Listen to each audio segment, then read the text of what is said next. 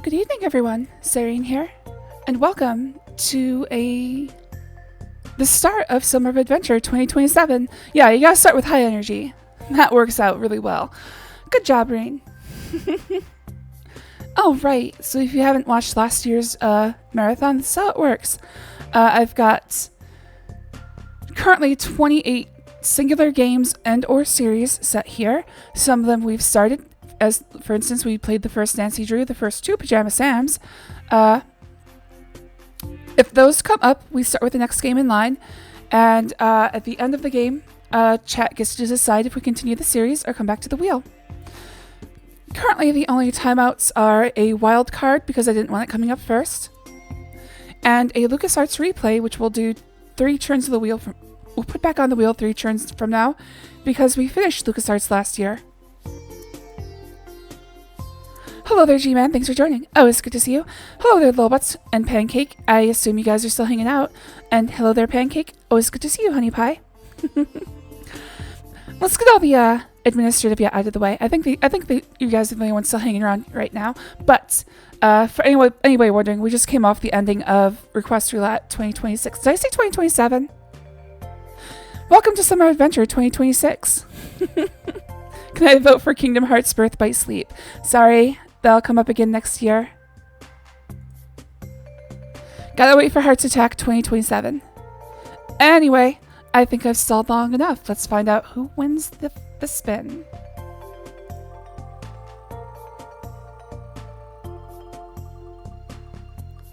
We are playing Laura Bow, the Colonel's Bequest. I have never played this myself. So this is going to be completely new to me. This is a Sierra game that I have completely no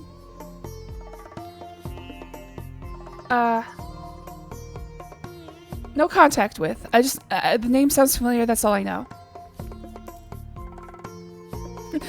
Sorry about that, Nixie.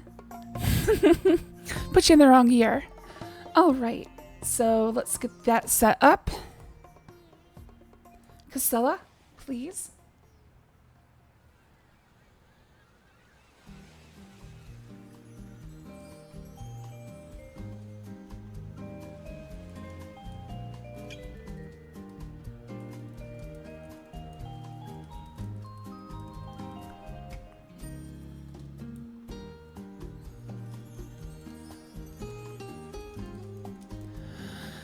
This is just going to take a moment. I did most of the planning last night, but I didn't actually give myself a quick setup method, so it's going to be a little bit of a wait here. All right, category Laura Bow.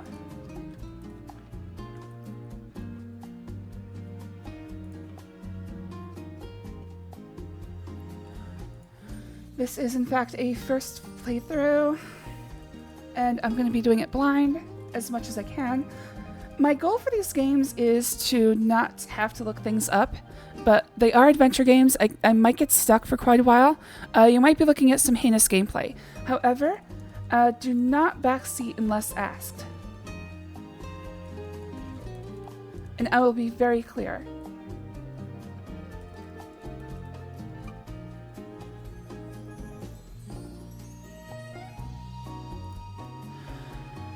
Alright, so the stream is updated.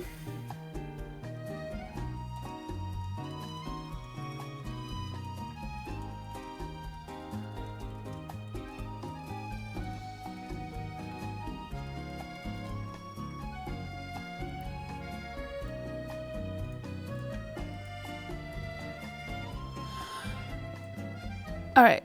It's like I said, I used to have these set up to where I could just go to a singular screen. Unfortunately, that's no longer the case because I had to reset up OBS between last year and this year. I'll get this set up to the point where I don't have to do so much work between spin and starting to play. But if you're watching on YouTube in the future, I'll put a time code in the description to skip to.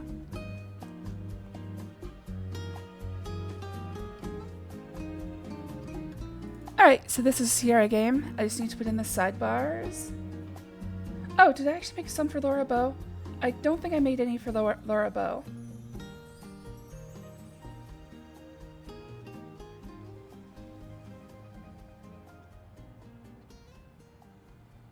I didn't make any for Laura Bow.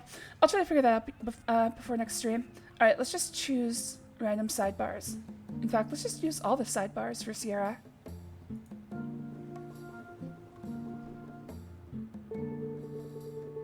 Oh crap, did I did. I made this hard on myself. Okay, so BG, BG, BG. Why did I do this to myself? Let's see, these are all logos. I need backgrounds. Wait, do I even have the Laura Bow logo? Uh-oh. Alright, I'll fix this all for next time. What have I done? Alright.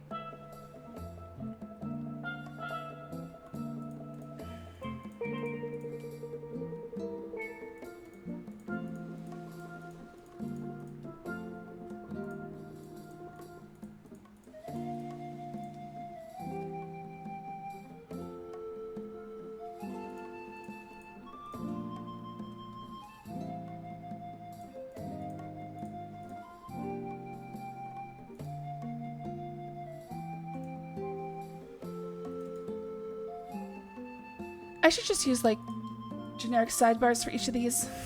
Make my life a lot easier. Let's see, that was Sierra. Okay, just picking things out that have BG in the name. I'm gonna have to make this a lot easier myself going forward. We're learning! Alright, skip over that. Skip over that.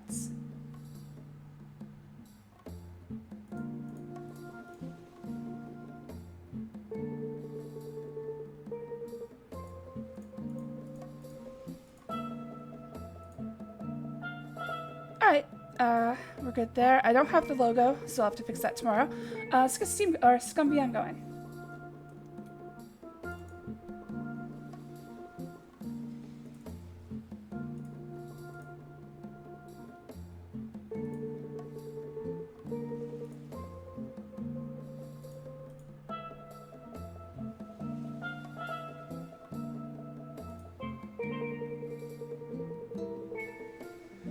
I'm pretty sure, wait, is this the right window?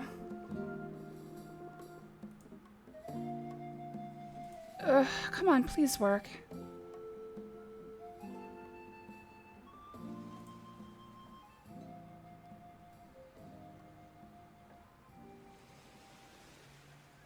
There we go. Alright, so I just need to move you over here.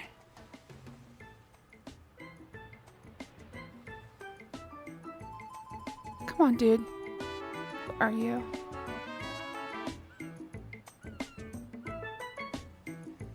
Dude, I set this up last night. Where is it? There it is. Alright, and let's just make sure it's the right size.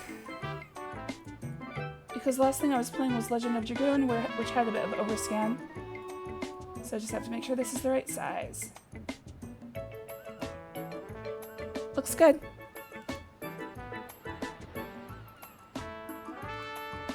My eyes. I've gone blind, and no, I'm not blind.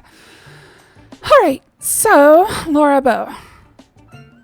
The Colonel's Bequest. There it is. Settings.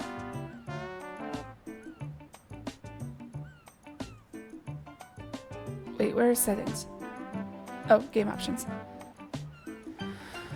Skip EGA, full color backgrounds. I don't know. I know what that means. I just don't know how it will change the game. Use original save load screen. That would be nice. Use RGB render. Wait, prefer digital sound effects. I guess. Yes. I don't know what the alternate would be. Use RGB rendering. I don't know. I don't know what that will do. Enable text to speech. Oh, it's going to be a silent game. Okay. Alright, so I think original save load screens. I'll look into what EGA dithering does if this lasts more than a few hours, but let's get going. I'm hoping I can finish this game within one stream, but I don't know anything about it at all. It's an earlier Sierra game, so it should be fairly quick, but it might also be very punishing. Alright, like I said, never touched Thora bow before. Let's find out about it together. A Sierra production.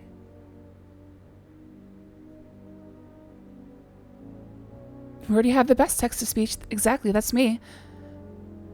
Using a magnifying glass in the back of the map enclosed in your kernel's Bequest box, please identify the following fingerprint.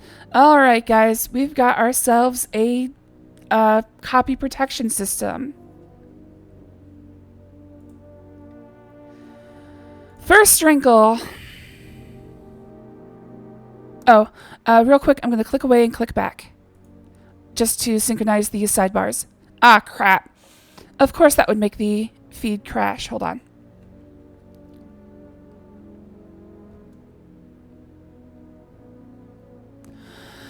So what I might do is I might change this to a screen capture, because OBS has been giving me trouble with game capture. Come on, OBS. You can do this. Alright, we're switching to screen capture because OBS is going to be a little baby about this.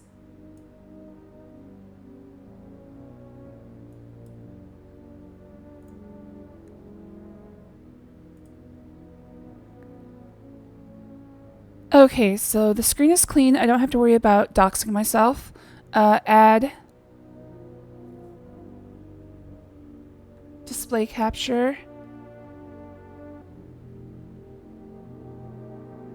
So here's a question. I already have 2 display captures. I don't know where they are.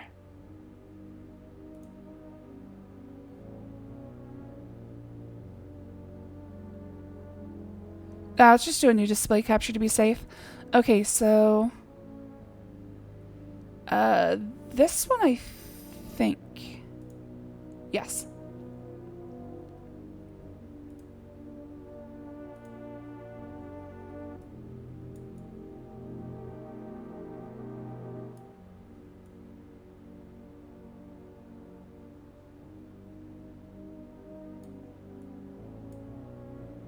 Alright, and I just have to move it behind everything.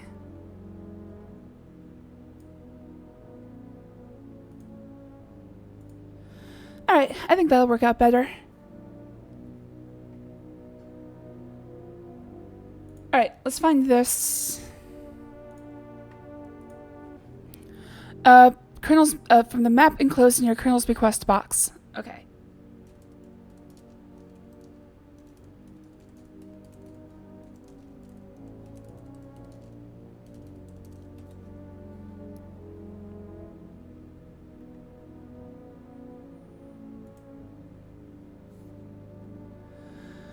Oh, hey, here's the map. The question is, uh-oh. It's supposed to open up a JavaScript dialog, but I believe that would be blocked by my policy.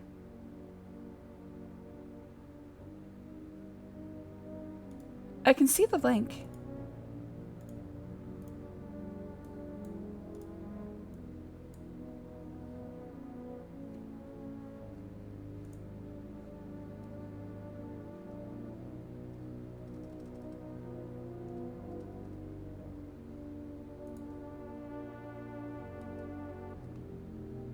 Not found.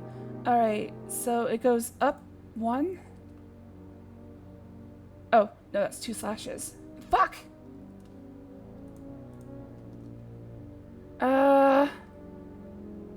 Okay, how is this working? It goes up 1. Yeah. It should have just been 1 level. Alright, it's not working.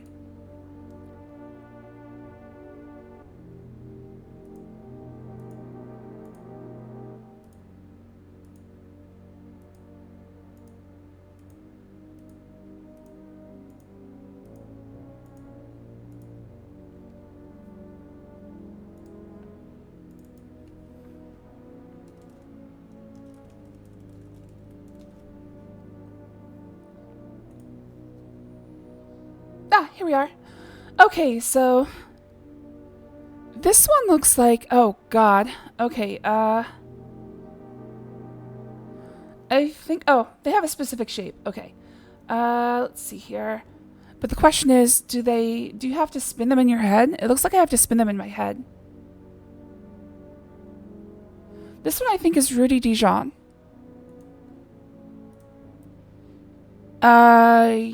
Yes, it looks like Rudy Dijon.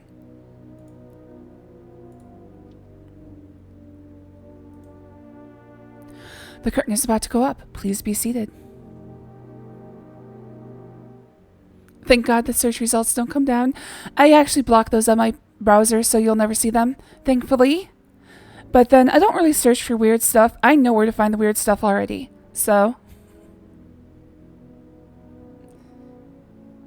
Oh yeah, OBS is the broadcasting software that I'm using. It's open broadcasting software, something like that. Oversized baby software. Alright, let's go. Have you previously attended a performance of the Colonel's Bequest? Nope.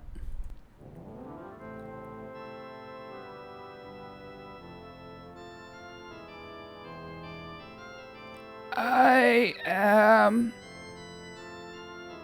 Yeah. And he just dies. My final confession. I've always loved men. The more men, the better. Signed, Colonel Hurt. Oh my god. Okay, the Colonel's Bequest. So he got a little too excited about the strawberry jam situation. Tried to spread too much of it on his bread, and this happened.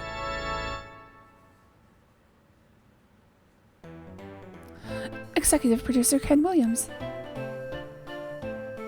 Oh, okay. So I think this is previous. It's got to be close to King's Quest, featuring Colonel Henry Dijon.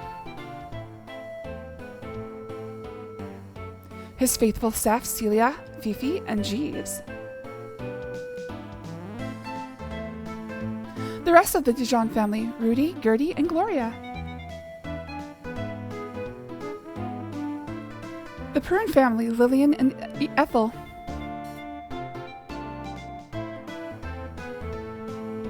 The Colonel's confidants: Clarence Sparrow and Dr. Wilbur C. Fields. God, that's a lot of suspects. And starring Laura Bow.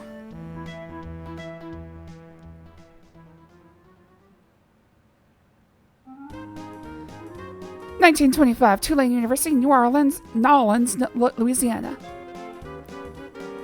Sarah has a sort of obsession with Nolans.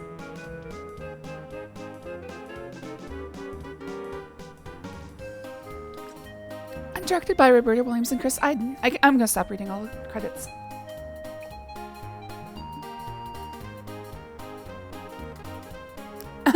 This is exactly right. Everybody went around dressed like flappers all the time. Hey Laura, wanna come with me this weekend to my Uncle Henry's estate? He's having a family reunion of sorts. You can keep me company. Lesbians Herald. I don't know. I have studying to do. I don't control the speed of this. Oh, come on! It'll be a scream. Such a creepy old place. You might find it interesting. Lay off her, you crazy dame. Alright, Nixie, ignite. Okay, count me in. Sorry, I hit that a little hard. Night-night, Nixie. Hope you have a good trip tomorrow. 2 nights later.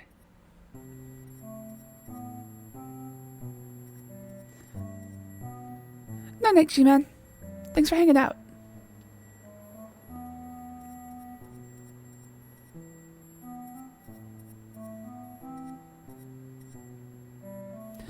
So I don't think I want to go to a place I have to travel to by boat.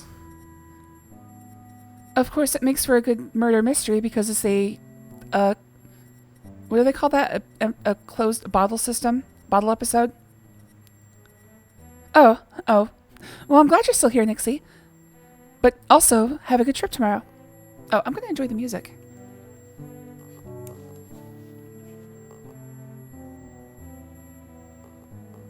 We're here, Laura. Misty Acres. Stab, stab, stab, stab, stab. Stab.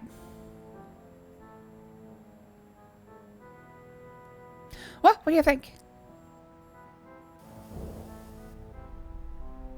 It looks interesting, all right. Where do you meet the family?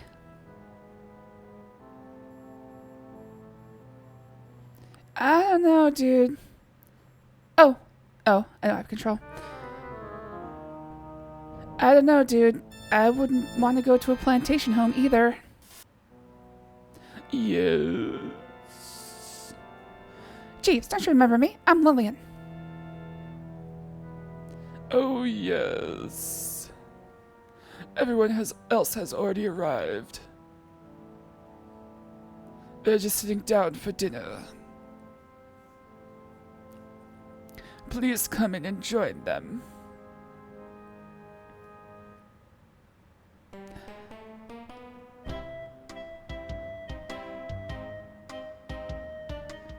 Also, I think I have to turn up the volume a little. During dinner. I'm glad you're all here. I'm sure you're wondering what I sent for you.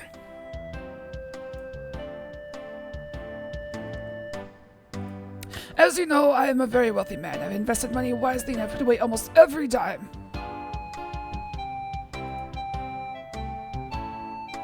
However, my end is near and I have decided to bequeath my millions to each of you sitting at the table. That girl I don't know included. Except of course, Lillian's friend Lara. Anyway, as I have said, you're all inheriting my money, and you will inherit equally when I go.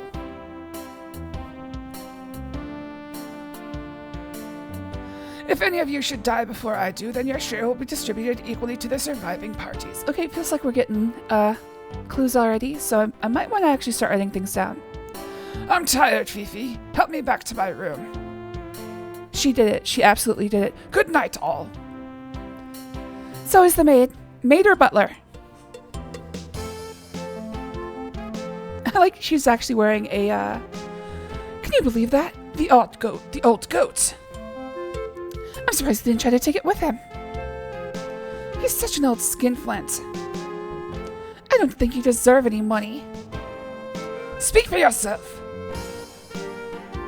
How much do you think he's got? Well, I know what I'm doing with my share. Your share? I bet the old codger outlives you. I wonder how sick he is. Do you think he's gonna go soon? I've had enough of this. Laura and I will retire to our room now. Oh! Alright, now we get to the main event of the game.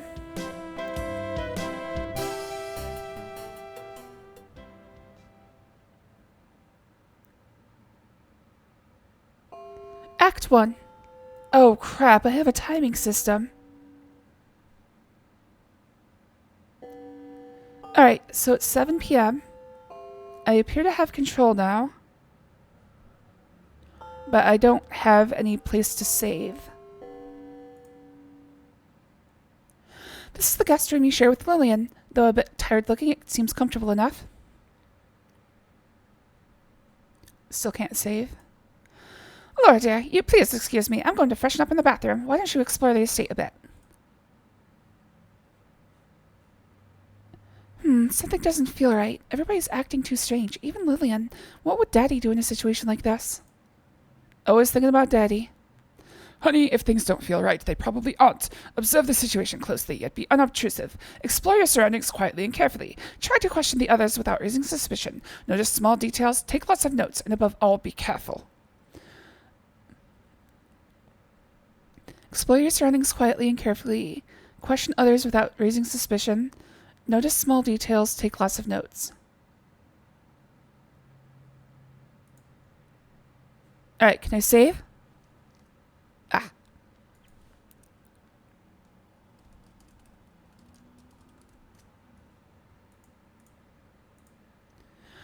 Since you never go anywhere without your trusty notebook and pencil, you go to your suitcase, open it, and remove these 2 items. Yes, your father's right. Observing the situation and taking notes would be a good idea.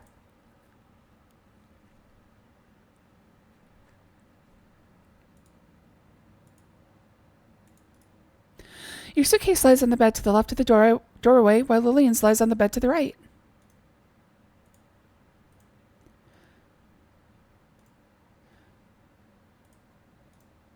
The oval framed mirror is attached to the vanity. Some of these tables could use a good dusting. Above the fireplace, you notice a picture of Colonel Dijon in his younger, more vital days.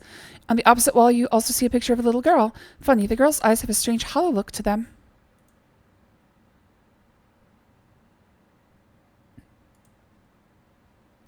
So the picture of the little girl is on the wall that we're looking through. So I'm wondering if we're supposed to be... I don't know if this would ever happen, but the player character as the surprise murderer, that might be an interesting story. What I'm thinking is that she's definitely saying that the picture that we're looking through has hollow eyes. So I'm wondering if she's talking, like, we're actually looking through that picture. Most of the sofas look very old, dusty, and uncomfortable. Most of these chairs look pretty old. In two corners of the room, you see two dressers. The finely carved fireplaces show the craftsmanship of bygone days. Fireplaces? I just see the one. There's a suitcase laying on each bed. I was hoping I could search Lillian's. I might have to look up the...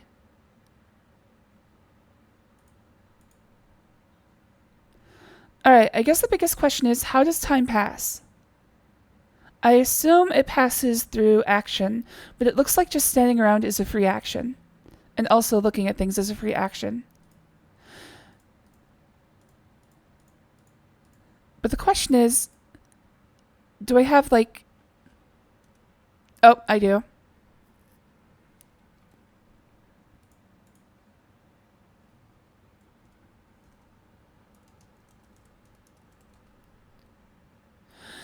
I see the clothes I packed for the weekend.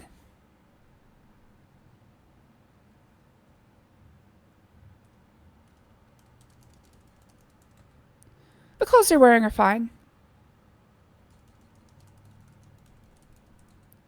The clothes are the same ones you packed.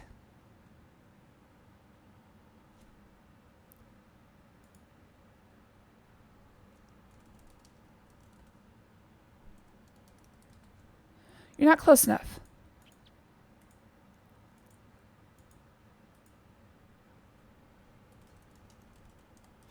Alright, I need to find out if there's... Lillian's suitcase is locked.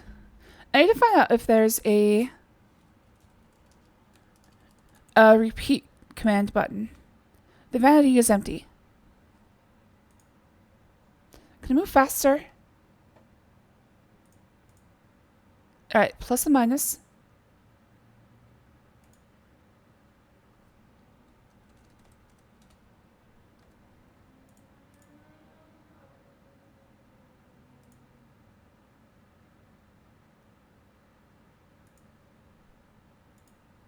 The Colonel's Bequest is different than the so-called normal adventure game, as it was designed around a story and characters rather than a series of puzzles.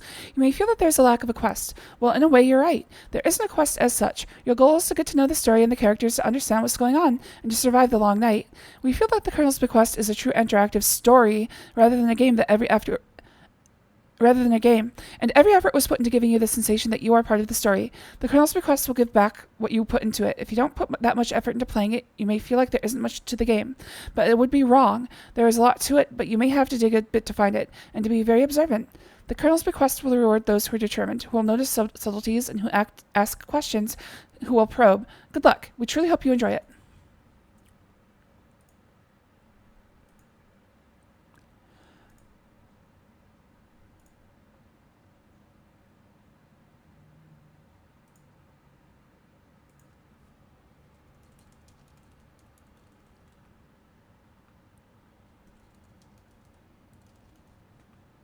You open your notebook and skim through your many notes and observations.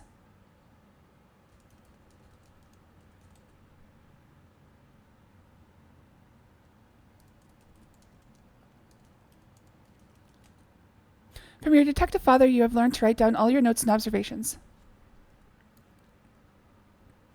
Alright, so retype is F3. Control A, link goes straight to X. Ask about, tell about, show, give, and look at. Okay, so Control L. Which is kind of hard for me because my hands are so small. Look at.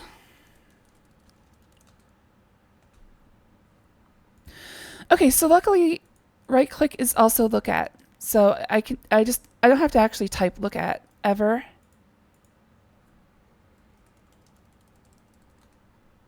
There's nothing of interest in the dresser.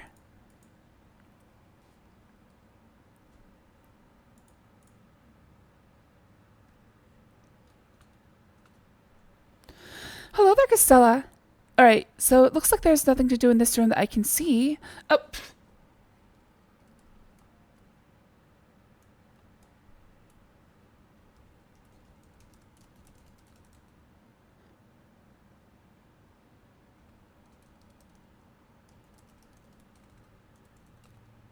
The portraits are firmly attached to the wall.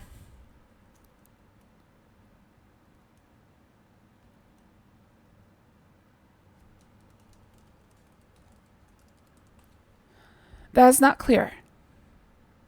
That's a funny way of saying if this game sucks for you. It's not our fault you're playing it wrong. Looks as if this might have been a nursery at one time. Now it has been converted into a makeshift guest room with Ethel as its current guest. Also, it seems like time has not moved. At least as far as I can tell.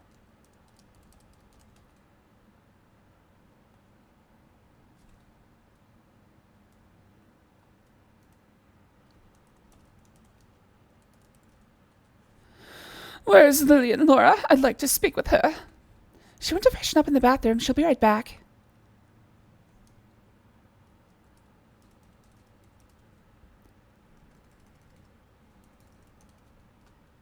Lily and I have had our ups and downs over the years like any mother and daughter.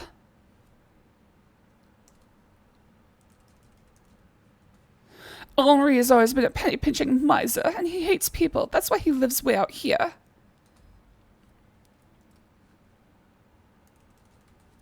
What about it? Uh-oh. I might have raised some suspicion.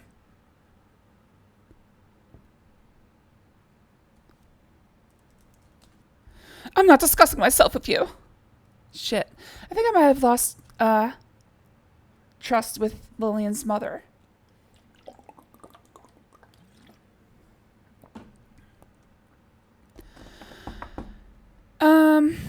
Probably can't go through her room while she's sitting here.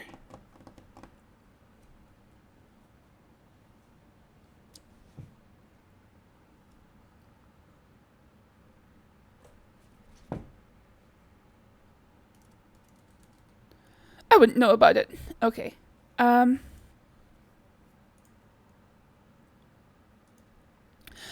a wonderful old dollhouse, but you'd better leave it alone.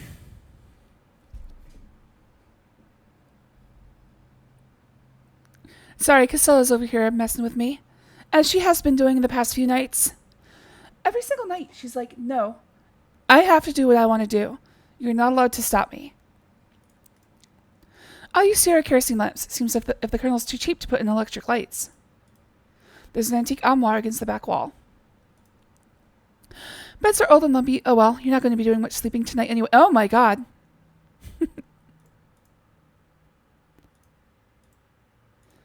What exactly are her plans with Lillian?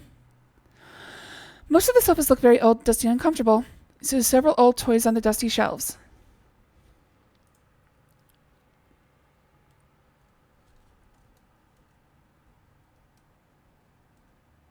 Oh, she's leaving. Okay, Laura, I'm going to need you to walk like you mean it, dude.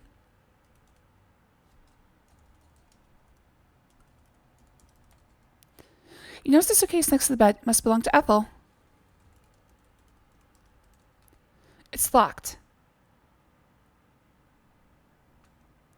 It looks like she has a safe here. What is this? Some of these tables could use a good dusting. Alright, never mind. Okay, interesting. So is time passing or... Laura, I'm gonna need you to move, bitch.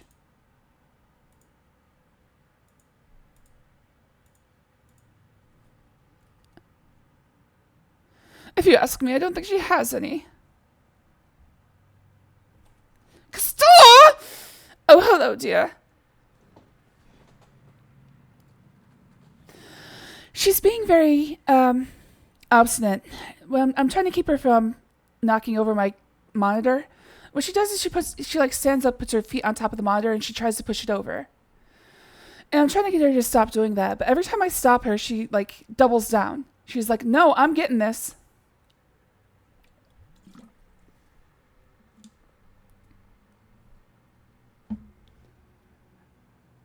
Oh, there it is.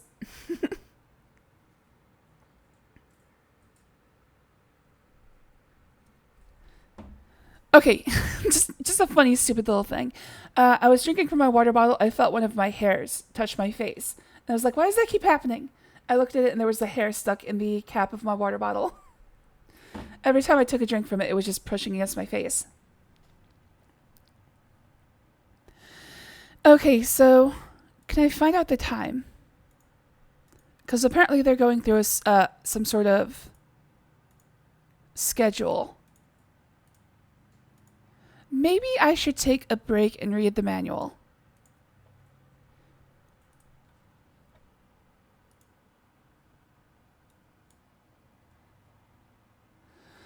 These games are more about, like, most of these games are going to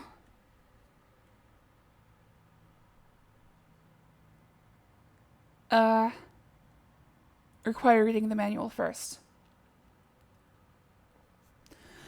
The Colonel's Bequest is different from many adventure games. It can best be described as an interactive play in 8 acts. You can play the entire game in one location on an isolated island in the bayou. Excuse me for a second. Events can take place throughout that locale at any time during the game, and they may occur when you are present or not. At the end of each act, a clock will appear on your screen and strike the hour. It will also appear at other intervals during the game. Take note of the events which cause this to happen, and your location at the time it occurs, as this will help you keep track of your progress. Being in the right place at the right time can be invaluable. Also, if you have thoroughly explored a room, don't assume the next time you visit the room that things will be the same. While you are exploring another area, someone else may enter the room and leave a valuable clue for you to find. Laura is a 20-year-old journalism major at Tulane University in New Orleans. A 1920s ingenue, she's studious and down-to-earth. Energetic, courageous, she's known for her inquisitive nature, probably acquired from her father, a detective on the New Orleans police force. Colonel Henri Dijon. Henri Dijon is a gruff, old Southern-style colonel. He is wealthy, eccentric, and inclusive. He lives alone except for his servants, Jeeves, Cecilia, and Fifi, and his pets. He was wounded while serving with distinction in the Spanish-American War. Lillian Prune. Lillian is Laura's college classmate and the colonel's niece. Her personality can be described as extroverted and rebellious. She drinks, smokes, and dates several young men. She dresses in the style of a 1920s flapper. Well, sounds good to me. Ethel Prune. Lillian's mother and the colonel's youngest sister. Ethel is known for her whimpery, whiny nature. You can usually catch her in a rather tipsy state, and she gives the impression of being quite helpless. Gertrude Dijon. Gertie is the widow of the colonel's younger brother. She is known as money-grubbing, snobbish, and bossy. She has a fondness for jewelry, especially pearls. Gloria Swansong. Oh my god, how much? Okay.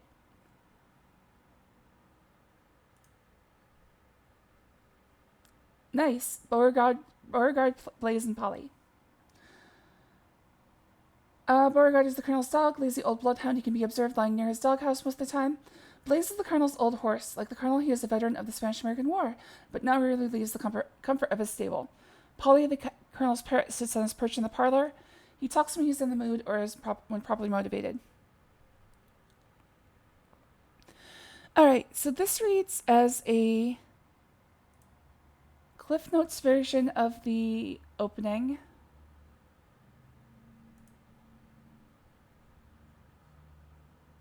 As usual, Laura's curiosity has gotten the better of her. In this case, however, I'm afraid she may be in a little over her head. Let's join her now before the real fun begins. Maybe we'll be on time for some time to be of some assistance to her as she attempts to solve the mysteries of the Colonel's bequest.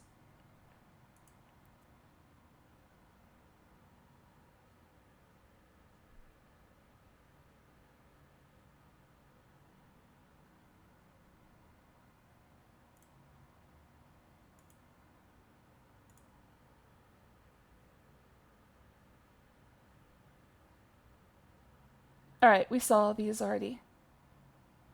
Shift click is a feature that will allow you to look at a person, place, or object using your mouse. Place the mouse on the arrow above the desired person or object, and hold down Shift and press the mouse button. Multi-button mouse users should use the right mouse button. I've been doing that. Not everybody had a mouse at this time. Not every computer had mice available.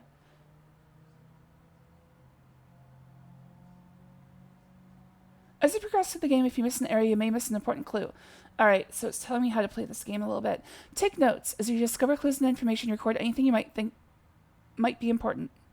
Make a note of each area and include the information about objects found there. And dangerous areas nearby. Draw a map. Watch the clock. As you progress through the game, a clock will periodically appear on screen. Take note of the event and location when this occurs. This will help you keep track of your progress. Sounds like this is going to take a couple playthroughs.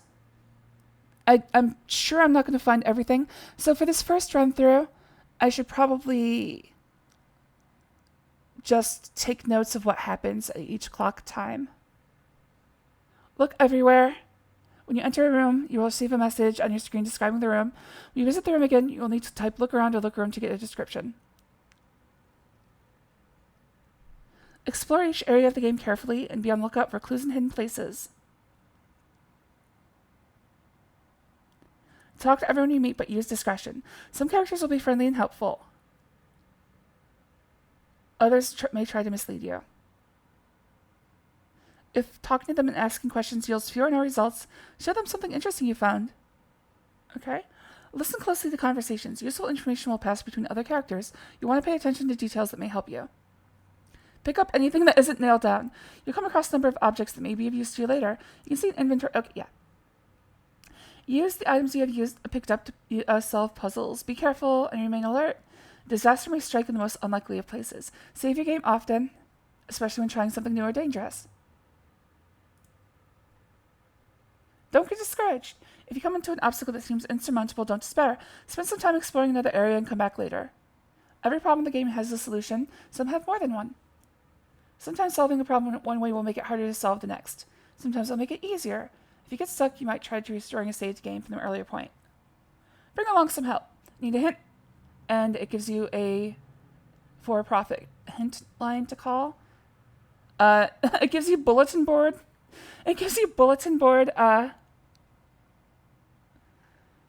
Suggestions. Oh man, you know how to connect to Usenet? You remembered Usenet? Oh my god, it actually has the phone numbers for these services. This is awesome. Back then you had a phone modem. You had to actually call into these services. And they would charge you for the connection, usually by the minute.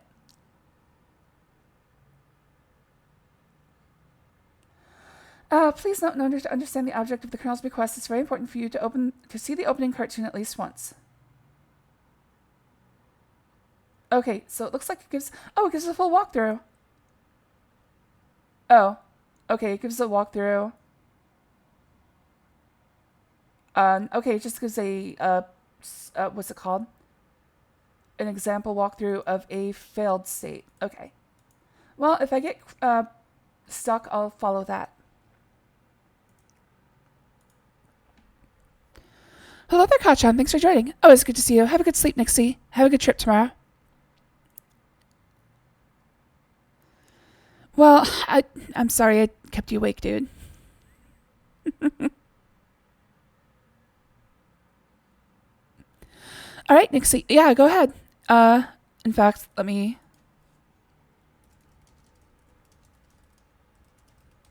make a note.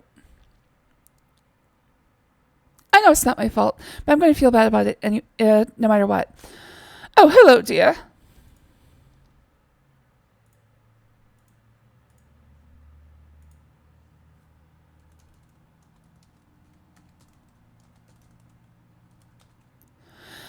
Your friend Lillian Prune is a rebellious flapper. Like you, she is 20 years old, but unlike you, she has been known to hang out in speakeasies, smoke, and run around with several young men. She's assertive and outgoing to the point of obnoxiousness, but underneath it all, you believe her to be a lonely, insecure girl. Nope, just likes fucking. I don't have anything else to say about that. I'm not talking to you, bitch.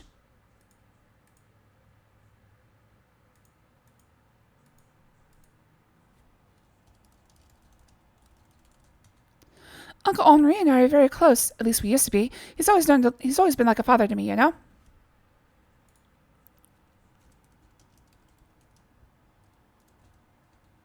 This game does not understand. Oh.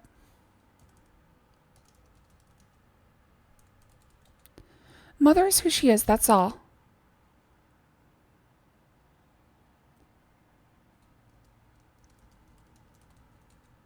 What do I care about it? Hello there, Smile. Thanks for joining. Thanks for the first time chat. Hope you like it here. This is the back upstairs hallway of the mansion. 2 Greek statues guard both sides of the bathroom door.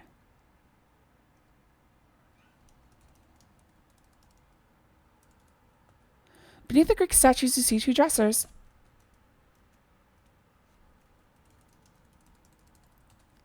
There's nothing of interest in the dresser. Okay, what about this? What is this? Oh, right, I can right-click on things. 2 old armoires rest against the side walls.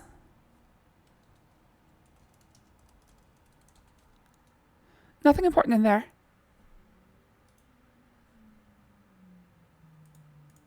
Oh, what's this?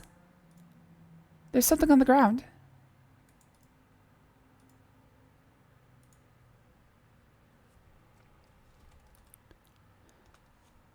What is this?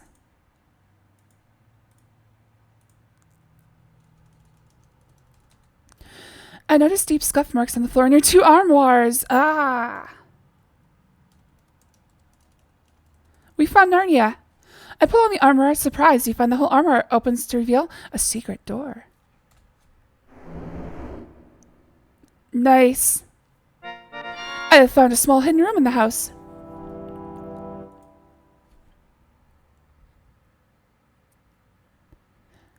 Have a good sleep, Nixie. That horse did it. I knew it. I knew it was the horse.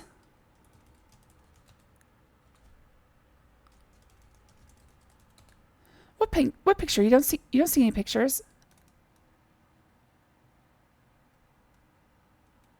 Oh, I see. Wait, what's going on?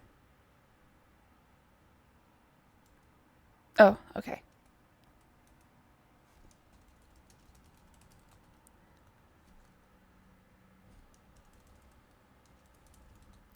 Upon examining the walls of the secret chamber, you notice 2 close-set holes in each of the 2 opposing walls. You can also see 2 secret panels, 1 in each wall.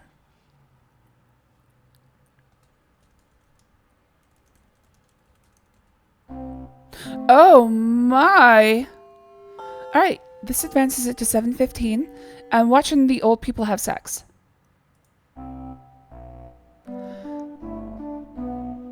Oh, I was right! Oh, mon ami, I find it difficult to refuse you. I am so attracted to you. Well, I was quite a blade in my younger days. Oh, la la, I can tell, Henri. I can tell.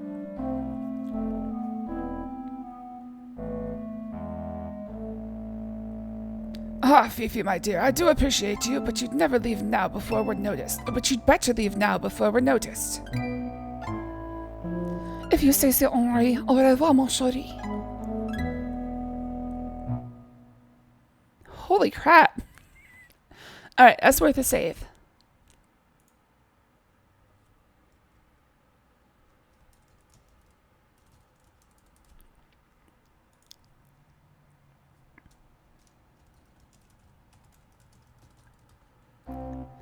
I see the Colonel sitting in his room. I love old people sex. Dude, we just came off of we were just playing, oh fuck. We were just playing Okami. There's a, like, old couple that's super cute in that game. I'm hoping that me and my, spouse are half as cute. There's nothing of interest in Gertie and Gloria's room. When we get to be super old. Alright, so if I go through the door, I'm going to see the Colonel. I need to avoid that. Oh, this is interesting. Why is there a full-on tear from Gertie and Gloria's room?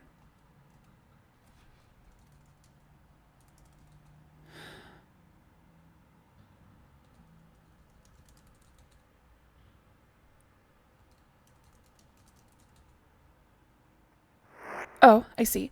This is a cozy guest room which Gloria and Gertie share. What did you see, horse? The secret panel closes behind you and leaves no trace. Can I open it, or am I stuck? Always check to make sure you have an exit.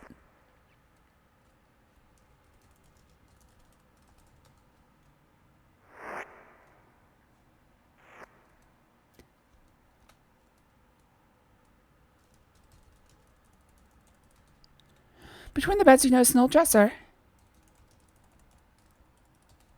There's nothing of interest in the dresser.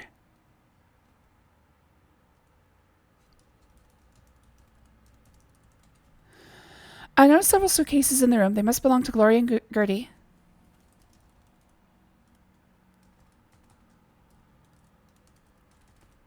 This is going to be hard because I'm terrible at typing. This game does not understand suitcase.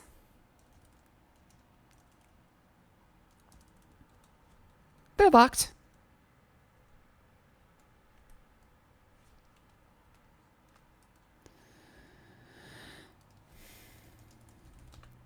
This is a cozy guest room which Gloria and Gertie share. Alright, I might actually find a playlist for this because the background music is fairly sparse. This is pretty common in old Sierra games because a lot of computers don't even have a dedicated sound card. So some of these might be on the quiet side. If I get to... I don't want to say bored. If I get too antsy about it, I'll find some playlist to play. Actually, come to think of it.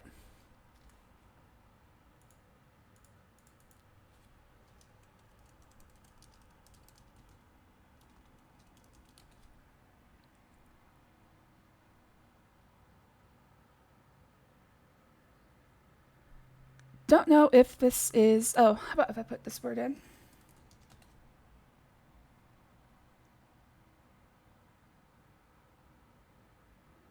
See, my problem is if this has been posted recently, it's probably just AI generated music, which is fine but not great. I'm looking for something that comes from video games.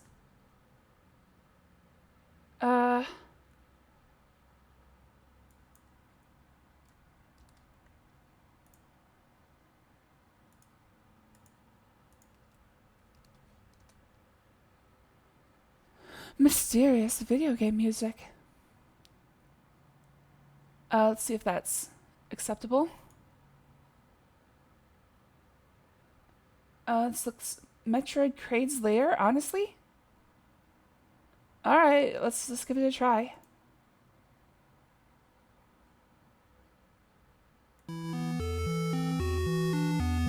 No, it's not really fitting. How about let's go forward on the playlist.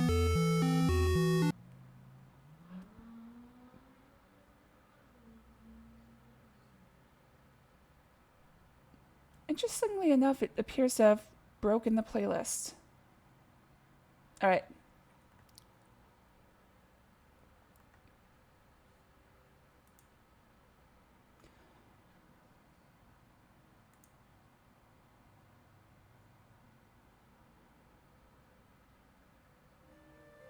YouTube's being a pain in the ass.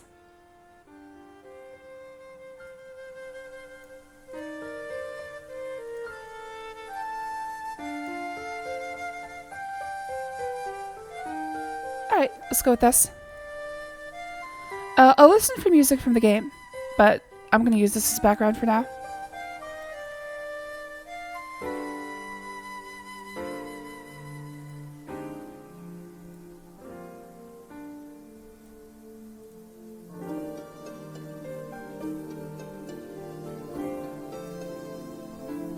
Alright, can I leave the other door? I feel like this might be stupid, but I'm going to try it. Oh, this is the front upstairs hallway of the plantation house. A grand staircase leads down to the lower level.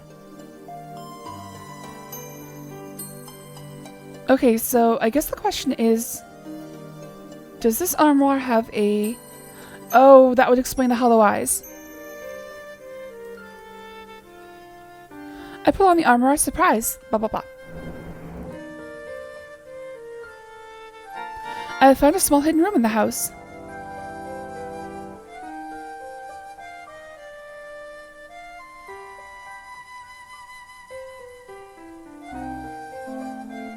Gertie isn't deserving of any of Henri's money. Why, she's not even a blood relative. What are you going to do about it, Mother? Well, I can certainly talk to Henri about her and those two brats of hers. You never change, do you, Mother? Never mind, Lillian. You and I never agree on anything. Forgot to turn off the music, sorry. Damn, she's down in that shit. Calm down, you're gonna drown, dude.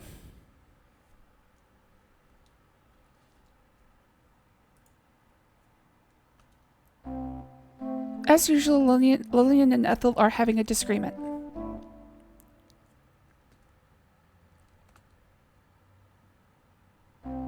There's nothing of interest in Rudy and Clarence's room.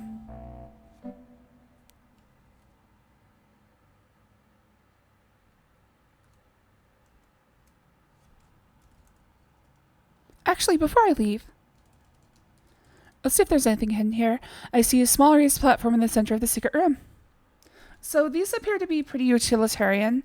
I'm thinking that there's not going to be any items in there. This appears to be another guest room that Rudy and Clarence are sharing. Alright, so it goes, the secret panel, so it goes, Colonel's room in the upper left, my room in the upper right, along with Lillian, and Ethel is in a addition to that room. Gloria and Gertie on the left hand in the front, and Rudy and, I forget the other person. Rudy and Clarence?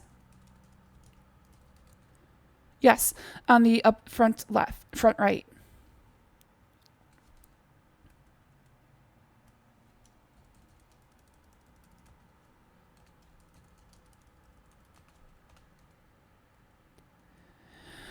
Just asking for heartache, but I'm going to try it all the time.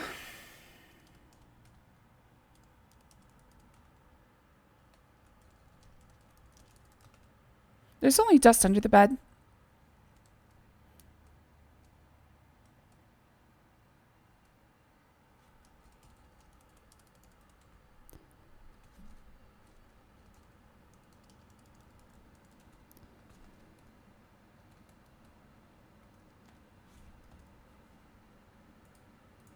Hello there, Jujubee. Thanks for joining. Always good to see you. I'm departing for the casino. God willing, I'm win a lot and I'll give it to you. Well, I mean, a little bit couldn't hurt, but I'd prefer you save most of it for yourself. Good luck, buddy, and happy birthday.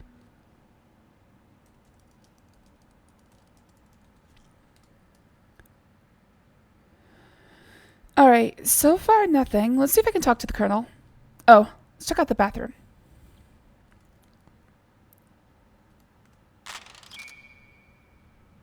A modern bathroom has been installed in this old house. Oh, right. It would help if I remembered about this stuff.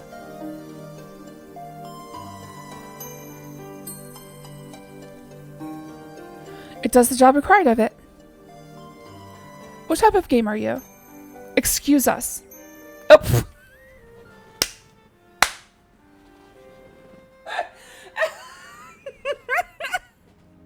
Well, did you think this was Leisure Suit Larry?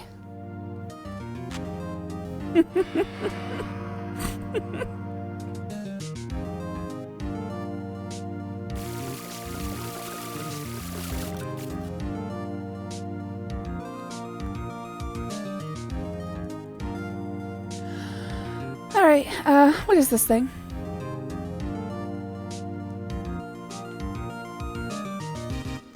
Casually glance to the floor, but see nothing unusual. What is this? Is it a couch? Most of the stuff is... okay.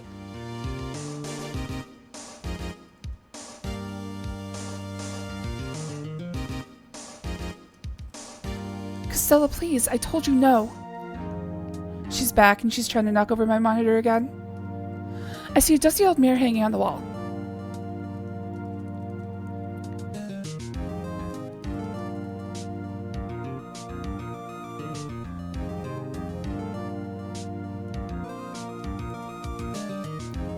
That's a linen cabinet. There's nothing you need inside the lid. Okay.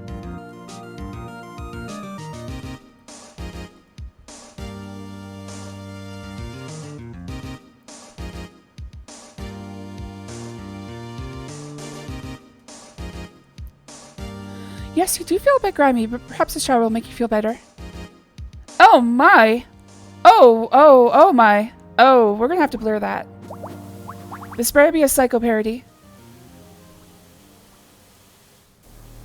Oh shit!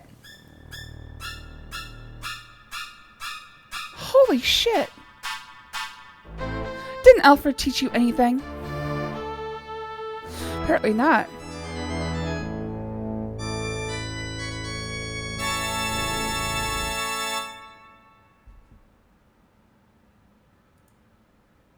Alright, back to old people sex. Okay, haven't found anything interesting here. Let's see if I can talk to the Colonel. Apparently we're immediately destroyed for taking a shower. This elegant room must be the Colonel's. You notice this is you notice there's an elevator here.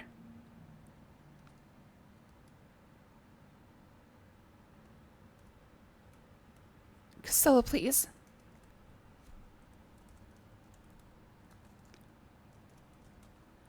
Quit coming in my room, young lady.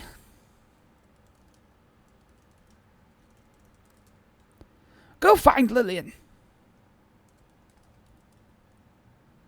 Costello, please. Costello! Okay, you're being a nuisance here. I love you. Go play with your brother.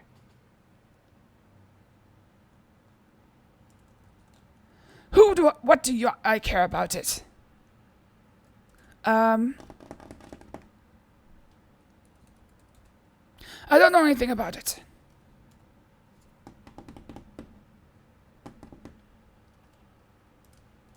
Let's give him some PTSD.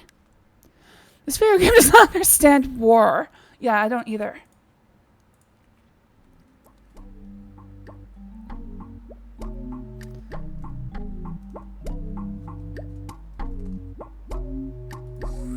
It's a miniature replica of a cannon from the Spanish-American War, rendered in pewter and wood. It's odd to see a newfangled elevator in this old-fashioned house, but now how else would the Colonel go up and down the stairs?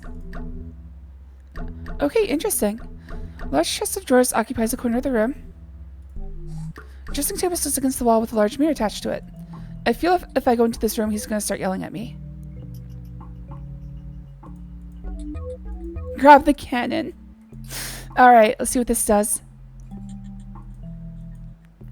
I need a quick button for the music.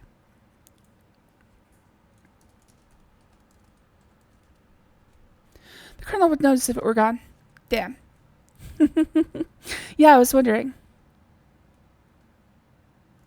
I thought you were trying to lead me to an interesting death. It doesn't appear that this room has been used in a long time. However, it currently seems to be the guest room of Dr. Wilbur C. Fields.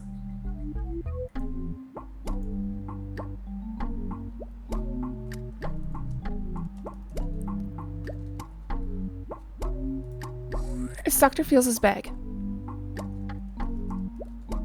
Since it belongs to Dr. Fields, you should leave it alone. Fuck that. Look through his stuff.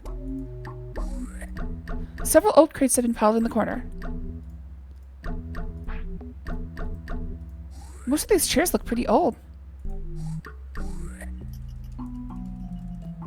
It's just your average armoire. Why is there a chair in front of it? It's dangerous out there. Nothing of interest. Okay, he's got a Murphy bed. Can I close the bed? You can't. The doctor's bag is on the bed.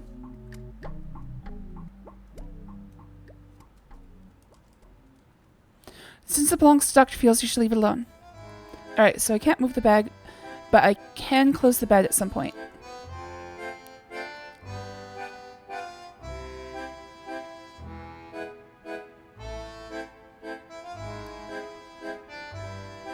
See, the problem is, I don't want to actually make the game speed go up faster. Can I use the elevator? Because I'm worried I'm gonna, like, miss something. Or that time. Wait.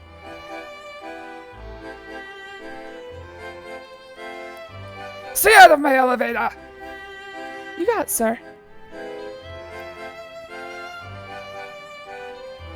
Okay, why are these different? A beautiful porcelain cat sits elegantly on a marble pedestal. The porcelain cat doesn't belong to you. It does now.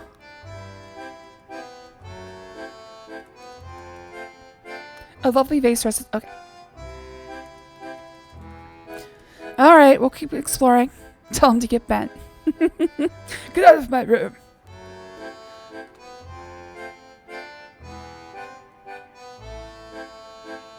Alright, let's go upstairs. The stairs lead to a third level of the house. There's a doorway in front of you and another to the right.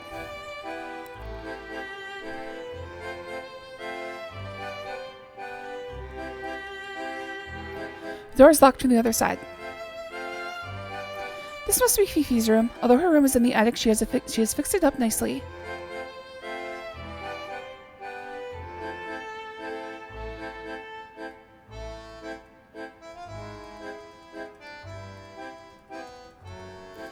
Fifi must enjoy listening to music, as you can see a Victrola in the back corner of the room.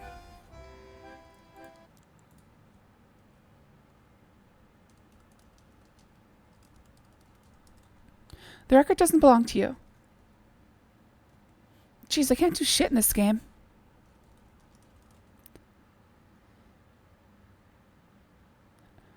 This appears to be a servant pathway. I'm trying to see if I can use it. Small swinging doors lead to Fifi's dressing room.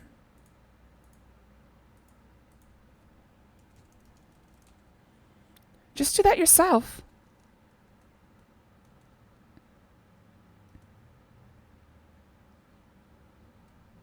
It looks like there's something on her nightstand. Fifi has an old armoire.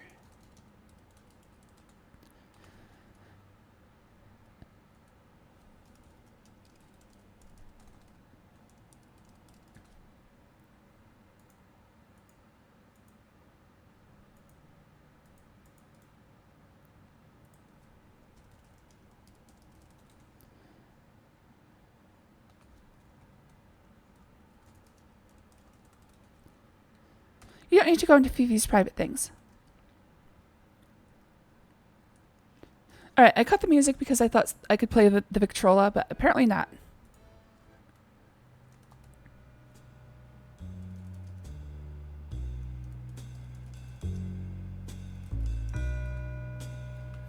Oh, I did just walk through it. Oh, okay. That didn't work the first time. I must have been off.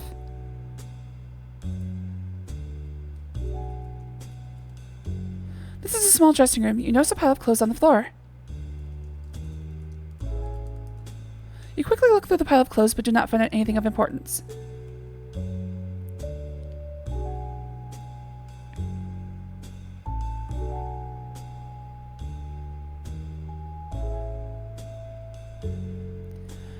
Alright, we've got a door locked from the other side. In the attic. So I guess the question is, how do we get through there?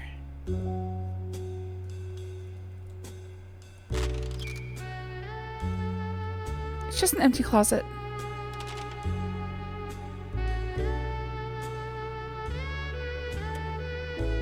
This is the front downstairs hallway of the big house. A grand stairway leads upstairs.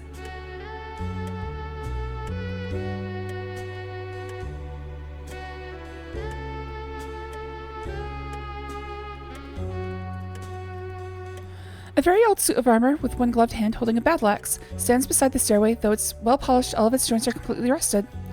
Okay, do I have to move the statue so it doesn't follow me in the next act?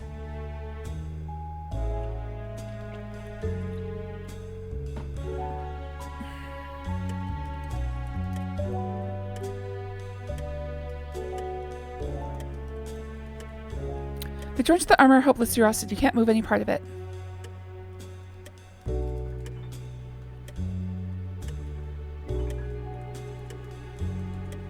The battle axe is firmly attached to the armor.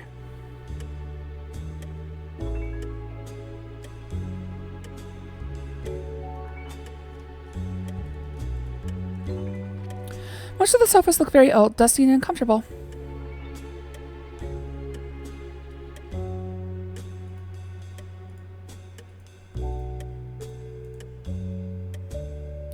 the back downstairs hallway of the big house. Double French doors lead out back.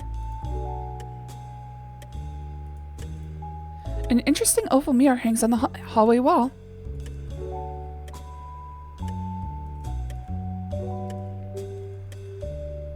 Mirrors don't open, do they?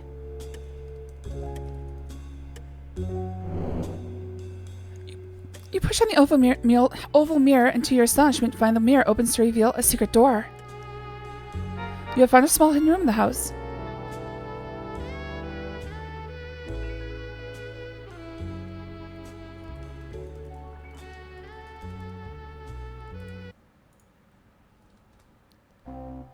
There's nothing of interest in the dining room.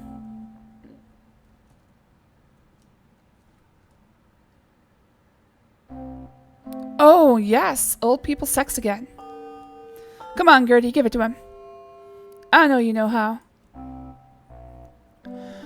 I've offered her a fair deal many times for a property along the river, but the old biddy won't sell. Soon she's going to force me into taking some sort of action. What could you possibly want with that swampy land anyway? It's no good for anybody.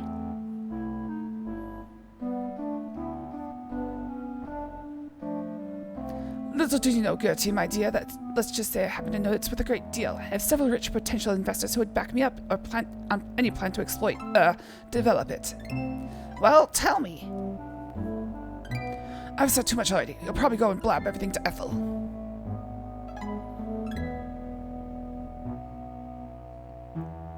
Okay, interesting. Oh, of all the nerve. Well, if I were Ethel, I wouldn't sell you any land either. You know better than a low-down snake in the grass. I don't know what my daughter sees in you. My affair with Gloria is none of your business. Besides, she doesn't care what you think. Okay, so... You're trying to exploit my daughter just like you try to exploit everyone else. Well, I've got the goods on you, mister. I know about your little racehorse scam. If you don't watch your P's and Q's, I'm going to tell him about it. Tell him all about it. Try it, lady. I've had enough of this. I wonder what happens if you try to walk in on the Colonel and Fifi. Actually, I think I want to try that.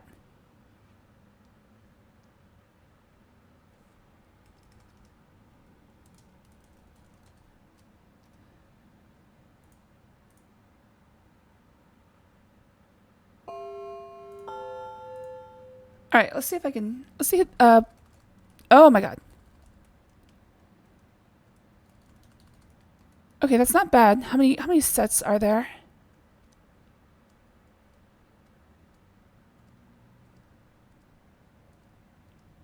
Okay, so it looks like there's about 9 speed settings. It's pretty good.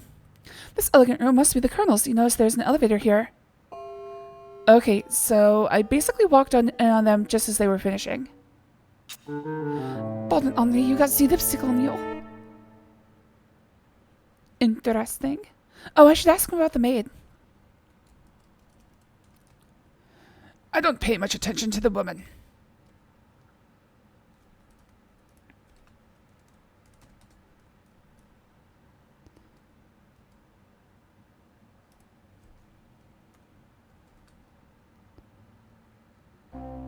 It's only Clarence sitting alone at the bar.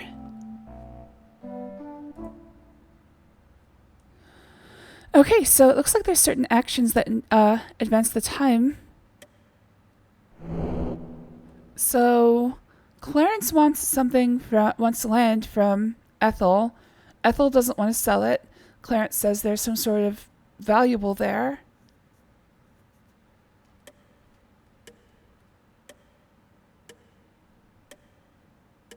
I should take more notes.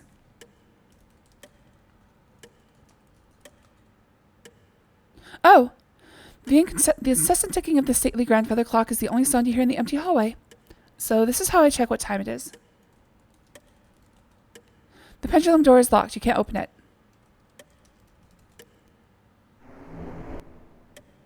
I pull on the grandfather clock, and to my surprise, I find the whole clock opens to reveal a secret door. I found a small hidden room in the house.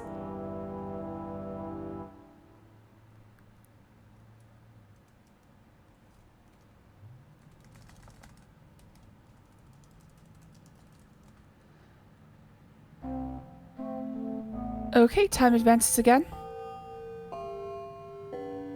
This would be... Rudy? What a skinflint Uncle Henri is. Man, I could do with that with his dough. Man, what I could... How rich is he, darling? You know, don't know for sure. At least a couple mil. If he's so rich, why doesn't he keep this place up better? It's such a dump.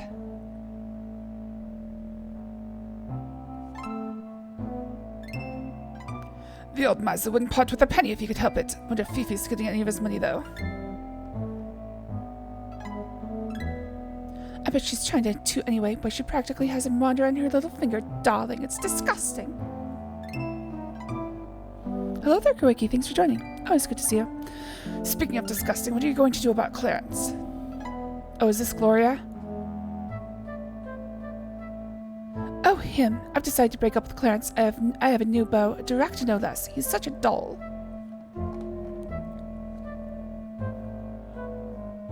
Clarence isn't going to like it when you break it off. I don't trust him at all. The snake. Oh, darling, that reminds me. Remember that little medical problem I had? I don't trust Wilbur to keep it quiet. It could ruin my career if it got out. I've got to talk to him. Who was Wilbur again? You do that, my dear sister. As for me, I'm going to retire to my room for a while. Kiss, kiss. Uh-oh. What if they start having sex? Getting very Game of Thrones in here. The doctor is alone reading a magazine. And gooning furiously.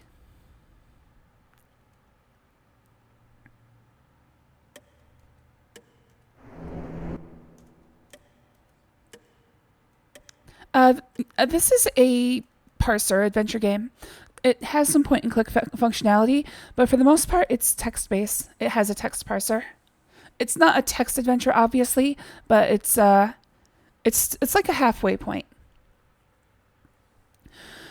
This must be the library. I see many books of various and sundry topics displayed in the bookcases. Tucked into one wall, I noticed an elevator shaft.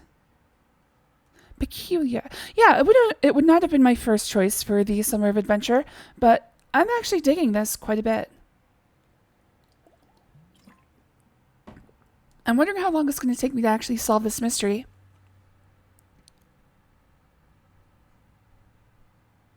What was it? Sundry topics displayed in the bookcases. Tucked into one wall, I noticed an elevator shaft. Okay, so that comes from the Colonel's bedroom. So this is interesting because that means there's 2 entrances to the Colonel's bedroom. And if we count Dr. Feel's bedroom, 3 entrances, but only for Dr. Feel on that one. Well, I guess Dr. Feel or anybody wants to hide in there. Oh, somebody could... Well, we'll figure this out later. I'm pretty sure I'm going to have to track the entry to Dr. Feel's or to the Colonel's bedroom pretty closely. I want to warn you, Wilbur. Don't you dare go spilling the beans on me. I wouldn't do a thing like that, sweetie pie. My little medical problem was my own business and nobody else's. See to it you keep quiet. Sure thing, whatever you say. Fine. Hi, Gloria. She seems nice.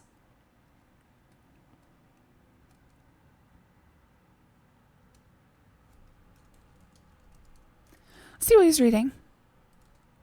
I look over Wilbur's shoulder at the magazine and see pictures of racehorses. Oh, very specific. Oh, wait. Somebody said something about a racehorse scam.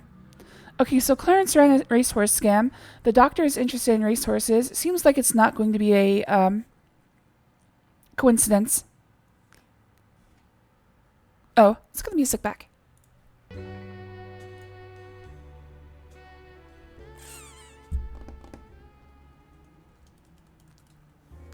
Dr. Wilbur Seafields is a pudgy man in his mid-50s. He seems to be a nervous type and sweats profusely.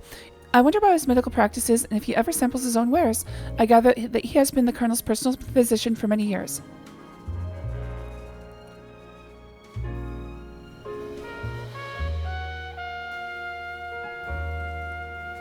I don't know anything about it.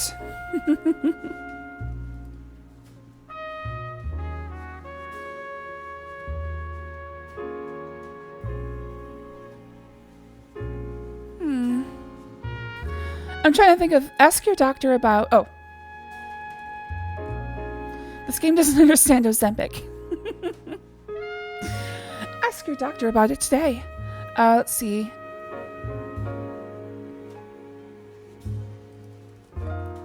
Henri's got more life in him than you might think. Yes, sirree. Is he the colonel? Well, he's not the colonel, because there's already a colonel in this game.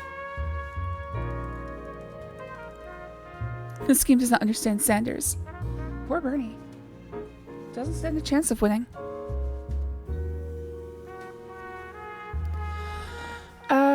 Let's see. What can we ask him about? Ah, Fifi, wonderful girl, wonderful girl.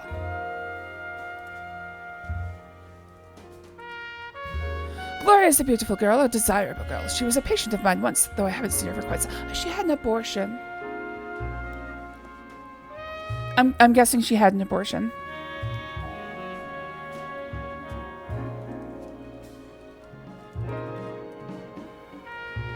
What difference does it make?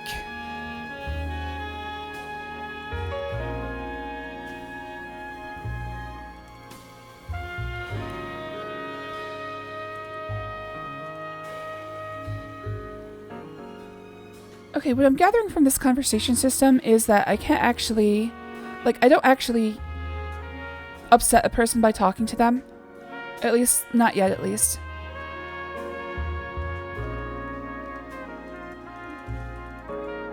Sometimes Clarence gets a bum rap. He's not as bad as some would have you think.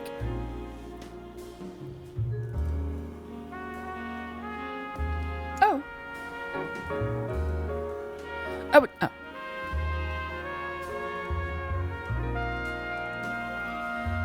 Looking at him now, you wouldn't believe he was a splendid animal at one time. I do love horses, you know. He's talking about the pet we heard of earlier. I think it was Blaze.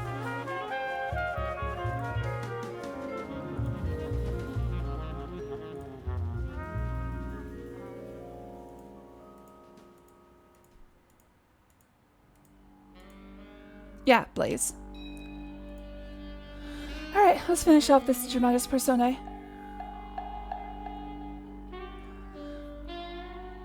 Gertie is the widow of Colonel's younger brother. She's known as... Oh, I've read that one. Gertie's daughter and Colonel's niece, an aspiring actress, Gloria enjoys the glamorous Hollywood lifestyle. She's a beautiful platinum blonde and loves money, jewelry, and even rich boyfriends. Rudolph Dijon. Rudy is Gertrude's son, Gloria's brother, and Colonel's nephew. He gives the impression of being a little too slick. Rudy is known as a gambler, a womanizer, and a lush. They say he's never worked an honest day in his life. Clarence Sparrow. Clarence is the Colonel's attorney. Great. And Clarence Darrow, I get it. He manages all of the Colonel's business affairs and accounts. He seems rather sneaky. It's said he lusts after the Colonel's money. Dr. Wilbur C. Fields. Dr. Fields is the Colonel's longtime personal physician. He is known for his lecherous ways and his questionable medical practices. Jeeves is the Colonel's tall, silent butler. Very imposing and solemn, he is not terribly friendly or helpful. What's he really after? Fifi is the Colonel's sexy... Thanks for editorializing. Sexy French maid. It is rumored that she and the Colonel are involved in their relationships of somewhat more than domestic nature. Most of the family are of the opinion that Fifi is using the Colonel to get at his money. Celia is the Colonel's cook. She is quite superstitious and somewhat reserved. She can be friendly and helpful if approached cautiously. It's said she dabbles in voodoo. Sarah Games and their obsession with voodoo, I swear to God. How old is this game? It's 1987, I think 1986. What the hell is this music?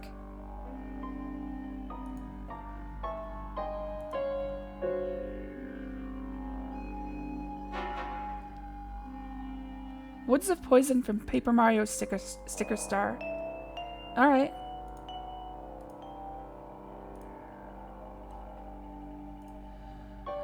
Hold on.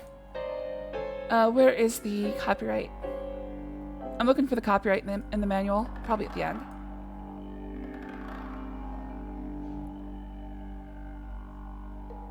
Uh, 1989. I do love horses, you know.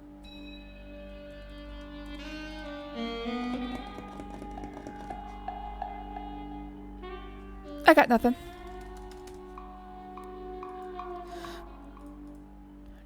You see some books on the table.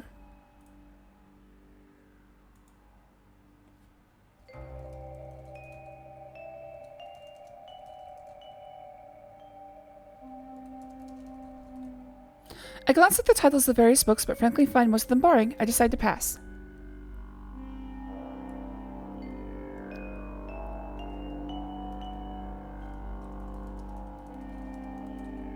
The finely carved fireplaces show the craftsmanship of... Okay.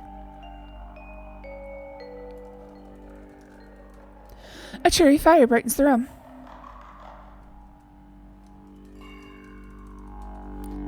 Dusty old mirror hanging on the wall. Oh, let's just use this. Various objects and knickknacks are displayed at the fireplace mantel. None of it interests you, though. The tall French windows add grace and charm to this old house.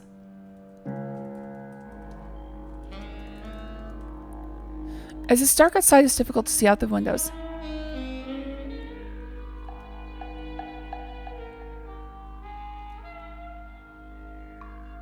This appears to be the Colonel's study, as a large desk dominates the room. Upon the desk, you notice a small glass case. At the back of the room, two large cabinets also catch my attention. Okay, so this is where the murder is going to take place. I thought it was going to be in the bedroom, but from the opening movie, it looks like this place.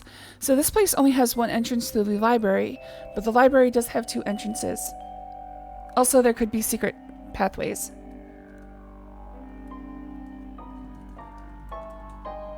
Fifi is the Colonel's pretty French maid. Not sexy as in the manual.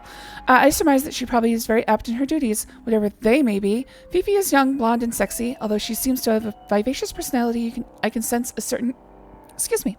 I can sense a certain cunning underneath it all.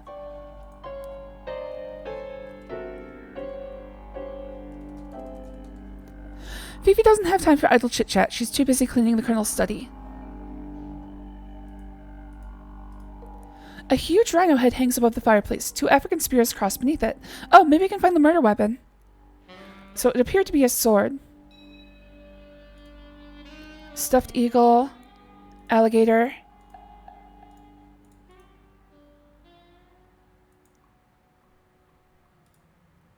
Large globe.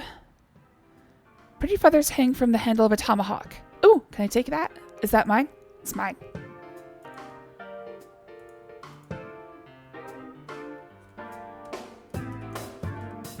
I need a weapon. I wouldn't know how to use it. Ooh, crossbow. That's easy to use. I wouldn't know how to use it. Okay. So far I haven't found anything I can actually use. Look through the small glass case and notice a silver derringer mounted upon a blue velvet backing. Well, there's a Chekhov's gun. Alright, I can't look through the desk with Fifi here. Oh my god, she's got jiggle physics. Oh my god, she's got jiggle physics. Dude, those things are out of control. Wear a bra. Oh, here's the butler. Would you like a drink? No, thank you.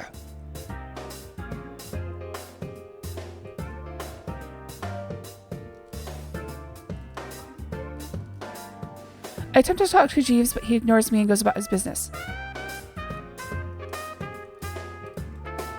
Jeeves is the Colonel's imposing butler. Though I find him somewhat good-looking, he nevertheless gives off a disconcerting feeling of secretiveness. I have noticed that Jeeves generally keeps to himself and seems to talk in little more than monosyllables. I wonder about him. All the men look so angry. They're rich white men. They have a lot to be angry about. The world is against them completely. This is a very elegant dining room. Looks like the Colonel has some class after all. Oh, what's with the markings on the floor?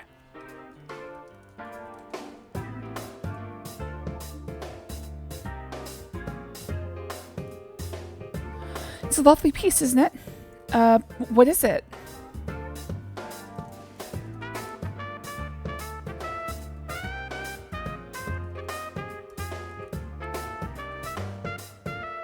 Okay, this is special. Why is this special?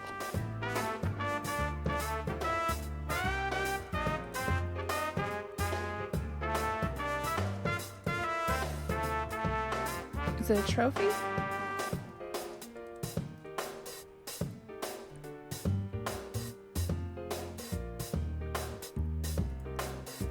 Okay, so this room has a lot of cracks in the floor, which makes me curious. Why are they there? Because it seems like this game isn't going to have any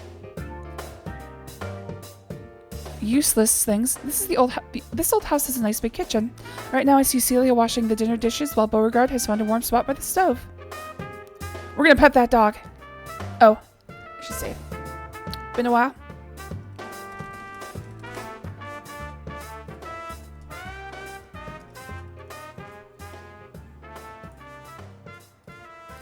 Beauregard appears to be very old and lazy bloodhound. His loose skin hangs in folds as his long ears almost drag the ground. I sense that Beauregard must be the Colonel's beloved dog. Okay. Yes! Alright, perfect game, 10 out of 10.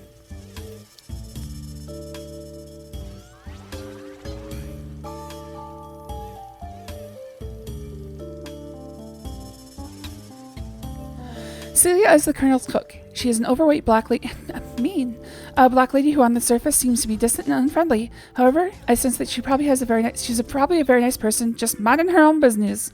If you've heard that I've heard that Celia practices voodoo, and I wonder about this.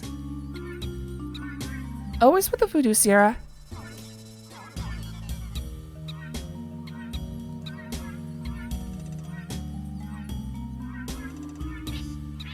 Say what, child? Okay, this has the potential to be bad, so I'm gonna keep it. I don't know if I just want to come out and ask about voodoo. I ain't got nothing to say about him.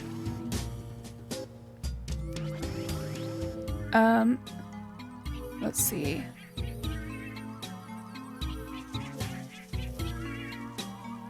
I don't want to talk about him. Don't know about no horse. He's just an old hound dog, that's all.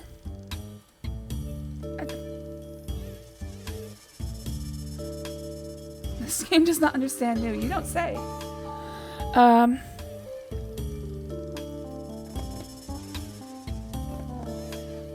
just throw myself into it. What you think I care about it? Alright, well, the game sent me a hint that I should ask about voodoo, then fucked me right over.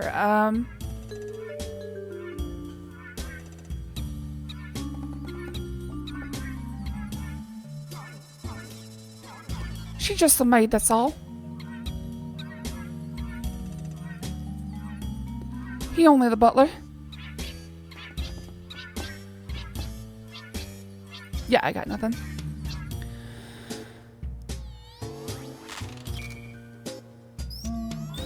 I'm standing at the northeast corner of the house right outside the kitchen. Beside the kitchen door, I see a doghouse and a cellar door.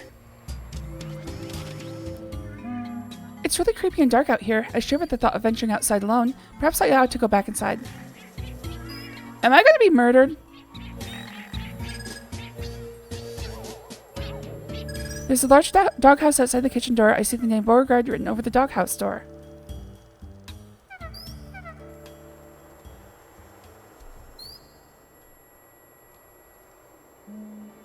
I peer into the dark interior of the doghouse and look around. Currently it's empty. I have a feeling if I stay outside long enough, they're going to kill me. I think they want to keep me bottled up as much as possible. Just do that yourself. There appears to be a cellar door here. J.R.R. Tolkien's favorite phrase. I'm going to go on a tangent for a while, but there's a movie, Donnie Darko, where his teacher tells him that a famous author once said cellar door was the most beautiful phrase ever. That comes from J.R.R. Tolkien, but he wasn't saying it was a beautiful phrase. He was just saying it was like a good launching point. Somebody was asking him about how does he come up with names, and he's like, sometimes I just look for something in the, an interesting pair of words. It's, for instance, cellar door, and I shortened that. It just becomes cellador, etc., etc. So I don't know how that mutated to the Donnie Darko movie quote, but that always makes me smile. It's like, that's just a weird little story that the writer misunderstood or misremembered. And instead we have something new in Donnie Darko. Alright, so can I get in the cellar? I tried. How close do I have to get? I tried opening the cellar door, but alas, it is locked. Alright, let's see if I die. Oh my. This is an odd looking place. It seems to be a private little garden, completely surrounded by a large hedge. I wonder why. Oh, looks like thunder's coming. I see an outhouse as well. Oh, maybe Jeeves lives there. We don't know where Jeeves and Celia live. Just Fifi. This hedge garden is very strange. In the center I see a small fountain, while a nearby statue overlooks it. Perhaps at one time it was someone's place of quiet contemplation. It's mine now. Oh hey, more butts. It's a very butt-heavy game. Looks like there's a button on that statue.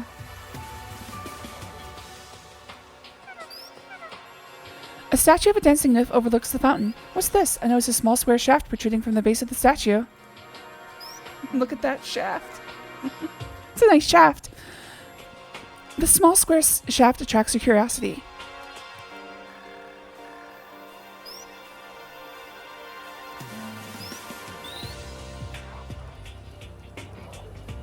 The metal shaft does not move. Take shaft. The metal shaft can't be taken.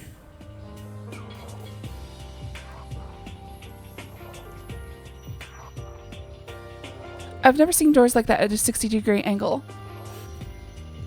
There's a word for this view. It's not isometric. I think it's axiometric.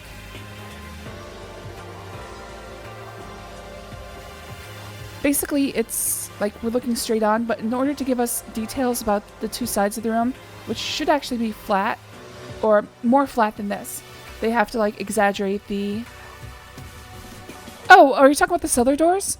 Oh, the cellar doors. You've never seen those? Oh, that's pretty common in America. Honestly, this is New Orleans. I didn't think the house would have a cellar. It's in the middle of the bayou. How does it have a cellar?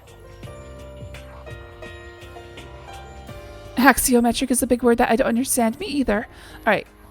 I just realized they shouldn't have... Look at this. The ground is like fully swampy. How do they have a cellar? It's just gonna be flooded.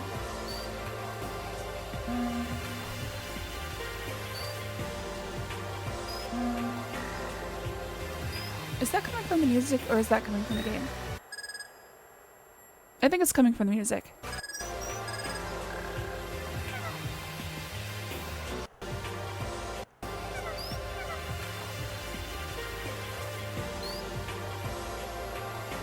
Okay, apparently not. Wait. Okay, actually I think it's coming from the game. It adds hydration. It's a well-hydrated basement. Oh, it's coming from the game.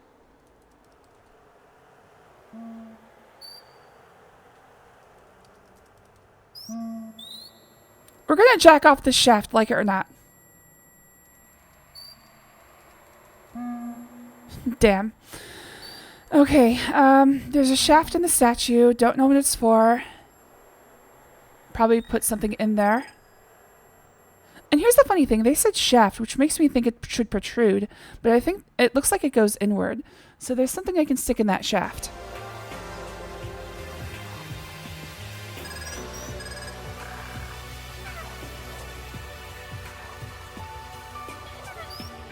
The fountain sits forlornly in the center of the garden. Okay. Never mind. I was about to look up if there were, like, multiple endings for this game. For most Sierra games, it's just get through it. Get to the end, there's no multiple endings. This one feels like it might have a bad ending and a good ending. Misty Bayou waters surround the old plantation, cutting it off from the rest of the world. Better watch your step around here. Do not stick inside the shaft.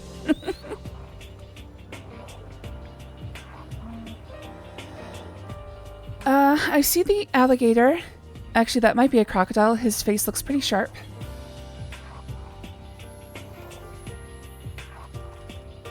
Actually...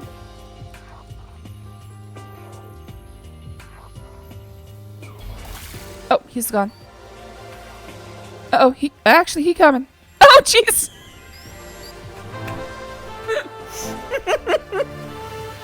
I certainly made a succulent meal for that hungry gator.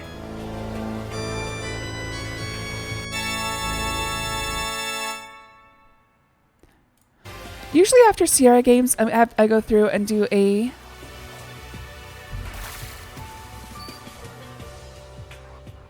death showcase. So I look up a death guide and try to find the ones that look fun.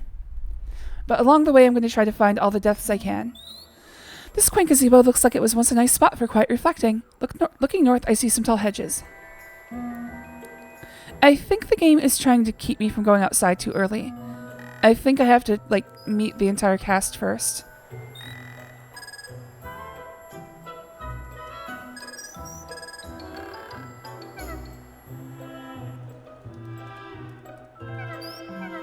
Though now in disrepair, the old gazebo still looks peaceful and inviting.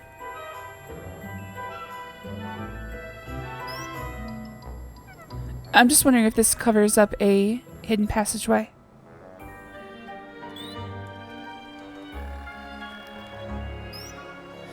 I see the wooden floor of the gazebo. Telling me you have to talk to people. Gross.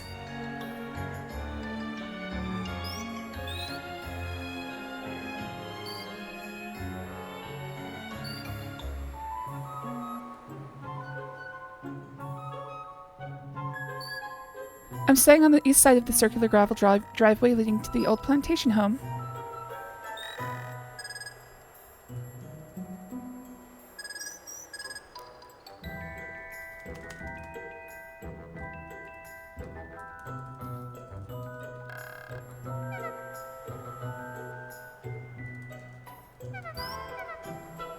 What? Are you crazy? I tried to jump in for anybody who missed that.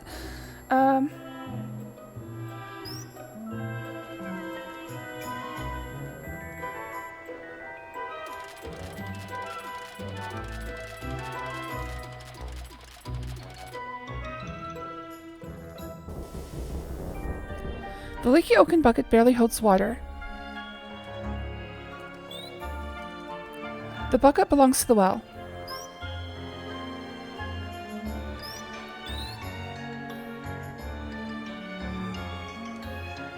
Take well. Stella is messing with my arm right now because she wants me to play. Okay, so let's talk about how long I'm gonna go. Okay, so as soon as I let go, the bucket falls. I don't think I'm going to get through a full playthrough of this game tonight. So obviously this will take a few days. Between streams, I don't know. I've already looked at the manual. There's not much more I can do. It kind of sounds... What I want to know is, does it have multiple endings? Does it have like a bad and good ending? Let's look that up at least.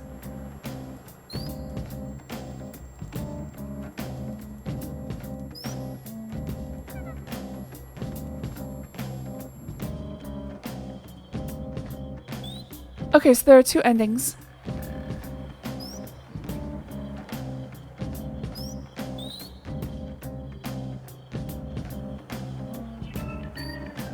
Alright, sounds like there's two endings. So I'll try to take well. I'll try to get through at least one playthrough before I start using any sort of guide. But I will be doing the good ending, even if I have to use a guide. It just, I'm going to try my best, but these games are made so that you have to go through them multiple times. They cost like $60 back in the 80s, so they wanted you to get your money's worth. I'm staying at the south edge of the Bayou Island, looking towards the great old plantation house. An old ruined road runs alongside the plantation's front wrought iron fence. Holy shit.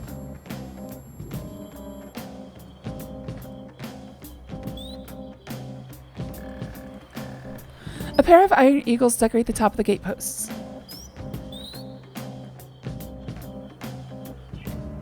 A weather-beaten dock extends into the island's edge out into the alligator-infested bayou.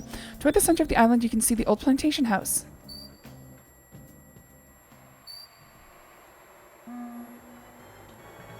Uh-oh.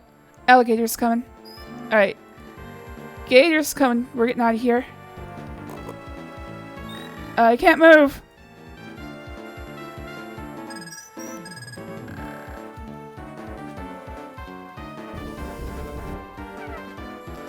What a wonderful view of the old plantation house. From here you can almost imagine what it must have been like during its glory days. A statue appears to resemble the colonel in full officer's regalia.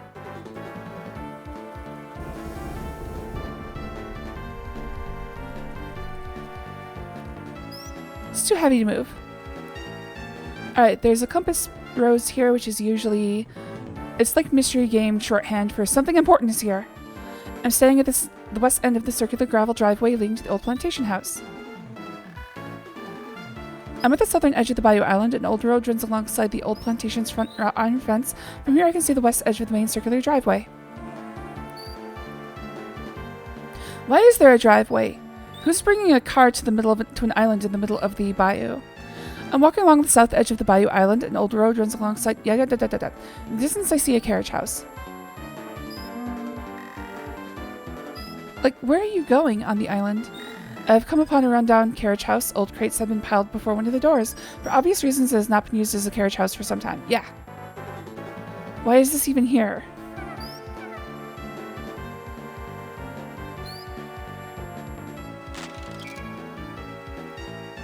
I peer through the gloom of the old carriage house. Parts of the decrepit carriage lie in the right corner, and a small rowboat named Minnow rests in the left corner. Gilligan's Island reference. Ooh! I can't reach the anchor. An old anchor hangs on the wall.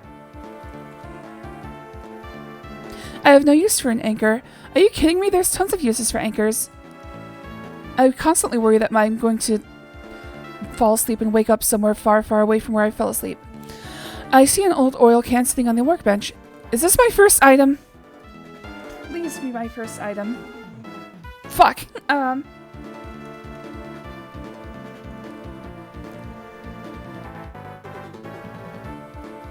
Okay.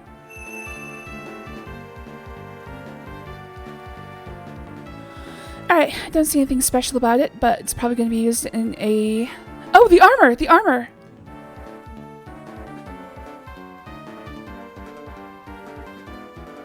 I see parts of an old carriage in the right corner.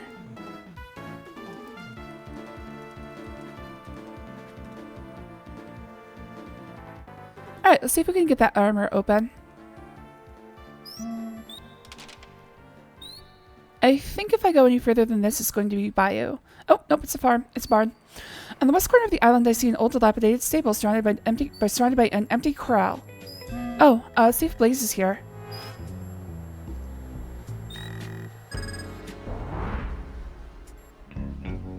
Yes!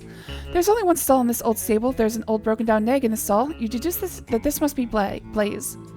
Really? He used a female horse in war?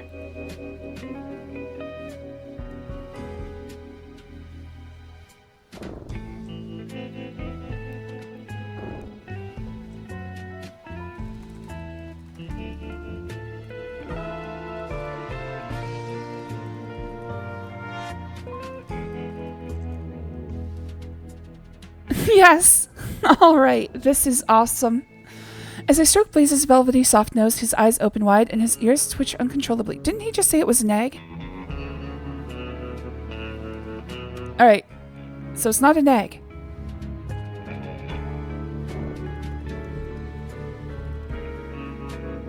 I gently speak to Blaze. He just looks at me with his big brown eyes.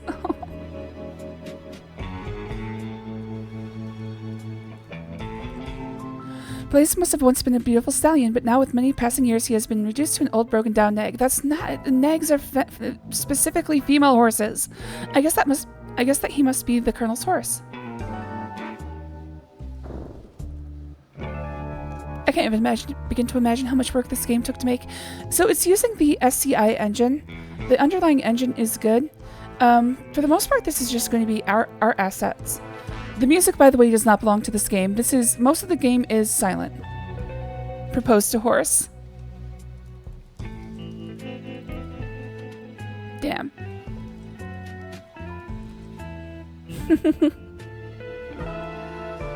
Let's see here. Can't think of anything I can do here. What is this? Looks like a lasso. Blaze's old bridle. We're gonna do some weird foreplay. The bridle doesn't belong to you, and besides, I've never been fond of horseback riding. It's not for horse... Oh, there's a lamp behind Blaze. I have a feeling if I try to get that lamp, I'm going to be kicked to death. A lantern hangs from the wall inside the stall. Okay, so...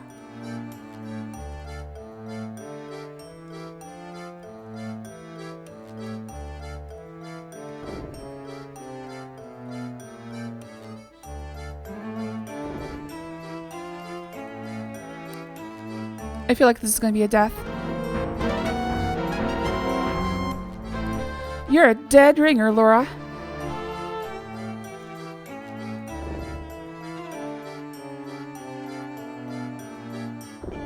Okay, let's go a little faster. Shit, press the wrong button. Okay, so the timing system appears to be event-based. So we don't have to worry about time running out. I'm standing at the northwest corner of the house right outside the Colonel's study. So apparently, completing a piece of the investigation moves time forward slightly. I'm wondering what the different endings are about then.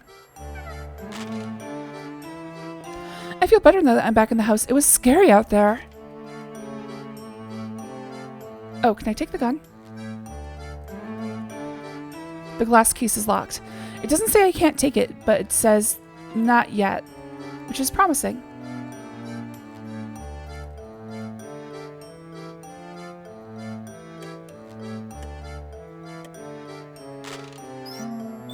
Out the back door, a garden path encircles a small statue, then continues on through a lovely rose arbor. This is an exquisite statue of a dancing satyr. Does it have the proper equipment? It might actually. I can't really see it that well. Something people leave out of most satyr statues is that they always have an erection. This is a wonderful little garden. I wonder who planted it. Certainly not the Colonel.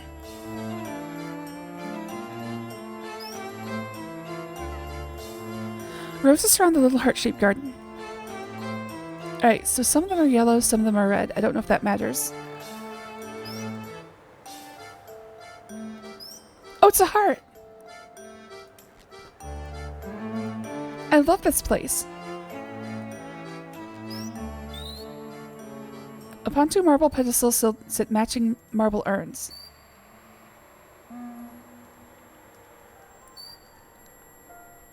The urns are much too heavy to carry around.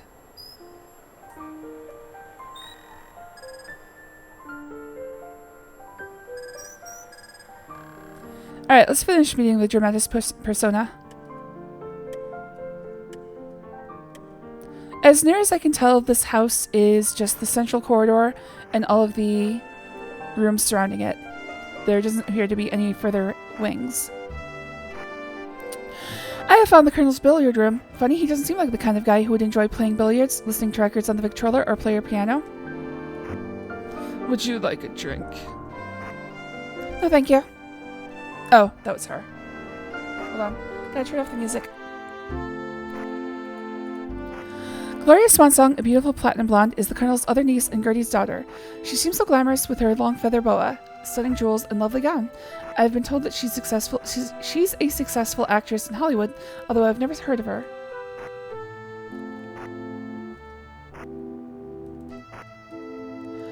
It appears that Gloria is more in the mood to listen to music than talk to me.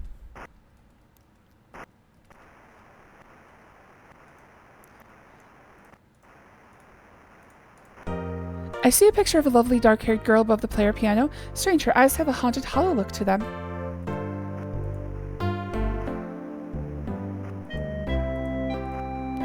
I see an old-fashioned Victrola in the cabinet in the corner of the room.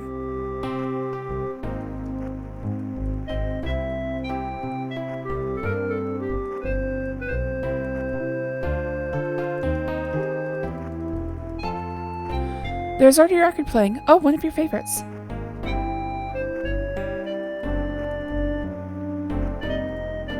The bookcases are crammed full of books. Oh! Oh. Southwest corner of the mansion or outside the billiard room. I noticed a model of an old ship on the table.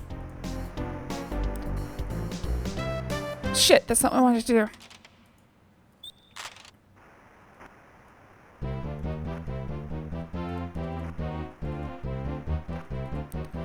Since I don't play billiards, I don't need a billiard cue.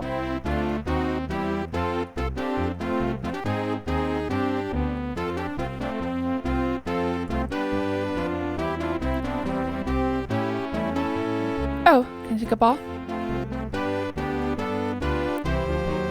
Don't need billiard balls. This is an old billiard table, as it's quite dirty and dusty. It doesn't appear as if the billiards has been played much. Upon it, I see 3 balls, 2 red, 1 white. Okay, that seems important. A lovely old player piano sits against the back wall.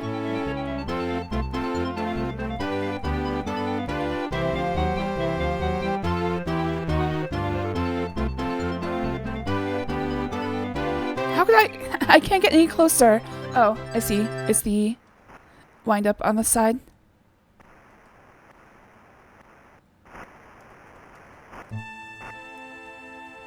Not now, there's already music playing on the record of the Victrola.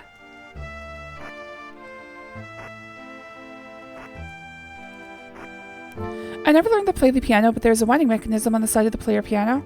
Can I take the scroll?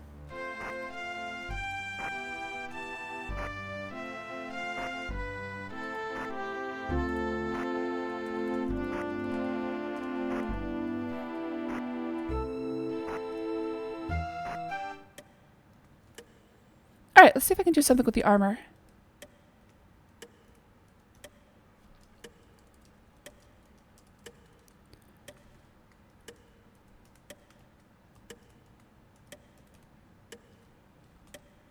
Which part of the armor would you like to oil?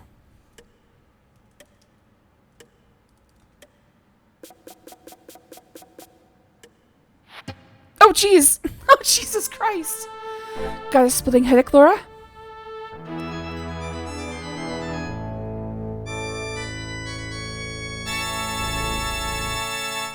Well, it truly is a Sierra game.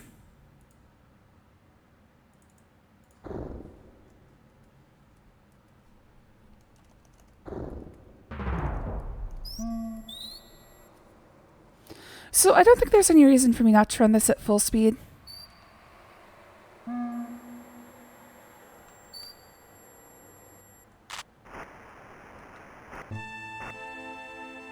Would you like a drink? No, thank you. And off he goes.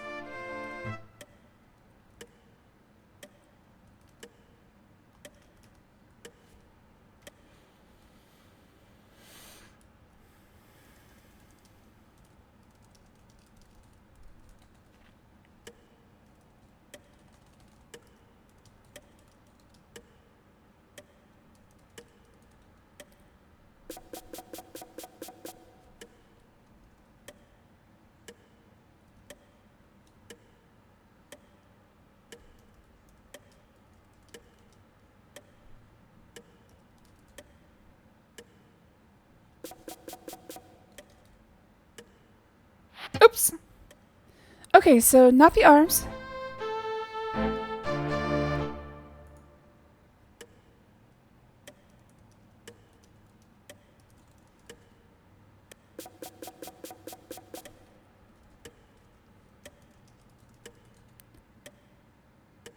I carefully open the armor's visor and peek inside. I see a small metal valve handle hanging by a hook inside the armor's helmet. I grab the valve handle. I also see an old yellow note pasted to the inside of the helmet.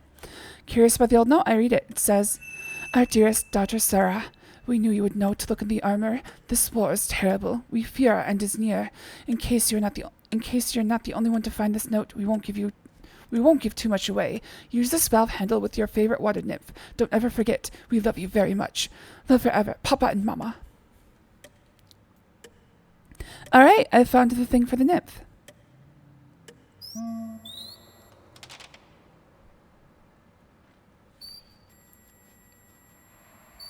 Oh, I can go faster.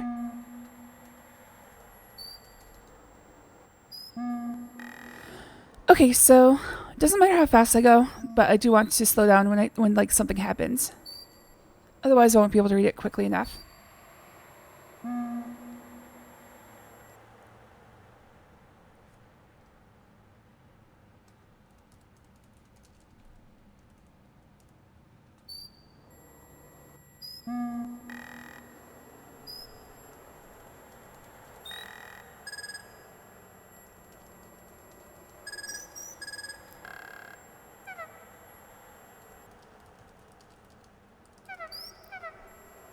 Oh,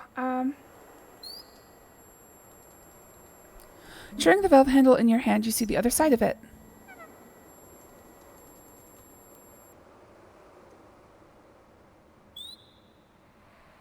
I don't understand.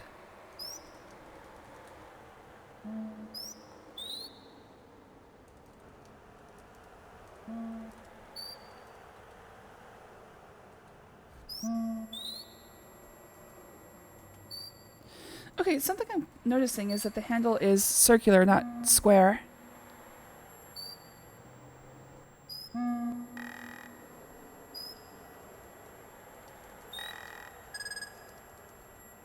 Oh, there we go.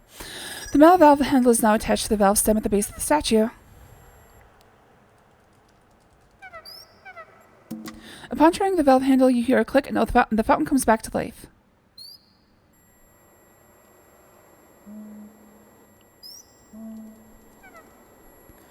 The fountain sits forlornly in the center of the garden.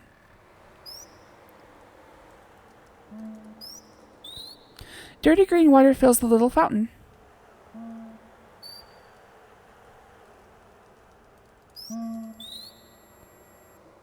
The fountain flow subsides when I turn the valve handle back.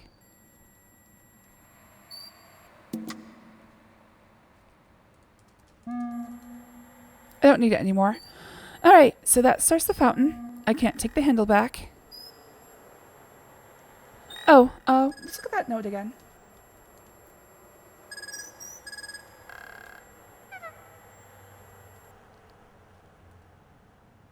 Oh, I didn't keep the note. Alright, I'm gonna go back and look at the note again.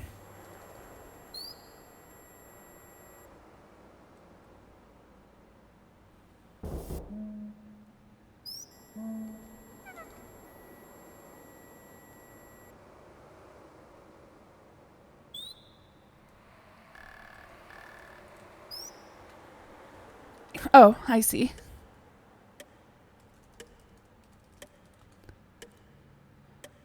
I see an old yellow note pasted on the inside of the helmet. We knew you would know to look in the armor. This war is terrible. We fear our end is near. Use this valve handle with your favorite water nymph. Don't ever forget we love you very much.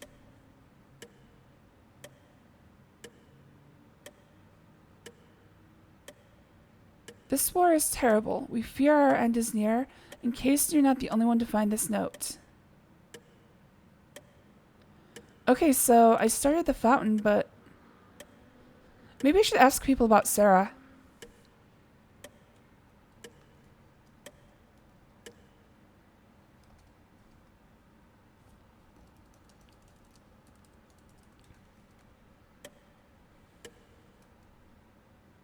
I've entered the parlor of the old mansion. Against the back wall, I notice a sculpted marble bar, and in the corner a parrot swings from its bird stand.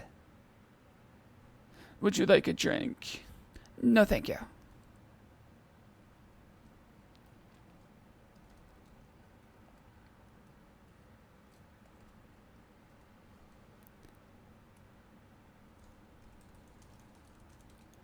I see nothing special.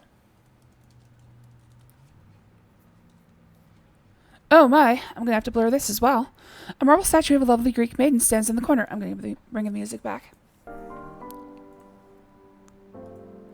Upon the countertop, I see a decanter of cognac.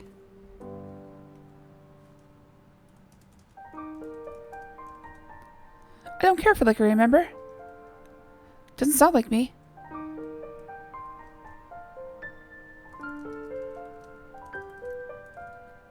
My business with Colonel Dijon is private, young lady.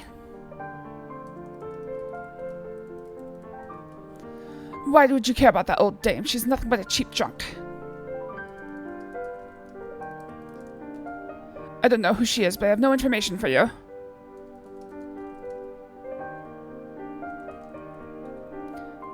This game does not understand money. Oh. I wouldn't know about it. You're getting too personal here, young lady.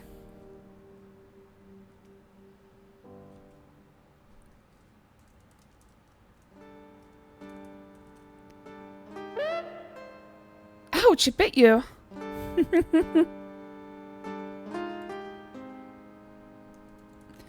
So here's the funny thing about parrots. They usually outlive their owners by a great deal. I don't have anything else to say about that. I'm talking to the parrot, jackass.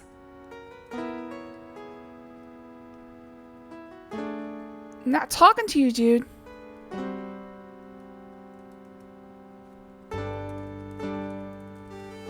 Awk! I don't know what I expected. Alright, see you, Guroki. Hope you have a good sleep. An anatomically correct horse statue. That's for me. Dang.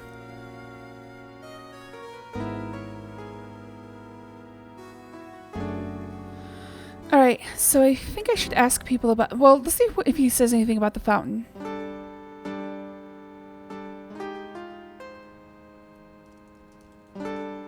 So there's something to do with the fountain, but I don't know what.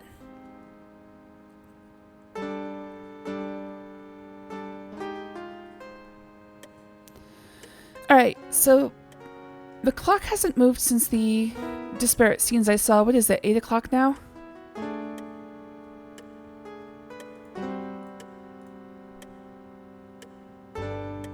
It is 7:45.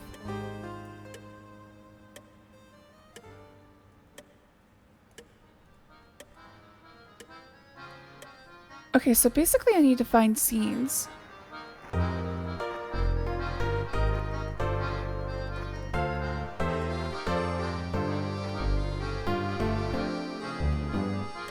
Sorry about the competing music.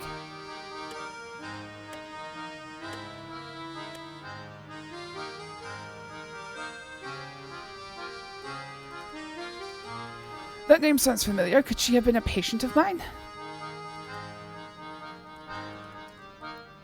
What difference does it make? Okay, I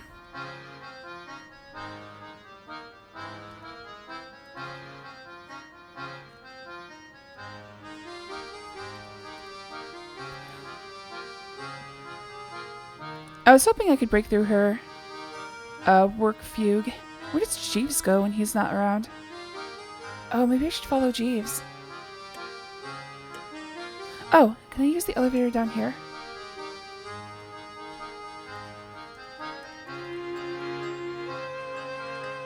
Currently you don't see an elevator, just an elevator shaft. Okay,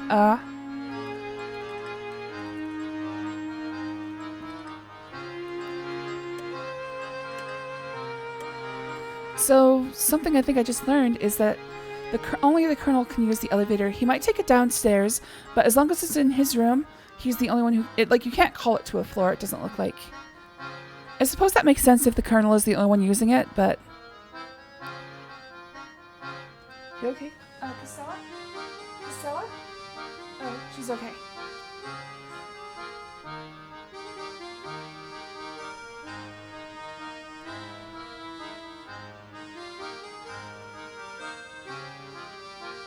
Damn, she's going ham on those chopping. Oh, what did she just do? Okay, she's chopping again.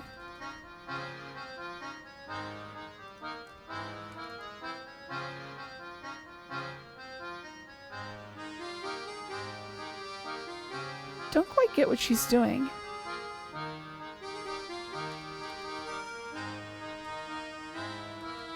Oh, something I just remembered is that I can tell people about shit.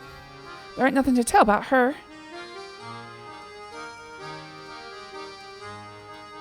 Don't know nothing about it. You think that interests me, child? Okay, I can show people things, but I don't think I've got an oil can, that's about it. Is the notebook and pencil an actual... the notebook and pencil kind of just sound like a reminder for me to get an actual notebook and pencil. It doesn't seem like this game is keeping track of clues itself.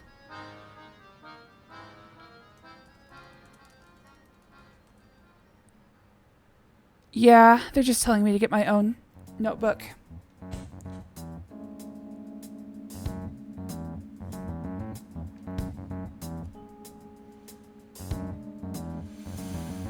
Okay,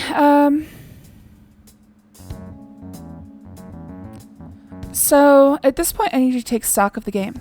There's a bunch of stuff I haven't yet explored, which is fine. I'm going to go explore that next, but it seems like nobody wants to talk to me about anything. I haven't learned any information from talking to people. The conversation system seems a little on the, I'm going to say, unnecessary side. Like, unless I can figure out what to ask these people about, I'm kind of fucked.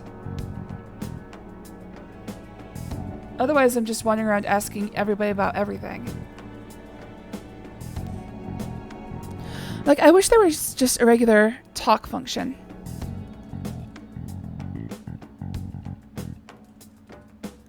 I gotta get these dishes done before Colonel get mad. Go on, would you now? Okay, so I can't just talk to them straight, and she's washing dishes. That answers that. Maybe I can help her. Wouldn't know about that. Oh, much useful information can be obtained by conversing with the other characters you encounter concerning persons either living or dead, character pairings, the Colonel's pets, objects you see or are carrying. Examples: ask Lillian about Colonel DeJean. Ask Ethel about Rudy and Gloria. Ask Fifi about the dog. Show the notebook to Clarence. Give the notebook to Gertrude. Confine your conversation to the topics listed above. Don't try to converse about general concepts such as the Spanish-American War and real estate development.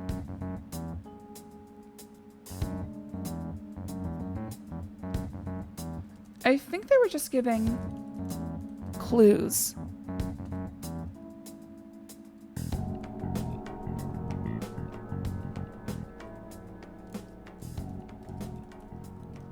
So far the only motivation we have is that Clarence is looking to get land and he needs money for it.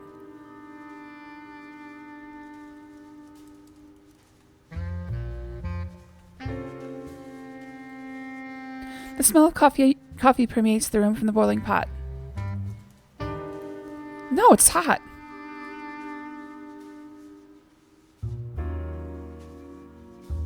Oh,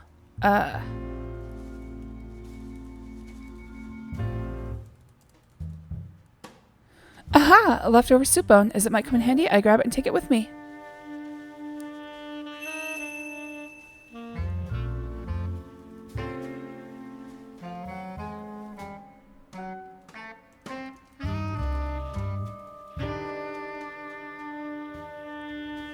Let's see if I can win Beauregard's trust.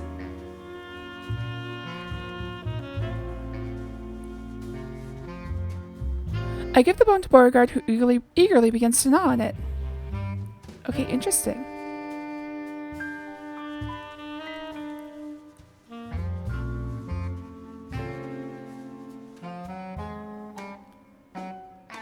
Now, why would I have to do that?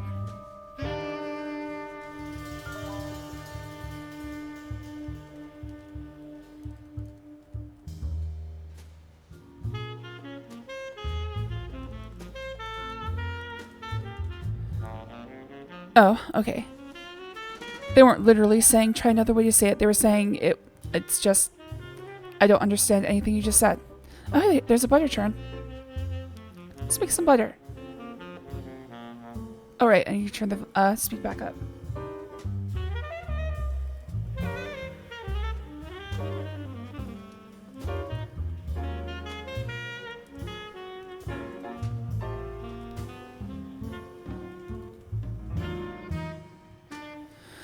Alright, so there's more. It's the conversation system, I think, is what's stymieing me.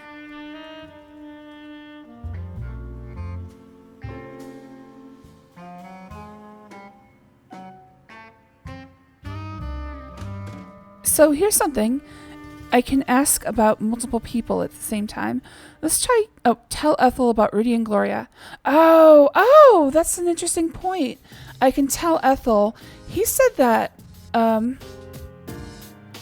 okay, let's try this.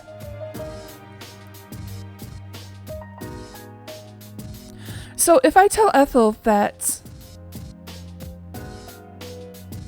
Clarence is trying to rip her off, that might actually unlock something interesting.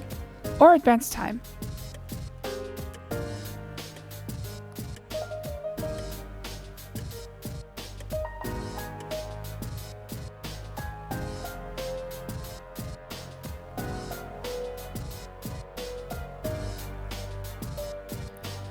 You know how it is, Mother.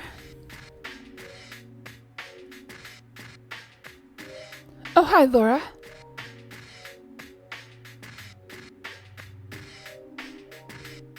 And Mom goes back to drinking. Alright, so let's see if I can tell her about Clarence.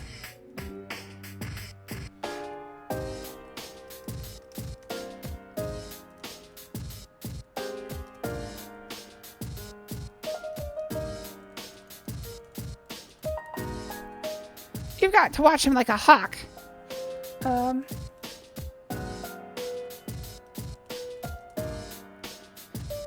Wait, do you like my new outfit, Lil? Not particularly, Mother.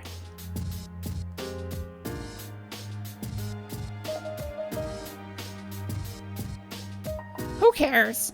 Okay, who was the conversation between? It was Clarence and Gertie.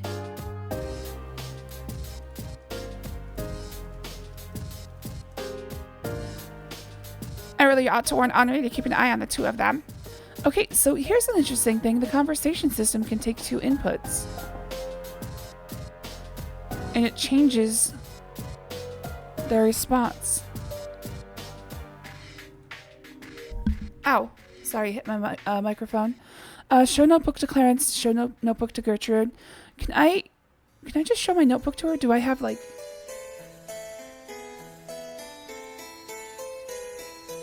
I could care less. Okay,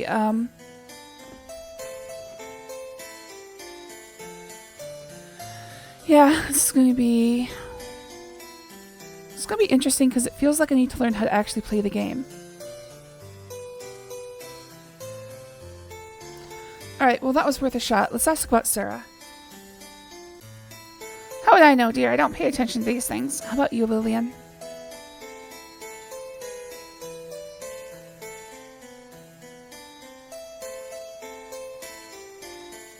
Oh, I know who she is. She used to live here a long time ago. I think she died real young, though.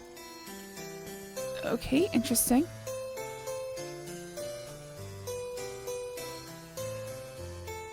What do I care about it? I don't know, dude. Okay, so Sarah used to live here. Let's see if the Colonel knows about her. Although this could get me killed. If it was a bad end for Sarah.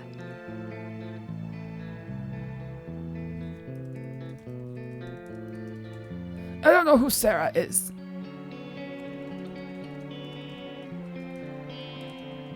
What do I care about it? Okay, jeez.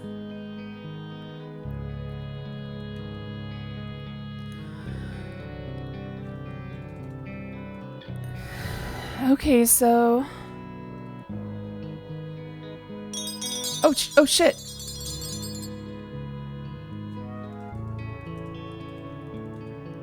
A huge crystal chandelier hangs precariously over the downstairs foyer.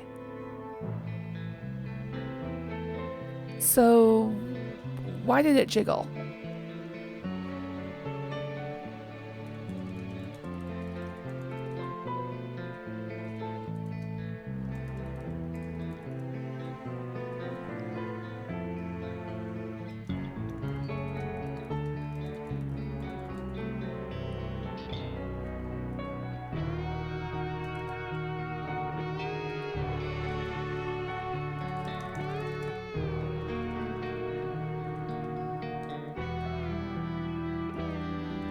Okay, so I'm thinking the chandelier is going to fall at some point.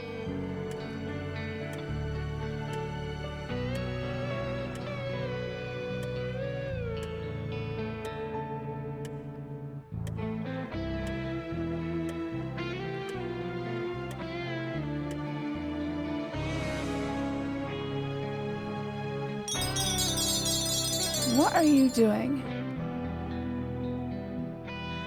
Watch out! Oh, I just noticed that was broken.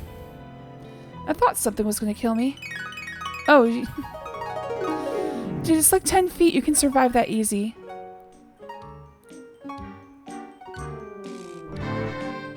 It's not a pretty sight.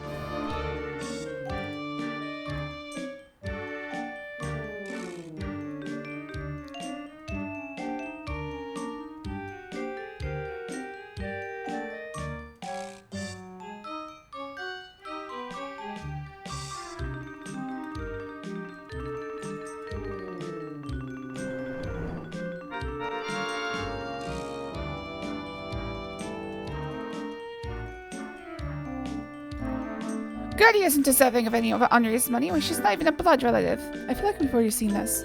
What are you going to do about it, Mother? Oh, did I reload my save after seeing this? Well, I can certainly talk to Henri about her and those two brats of hers. You never change, do you, Mother? Stab, stab, stab, stab. Never mind, Lillian. You and I will never agree on anything. Okay, I feel like I've already seen this scene in this playthrough, but maybe I reloaded and didn't realize.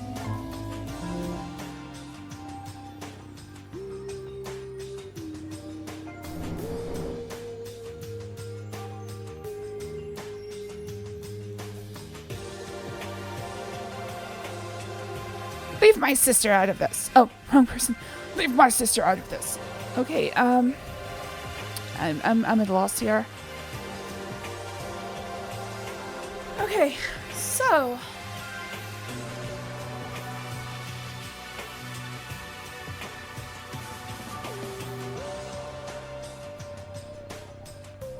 what I should really focus on is getting the time moving forward, because I feel like I need to get to the murder at least before I finish tonight.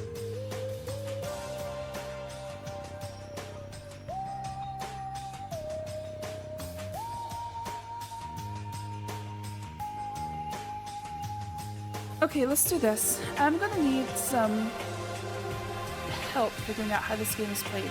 So what we're gonna do is we're gonna use that sample playthrough from the manual.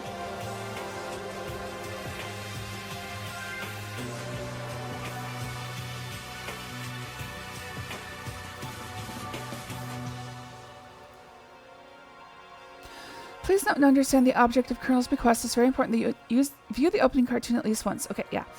How to use the walkthrough. Walkthrough takes you through several game screens. Move your character around the screen to suggest places. Type the words that appear in bold type. The following information is for beginning adventurers. Shut up. The contents include answers to some game puzzles and hints that experienced adventurers may not wish to see.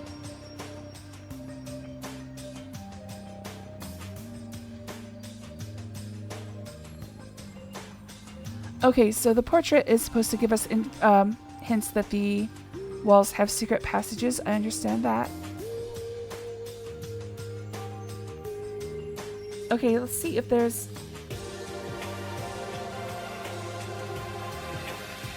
Alright, so look at the bed. Open the suitcase. Why does it say press the tab key?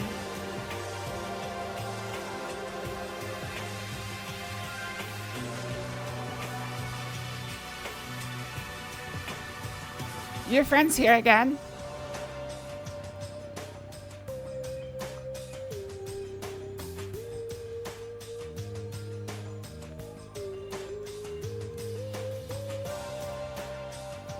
Okay, so that was just to point out that the suitcase is on this. Open the suitcase.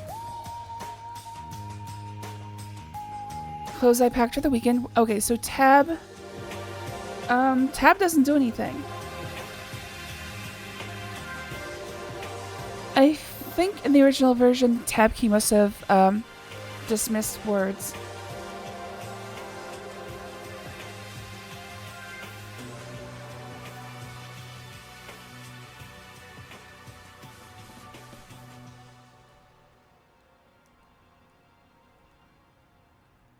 Okay, so this is something new.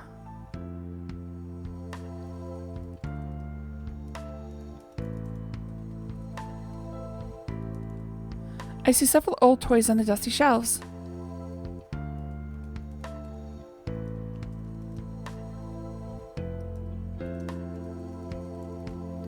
It's a wonderful old dollhouse, but yeah, I'd better leave it alone. Alright, so this is something that I didn't see before. Okay, so I'm supposed to take the bear. Several of these toys are fragile, better leave them alone.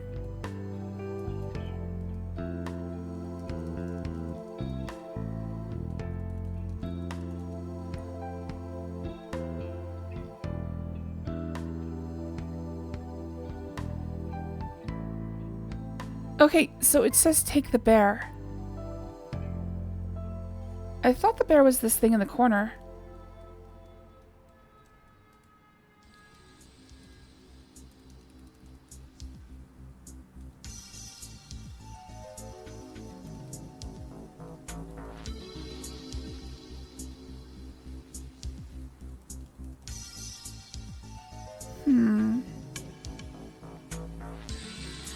Interesting. So this is what I'm confused about.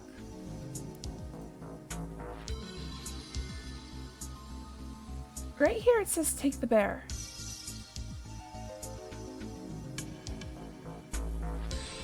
But there's no bear that I can actually take. Alright, still gonna move along here. Alright, why does it say take the bear? I was hoping this would give me a...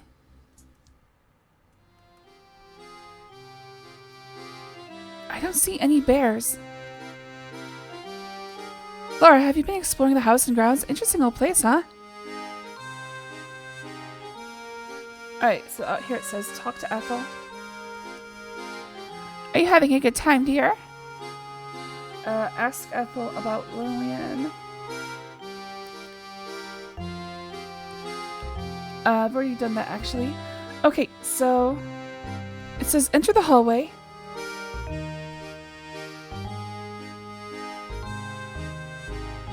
Oh, something... Okay, so one thing I have to do... That's fine. Let's restart.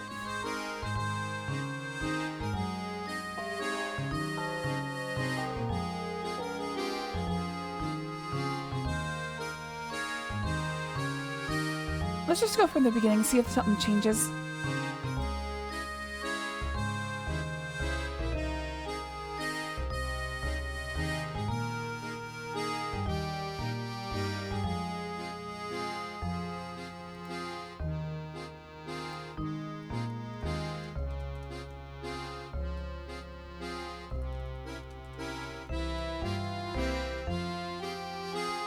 Alright, so after reading the response, walk south and east to stand in front of the northernmost bed. South and east. Northernmost bed. Oh, okay.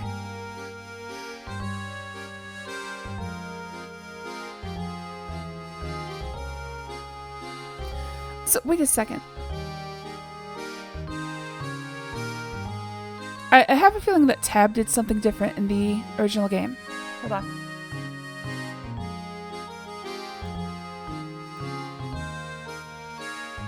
Tab is inventory. So no, it did open the inventory in the original game as well.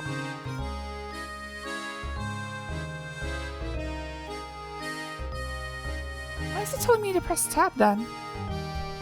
Whatever.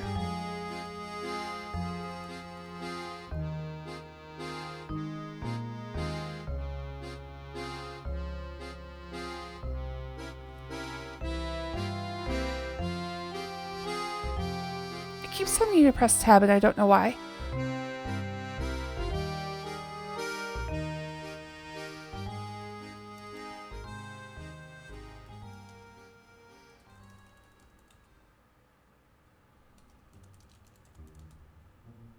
I still don't know why it tells me to take the bear.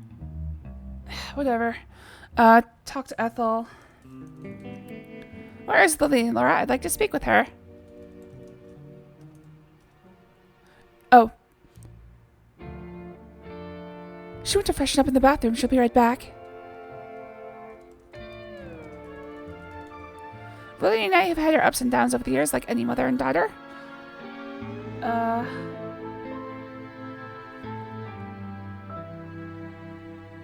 I still don't know why it told me to take the bear.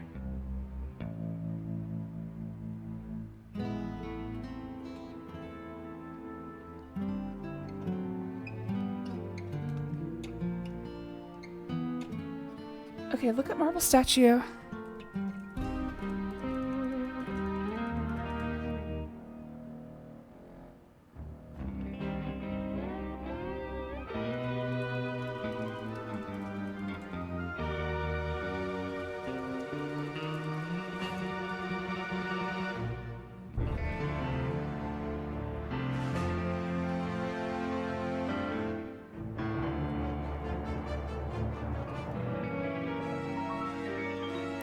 So basically they're just running me through a functions test of this game.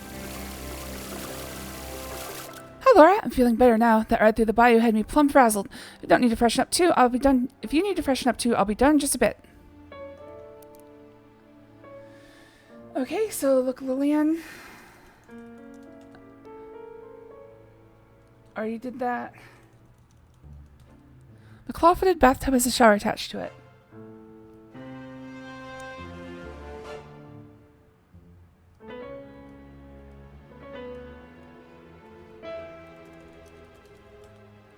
I should wait my turn.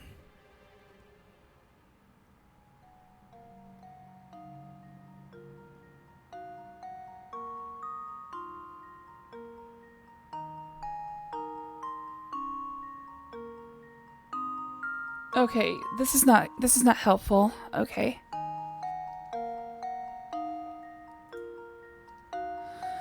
Alright, so good news is the walkthrough in the all it does is tell me to kill myself at the stairs, which I just saw. That's the only action that it actually has in here. Let me think for a second.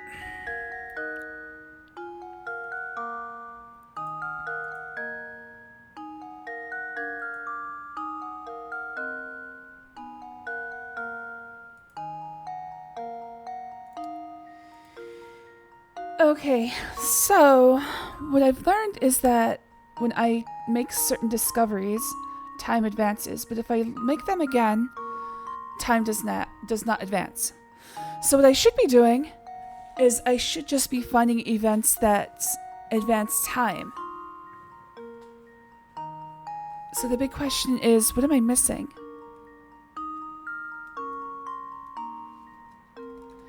I started up the fountain, but that doesn't appear to have any point. I gave a bone to the dog, also doesn't appear to have a point. The chandelier shakes when I get close to it.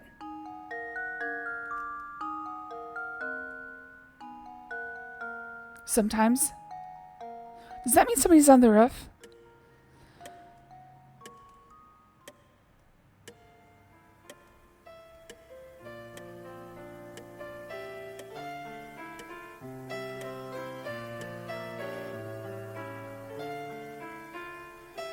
Okay, let's continue asking about Sarah.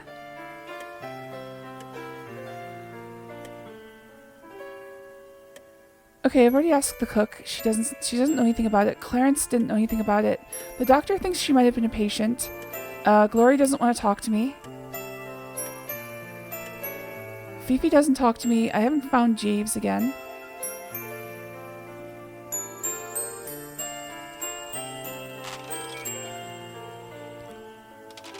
Closet's still empty. This is a cozy guest room which Glory and Gertie are sharing. Oh, Act 2. Interesting. Seeing Gertie asleep has advanced time. So there are 8 acts, each one, I assume, covering an hour. Gertrude Dijon is the Colonel's widowed sister-in-law. She obviously is behind the times, as she looks like she's just stepped out of the gay 90s. 1890s. A bit of a snob, she walks around with her nose up in the air and has an annoying habit of constantly playing with her many strands of pearls.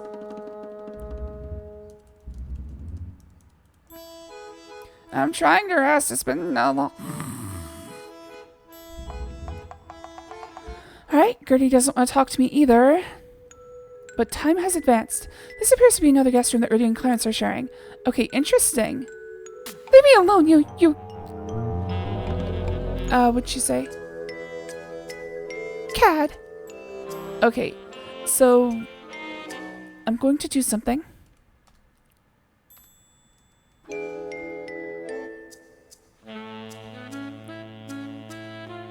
Let's see if I can catch them through the peepholes. I'm pretty sure that I have to get to 8 o'clock before that happens. Yes, okay. Well, let's ask him about Sarah.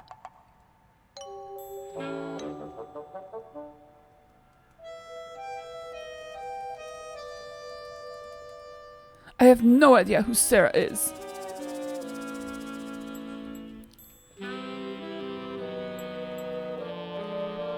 Alright, so seeing Gertrude asleep advances me to the next time unit.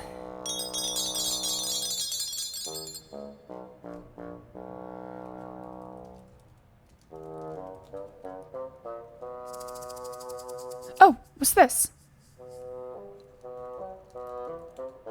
Looks like someone dropped a white handkerchief on the floor.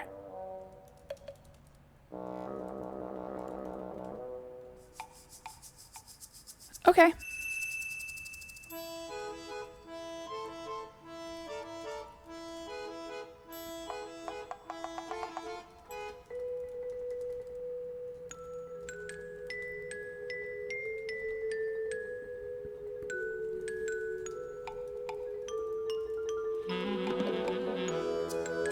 Okay, let's see if we can catch them in the act. Get some information about this shit.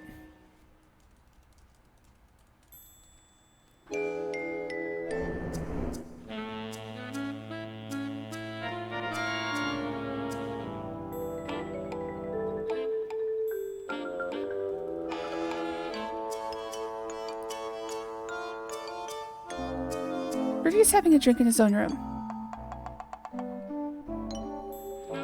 So wait, where's Fifi?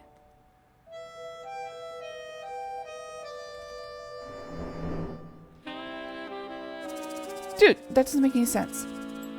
Leave me alone, you cod.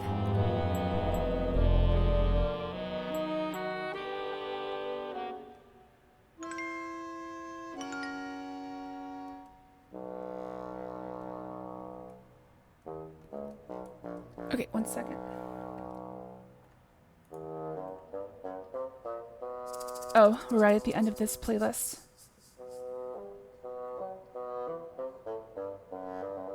I'd say pretty good. I'll leave it looping for today. I'll try to find more mystery-oriented video game music to use.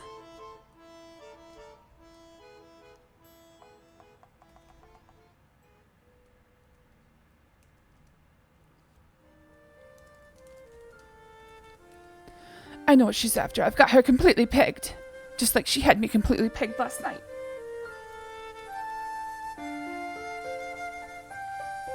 I don't think much about horses except at the racetrack.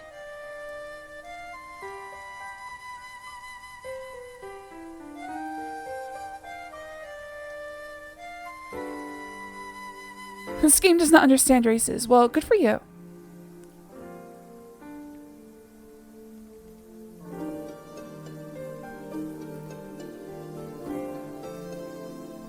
I've at least got to get to the... Oh!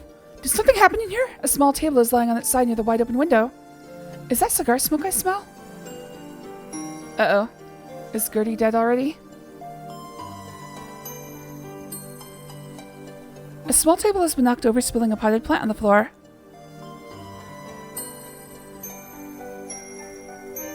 Don't worry about it. Fifi will get it. Oh, jeez.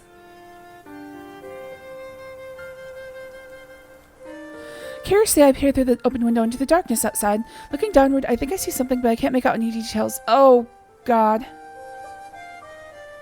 Sorry, this just reminds me of a bad memory. Someone's walking outside on the second-story veranda. Who could it be? Oh, shit's going down.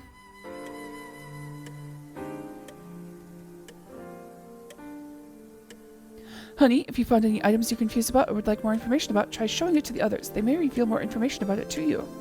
Thanks, Daddy. Thanks. Thanks, my memory of Daddy. Alright, so it's through this place and out this door. Dude, Gloria should have seen her whatever happened fall. Uh-oh. Oh dear, it looks as if Gertie has accidentally fallen from her upstairs window and killed herself. Or was it an accident? Well, I'm glad something finally happened. Gertie's dead, alright.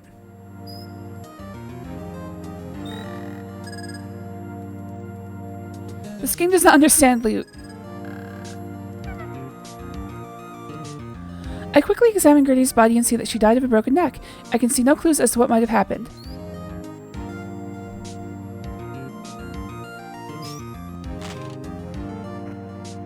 I should probably tell Gloria that her mom is dead. Mother? Oh no, it can't be! Sorry for the dual music. Turn that off. You're very mean. There's nothing there. Wait, what the fuck? What the fuck?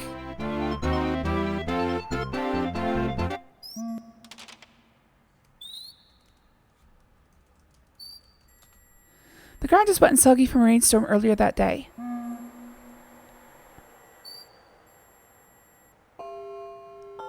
Time advances.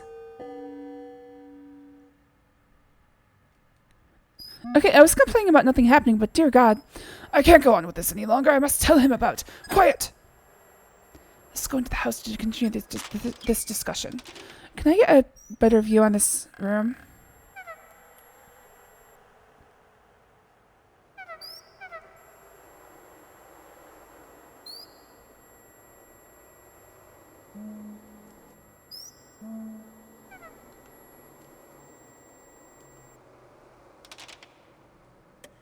Oh, right here.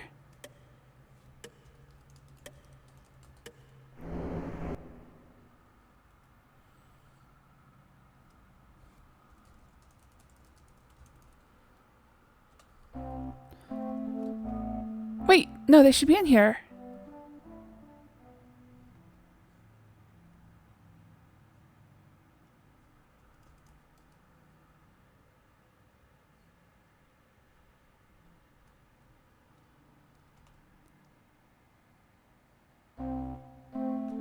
Just Gloria listening to the Victrola.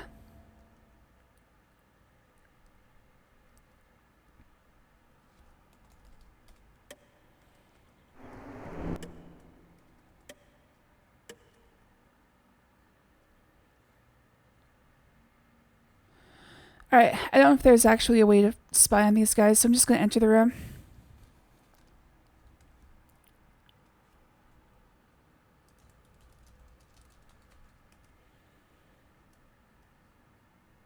Oh, wait, where are they?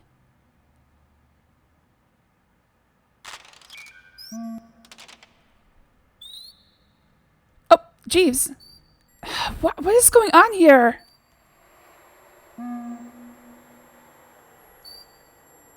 Suddenly everything's happening too quickly. Alright, he's not here.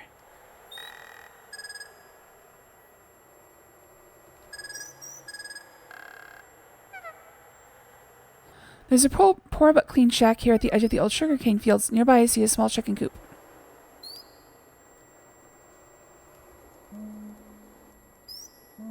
Two chickens scratch and peck within their chicken coop.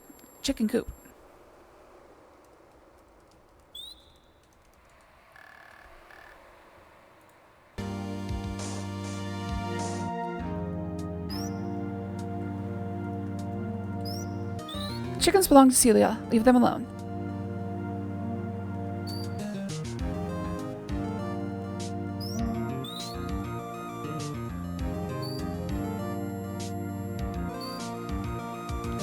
I try opening the door but discover it's locked.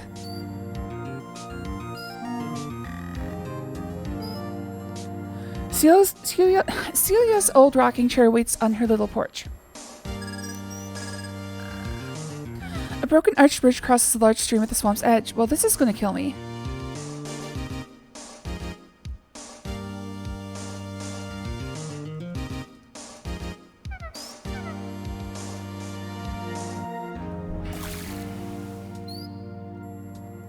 Dude, just stand up. It's like 2 feet deep. I've got that sinking feeling. Alright, maybe I can find something that can bridge that gap. Oh! Maybe I can figure out whose handkerchief this is.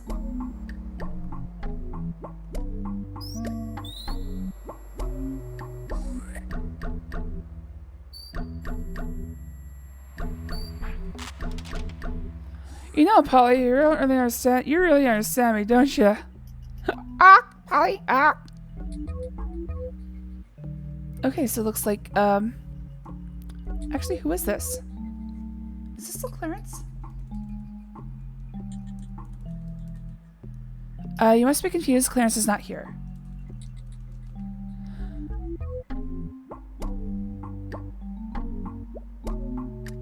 Who is this? Oh. Ethel is a stylishly dressed, overly made-up older woman. Many years of hard drinking have taken their toll on her as her face is puffy and red, and her skin has wrinkled prematurely. Ouch, dude. She always seems to have a drink in her hand as I take a drink. You have never met her before, but Ethel is your friend Lillian's mother.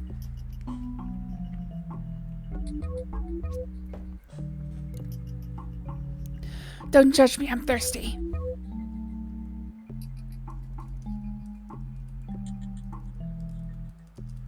Oh, maybe I can get Beauregard. Ethel doesn't even look at it. Huh? Hick. Let's see if I can get Beauregard to find the owner of this handkerchief.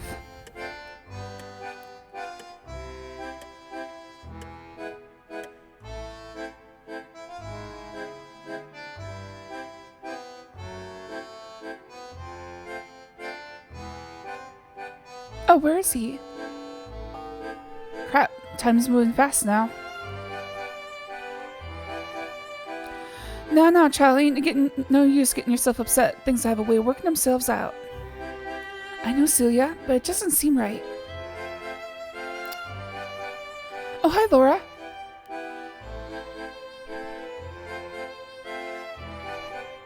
Okay, so I need to find Beauregard again.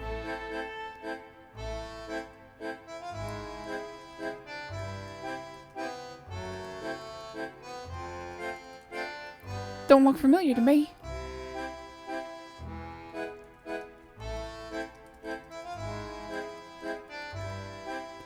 It looks familiar.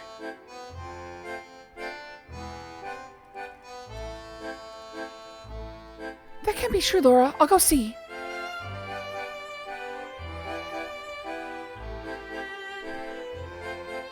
A short time later. Oh, you're just imagining things, Laura.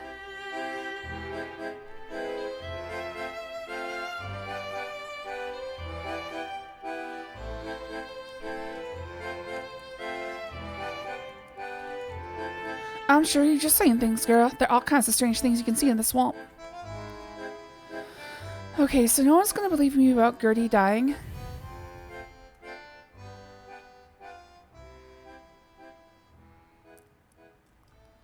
Okay, so... time is advancing oddly. I saw Gertie asleep. I saw the two men talking.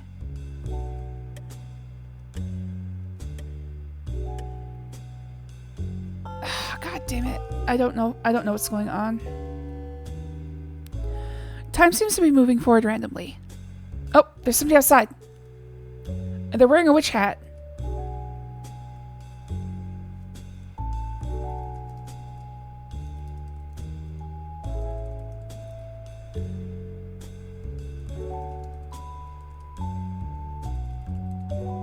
Oh no, I'd better go check on that. Thanks, Colonel.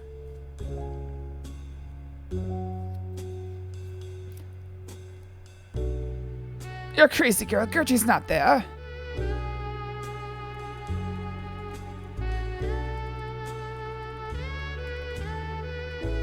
Doesn't look familiar to me. Ask Ethel about it. Okay, so Ethel wouldn't look at it.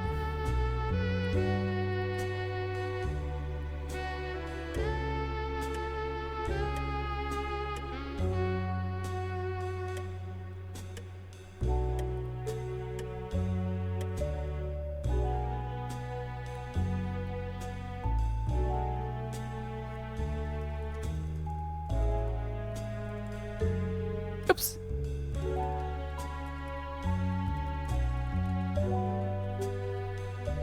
Let's see if I can ask her about it.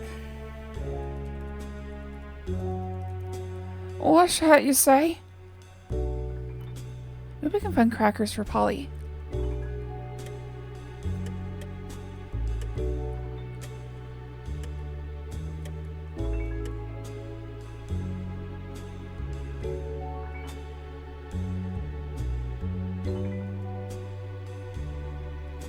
know how they all are. You'll be fine, Miss Lillian. You'll see.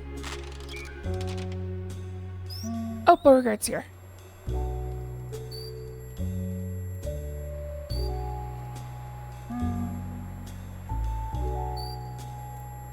Old Beauregard snoozes in his doghouse.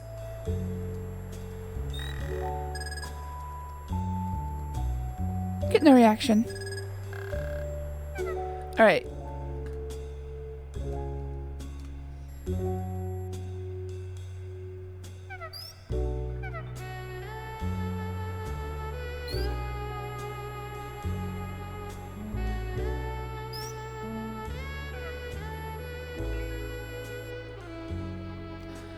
Southeast edge of Bayou Island, the old road and fence have been taken over by the flooding swamp water.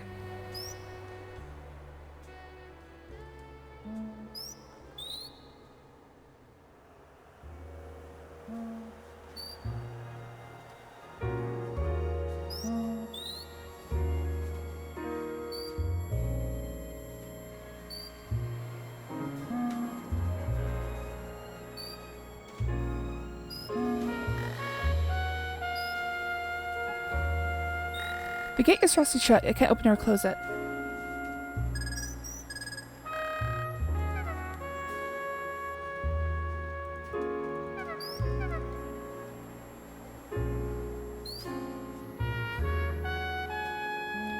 Southwest edge of the Bayou Island, their old road and fence have been overtaken by the rising swamp water.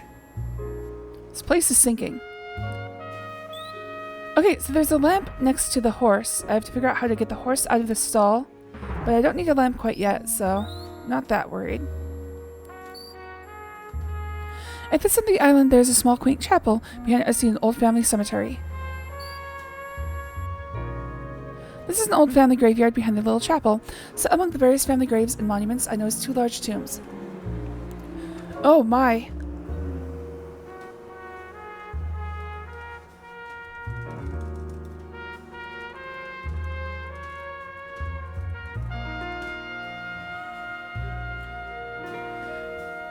I just realized Dijon and Crouton. Okay, so a ghost went into the Crouton crypt. Tomb door is sealed. One tomb has the name Dijon carved over the door in the Crouton, and Crouton has been inscribed over the door of the other. The graves and monuments belong to various members of the Crouton family, ranging from the large monument of Patriarch Francois Crouton and his wife Claudette, to the simple grave of Sarah Crouton, who was 17 when she died in 1871. So interesting. So she was born in 1854.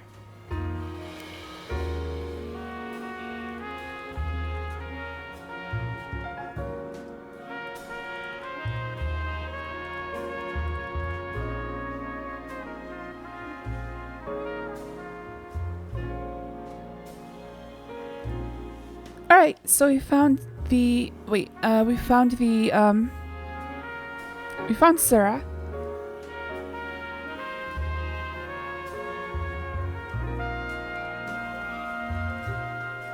Cautiously, I look inside the tomb. Currently, it's just an empty tomb. One day, this will be the final resting place of Colonel Dijon. So here's the thing. In New Orleans, you can't really have in-ground cemeteries because the coffins would end up floating to the top of the soil, especially when it floods.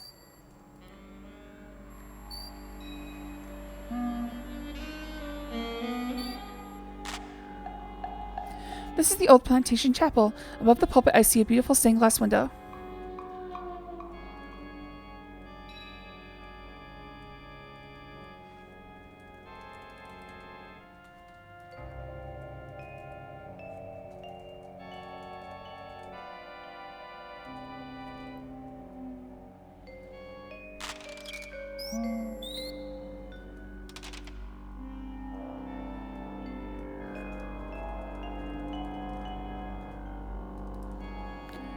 I see 4 pews in this small church. I think the yellow is supposed to be highlights. I thought they were supposed to be like Bibles or something, but I think it's just... Oh, let's try pulling this.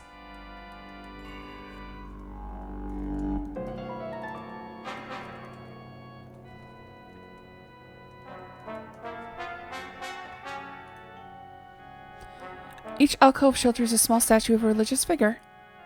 You notice candles on the wall.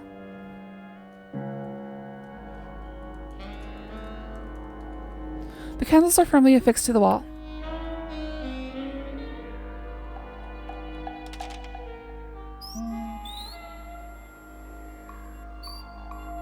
I see a rusted iron bell on top of an old bell tower. A rope dangles a short distance beneath the bell, while a ladder runs up the tower's side. Behind the weathered fence, I also notice the remnants of an old plantation field.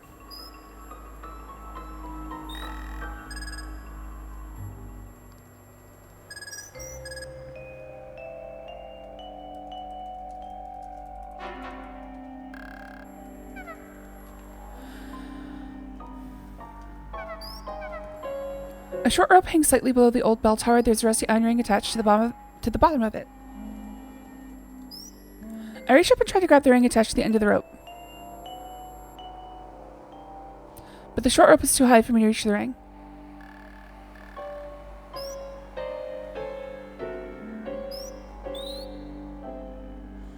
Just rub it in, why don't ya?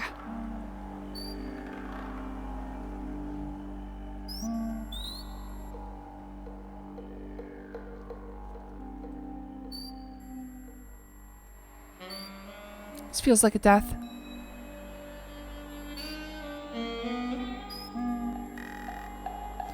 Dusty cobwebs cover the old bell that over the years has rusted in place.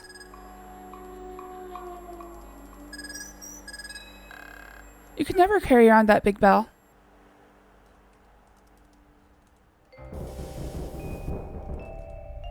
That is not clear.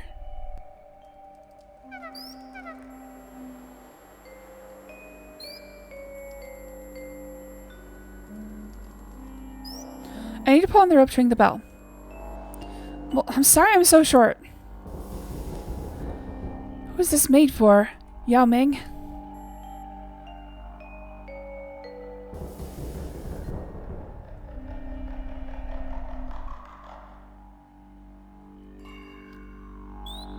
Hello there, Jartsa. Thanks for joining. Oh, it's good to see you.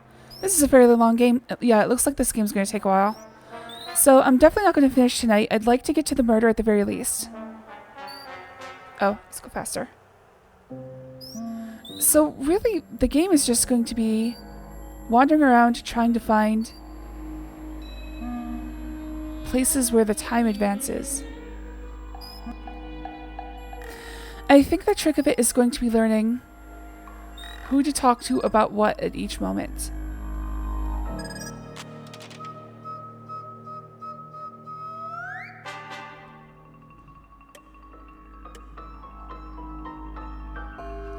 Act 3.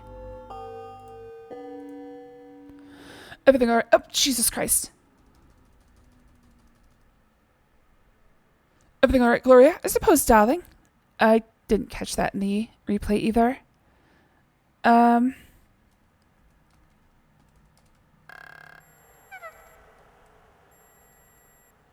come upon a ramshackle little playhouse. Hanging from a nearby tree, I see an old rope swing. Seeing these long ago playthings makes me wonder about the children who used to live here.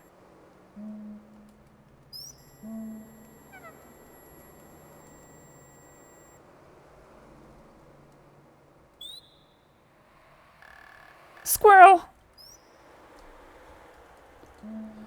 I attempt to open the playhouse door, but discover it's locked.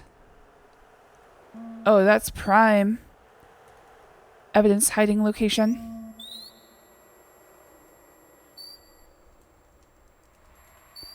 A charming old swing hangs from a nearby oak.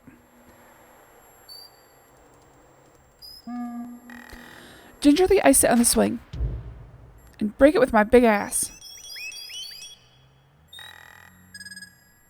How embarrassing. It'd be silly to push the swing with nobody in it. Well, it was like that when I got here.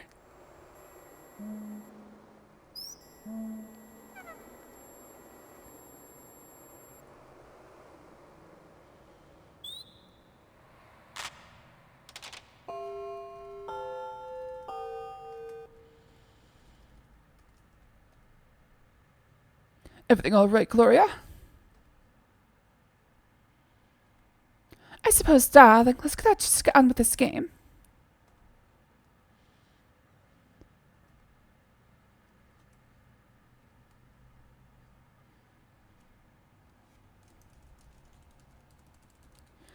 You never give up, do you, young lady? You'll say anything to get my attention. Well, it isn't going to work. I've never seen it before.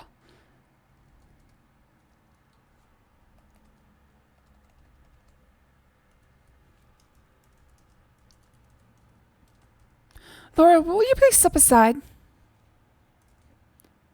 I'm trying to show you the handkerchief, bitch.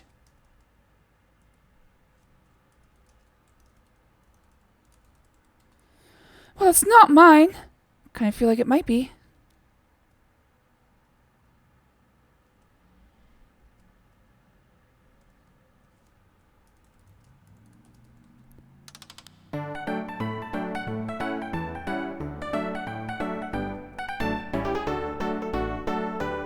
If you keep playing like this, darling,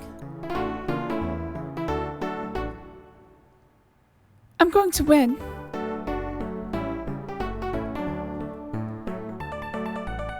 Laura, will you please step aside?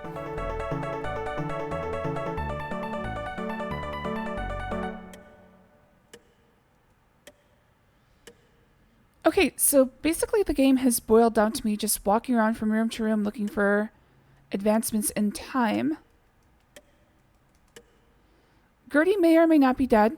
Something looks wrong here. A chair has been knocked over and there are signs of a struggle on the floor. Is this just going to end up being like Laura's having a psychotic break as she wanders around this mansion?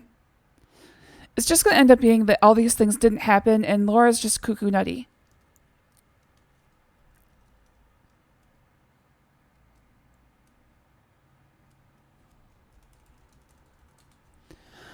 A fireplace poker has been dropped on the library floor.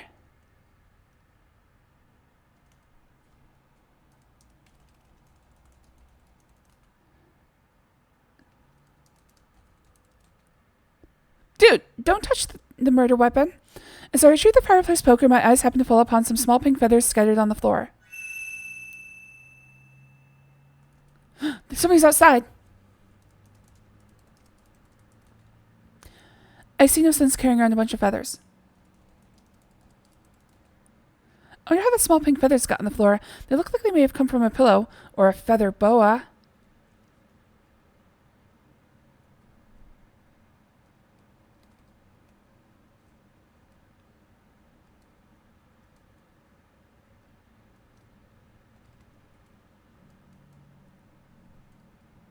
Oh, let's try.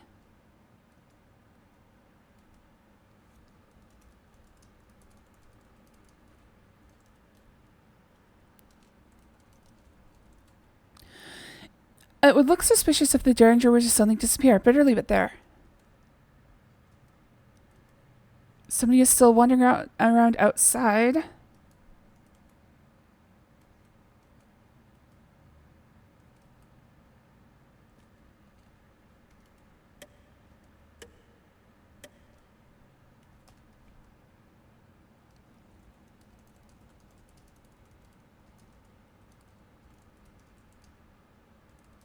Damn it.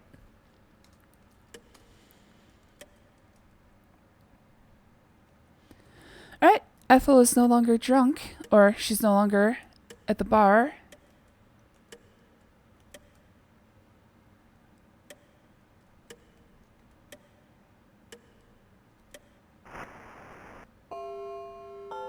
And now it's 9:15.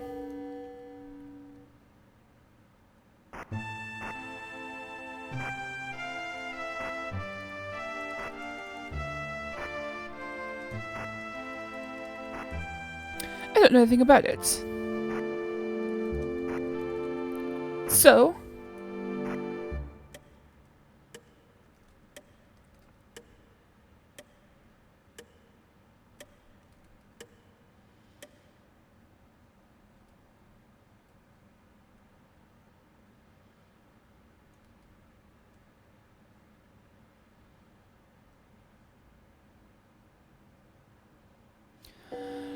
$9:30.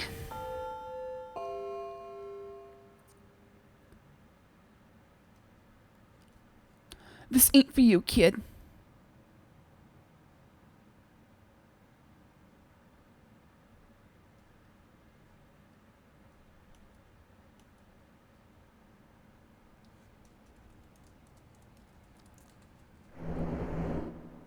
Oh, right. These are the two guys I was trying to follow. Couldn't find them.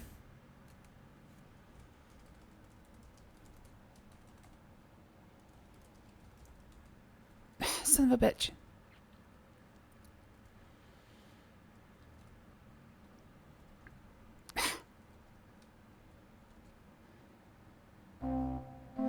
Who is this so-called director that Gloria is seeing now? Why are to punch his lights out for getting between me and my gal? Gloria was never your gal. Just because she went out with you a couple times, you thought you owned her. Well, I got news for you, buddy. My sister doesn't need to settle for the likes of you. As a matter of fact, you were nothing but a mere dalliance for her. Dalliance? Ha! Why, you're the one who can't make a commitment to anyone. You're just trying to sink Gloria down to your lousy level. You ain't good enough to kiss the ground she walks on. You're nothing but a low-class jerk. Hot crackers. Quit butting in between me and the Gloria. This is none of your business. I'll handle it the way I want, and I won't be asking your permission. I'm warning you, Jack. If I see you near my sister again, I'll cut you up into little pieces and feed them to the dog. Got it?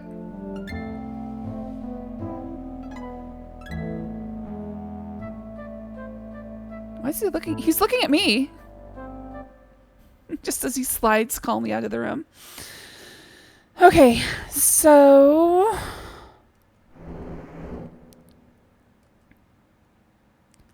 I guess my goal is going to be getting to the murder in the initial scene, which was the murder of the Colonel. Or at least halfway. So if I get to Act 5, I'm going to call it a night and finish tomorrow.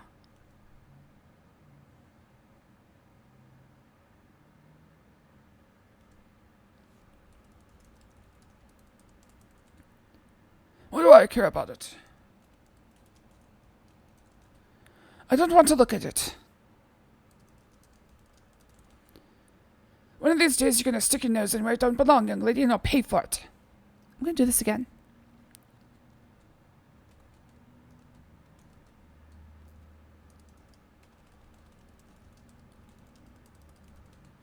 You ain't pulling the wool over my eyes, young lady.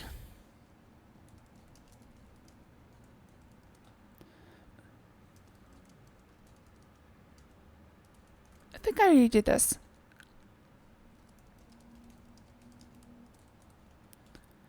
Those croutons are long gone. They're none of your business.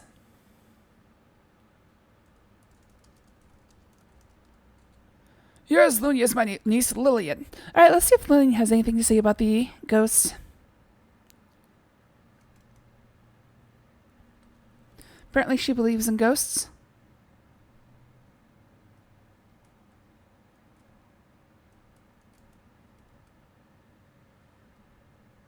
Last I saw, she was in the kitchen.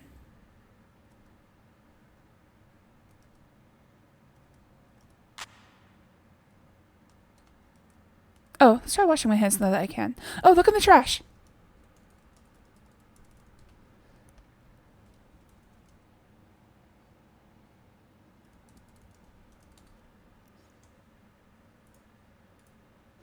I see a waste paper basket near the sink. Currently, it's empty.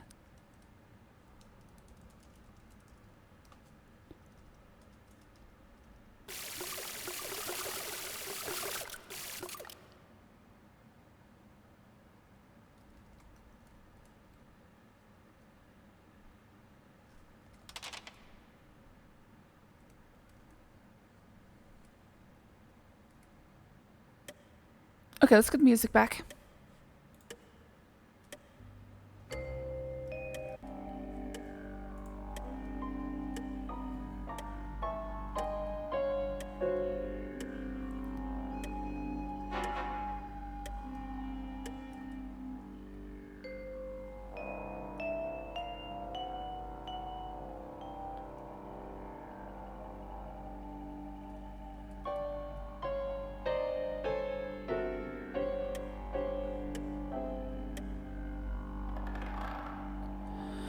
Okay, let's look at the chair. Let's see if there's any information here. Chair has been knocked askew. Don't worry about it. Jeez, look at it. There's still somebody passing by the windows.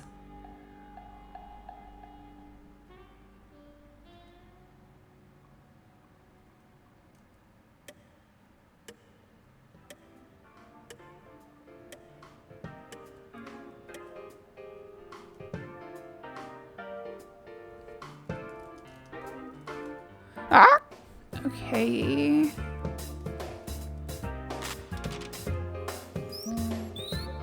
So I have to wonder where Lillian went because she doesn't seem to be in the house anymore.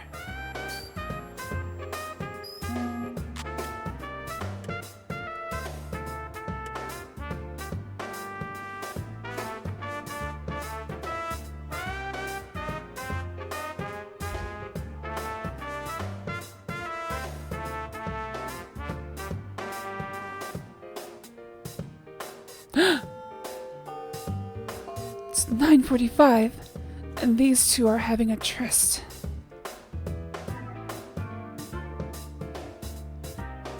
Stop it! Leave me alone! Get out of my room, now! Okay, you'll regret that, you little vixen. Hello there, Demon Flame. Thanks for joining. Always good to see you. I'm dead. Well, I hope you get back to being alive soon. Good to have you. How'd work go?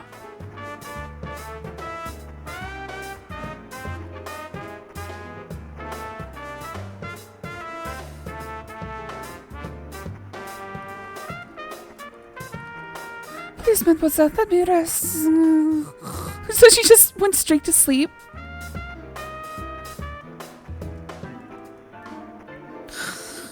Okay, see if there's something in her clothes.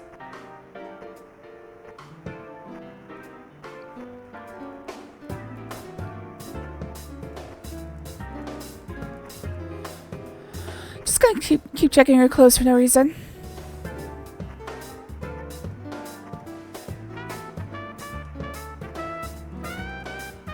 Looks like a fine cognac.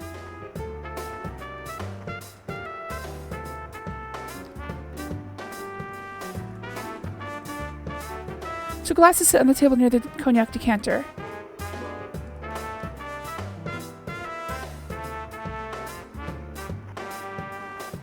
Oh, wait, the Victrola going. Hold on.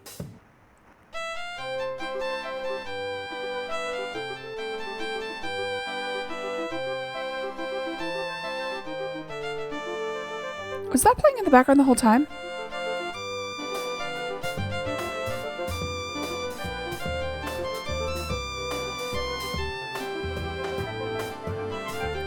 It's actually a pretty good mashup.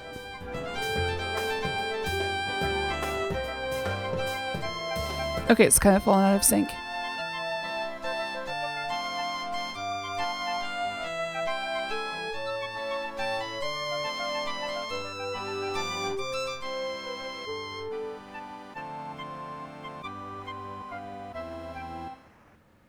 Just trying to figure out if I could recognize the song.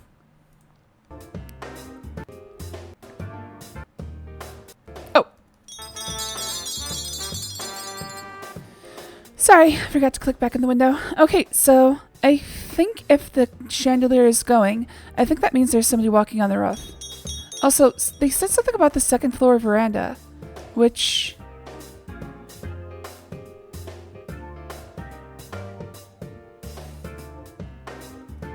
I haven't seen.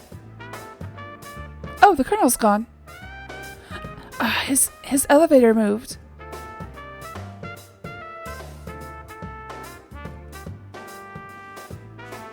Oh, the bag's gone.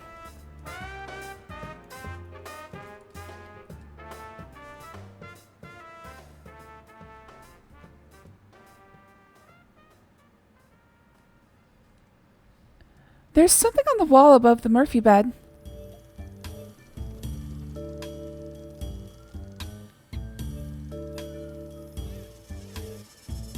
What is that?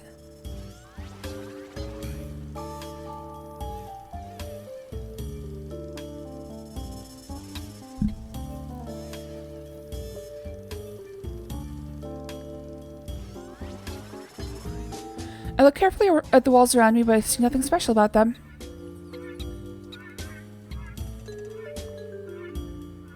Most of the wallpaper around here is cracked and faded. Maybe it's supposed to be a crack. Oh, it could be that. It could be that the wallpaper is separated. I guess.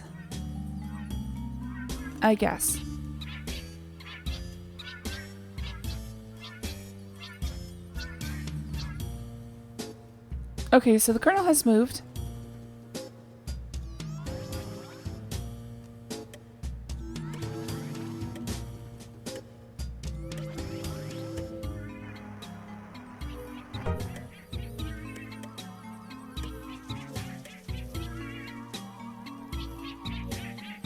Oh, he's not on this floor either.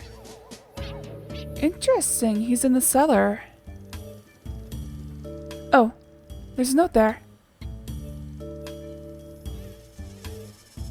I spy an open magazine on the library table. Why, this must be the magazine that Wilbur was reading. I read the name of the magazine. It's called The Racehorse Quarterly. Upon examining the open page, I see a picture of a beautiful thoroughbred named Sunny Boy. The name Sunny Boy has been circled in red.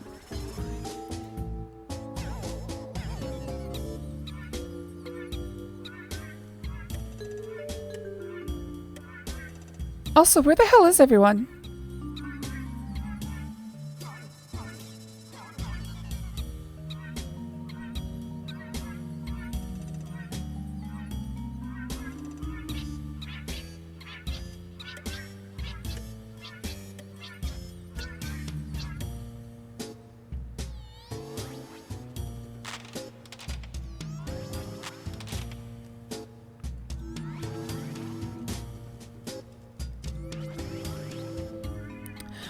The game does not understand Sunny. You don't get any response.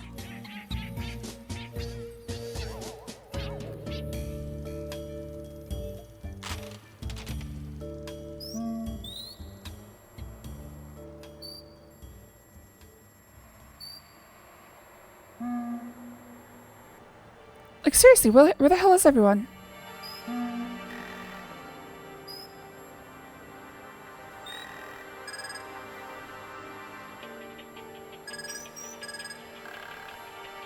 Okay, let's see if Celia went to bed.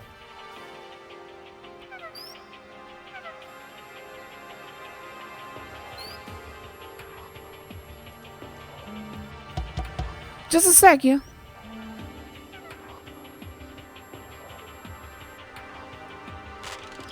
What you want, missy? I ain't got time for you right now, miss. Excuse me.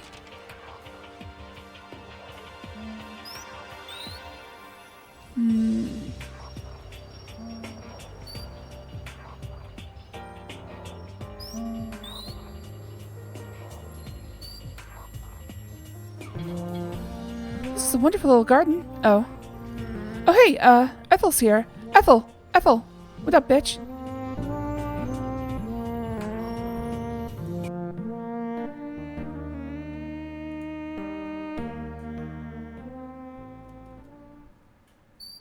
Wait, where'd she go?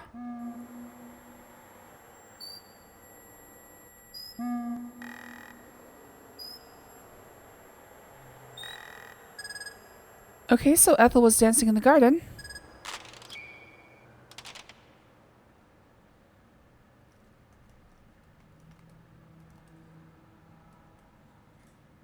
Oh, don't worry about it, demon.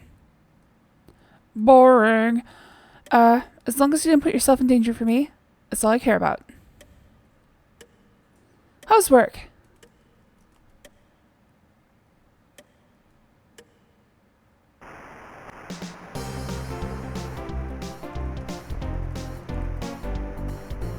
Also boring. I don't even know why Uncle Henri even included her in his will. Why, it's criminal. I've always felt that my cousin resented my beauty and talent. I've never felt truly comfortable around here.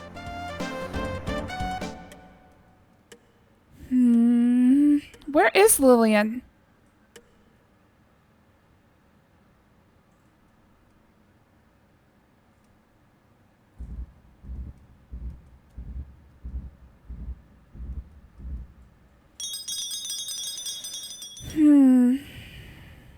The funny thing is, this game, the manual itself didn't call this game a... It didn't call it a game, it called it a play. So what I'm wondering is, do I even have an effect on the flow of events? It feels like I'm being shown these events. I don't think there might be much gameplay here. I think I might just be wandering from scene to scene. Now, the about function did say that you get out of it what you put in. So I think what we're doing is it's just like you don't get the full picture unless you see all of these little disparate events. So I think the game might not just be about solving... It's probably about solving the murder, but I probably need to see like specific events to actually be able to do that. And I think the main thrust of this game is going to be finding out what events are available when and what you can do about each of them. I think I'm approaching this wrong. It did say this isn't actually an adventure game. I think this is more like reading a book, where the murder plays out the same every time, but I have... The only interaction I have is whether I know who did it or not.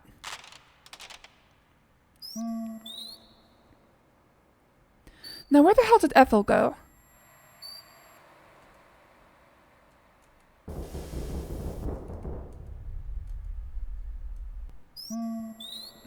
I still don't know why I turned on the fountain. I have no idea why I turned on the fountain.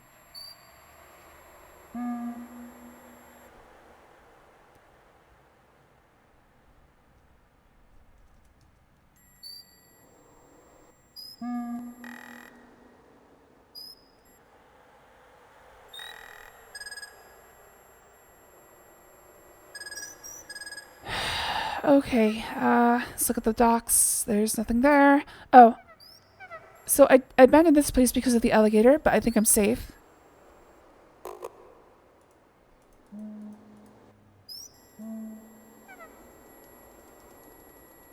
There's nothing you would want in these old crates.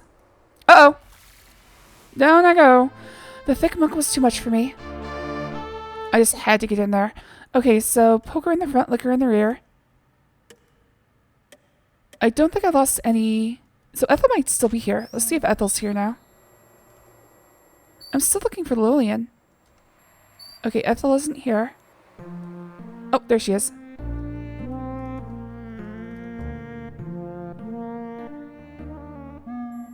Okay, as soon as I go this way, she's gone.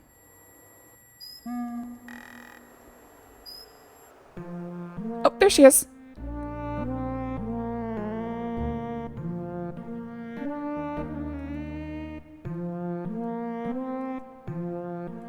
She's headed for the stables.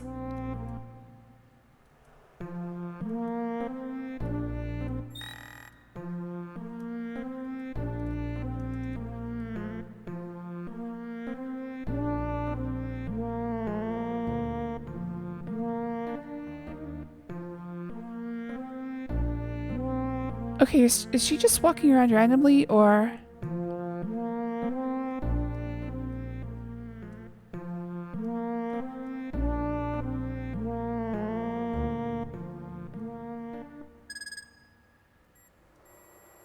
I've lost sight of her.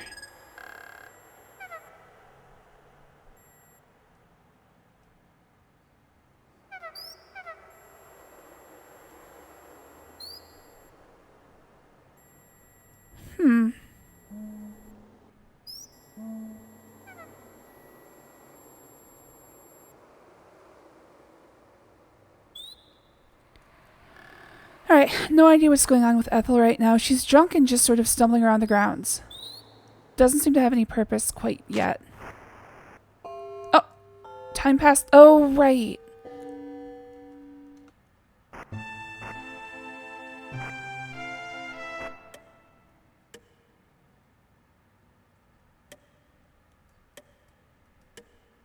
It's 9:15 again. So I think I also saw a scene up here that made it 9:30. Nope. I do not know anything about it. I do not want to look at it.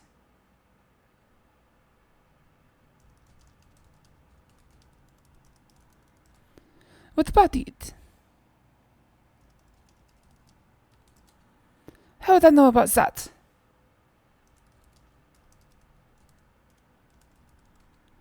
It does not look familiar to me. Ask Madame Brune about it. Okay, again, they tell me to ask Ethel. So is it Ethel's handkerchief? Did she kill Gertie? She did say she was going to talk to Gertie. Oh, maybe she did push Gertie out the window. And then proceed to get super drunk about it. Well, just killed my sister.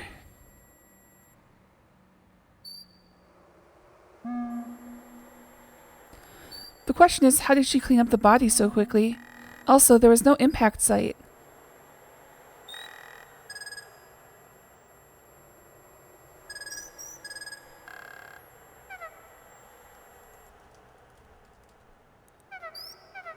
Yeah, the ground should be like... should have like a crater, like a Yamcha crater in it.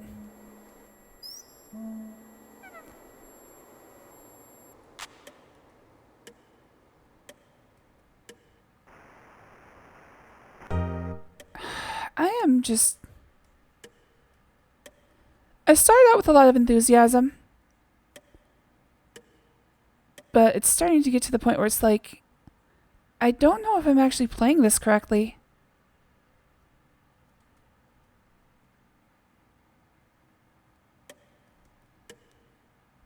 Because all I really can do is walk around until time advances.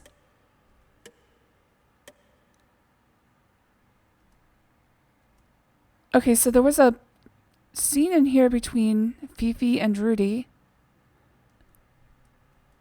That either... oh, okay, here... ah, yes, of course. This ain't for you, kid. Alright, let's look at that scene again.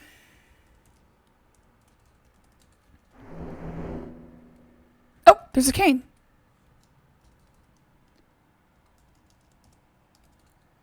An old cane lies on the floor. Okay. Okay, so who had a cane? Was it... I don't even know if the Colonel had a cane.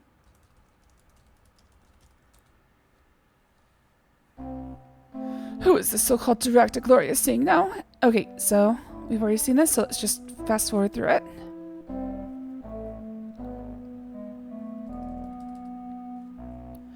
Stab, stab, stab, stab, stab, stab, stab, stab, stab.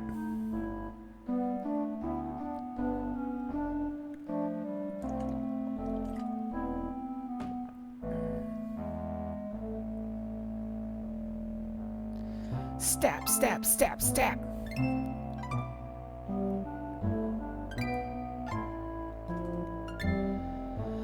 I should probably just press S.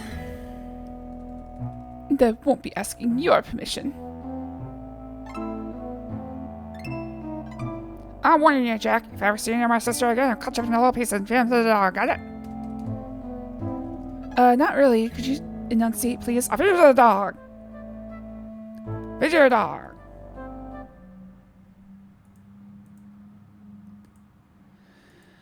Okay, time passed again.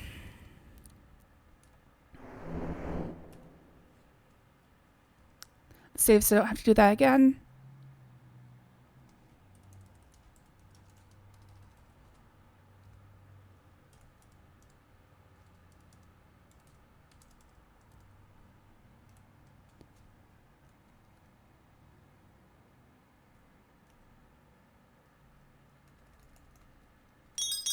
Okay, it sounds like, I think whenever that chandelier is going, that means somebody is on the roof.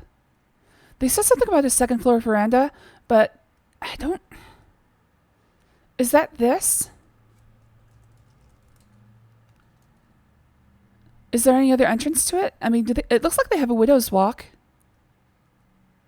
So maybe that's what they're talking about. But I can't see any way to get to it from the second floor. Oh, game might be European. They might have meant third floor.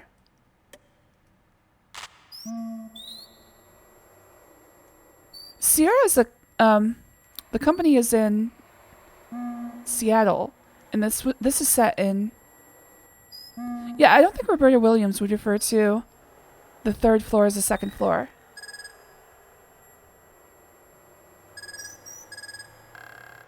It said this was written by Roberta Williams. She's the one who makes King's Quest, etc. Co-founder of Sierra with her husband Ken.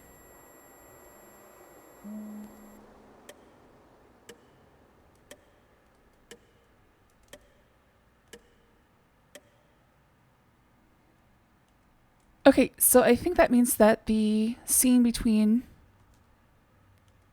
these two should be going on. Yes, there it is. 9:45. Get out of my room now! You got that, you little vixen. I'll fish you the dog. What was that? Fish you the dog!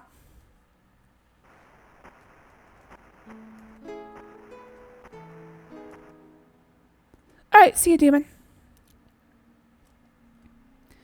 Okay, so Rudy is no longer trying to have his way with Fifi. Oh, okay, so I can't have any more saves. I'll keep starting out.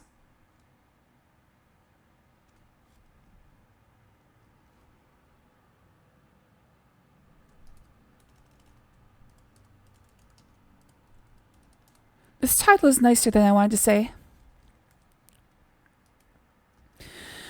Alright, so this is as far as I've been. Can I be your stud horse? Absolutely. Oh, Colonel's back. So I can track the Colonel's movements by seeing where the elevator is. He should be on this floor. Oh, can I use it? Oh, I can use it. It's odd to see a newfangled... Okay, I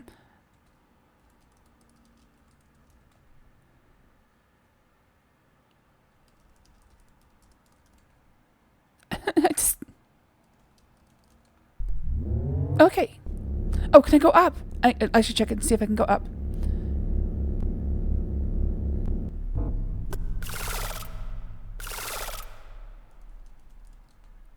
I firmly pull the handle, but the darn elevator won't move.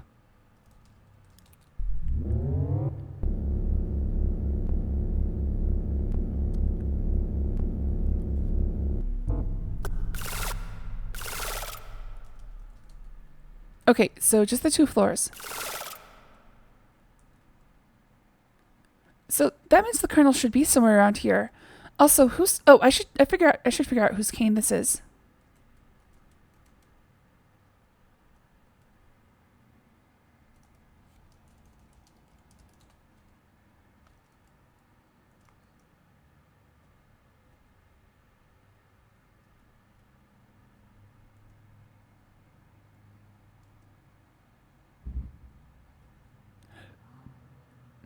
Alright, music's coming back.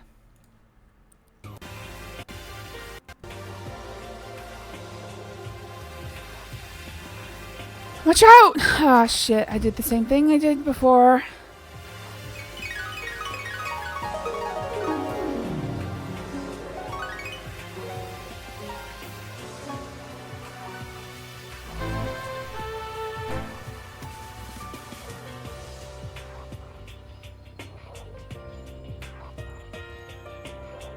I have a feeling one of these times I'm going to look in here and it's going to have a body in it.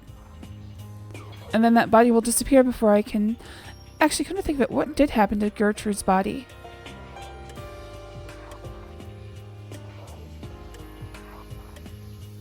Is this a phone?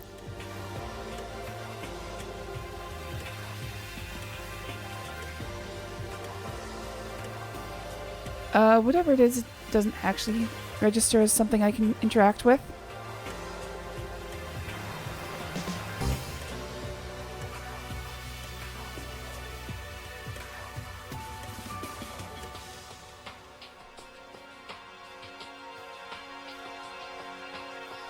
Where the fuck is everybody? Would they go to like a cult meeting or something?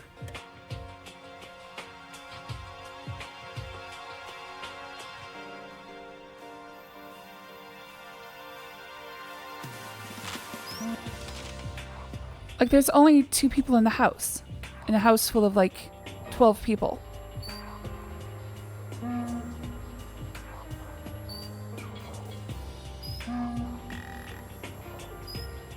Oh, let's see if I can get Beauregard to... So I gave Beauregard the soup's bone, which I'm starting to think might have been a big mistake. Like, he just ate it and now it's gone.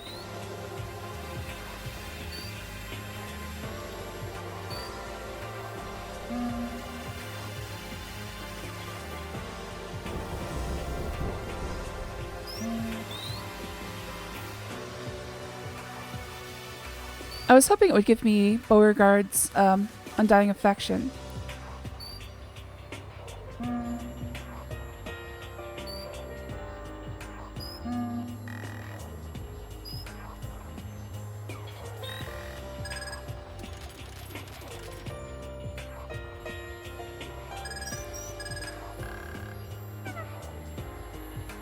Okay, so what do you want to do with the cane? I was trying to see if I could like prop the bucket up, because I think as soon as I move away the bucket falls. So I was thinking maybe I could use the cane to keep the bucket from falling.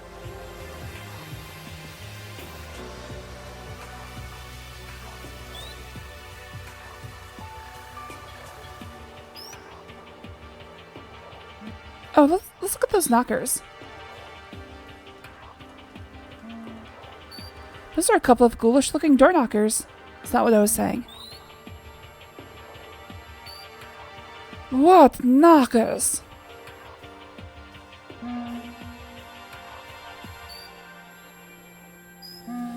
Okay. I'm still looking at that lamp behind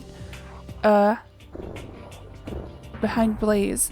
Oh, his name is Blaze. Maybe we have him start he might start a fire with that lamp. But I have to find a way to spook him.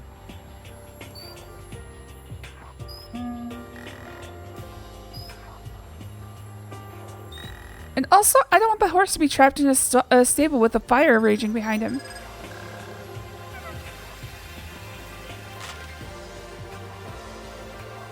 Okay, this is where I found the oil can. There's also some ores up there. Welcome back there. Human?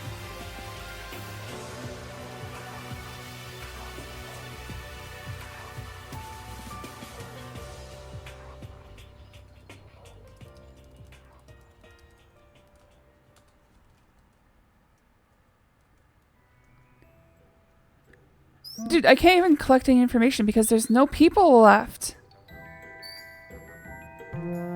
Oh, hey, Ethel. Oh, back to soon, Laura.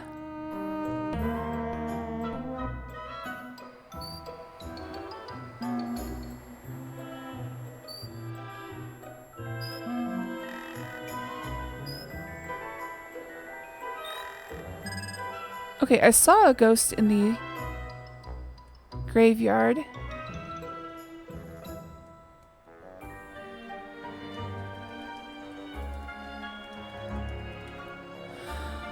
Okay, nothing new about Sarah Crouton.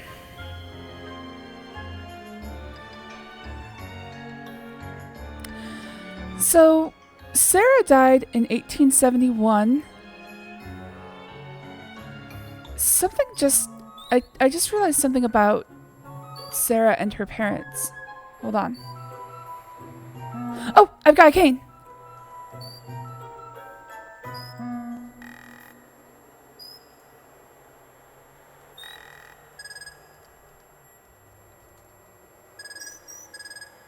What did they call this thing? Oh. Try another way to say that.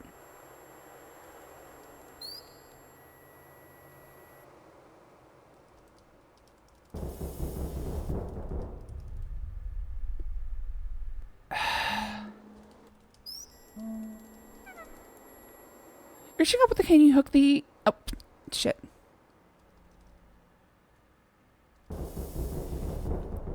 Reaching up with the cane, you hook onto it. Fucking.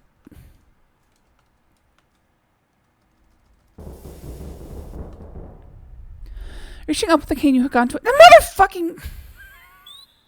I swear I'm slowing this down. Alright, I've pressed minus as many times as I'm going to. Wait, what's going on? Uh-oh. Wait, what's wrong? Oh. Oh, the game's just running really slow.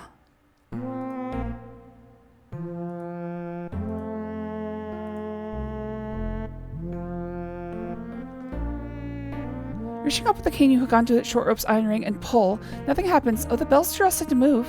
How the hell did they think I was supposed to read that? Fast enough? I seem to have broken the game.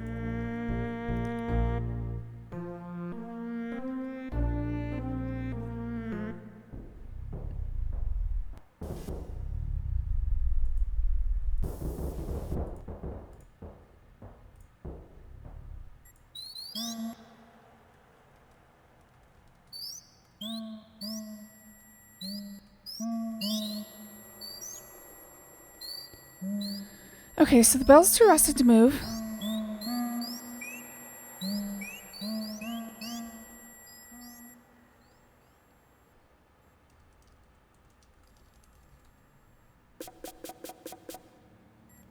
Oiling the rusted bell may have loosened it.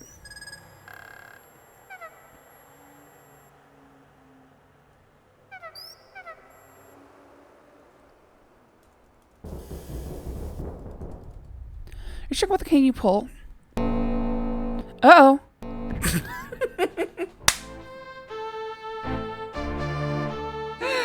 Now you're a real Southern belle.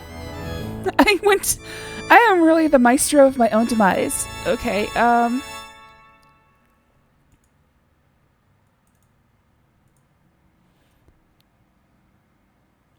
so the question is there a way I can pull that bell safely?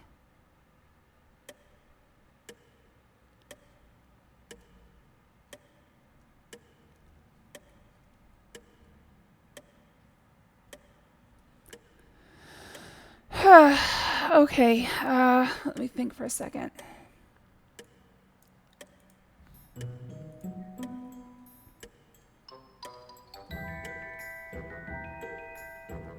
What song is this? This sounds familiar.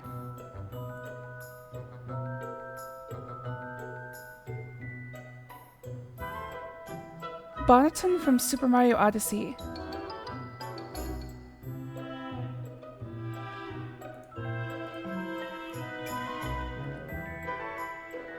Oh, is that the first place in Super Mario Odyssey? The place with, oh yeah, all the hats. Bonneton, of course. What was, oh, yeah, we already checked the, okay, so I have to ask people about Sunny Day as well. It's Sunny Day, right? Sunny Boy. I have to ask people about Sunny Boy.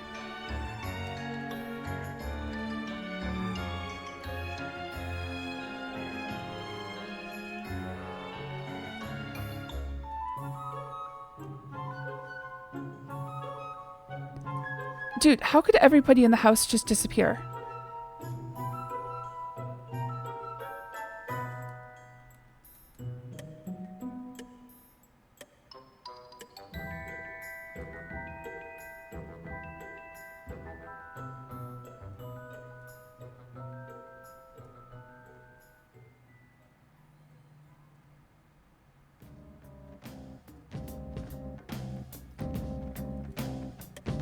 So they said there's 8 chapters, and I'm in chapter 3? Very close to the end of chapter 3.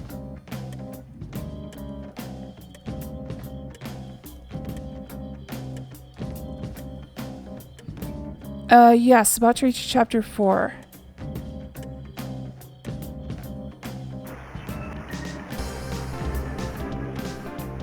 Let's turn off the music on my end. Oops.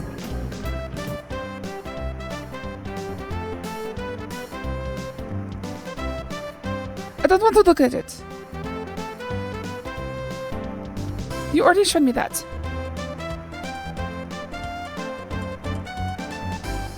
Well, it's not mine.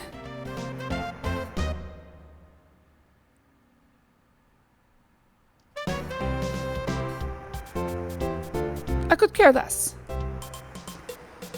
Oh, let's ask about Sunny Boy. She's the only one in the house.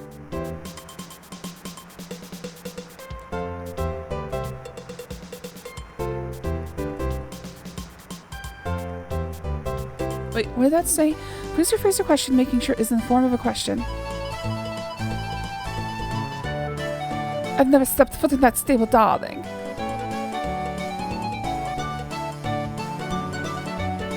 What about it? I don't know anything about that. What can I do here?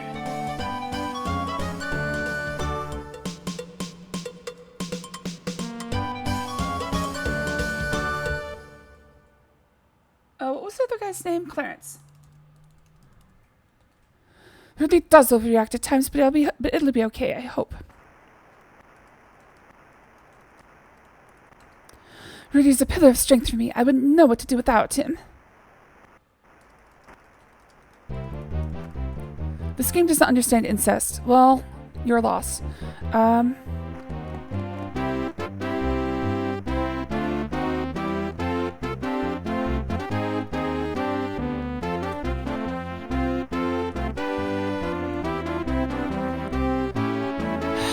Fucking hell.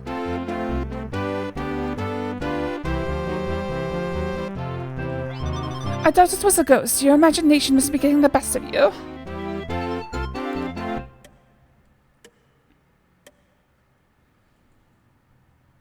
Oh, let's see if she can talk about Sarah. I think I've already asked her about Sarah. Is she an actress, darling?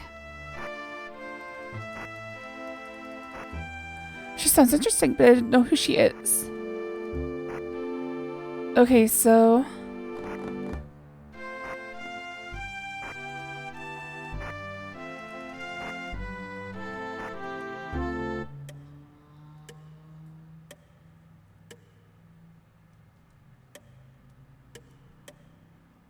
Ethel is still stumbling around the garden.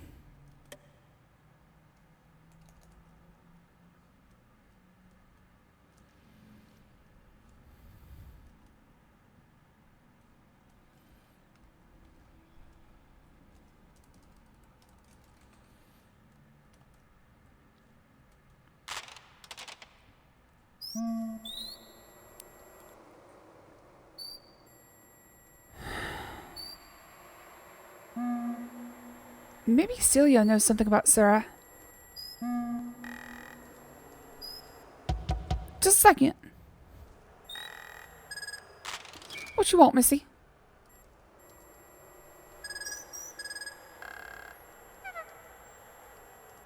Oh, maybe I should tell her about the ghost. I ain't got time for you right now, Missy. Excuse me. Just a second. What you want, Missy?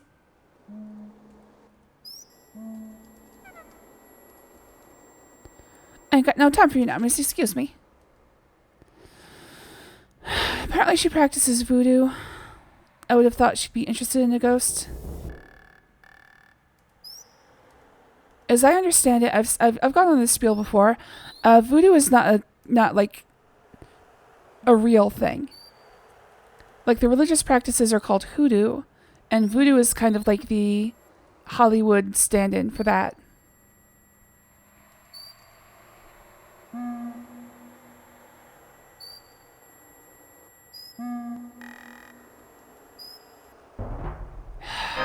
Oh no! What's happened to Wilbur? Someone must have hit him over the head and killed him. Nervously, you look behind you, but there's no one there.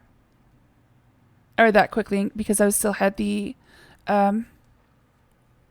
game speed turned all the way up. What's happened to Wilbur? Someone must have hit him over the head and killed him. Nervously, I look behind me, but there's nobody there. Dude, I was just in here. What changed?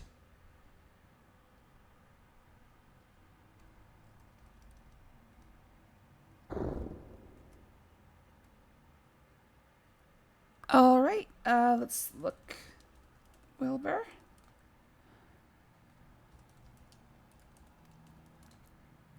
It appears as if Wilbur was fatally hit on the head with a blunt instrument. Let's loot Wilbur. He's got to have something good, like a legendary helm. Damn.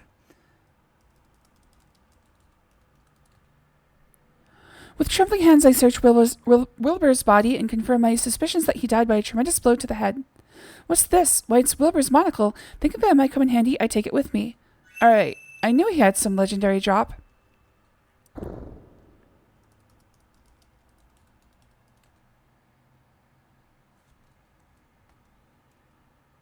Did you do this, Blaze? I've got my eye on you. Alright, so I got a monocle. Don't know what I can do with that. I can try to get... Is there anything I can do to, like, stand to the side here?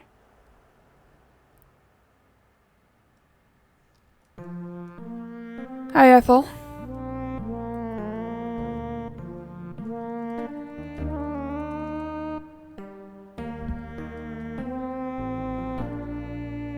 The bell has been oiled.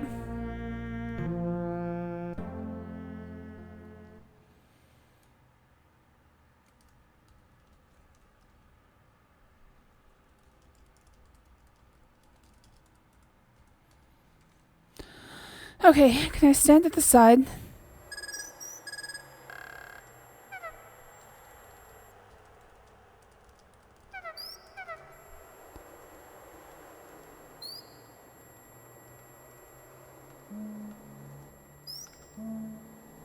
Alright. Looks like the answer is no. So I guess the question is, maybe I can make somebody hurt themselves with the bell. Like, it kind of seems like maybe this is going to end like a Nancy Drew game where I'm in active danger from the murderer. And maybe I can, like, use the bell to take him out.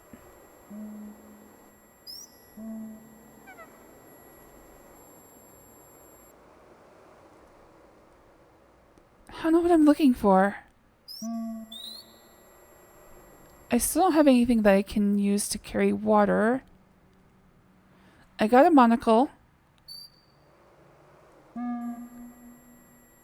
See if I can find somebody to tell about Wilbur.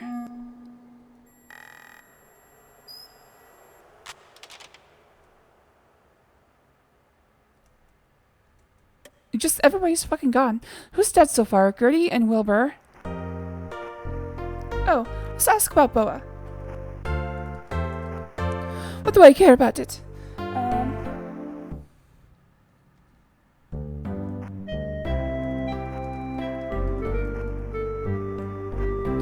Even if it were true, darling, what would I care?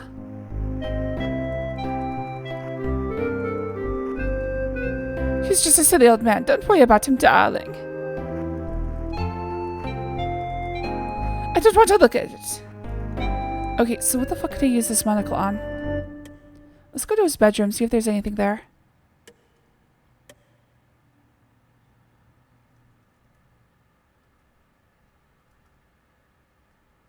Oh, wait, is that the Colonel in bed?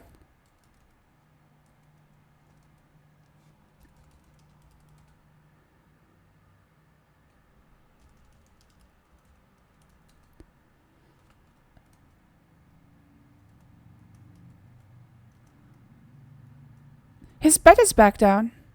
I didn't leave it there. Don't see anything to use the monocle on. The Murphy bed has been pulled down for Dr. Fields to sleep on.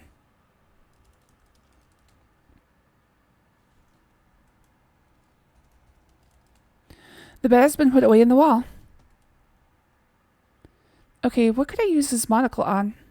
Why did Laura steal from him?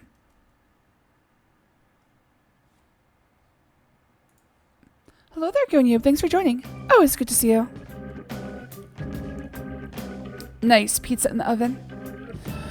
Sounds delicious. What is this cat? This cat is very suspicious.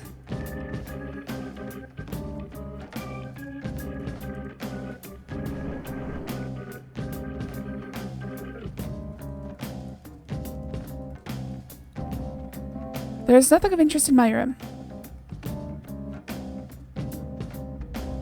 Don't see anything, but I hear what sounds like someone snoring.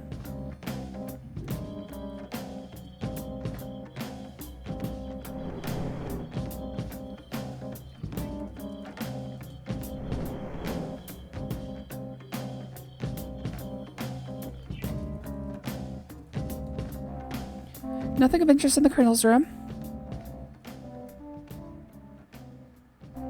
Nothing of interest in Gertie and Gloria's room.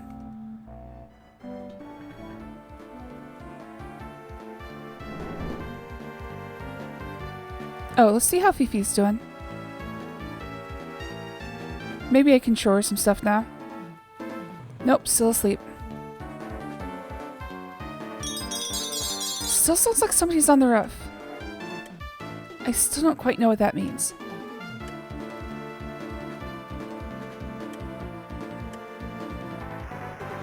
Like, right now, Gloria is the only person I can interact with.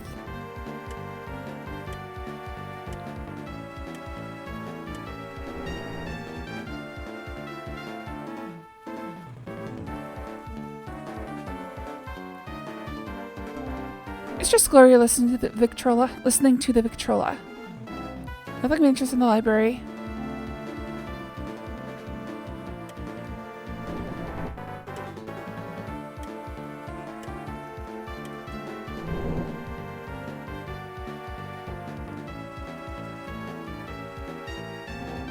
Nothing of interest in the dining room. Nothing of interest in the parlor.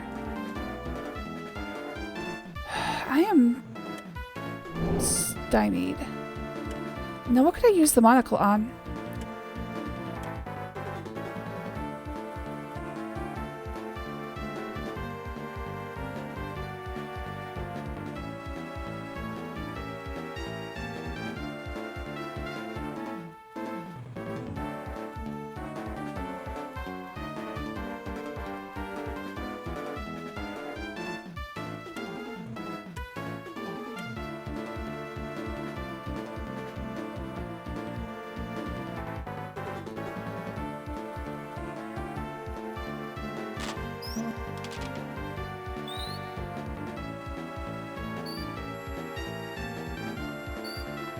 Still here, Wilbur?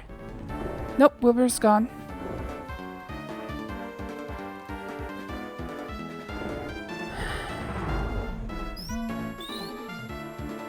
Okay, so after I leave a place, the body gets cleaned up immediately.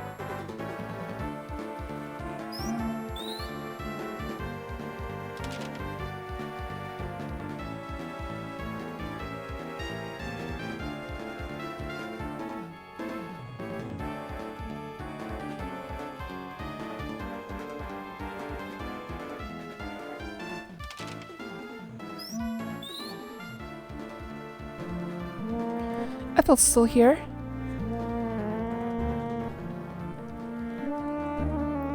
Ethel doesn't care about it.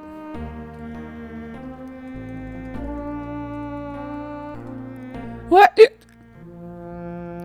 Okay, so can I follow you?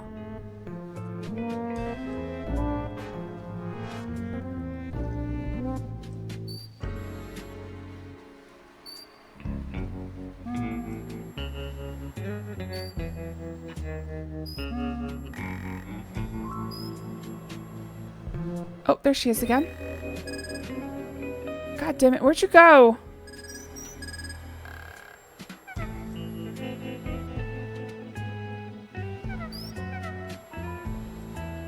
I'm at a loss here. I think it might be time for me to start actually...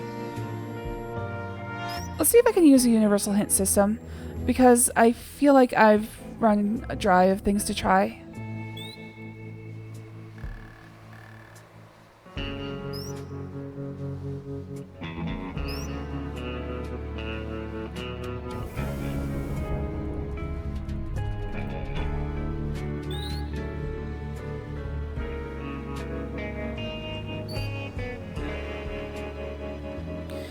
Alright. It's time for me to put a limit on myself. I'm going to open up a universal hint system, I think. I hope one exists.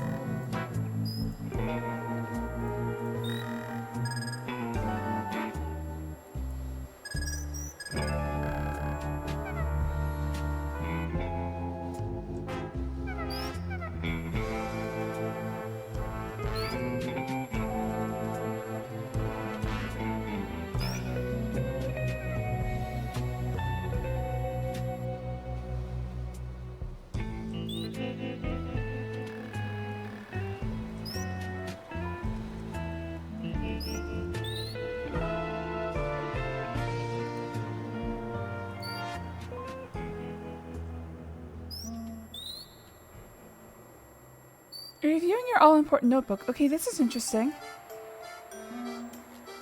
What does this mean? Who did you befriend? Where did you get food items? From whom did you take useful items? Whom did you find murdered? What the fuck? It doesn't seem like it's that hard.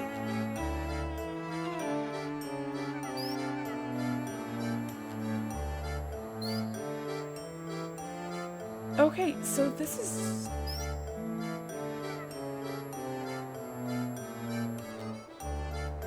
Okay, so right now I'm at, what, 9:45?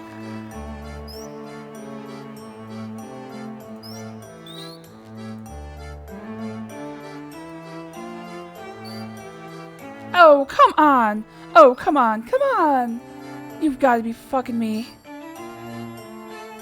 Why is the monocle used for the handkerchief and cane?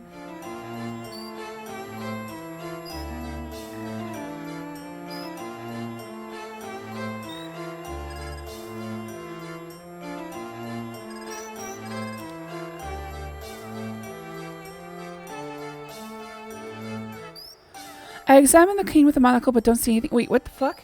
Use monocle to look closely at the poker and... Oh, not the cane.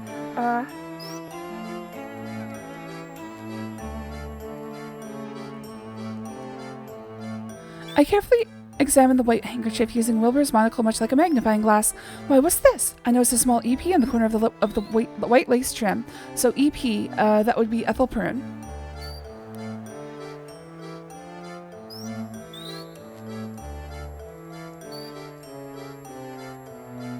I examine the entire fireplace poker with the monocle. Oh, there are traces of blood on it. Okay, I needed that. I was never gonna come up with that. The game did actually beat me, so I have lost the game. But we continue.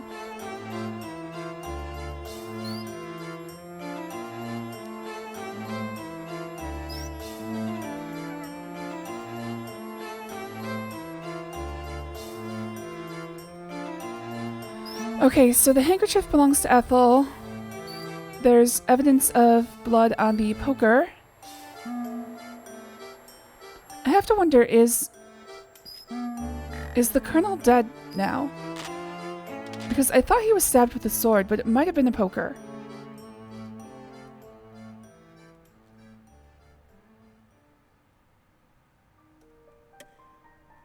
Alright, the next question is... What does that get me? Let's see if I can ask Ethel about the handkerchief now. If I can find her.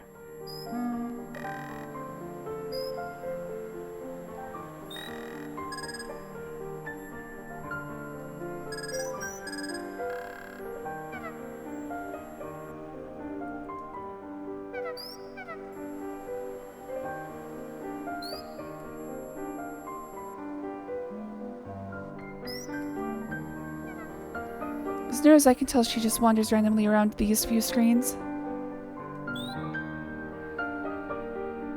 I've seen her as far as the backyard.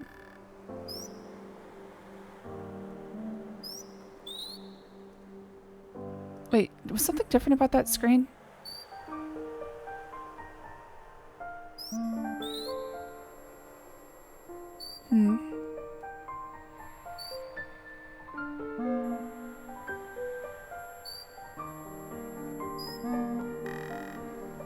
The hell is Ethel?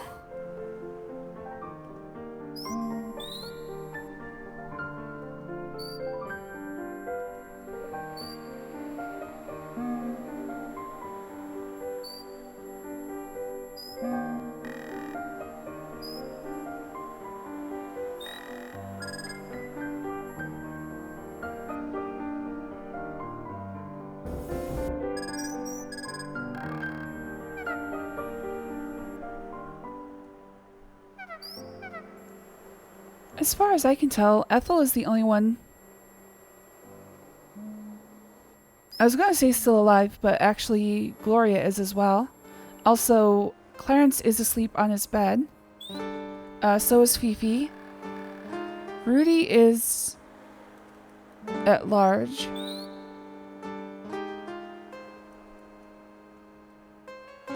Alright, I might need to pull up the next hint. Because I've literally been to every room. And nothing has happened.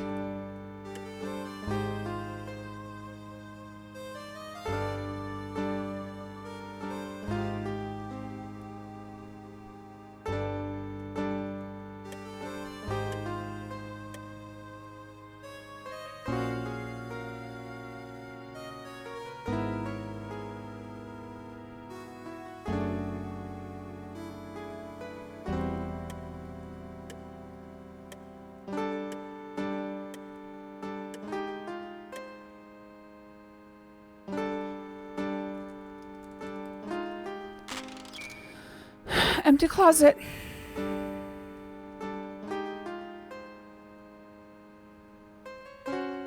Okay, she's still alive.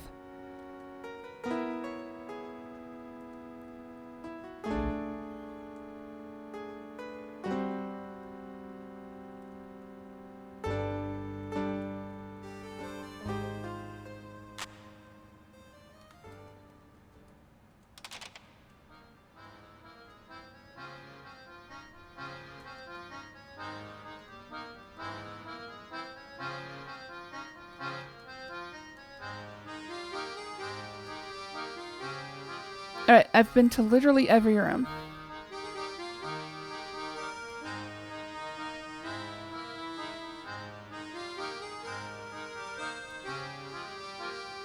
Alright, I'm gonna get another hint.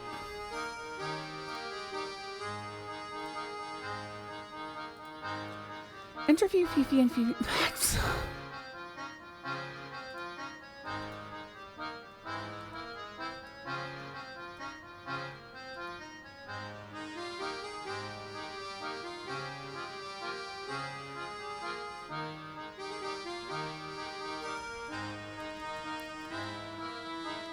Fifi's right there.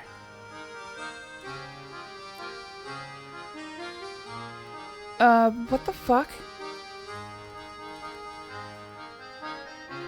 It's Fifi, isn't it? Fifi looks tired. She's resting in her bed.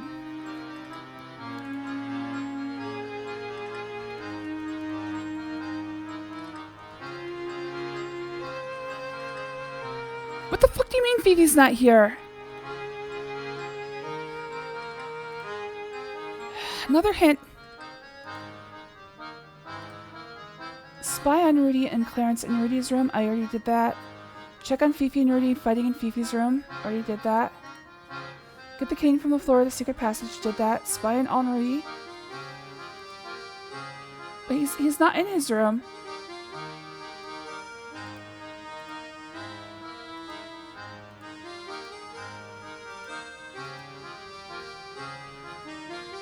It's possible I missed my chance to actually spy on him, so I guess this means that this is in fact Henri's cane.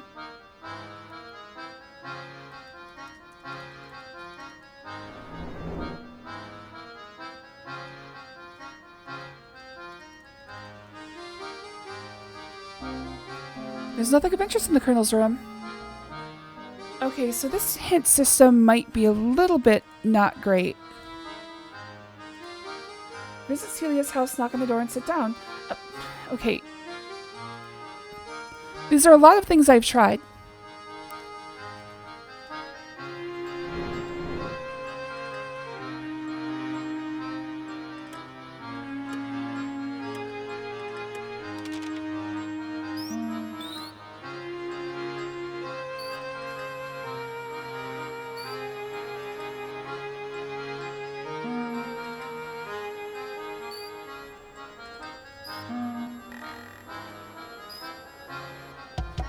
Just a second.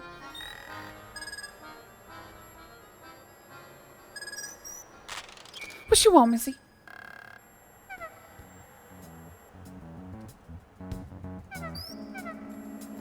I don't feel like sitting around. Okay, visit Celia's house, knock on door, and sit down.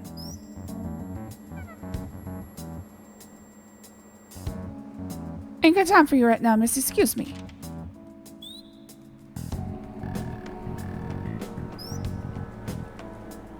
I don't feel like sitting around. Okay. I have a feeling that this guide might not actually be very helpful, or hint system might not be very helpful. Interview Celia. She asks, she knows a lot. Remember to take a carrot from Celia too.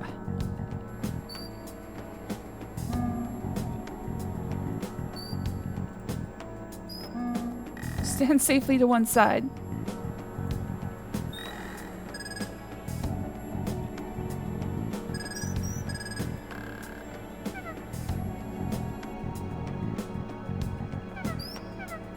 Alright, I don't know. Oh, no, I want you to close these hints.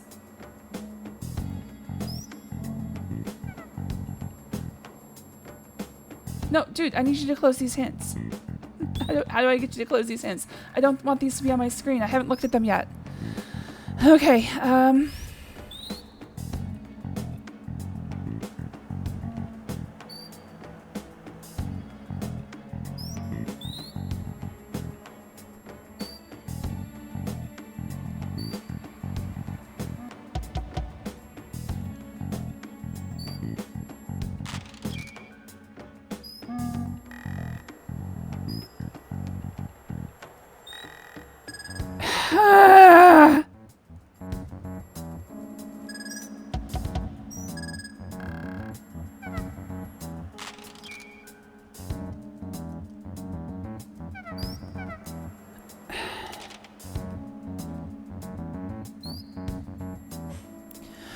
I'm wondering if I soft-locked myself.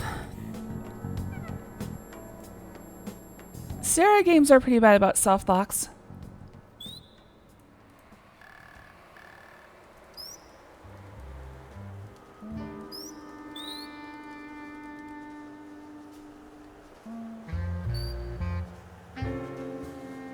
I've got walkthroughs, but I don't see anybody just asking about like what soft locks exist in here.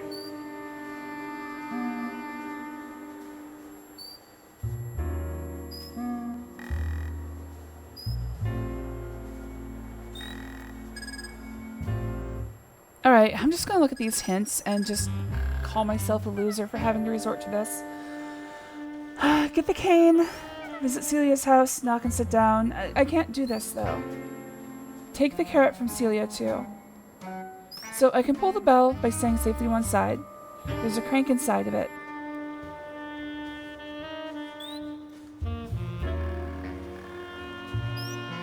I think this is the big one.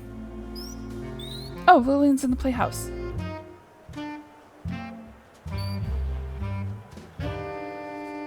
I think this is the big one. Use the key from Henri's canyon tried to the attic.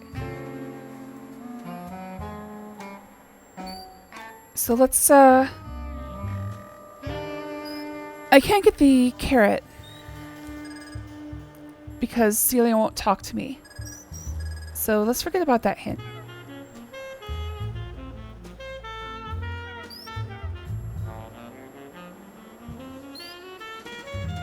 Alright, so if I stand to the side.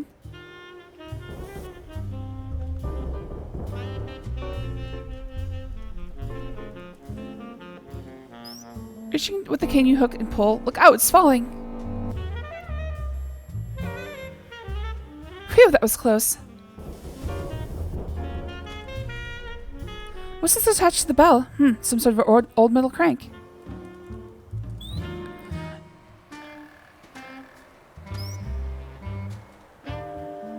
Okay, thinking it might be useful, you remove the crank from the bell and take it with you.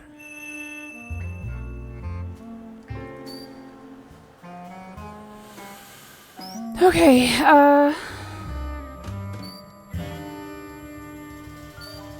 so let's see if Gloria's or Lillian is in the playhouse.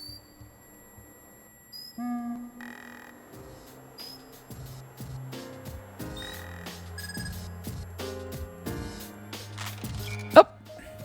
Okay, well, I was dude, there's no fucking way I would have known that was open now. I'm inside the leaky old playhouse. Act 4. Holy crap. Okay, at least I made it. And then he said,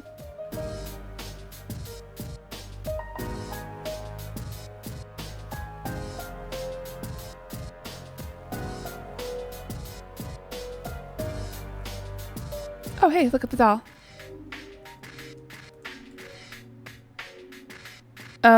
Did that not actually...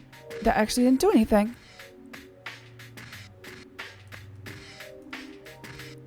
Huh? What are you doing here, Laura? So she stuck the key in the lock and... Wait, who said that? I'm kind of busy right now. I have to finish the story. This is a bit odd. My friend seems to be reading a book to those old dolls. I glance at the book in Lillian's hand and see it's an old fairy tale entitled Bluebeard.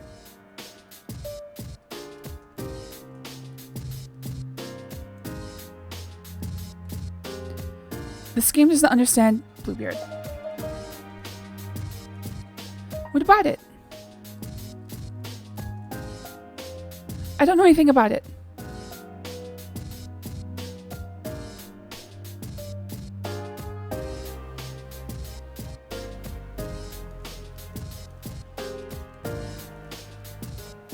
It would appear that Lillian is more interested in reading a book to some old dolls than talking to you. It would probably be best to leave her alone right now. What is this on the back? I look carefully at the walls but see nothing special. A picture is a picture, you see nothing of interest. Who the heck is that supposed to be?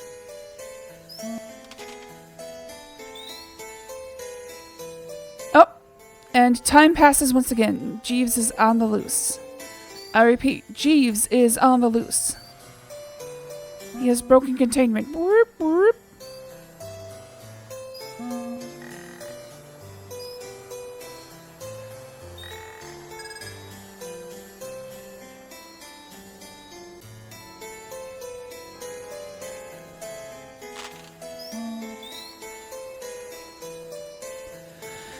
I guess the point is, I have to be checking all of these doors all of the freaking time. Even if they were locked before, they might be unlocked now. I'm not frustrated with the game. I am frustrated with myself for, I guess, just assuming that door would like, every time I see a locked door, I think I'm going to be the one to have to open it.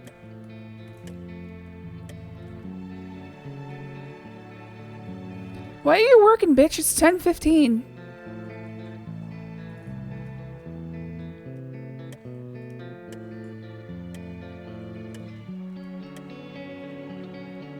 Things look suspicious here. I can see pieces of a broken record on the floor by the controller and a small pile of pink feathers near it.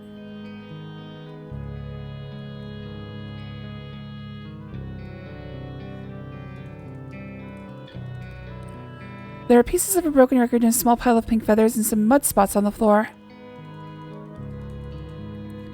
A broken record lies on the floor. As I bend down to retrieve the largest piece of the broken record, I notice some spots of mud on the rug. The muddy spots look like a partial footprint. Can I take... there's no reason for you to carry on mud.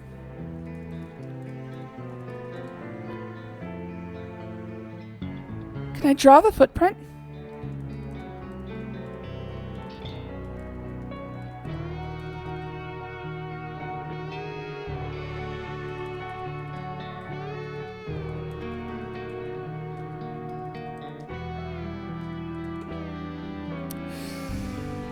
Okay, fine. The small pile of pink feathers looks terribly suspicious. Could they have come from Gloria's feather boa?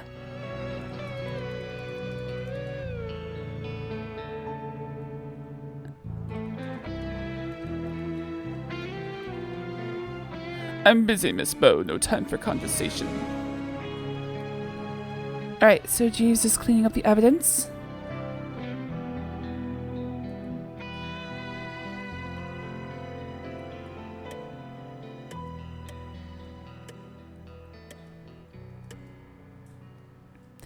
I have a feeling I'm not doing very well. Like, I'm not learning. Oh, he's cleaning up the feathers there as well. Oh, what was below the table? Oh, I think he's just cleaning random spots. 10:30. Alright, I'm hoping we get to 11 soon because I want to... What an interesting collection of weapons Uncle Henri has. I wonder... Oh, Laura, you startled me.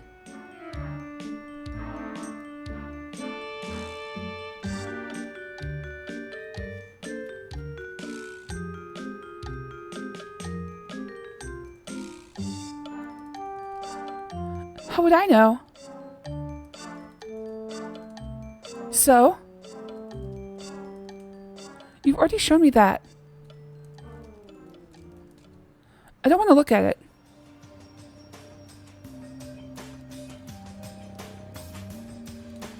I've already told you, Laura, there's nothing there.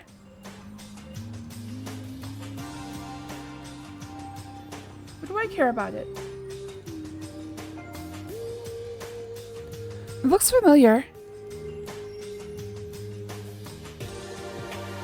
It's probably just one of my mother's hankies. Thanks, but I don't need one right now. Okay, I know I said I wasn't getting frustrated with this game, but I think I'm getting frustrated with this game.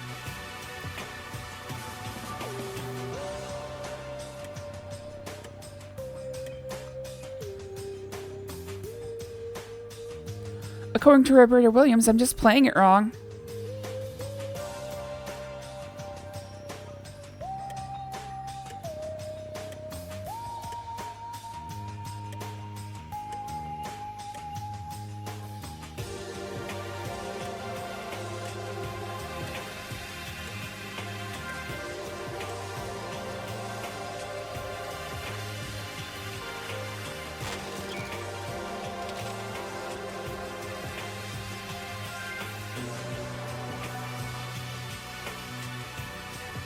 So, my idea of fun is not checking if doors are open over and over and over again all throughout the entire night.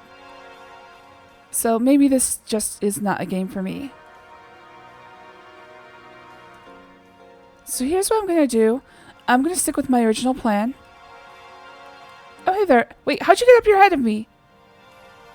Dude, I can see right up there. Well, there you are again, Laura. You're not following me, are you?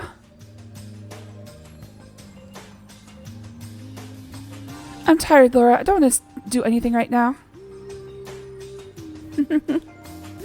So I think what I'll do is I'll stick with my original plan. I will... Okay, they said something about taking a bear. I still don't see any goddamn bear.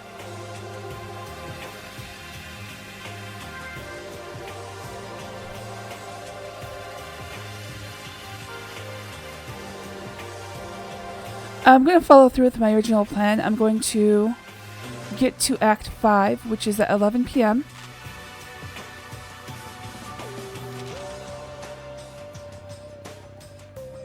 And I'm going to call it a night. Oh, hey, the Colonel's back.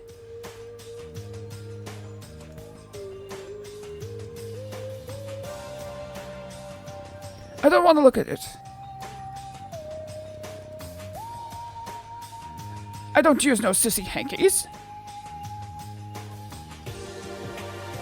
I don't want to look at it. What about it?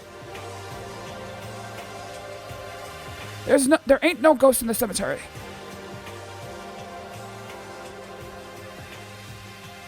I don't want to hear any more talk about ghosts.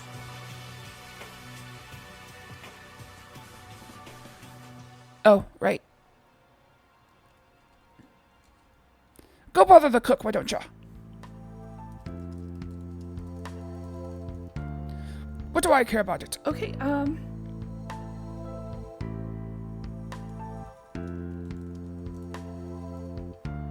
What are you trying to do? Get everyone upset around here?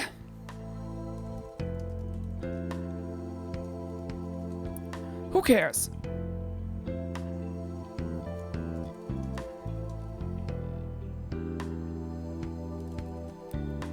Are you spying on my maid? Yes, I am. Oh no, I wouldn't do anything like that.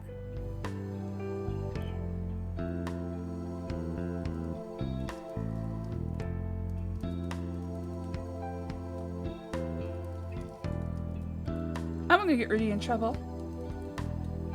My nephew is more trouble than he's worth.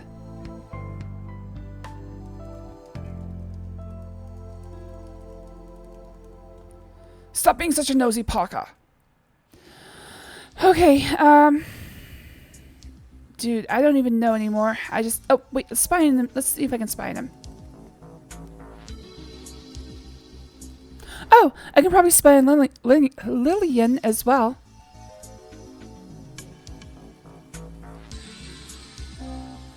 I see the Colonel sitting in his room. And that's it.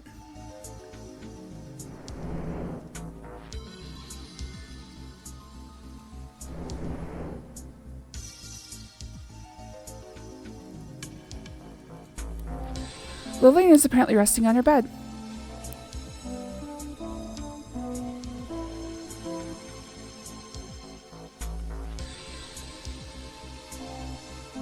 There's nothing of interest in Rudy and Clarence's room.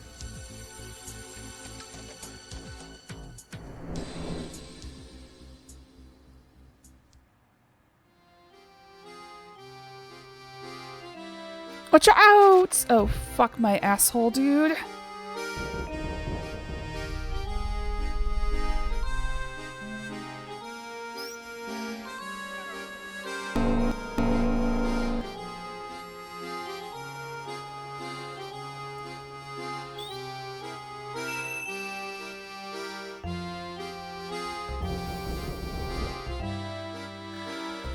Okay, so what else did I do? I went to Lillian. Oh, there's Ethel again. So I went to Lillian in the dollhouse.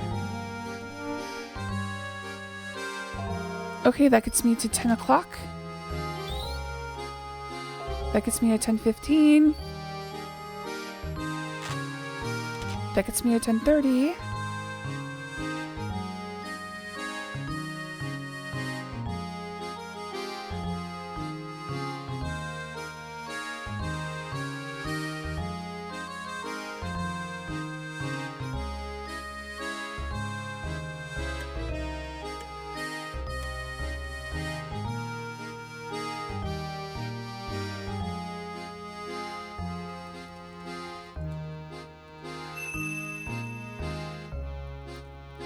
So it looks like a partial footprint, but why can't I do anything with it? Like, I can't take a sketch of it, I can't take a picture. Picture would probably be out of the question in 1920s.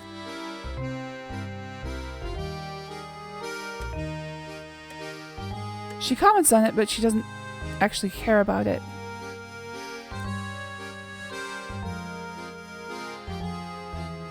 Alright, because I've been going for so long already, I'm going to go ahead and... How long have I been doing this? 5 hours? I'm going to go ahead and I'm just going to get the hint system. And I'm going to look through all the way to... Discover Gloria's body in the gazebo. Hey, I probably should have started with that one.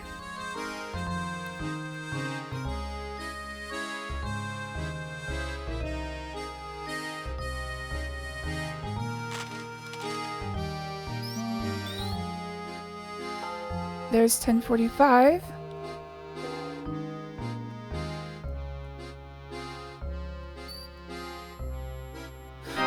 What's this? Gloria is lying very still upon the gazebo floor. On closer inspection, it's clear that someone has strangled Gloria with her own feather boa.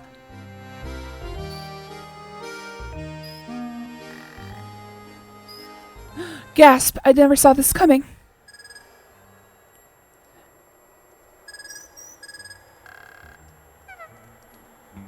Nervously, I examined Gloria's body and confirmed that she was indeed viciously strangled with her feather boa. The boa is too tightly knotted around Gloria's neck.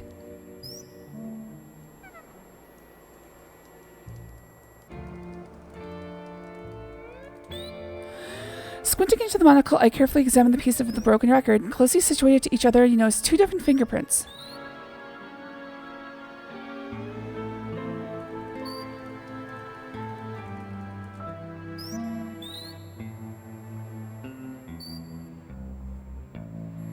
Alright, next hint.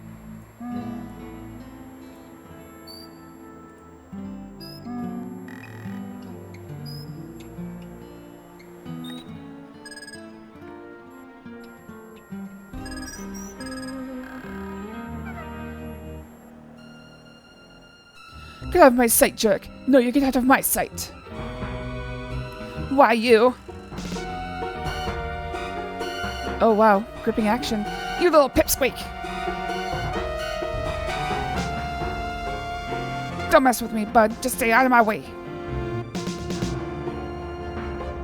You ain't heard the last of me, Rudy. I'll get you for this.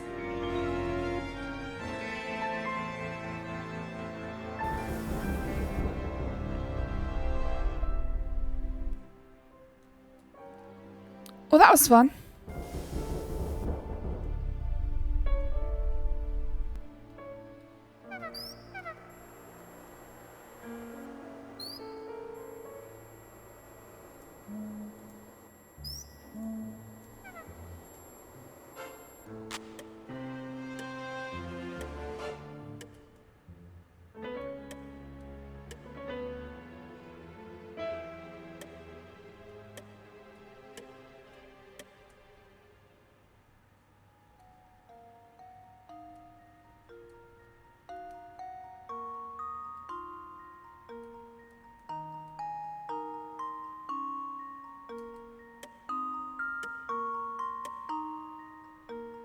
Oh, no! I can't believe he would cheat. Oh, dude, I wish I'd been spying on them.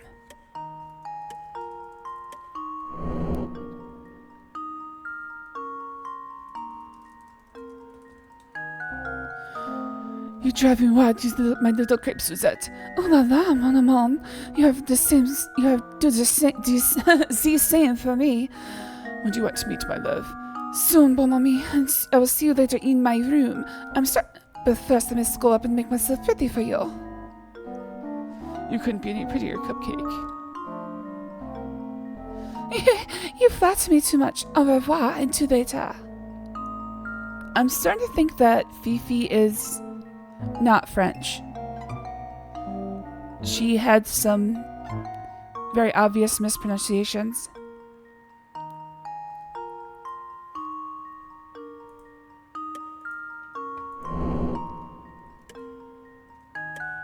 Oops.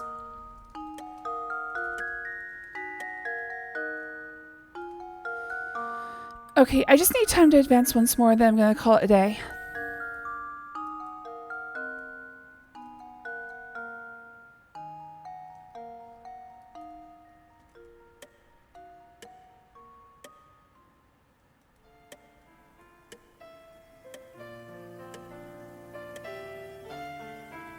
Hello there, Exter. Thanks for joining. Always good to see you. Don't get any response about crackers. I don't think I have... So the hint system said Polly wanted a cracker, and I don't have a cracker.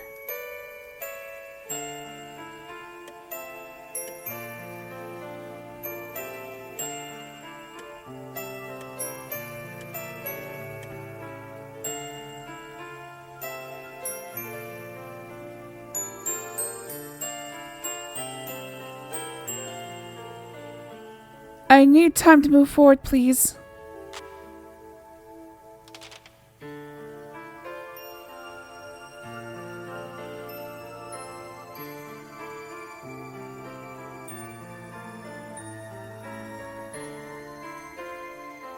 Well, there you are again, Laura. You're not following me, are you?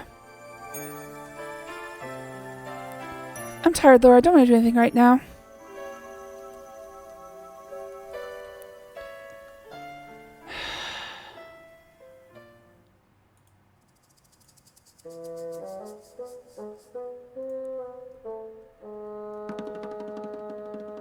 My Baldur's Gate rogue is a complete psycho.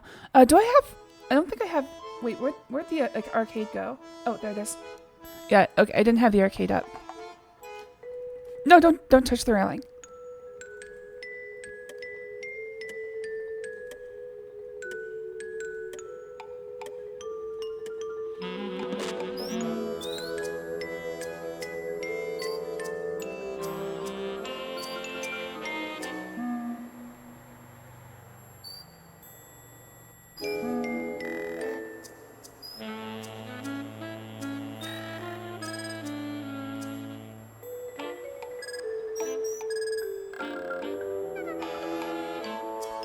an objective right now. I don't know what I'm supposed to be doing.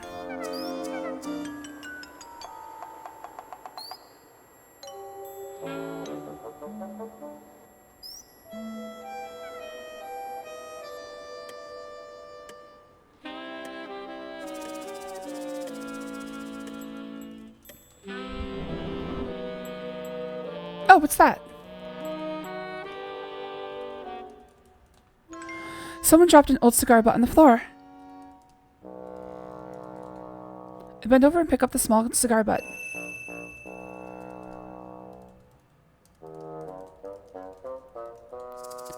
I examine it with the monocle, but I don't see anything interesting. Wait.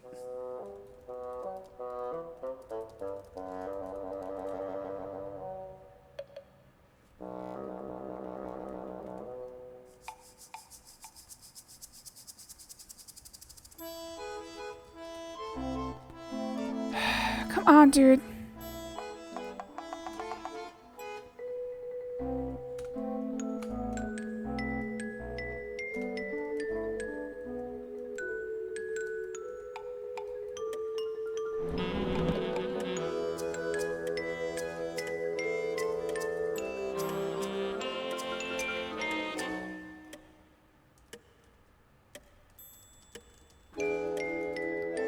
I examine it with the monocle, but I don't see anything interesting.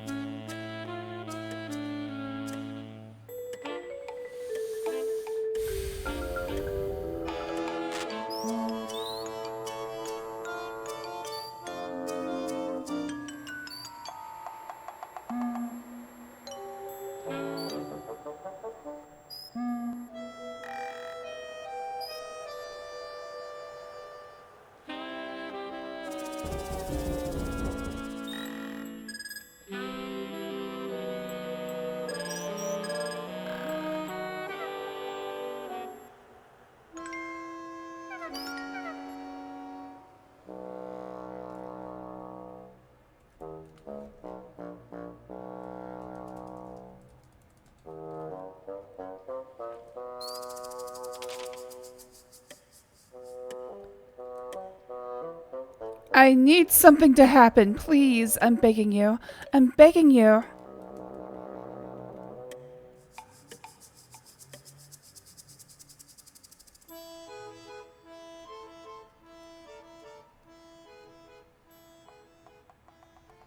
It really feels like I got soft locked. What else can I look at in my inventory? Broken record. I found some fingerprints.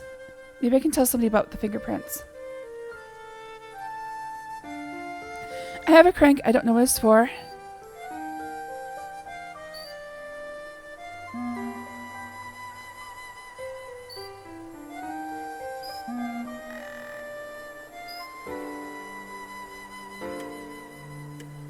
I think the game itself is just poorly structured. I don't know. It's an interesting experiment. Oh, Fifi did say she'd be in her room. She's not in her room.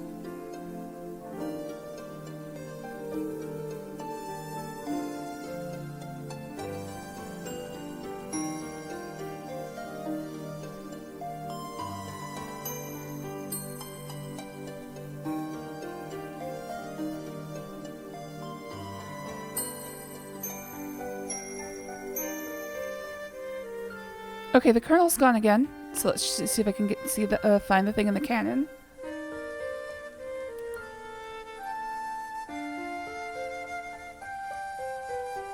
I see a tarnished brass key hidden inside the barrel of the cannon. I remove the key from the barrel of the cannon and take it with me. Oh, elevator's not here.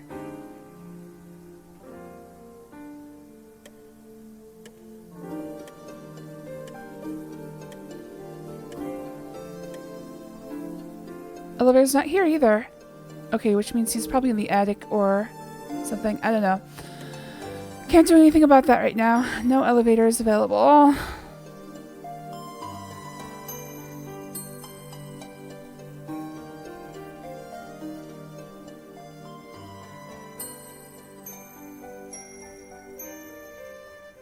I'm kind of thinking I got soft locked. I don't know. It feels like this game I think might be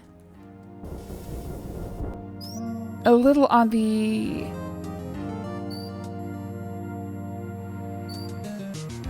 fragile side as far as actions go.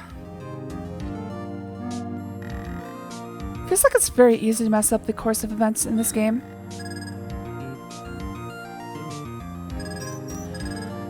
So here's what I'm thinking.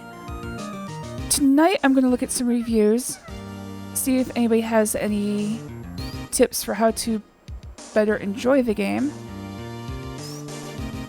Because as it is, I'm probably just going to use a guide. I think at this point the game has just beaten me. And it's not that it's bad, it's just that it's a structure that I'm not... I don't know if any games have this structure. Okay, Ghost is back, and she's pointing.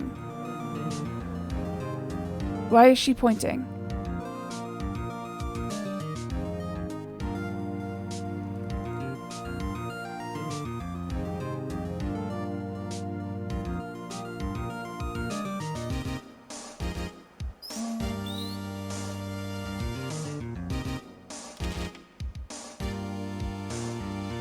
Ace Attorney music. Yeah, this is a pretty good playlist. I'm gonna have to put together a bunch of music, mystery music playlists. If nothing else, they'll help with her Wells and Nancy Drew games.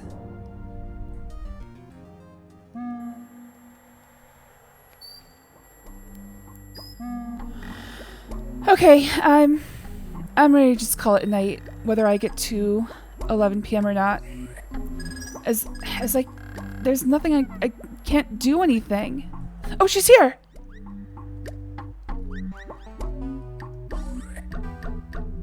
Couldn't sleep? I told before I had nothing to say.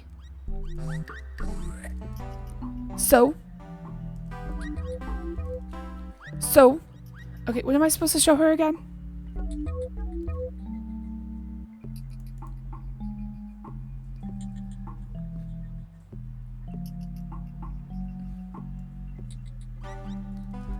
It says ask about Rudy. Don't know nothing about him. Monocle, oil can, cigar butt. Land of Goshen, Missy. Why would I want to be why would I want that smelly old thing?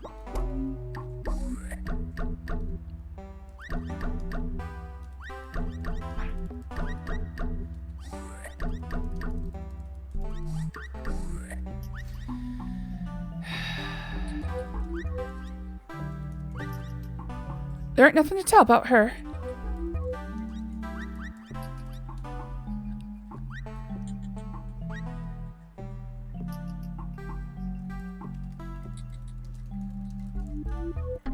There ain't no ghosts around here. There ain't no such thing as ghosts.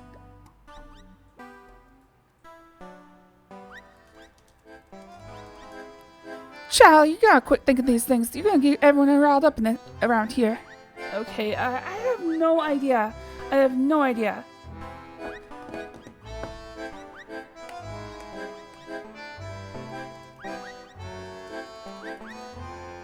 What you think I care about it? Okay, I'm supposed to get a carrot from her.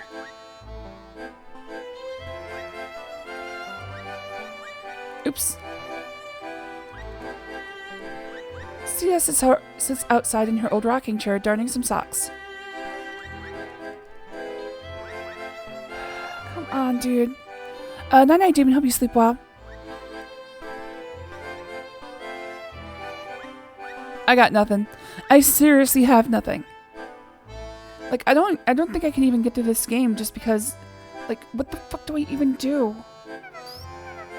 Yeah, frustration setting in. Sorry, guys. Interesting start to Summer of Adventure.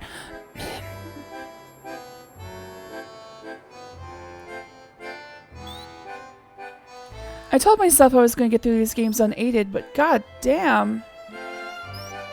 Probably a poor first choice for this, for trying to do that. Like, my biggest problem is that, like, there's the chain of events is insane.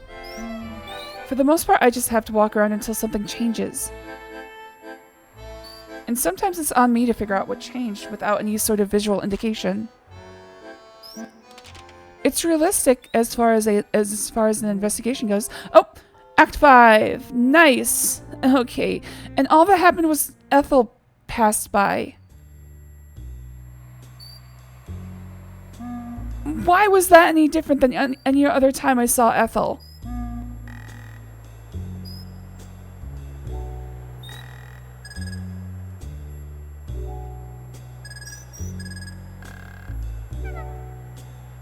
So, to Demon Flame, Exter, Gunyub, Lobots, Jartsa, Grui, G-Man, Kachan, Smile0745, thank you for the first time chat. I hope you liked it here.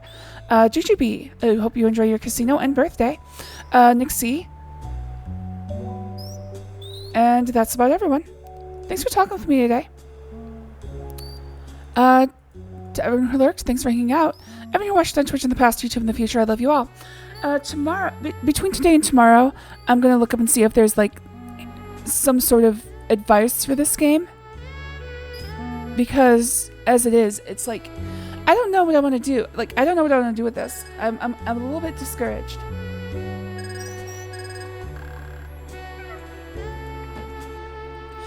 First of all, let's sit up straight. Okay, there we go. I'm a little bit discouraged about this game. I'm gonna finish it. I'm gonna use at the very least, I'm gonna use a guide to get through it. However, playing this game without any foreknowledge, I don't know. I don't know exactly how I'm supposed to get through this. It really is just stumble around and do whatever until until time advances. And I can't really, there's like no indication of what I should be doing, what I should be thinking. There's no like leading hints or anything. Anybody I talk to is just like, I don't give a shit. I don't care about that. Don't show me that. It's like, well, give me some hints about what I'm supposed to do. It needs to lead just a little bit more. But for now, I'm gonna go to bed. Actually, I'm not going to bed, but I am going to stop playing for a bit. So, I'll see you guys tomorrow. There's not enough people for a raid, so I'll just say goodnight. Good night.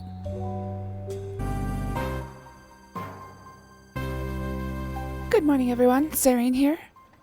Welcome to day 2 of Summer Adventure 2027. Gee, I wonder what music this game comes from. Or what game this music comes from. Alright, let's move over here. Alright, so we are in the middle of Laura Bow, the Colonel's Bequest, and story recap. We're playing as Laura Bow, who has been invited to her friend Lillian's family reunion / will reading for her grandfather, Colonel Dijon. Alright, that's as much as I can remember. No, people started dropping like flies. The Colonel's daughter, Lillian's aunt's Gertie has died, but the body disappeared. The Colonel's personal doctor, Fields, has died and disappeared. Gloria has died, one of Lillian's cousins, and the body has disappeared. So we're trying to convince everybody that there's a murder on the loose. But nobody is believing us because there's no evidence, despite the fact that there should be massive physical evidence sitting around. Anyway, let's go ahead and start with... let's go ahead and start. Let's look at story recap.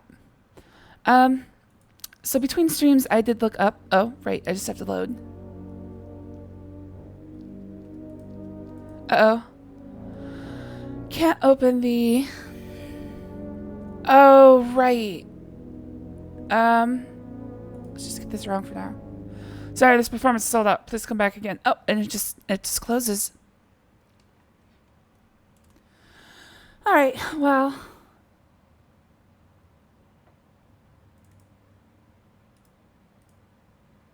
That was fun. Let's see if I can just load a save. Scum. There it is. Okay, can I just load a save? Good. Which one is the most recent? New hour. No, that's old. Oh, right here, between streams. I always... Smart me in the past. Okay, load that. Alright, so... I need to look for... Oh, yeah. I looked up how to play this game, or at least some tips. And the basic idea that I've gathered is that this is indeed what I was thinking. The events are going to happen whether I investigate or not. So basically, all I have to do is wander around until the end of the game and make a decision for the ending. What that decision is, I don't quite know yet, but we'll find out together.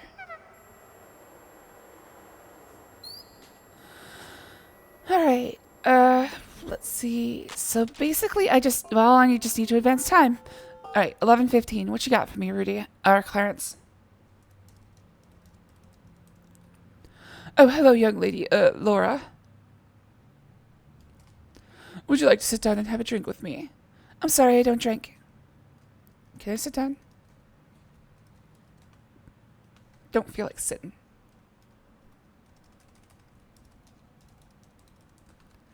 Everything's falling apart, Laura. I don't know what to do. I feel like I'm backed up against a wall and there's no way out. I don't understand why you're here. Why would you want to get involved with this mess? I'm beginning to wonder that myself. Okay, so one of the things that I learned is that I should have talked to characters.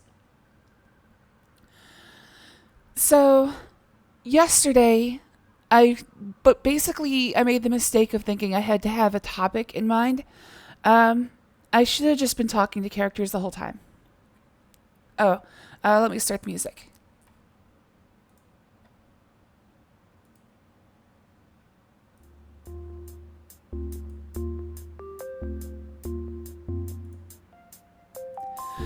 So yeah, I should have just been talking to characters. My mistake. Well, things can't go on like this much longer. I've got to do something about it. You sure you don't want to drink? No thanks. I've got a lot of thinking to do, Laura. Why don't you go on up to bed? Clarence seems to even thought as he slowly slips his drink, it might be best to leave him alone right now. Alright. So basically what I think I'm going to do is I'm going to finish this cycle and get whatever ending I get. Look up how to get the other ending, and if it's not too onerous, get that. And then I'm going to look up like a full playthrough of the game and see if it won't take too long. If it doesn't take too long, I'll start a second playthrough and do like a full investigation. Time passes.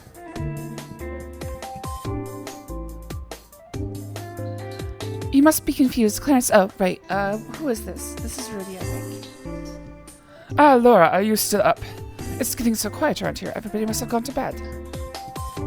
Celia's a good cook. Hey, do you want to join me? Since you're not hungry, you politely decline.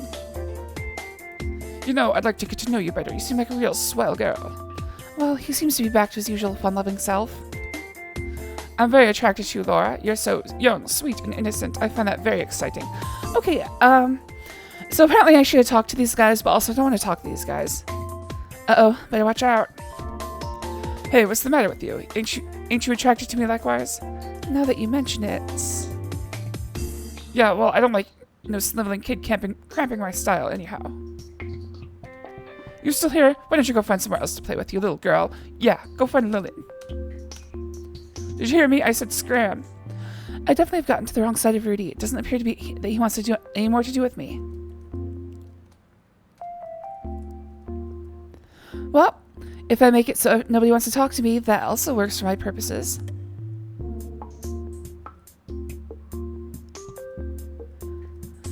Just gonna turn Laura into the least popular person in the party.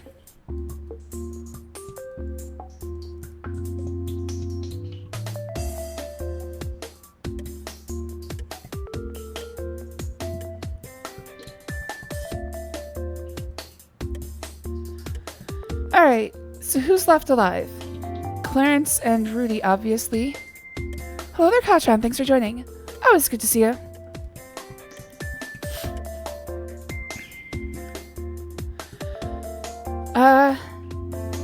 Celia's still alive, but she's in her shed. Hopefully she doesn't, have any visitors. Other than me.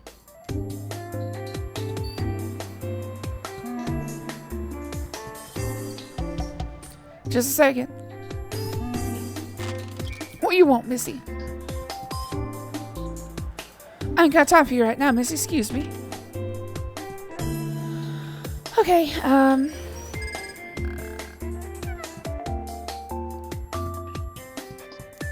so this game is going to turn into basically just looking for time advancements. I'm pretty sure that most of the external places aren't going to have much to do in the way of time advancing. So like the About page read, this game is apparently not so much a... It's not so much a game as much as it is some sort of interactive fiction. Like if I had to like compare it to something else that I know better, this is kind of like a visual novel that just has a few exploration elements. It's like a visual novel with an adventure game covering.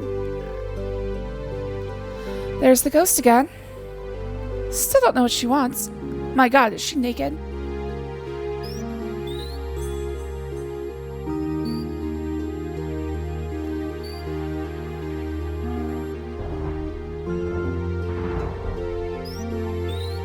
Oh, what's this?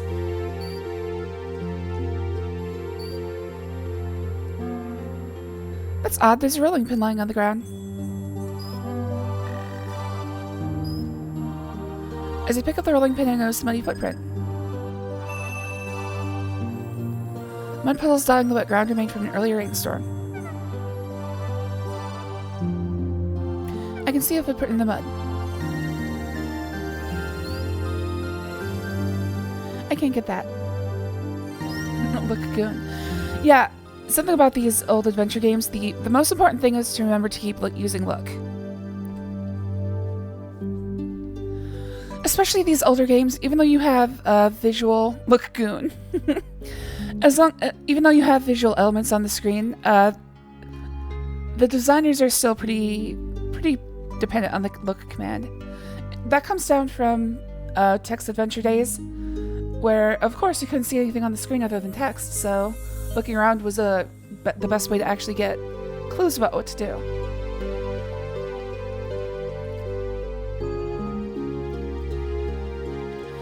For the most part, it would be enter new room, look around, interact with anything that the character says is in the room, and go from there. Alright, let's try.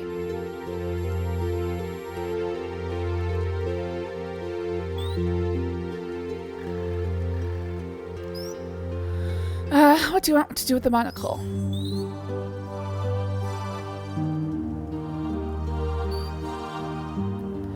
I scrutinized the entire rolling pin with Wilbur's monocle. Aha! I've discovered traces of blood on it. Well, I've put my prints on a lot of murder weapons tonight. Probably not the best idea. But you can't stop me. So apparently, what I was saying is this game is closer akin to like a visual novel. However, oh, this is dreadful. Poor Ethel has been hit over the head and killed. Something terrible is going on around here, and you suddenly feel a cold fear spreading ominously throughout your body. Now you feel coldness spreading throughout your body. You've discovered 3 other corpses. Not the minnow. This 3-hour tour has turned tragic. Looks like Ethel was hit fatally on the head with a heavy blunt instrument. Let's make sure she's dead.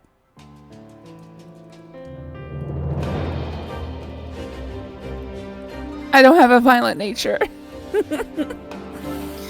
Alright, let's loot Ethel's body.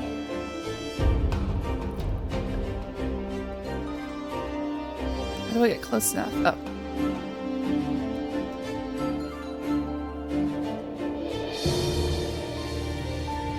There's no reason to climb into a dirty old boat. Except for searching the body.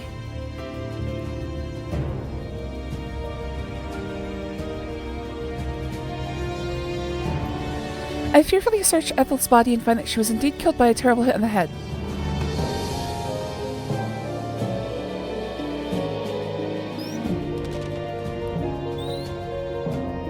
Rogers is... Nixie? Oh yeah, Nixie.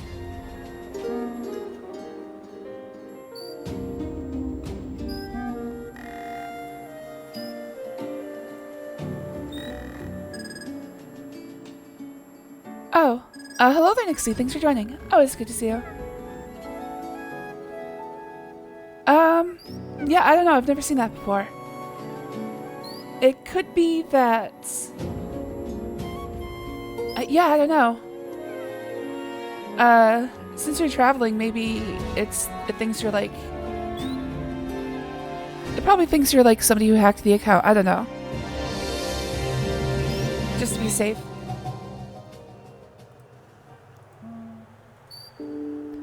But I'm glad you're here. If you want to use the stage pit for conversation, go ahead. I usually look at it every once in a while. I can't promise I'll notice, but I'll try. I'll try to try. Alright, Ethel's dead. So that leaves Lillian, Jeeves and Fifi, and Celia, the staff. Rudy, Clarence, the Colonel himself. And I think that's it. I think all the women except Lillian and me are dead.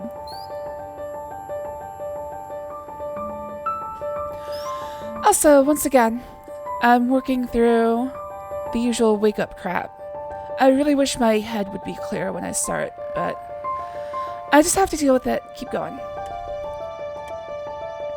I'm sure there's like a point in my in the VOD, because I'm going to stitch these together, where I go from, if not high energy, at least some energy, to this, which is basically I just woke up.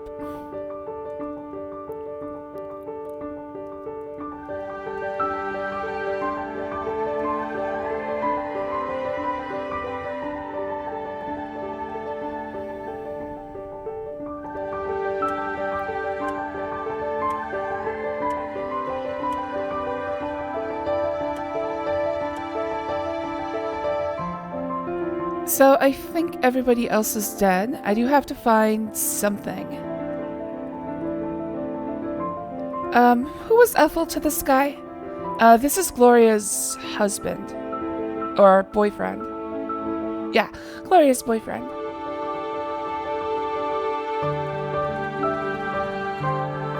You're starting to go too far with these stories, young lady.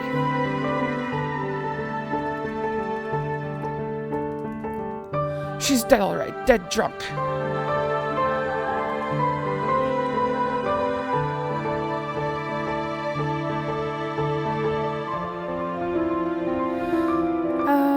Let's see.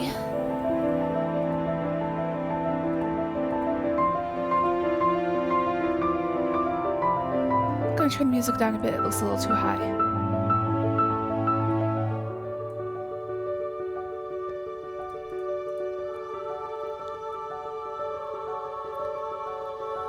So here's my problem. I've probably screwed myself as far as like collecting evidence and getting information from the characters goes, because I've pretty much just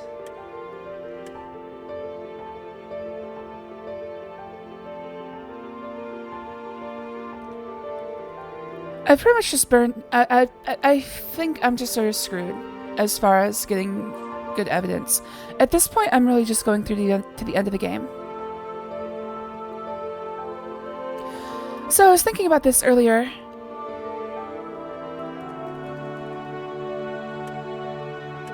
And I'm glad a game like this exists. I think it was maybe a little too ambitious for the time. I don't think this would flow through well even now. Just an empty closet. Trying to structure it up. But Uncle Henri, I don't understand. How could you? How you could? Laura, what are you doing in here? Alright, I have to look at their conversation.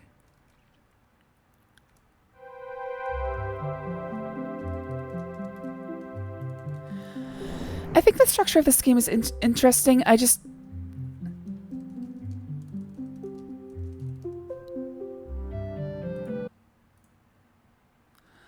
don't think it works that well at least as a game.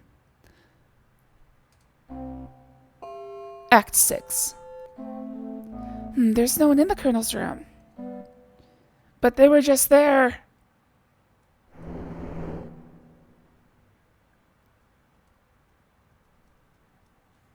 Alright, back to the music. Oops.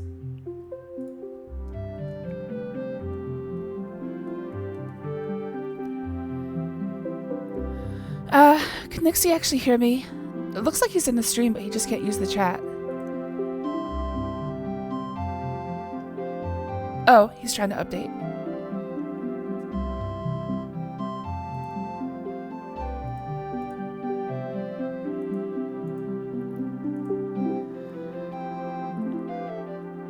Okay,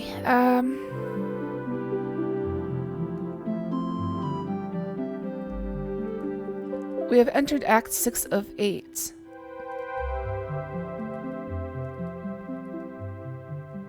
Which means we are 5/8 done. This elevator just...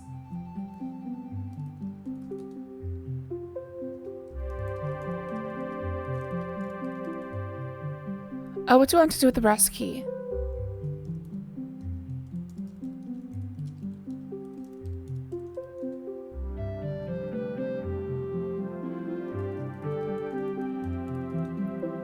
A faint click is heard as I turn the key in the lock.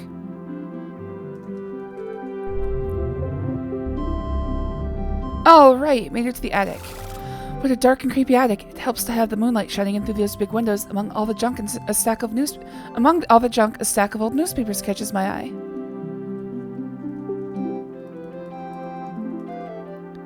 This seems to be an old stack of 1890s editions of the Times Democrat. As you look through them, an October 18th, 1898 edition catches my interest. I begin reading. New Orleans, Louisiana. Colonel Henri Dijon came home today after spending several months in the hospital following injuries in the recent Spanish-American War. Colonel Dijon took several bullets. Hello there, Exeter. Thanks for joining. Always good to see you. Colonel Dijon took several bullets to his pelvic and shoulder areas as he attempted to carry a seriously injured fellow soldier to safety. Amazing that he apparently still has working equipment. Incredibly, though injured himself, he managed to make it safely behind American lines. Colonel Dijon was duly decorated and discharged with honor by the U.S. Army. New Orleans welcomes home a true American war hero. Is that why the colonel's in a wheelchair, I wonder?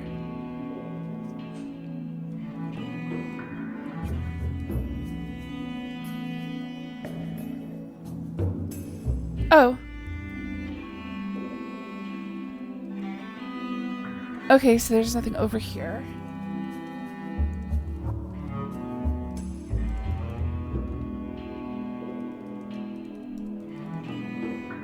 Some stuff is stored in old boxes and crates. There's nothing that would interest you in any of these boxes. This game doesn't have a lot of detail that I think is...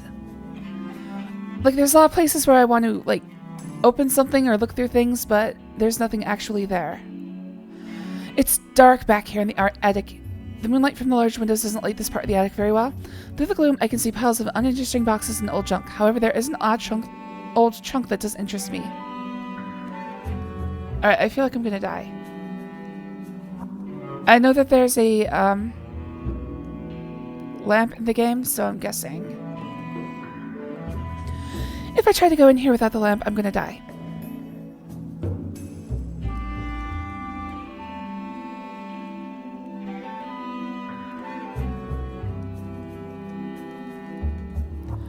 The trunk is open and I see old army clothes strewn about.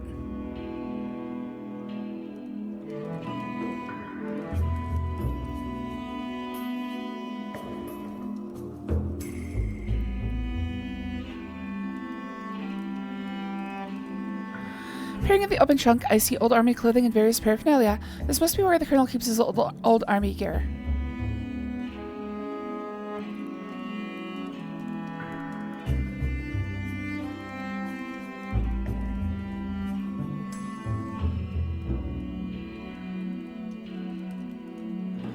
Pictures, picture. I see nothing of interest.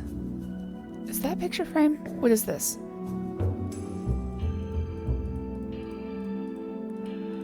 Alright, so I probably need the lamp to actually get whatever's here.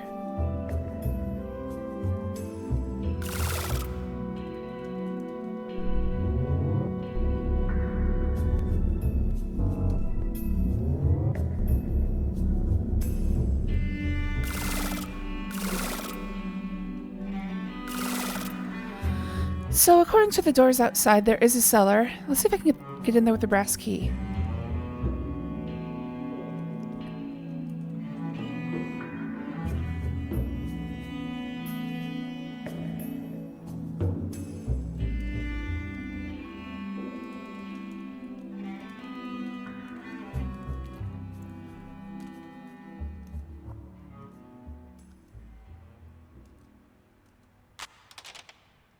Oh, Beauregard's gone.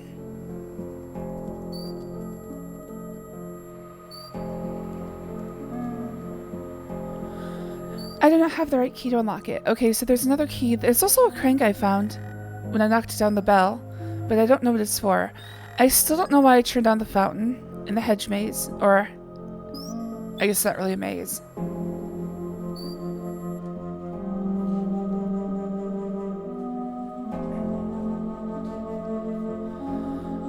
Not exactly sure what I can do here. So far I've found... It looks like I'm basically just collecting evidence, but I don't know what I'm supposed to do here.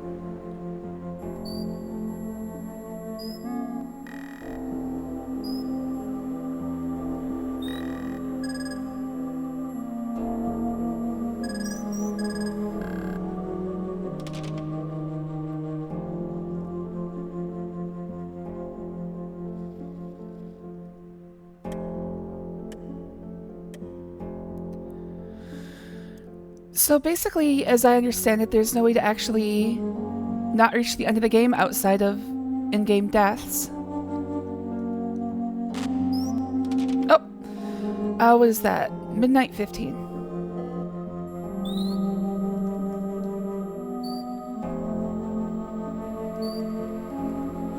Is that Jeeves or Rudy? Oh, it's you again, is it? You should be upsleep. You should be up sleeping like everybody. Oh, upstairs sleeping like everybody else. I got it on my mind right now. I ain't in the mood to gab. I said I don't want to talk to you right now. Got it? Did you hear me? Bug off. Angrily, Rudy refuses to answer me anymore. It might be best to leave him alone. Okay, so I was told I should be talking to people, but they don't want to talk to me.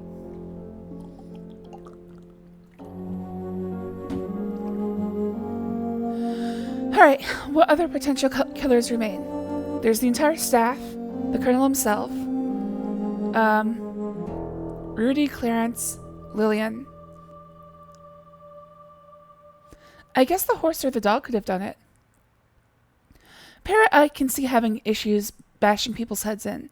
Kinda lacks the mass to do so. Unless he's dropping shit on them. Maybe he dropped a coconut on him.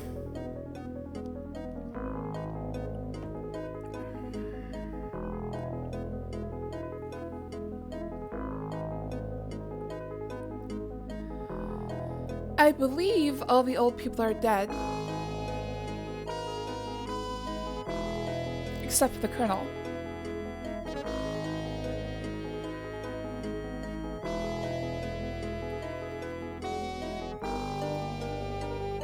Yeah, both of his daughters are dead. And both of his daughters. No, both of his sisters are dead. And his doctor is dead too.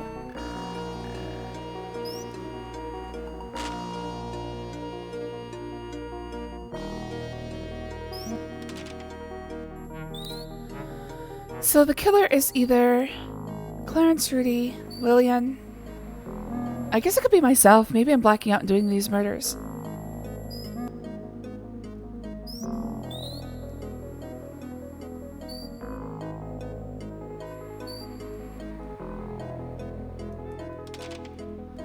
But if I had to guess...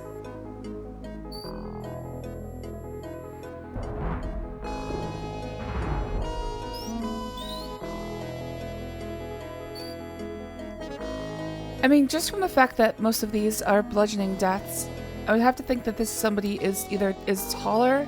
I'm not sure if the game might not actually care about this, but I would figure it would have to be somebody tall and with a fair amount of muscle.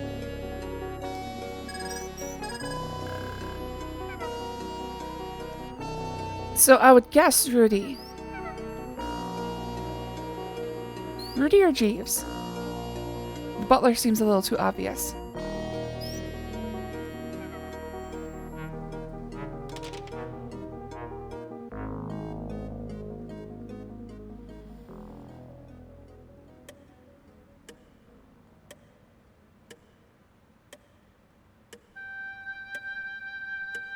Ooh, Tomb Raider.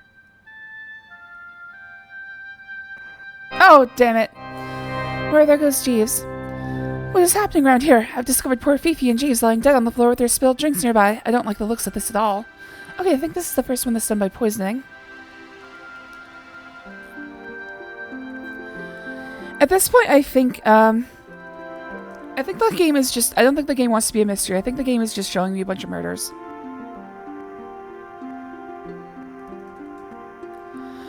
I thoroughly examined Jeeves and Fifi's bodies, but I cannot see how they might have died. I'm very puzzled. It's poison, dude. Oh, somebody left roses as well.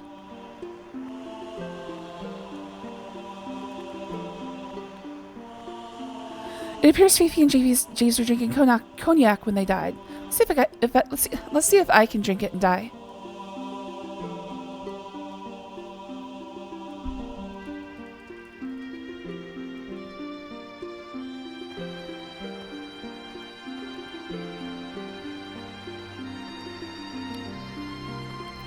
A strange white powder is collected in the bottom of the cognac decanter. I shouldn't touch them.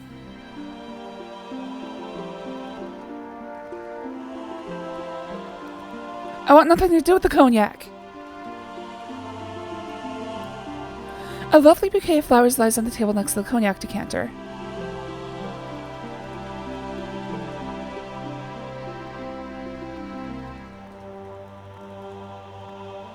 It would be better to leave them alone.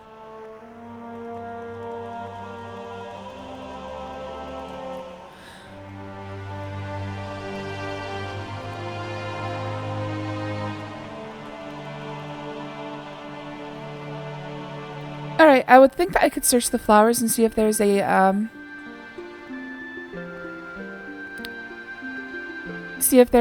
clue in there, but apparently no.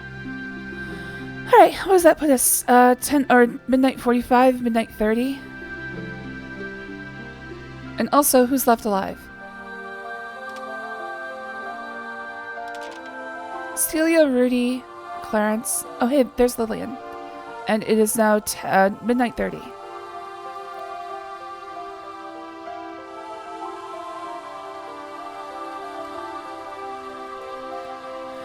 I know we're sharing a room, Laura, but I would like to be alone for a little while. I need to do something privately.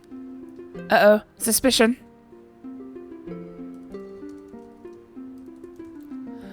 Lillian gets a disgusted look on her face as I try to talk to her. She clearly doesn't care right now. I realize it's getting late, Laura, but I only need the room alone for a little while. I promise I'll hurry. Alright, let's go spy on her.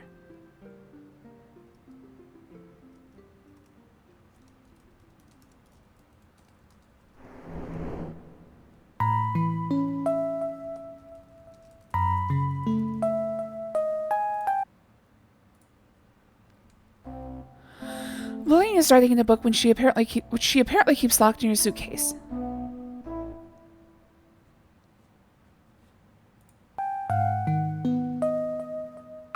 Alright, I think I'm skipping this one. This is the song that plays at night in the Pokemon League in Diamond and Pearl. No, I guess it's not bad.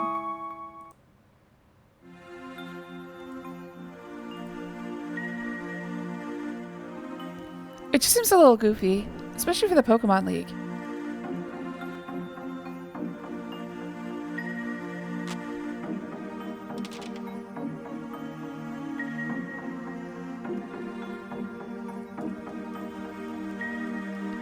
Quit coming in my room, young lady.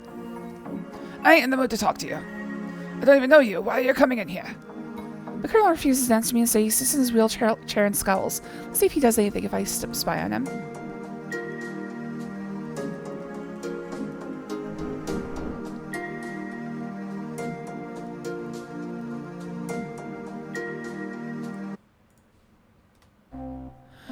I see the Colonel sitting in his room.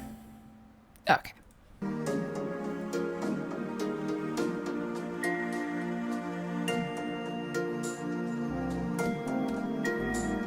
Gertie and Gloria are both dead, so...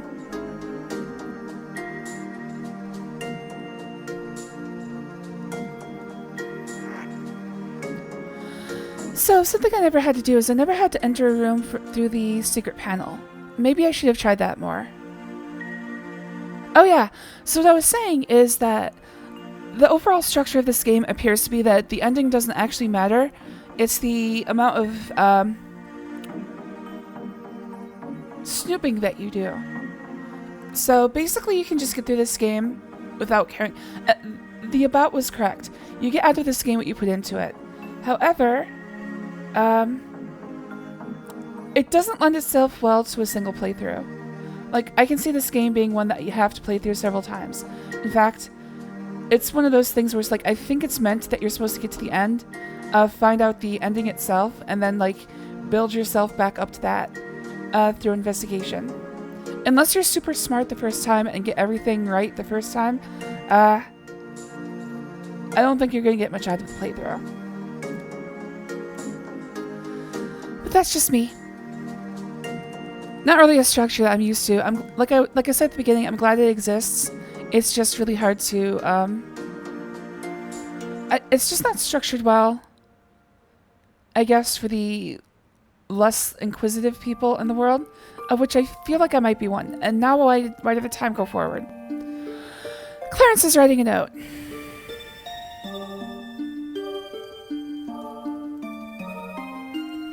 Please, Laura, I'm not in the mood to talk right now. I have other things on my mind. Leave me alone. Please, can't you see I'm trying to write? Clarence isn't listening anymore. He's so involved in his writing.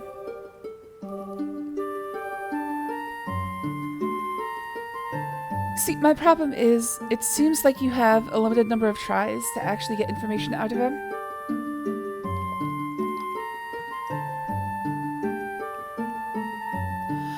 Actually, let me see if he still responds.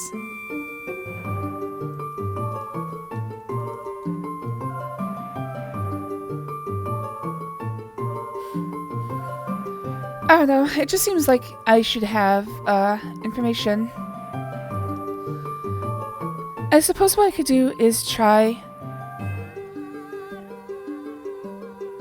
talking about everything, showing him everything, but there's just way too many choices, and every time I go into that, I'm like, he's just being... Okay.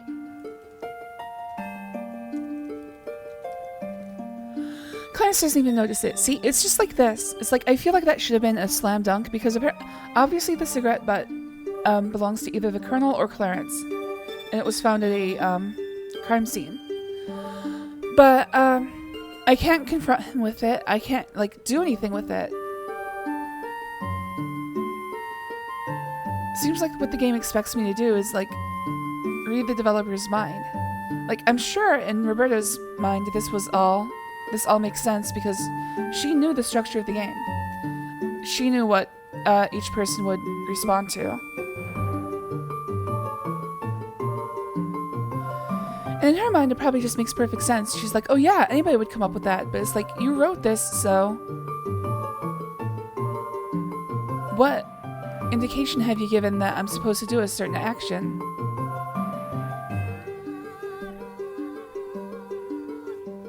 And maybe it's just because I'm dumb.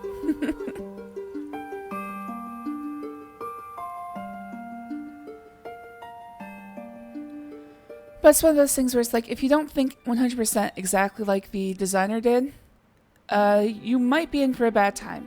Like, there's a slight chance it's going to click with you, and you just have all the same eureka moments that they were looking for. But for me, it's just like, I'm wandering around looking for anything to happen. And maybe I just have dumb brain.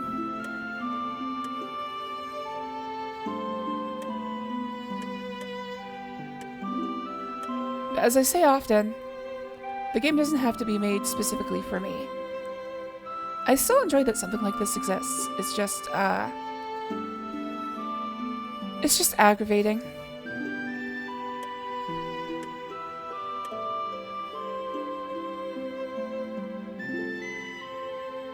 Like, at some point, I guess I'm supposed to find a specific piece of evidence or take a specific action to get time to move forward.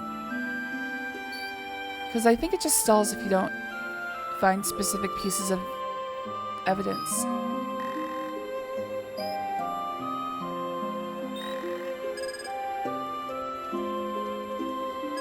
I ain't interested. See, everything is rebuffed like that. It feels like I just can't do anything.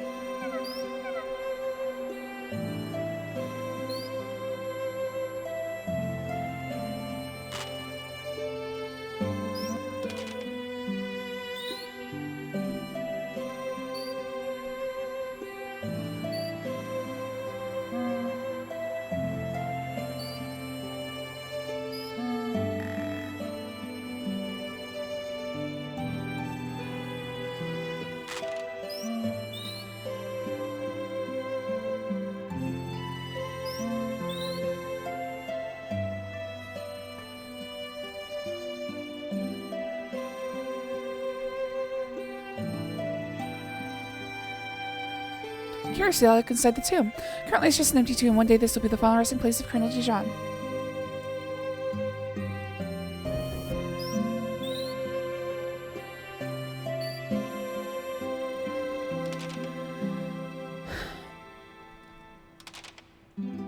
Oh, I just thought of a good way to phrase it. Like, the evidence that I've found does not point me in the direction that the designer's trying to point me in, clearly, because otherwise I'd be able to be like, okay, I just found a rolling pin right next, or pretty close to Ethel's body. I found a footprint, but I couldn't, like, glean any information from it because I don't think the game wants me to. Basically, it said there's a footprint here, and I look at the footprint, and it's like, it's a footprint. It's like, well, how does it help me? What type of footprint? Is it a wingtip? Is it a sneaker? Is it a loafer?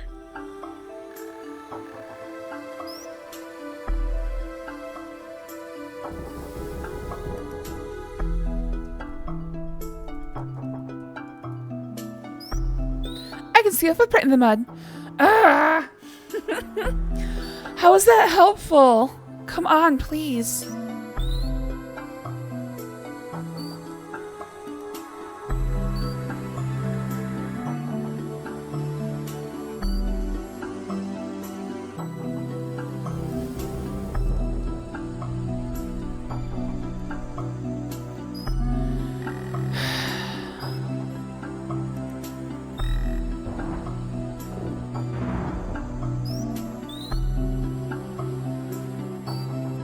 Why, hello there, Nixie. Thanks for joining. Oh, it's good to see you.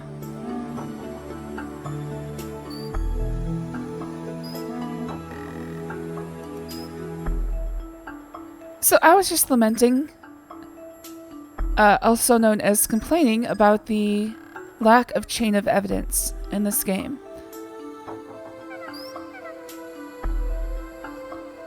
Like, I find things that I'm like, oh, this is a slam dunk.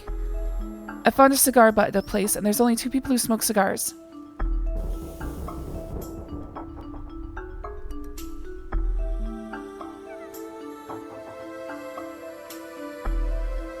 But I go to the people who smoke cigars and try to show them, and they're like, I don't give a shit.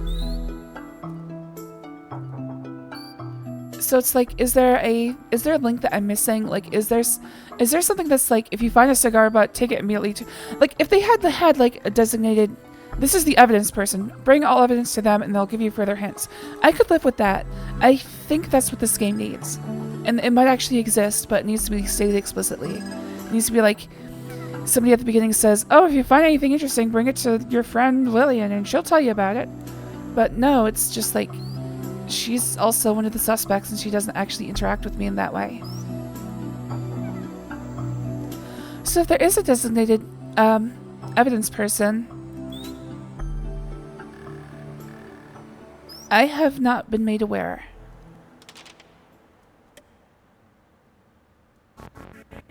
See, this is why the Nancy Drew games have the phone a friend option. And I'm not ashamed to say that I use that pretty freely.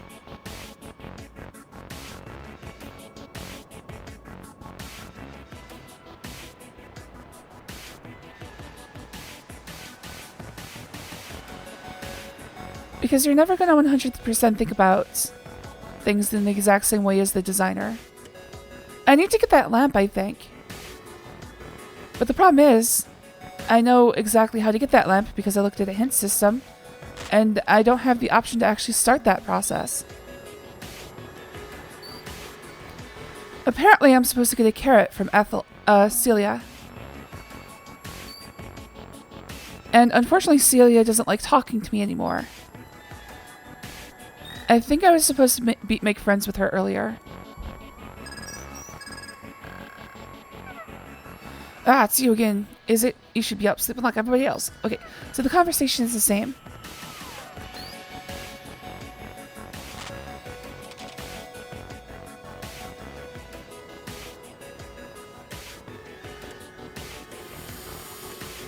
I've been everywhere, haven't I? I need to go and let's try the secret rooms. Sometimes things advance if I go into secret rooms.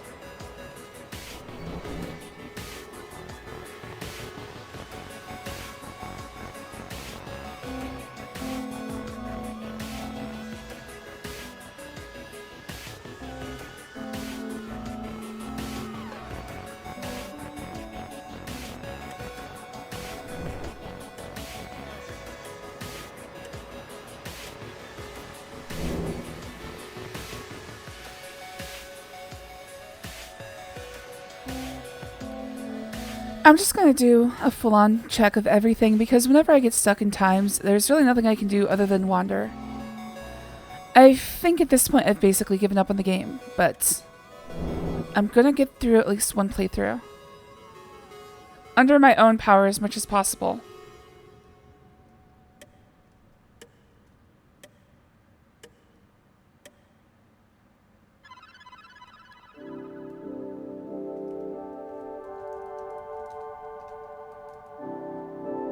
Of course the bodies are gone. Why would the bodies still be here?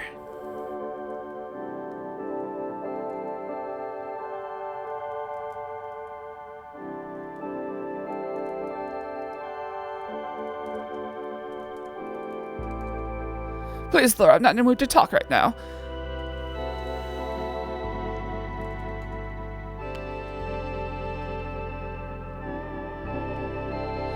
Yes. The game is based... This is a Sierra game. It's... I think the last game they released that still had the STI system.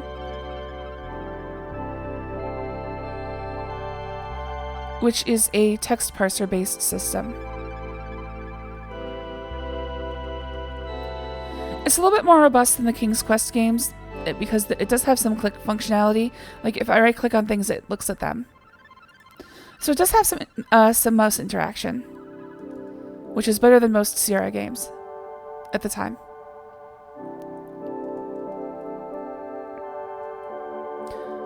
Oh, I was gonna be... What is this? But it's just a pool of light from the moon. Don't worry about it, Nixie. Hello there, Clockwork. Thanks for joining. Oh, it's good to see you. Oh, I've already looked in there.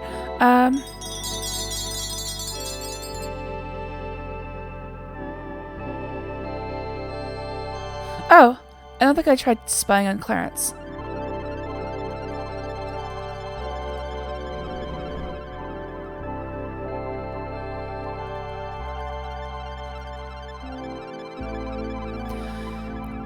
Lily is writing a book. Yes, okay. Still writing in her book.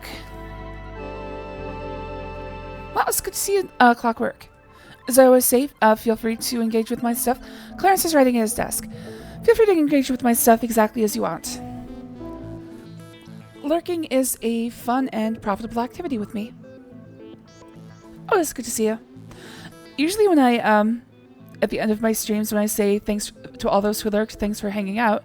I do look at the people lurking, but I'm not going to call them out by name because obviously they lurked for a reason.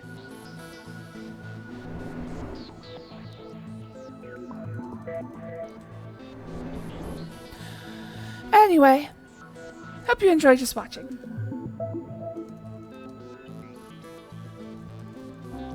I seriously don't mind because I'm 100% a lurker myself. Just the thought of saying things and being seen by other people is almost too much for me sometimes, so I understand the lurker lifestyle.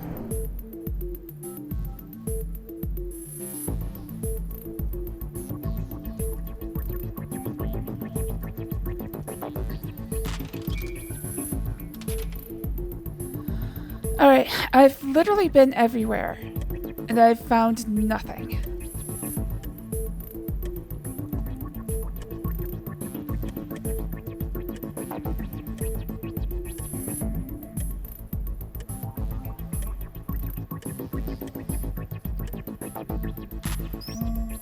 So I'm going to pull out the hint system and get a hint.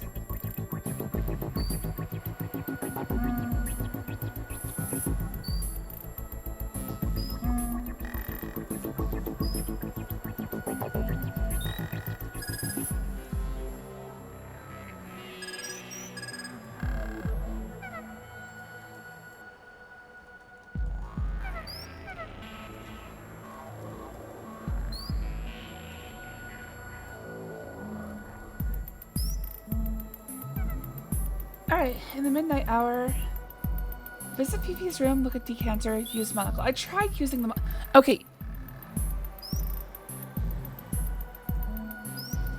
I think that the decanter is gone. But I'll go try. Oh shit! Oh, it will take a while to get the splinters out. Okay, I guess that's something that can just randomly happen. Well, now I know why the chandelier was shaken.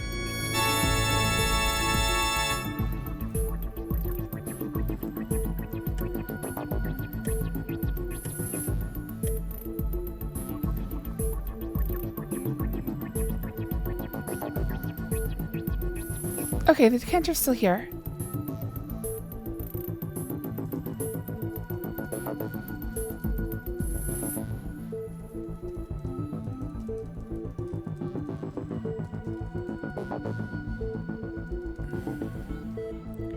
A strange white powder is collected in the bottom of the cognac decanter. I saw that already.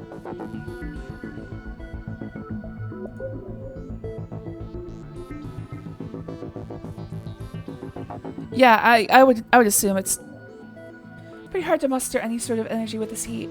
I just spend most of my time in the pool. Look at the washroom wastebasket. Read the bottle with monocle. Okay.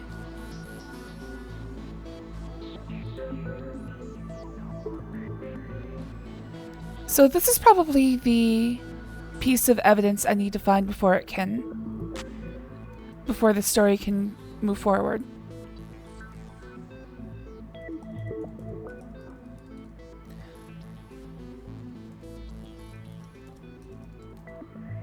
A small empty bottle has been thrown into the wastebasket. After retrieving the small bottle from the wastebasket, I read its label. It says, Dr. Milliken's Miracle Sleep Powder. With Dr. Milliken's, you can be sure your dreams will be sweet tonight. Upon further inspection of the label, I noticed some very small print at the bottom.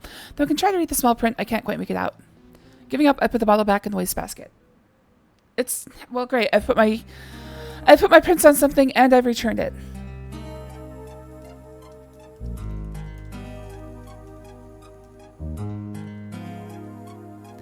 I read the small print of the sleeping powder bottle through the monocle. It says, can be fatal if taken in too large a dose. Uh-oh. So, I think this is where I would have figured out... If I hadn't used hints, I think this is where I would have figured out that the monocle was necessary. Because that's what I was looking for. I was looking for something that said, it was too small to read, or something like that. If I hadn't gotten the hints early, this is probably where I would have realized I could have actually found more evidence with the monocle. I don't know if that would have led me to looking at other things, but definitely would have taught me how to use it. This should have come a lot sooner. This is why I think the game is aimed at multiple playthroughs.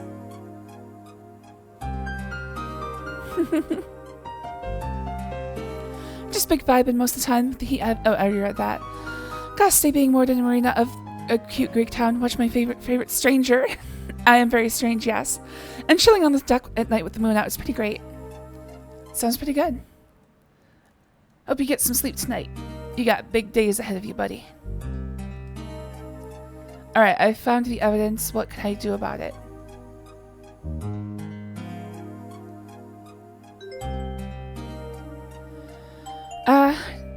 I didn't keep the bottle, did I? No, I didn't keep the bottle.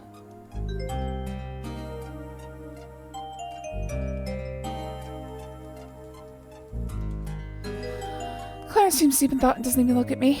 Of course he doesn't. I saw mention of a seacock. Sounds awesome. I'd love some seacock.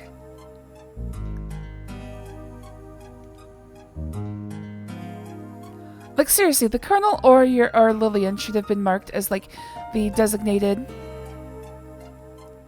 evidence person.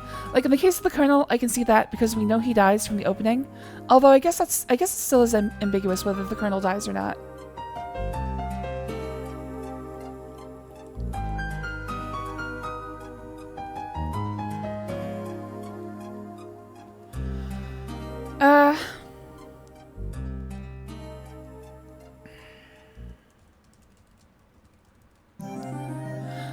Lillian gets a disgusted look on her face as I try to talk to her. She clearly doesn't care right now.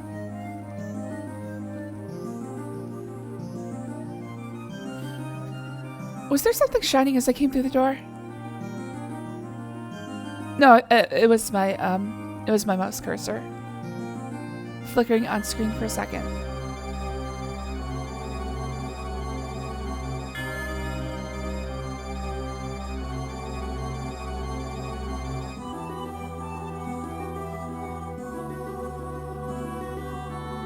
Okay, good. I was worried that she was going to open the door and just let the bed crush her.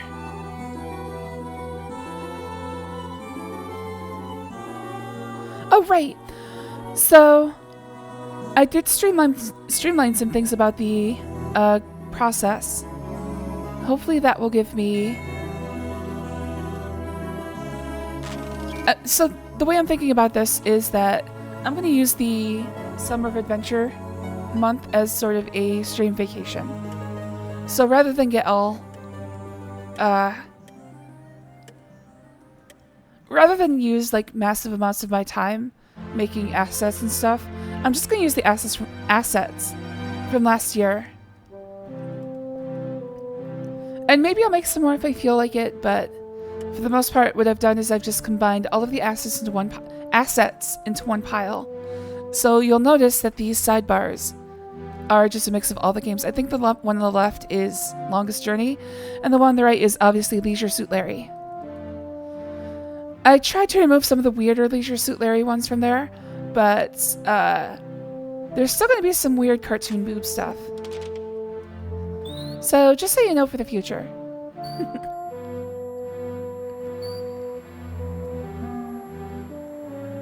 I think that still says a lot about me. I'm going to keep the cartoon boobs. I like your assets.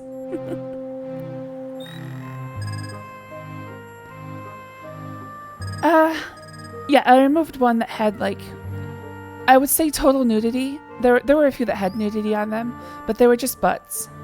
Like, very, like, slight butt peaks. I removed those at least. If we do get a Leisure Suit Larry playthrough, I'll add them back in.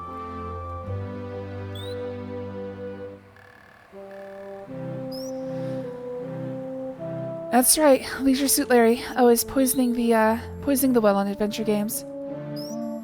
Because everybody's heard of it, and they're like, wait, adventure games like that sleazy one? It's like, yes, but also, there's more.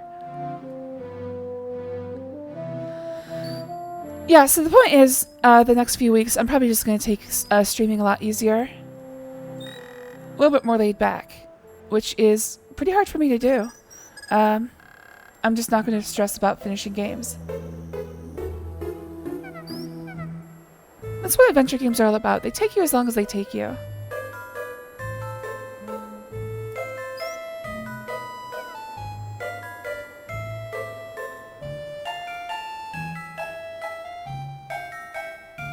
Alright, well, nothing has happened. Let's look for another hint.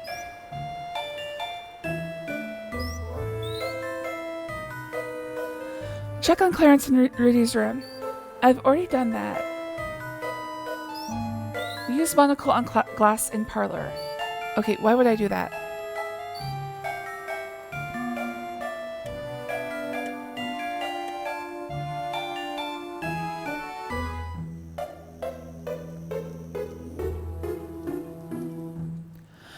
I noticed the empty glass. I noticed a faint fingerprint on it.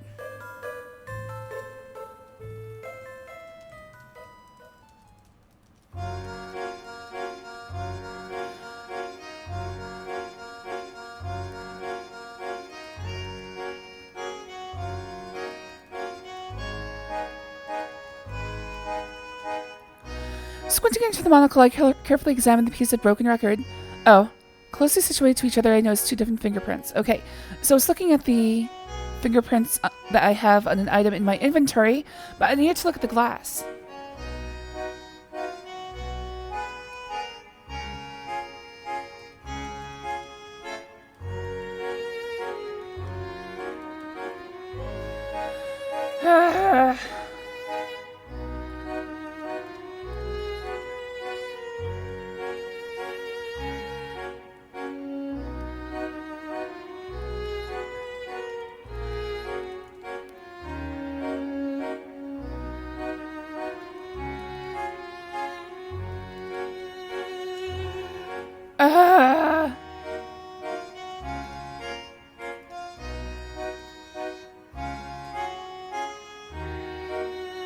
Alright, well that's not doing anything, so let's go here. Give another cracker to the gluttonous pair. I don't know where to find the crackers. Spy on Lily in Laura's room. I did that, but she's just writing. Oh, okay, so to advance, I need to knock on Celia's door.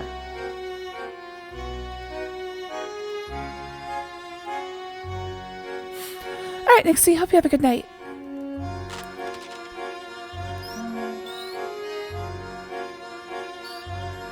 Yeah, get that sleep. Like I said, you got big days coming. I think this series is going to be particularly useful for sleep aids, because I myself am falling asleep. Act 7. Alright, 3/4 of the way to the ending. What you doing here, girl? Can't you feel the evil in the air? There's something real bad around here, and I'm staying in my cabin behind locked doors. You get yourself back in your room here. Alright, so the game has become more dangerous. I was hoping to find more deaths. I'll do a death showcase afterwards. I'll find a list of deaths and see if I can see what I missed. Oh, there goes Rudy. Where are you going, boy? Interesting.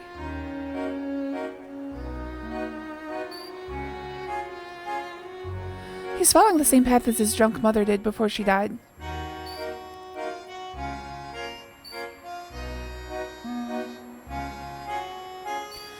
He shouldn't notice me following him, should he? Alright, I think he's just randomly moving around this part of the forest. Okay, yep. Alright, he is just randomly walking, but I don't know what he's doing. So, let's look for things to advance time again. Uh-oh! Somebody has taken the Derringer! There goes the Chekhov's gun. Uh-oh! Someone broke the glass case and took the silver Derringer.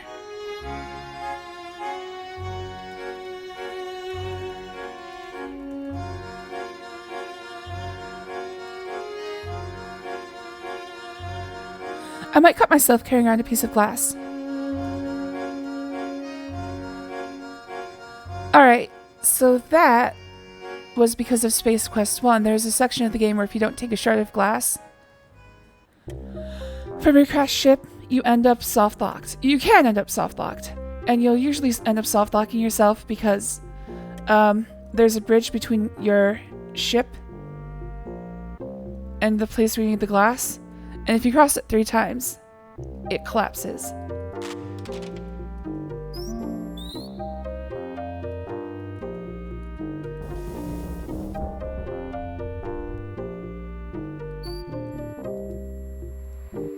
I've never actually played Space Quest, any of the games. I've watched Dan from Game Grumps play through, I think, all of them up to 5.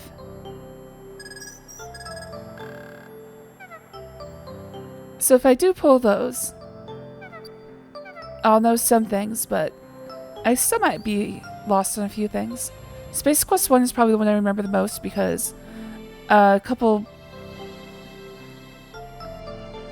like several months ago, at least, maybe more than a year. Anyways, I found a sleep aid that was just Dan playing Space Quest. And I'd start that and fall asleep. So I would mostly fall asleep as he was like halfway through Space Quest 1.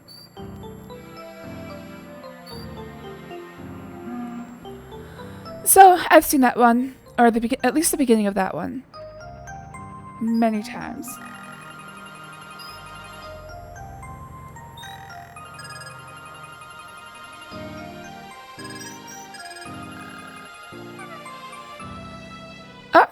Time advances. Who are you? Oh, is that Celia?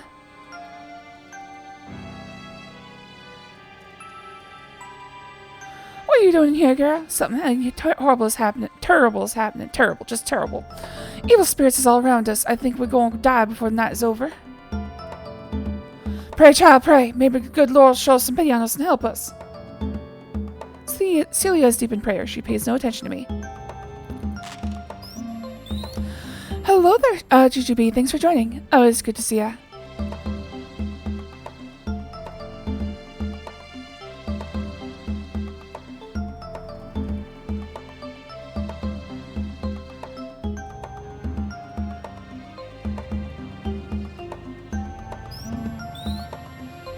Saygex.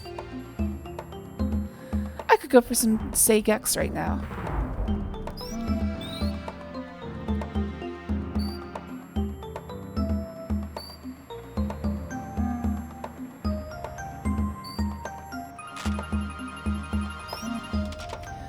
Alright, who's left? Celia, Rudy and Clarence and the Colonel, and Lillian, and I think that's it.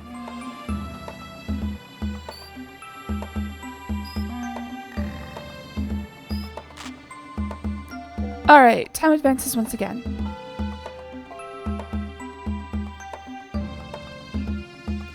We have a visitor, darling. Sit up straight now. Oh, no. No, I think I just... Of course it would... Damn it. Damn it! I think I know what they're doing here.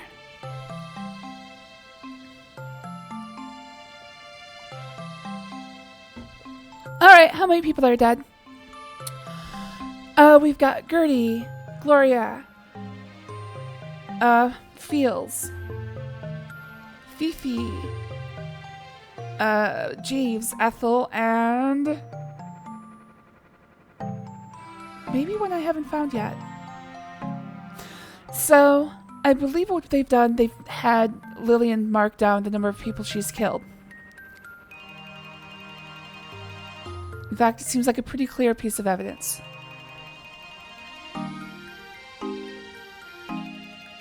I see a small chalkboard on the wall. Strangely, there are 7 tally marks on it.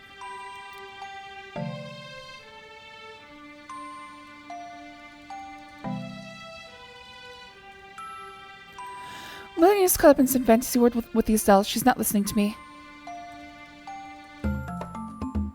Our visitor is talking to us. Pay attention now. Oh god, I know what they're doing. This is... damn it. Okay, it's the mental illness is the murderer again. Fucking 80s. What? We don't want any visitors. Oh, we don't want anybody to know our secret. Our visitor will have to leave. You'll have to go. We don't want you to play. We don't want to play with you right now. Maybe if we ignore her, darling, she will go away. Hush. Lillian is lost in her old world. She doesn't seem to even notice me anymore. I can feel it coming. I can feel it coming. Oh, no. Alright. So... I'm thinking surprise twist villain. Lillian is the murderer. And it's because she is mentally unwell. Which is, of course, was a big, pretty big plot point in the 80s. Silence of the Lambs had probably the most cultural impact in it, but it wasn't the first. And everybody was just basically talking about how mental health patients are dangerous. As if they hadn't been stigmatized enough already. I mean, it's not just the 80s either. Like, a lot of the B movies that I watch on MST3K have the killers killing because they're mentally ill as the only plot line. It's just assumed a person who is mentally unwell will kill you. Like, you don't even have to set up anything else. That's all it needs. Oh, Jesus Christ! That's what I get for being such a snoop, Laura.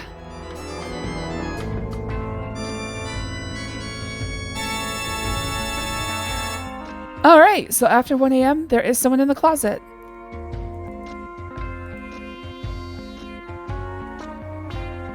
And they kill me.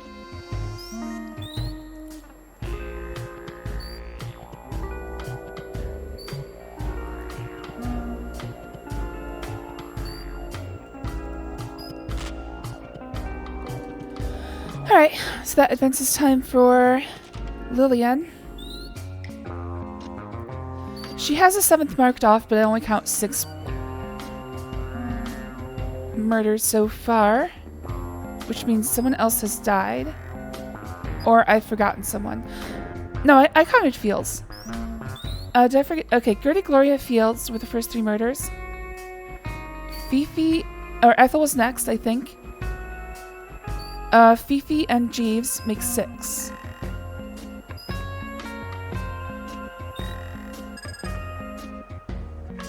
Celia is still alive. So that means Clarence, Rudy, or the Colonel has died. If I can confirm that, that would pretty much just sew it up as with Lillian as the main suspect.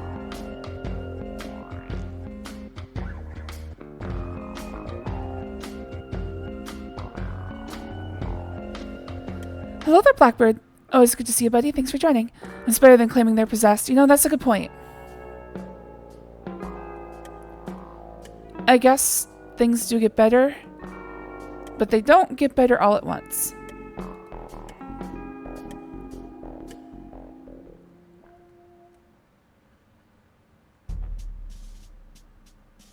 Uh-oh, a bad feeling comes over me as I look around the room. The small desk chair has been knocked over and I see a fresh blood stain on the rug. Alright, bye, Clarence.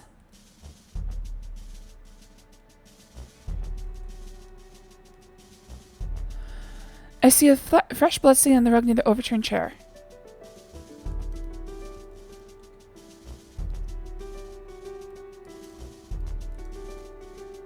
During some sort of struggle, the desk chair has been overturned.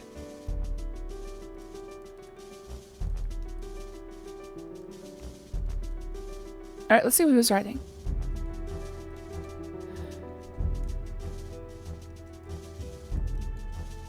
Clarence has left his notebook on the small writing desk.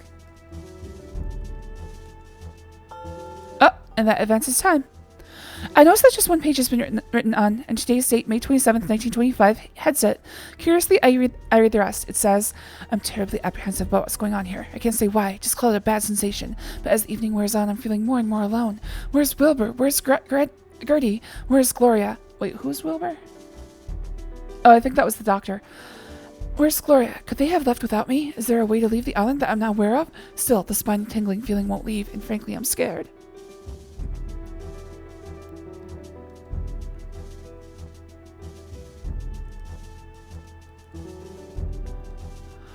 I don't need to carry on Clarence's notebook. So I'm fairly sure this game is not set up around solving the murder. I think it's just getting to the end of the murder. And what you find along the way gives you context and gives you the entire story, which is, like I said, this is horrendous. Now it's Clarence. Someone has killed him by stabbing him in the chest with a dagger. If only there were a way to flee this terrible island.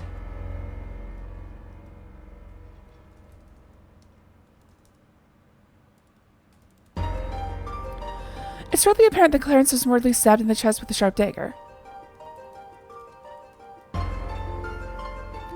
Shaking terribly, I searched Clarence's body and established that he did indeed die by a stab wound to the chest. Upon further searching, I discovered a pack of matches in Clarence's coat pocket. Thinking it might come in handy, I take it with me. Oh, maybe I can get the carrot from, Celia now.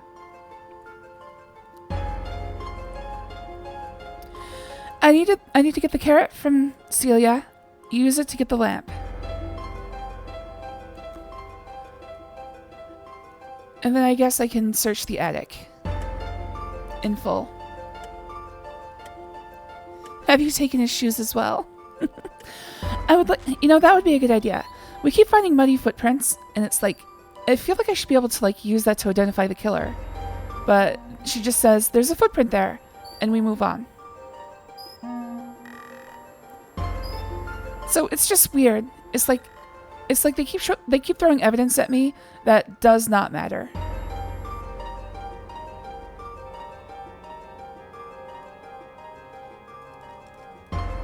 I have no idea why I would do this, but let's go ahead. She's not listening to me.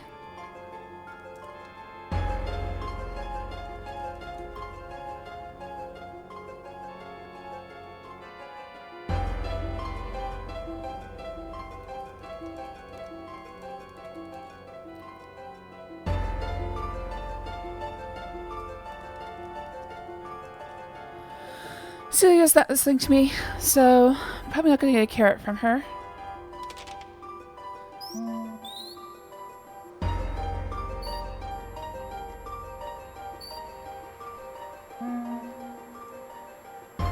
So according to the hint I got, I'm supposed to get a carrot from Celia,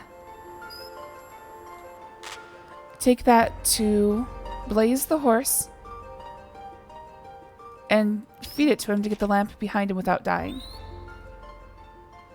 And I would think I would need that lamp and these matches to search the attic.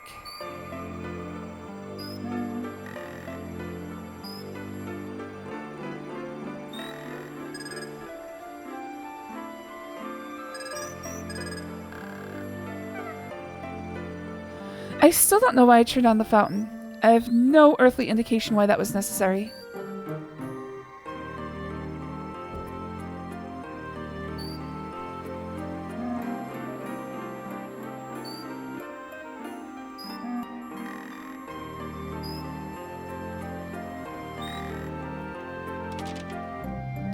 But I'm proud of myself because I figured out how to turn on that fountain all by myself. I feel like, I know there's other puzzles I solved by myself, but I feel like after I started looking at the hint system, the game pretty much defeated me.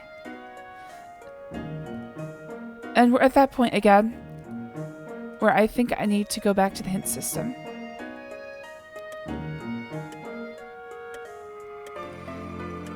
Because I've been in every room once again.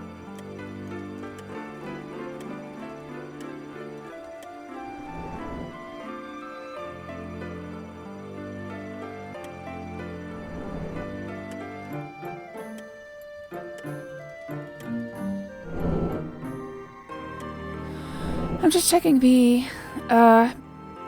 hidden rooms for items. Sometimes an item shows up in one of the hidden rooms. Oh, I suppose I haven't looked in Fifi's room. By the way, where does Jeeves live?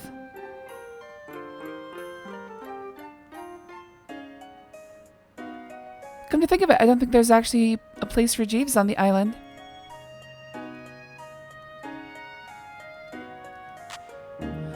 Okay, I think what I should do is try to get access to Lillian's journal.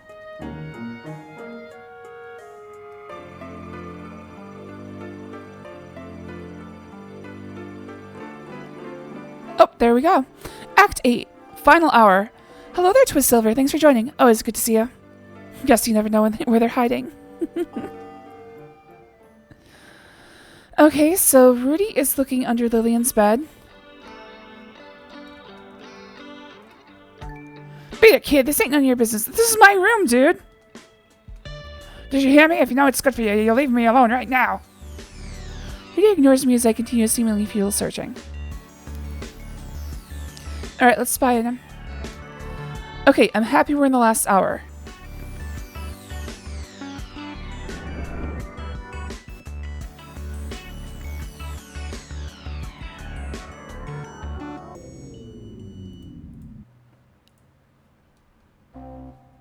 What the fuck? How is that possible?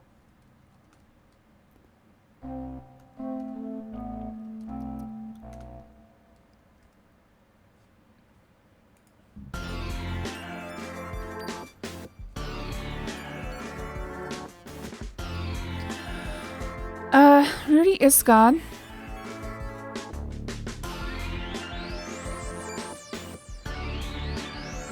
Okay, so basically we're down to Rudy, Lillian, or the Colonel being the killer. Celia being a far outside possibility. And Laura being a super duper, that would be extra stupid possibility.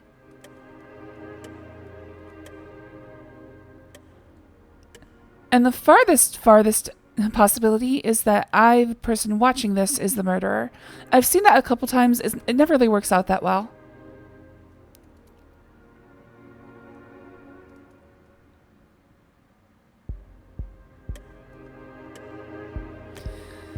Also, they haven't done anything to establish me as a character.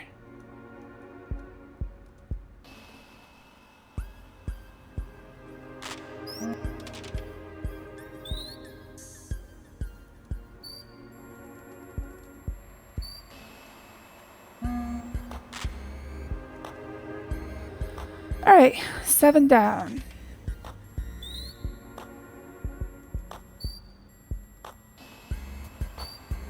Finding Clarence's body did not update the number, so... pretty sure that means Lillian is the killer. It's even worse because her mental illness apparently is like some sort of mind of a child type thing. So how does that translate to murder?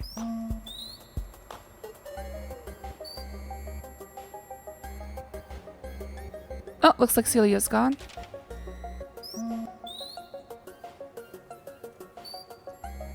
Still don't know what the crank from the bell is for.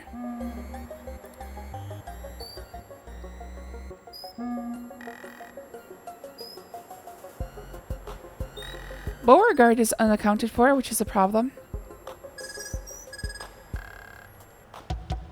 Go wait! I ain't opening this door. Okay, so Celia's still alive.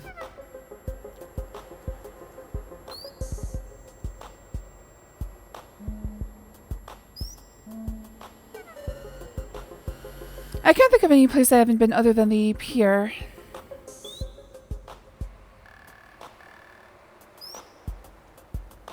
Oh, what's this? Oh, there's Beauregard. What's this? A note has been attached to the door knocker.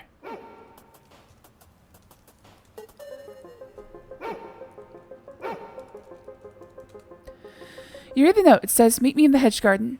Oh no, a sudden gust of wind blows away the note.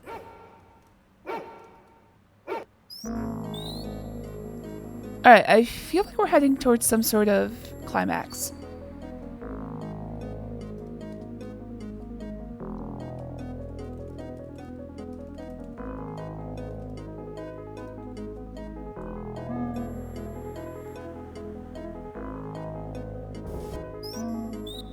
Of course.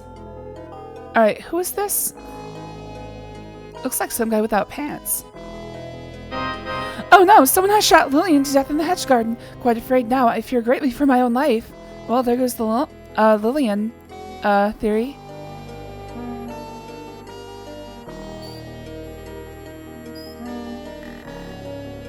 I can tell by looking at her that Lillian died of a gunshot wound to the chest at point-blank range.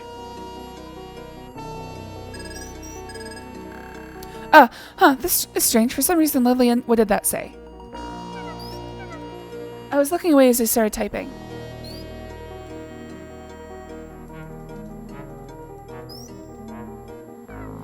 This is strange. For some reason, Lillian is dressed in an old army officer's cape, hat, gloves, and boots.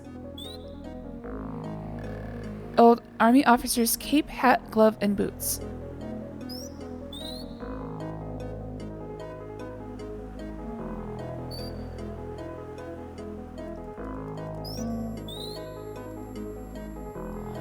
With trembling hands, I examine Lillian's body and see the horrible gunshot wound to her chest area.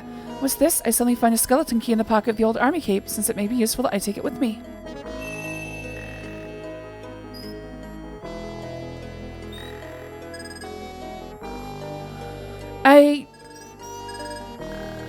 For some reason, I think this is a trick.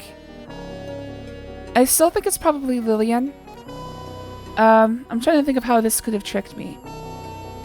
Because Laura and Lillian are supposed to be friends.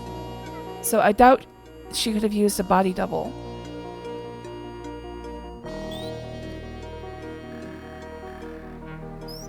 So I'm wondering if, like, they didn't confirm that. The way it's phrased, it sounds like they want me to think that she looked at the actual wound in Lillian's chest. But I think what they meant is she just looked at the coat and saw the blood. Because I think what's happening here is that she's faked her death.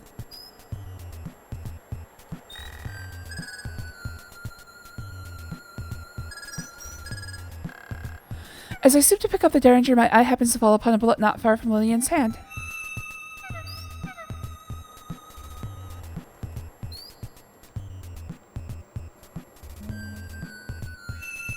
I think she's trying to trick me into finishing her murder spree.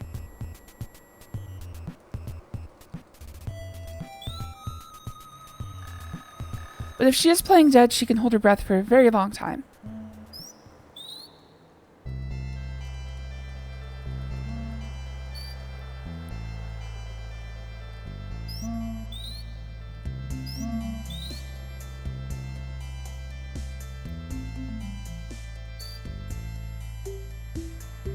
I just want to see if the number updated in the doll or playhouse.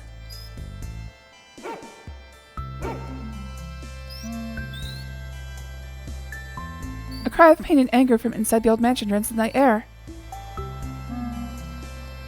Alright, I'll go see what that is.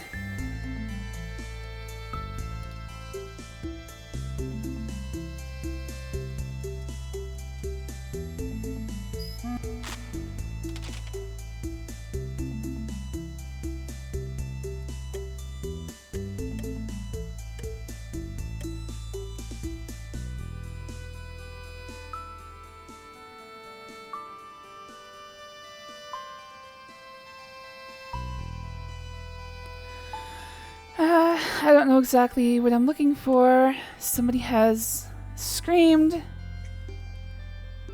And I'm very, very slowly searching for the source of that scream.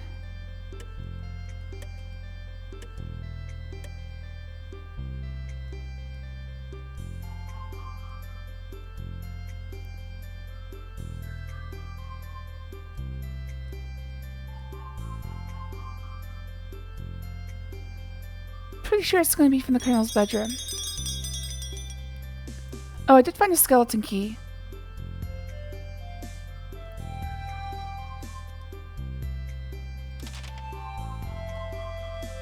Let's see if it opens. Lillian's suitcase.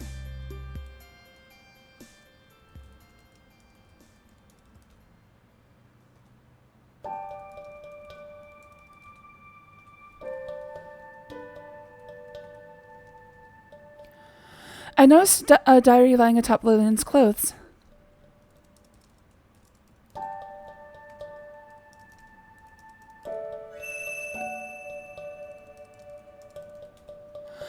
Upon opening the diary, I casually noticed an ink-stained fingerprint inside the front cover. Curiously and guiltily, I scanned through the rest of the diary's pages. Nothing much captures my interest until I come to the latest entry. It reads,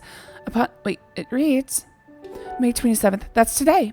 Dear Diary, I'm so terribly upset. I can't believe Uncle Henri would do this to me. I thought I was like a daughter to him, and now I find out I'm no more important than any of those other creeps. They can't get away with it, you know. They just can't. Between you and me, Diary, you know they have to go. Because of what they all did to me, I know they were all in on it together to have put me away in the nut house. I was never crazy. They just wanted me out of the picture. Now they have to. That's it. The passage ends abruptly. What could Lillian mean by all of this? I wonder. Okay,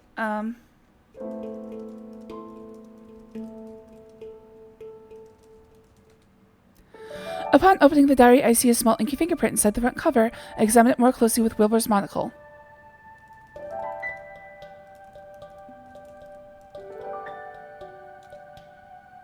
Well, what am I supposed to do with that information?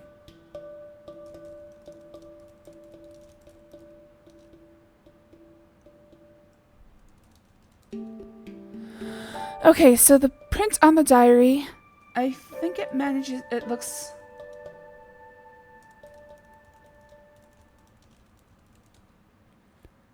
Yeah, it's one of the fingerprints. It's the top fingerprint on the record. So I think what this tells me is that the only two people who touched the record were Gloria and Lillian.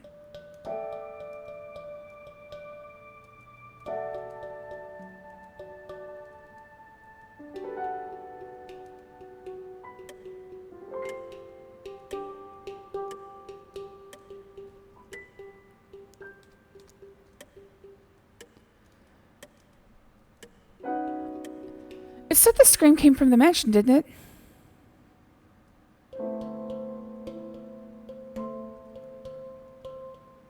Oh. The Colonel's wheelchair sits empty in the middle of the room. He can walk. Jesus has cured his affliction.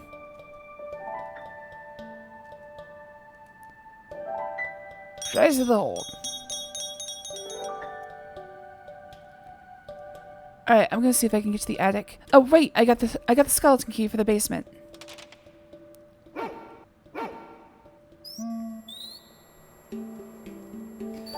At least that's what I assume it's for.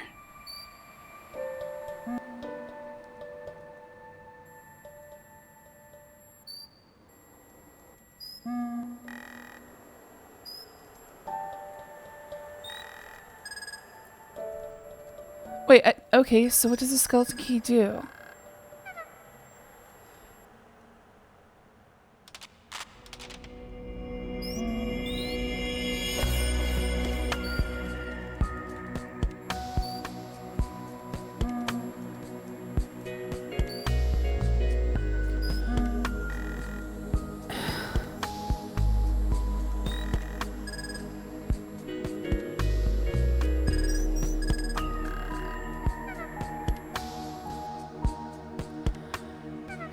So as I understand it, the skeleton key should unlock every door in the every door. That's what a skeleton key means.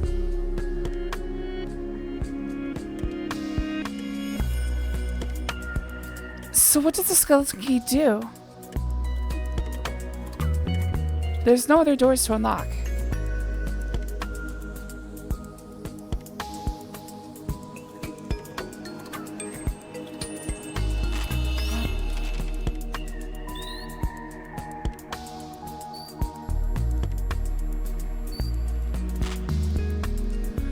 Alright, chalkboard still reads 7.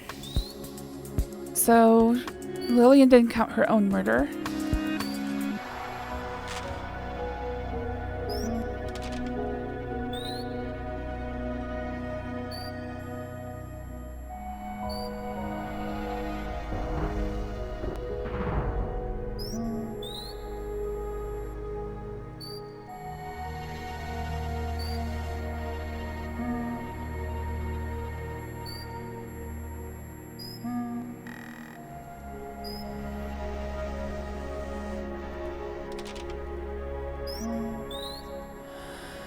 Right, it said that the scream came from the mansion, though. So, where the hell is the scream coming from?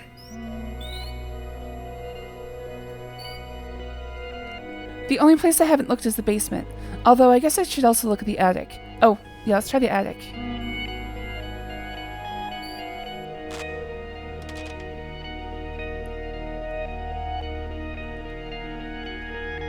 Okay, the elevator does not appear to be here. I still don't know if there's a way to call the elevator.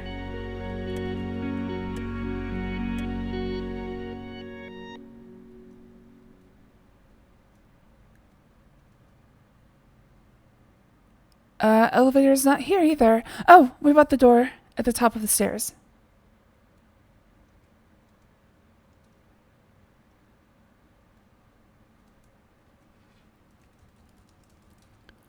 Using the skeleton key, I unlock the attic door.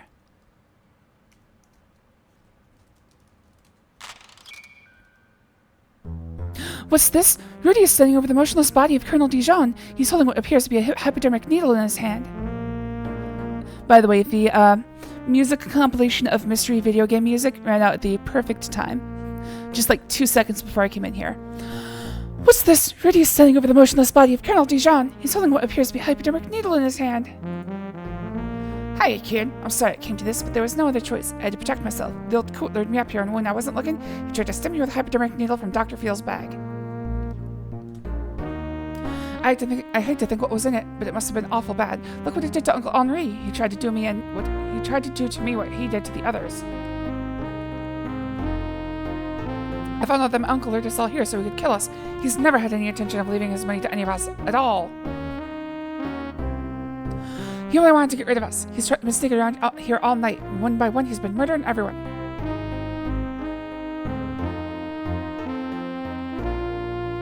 He had us all fooled, let me tell you. He was in a lot better shape than we all thought. Well, it's a shame about everyone else, but at least you and I are still alive.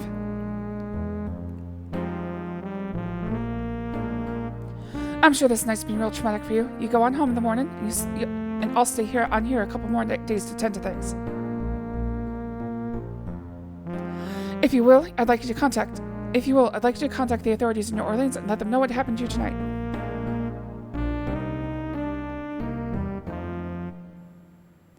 The next morning. Wait, is this the ending?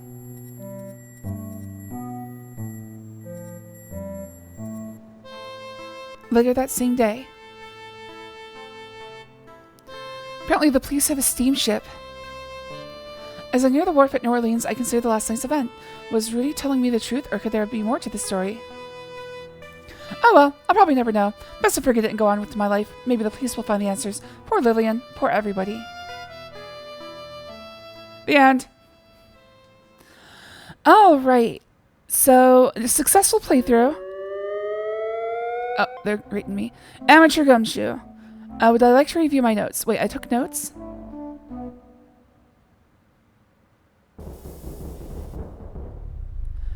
Person befriended. Oh. So I didn't befriend anyone. That's probably most of the problem. Took food item from kitchen. I took a bone from the kitchen.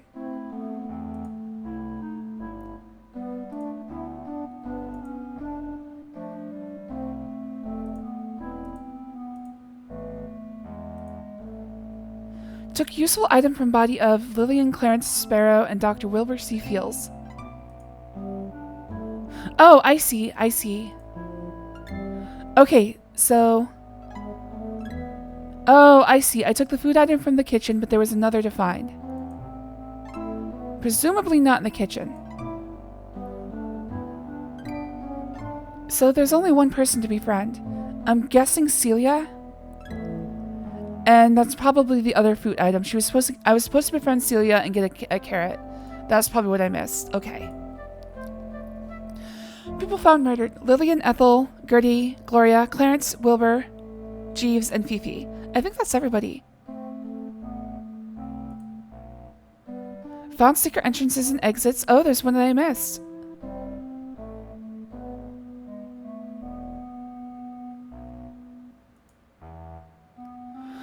Objects used more than once. Diary, oil can, monocle, and I missed something, so there's another thing that can be used multiple times. Took object from suitcase of Lillian. Yeah, I did that. Valuable object taken. I think that would be the trophy in the dining room, but I don't know exactly what I'm supposed to do with that. Religious article discovered. Didn't find it. Items requiring close scrutiny. I missed one. People with gambling habits. Clarence, Sparrow, Fields, and I missed one. People guilty of embezzlement. Sparrow and somebody else. People with a telltale scent. Dijon, Sparrow, and... Oh, because of their smoking. Person refusing to sell something. Ethel Prune. I found that one out, yeah. People romantically involved. Found all of them. Person wishing to end an affair. Gloria. Found that as well. Has embarrassing medical history. We never did find out about that. I think they're implying that she had an abortion. But I don't think they're going to be... clear about that just because of the year this was made. Objects which change location. Derringer, cognac, and something else. Ultimate location of most bodies. Apparently I didn't find where they end up. People who struggled physically. Rudy, Clarence, Fifi, and incomplete. What is that? Oh, the fights I watched. I see. Person with surprising secret. Didn't find it. People who use secret passages. Didn't find it. I would assume it was the Colonel. I found his cane in a secret passage. One who murdered the most people. Have no idea. Time of first visit to attic at midnight. Okay. Some portions of my notes are rather scanty. I can replay the game and gain additional information.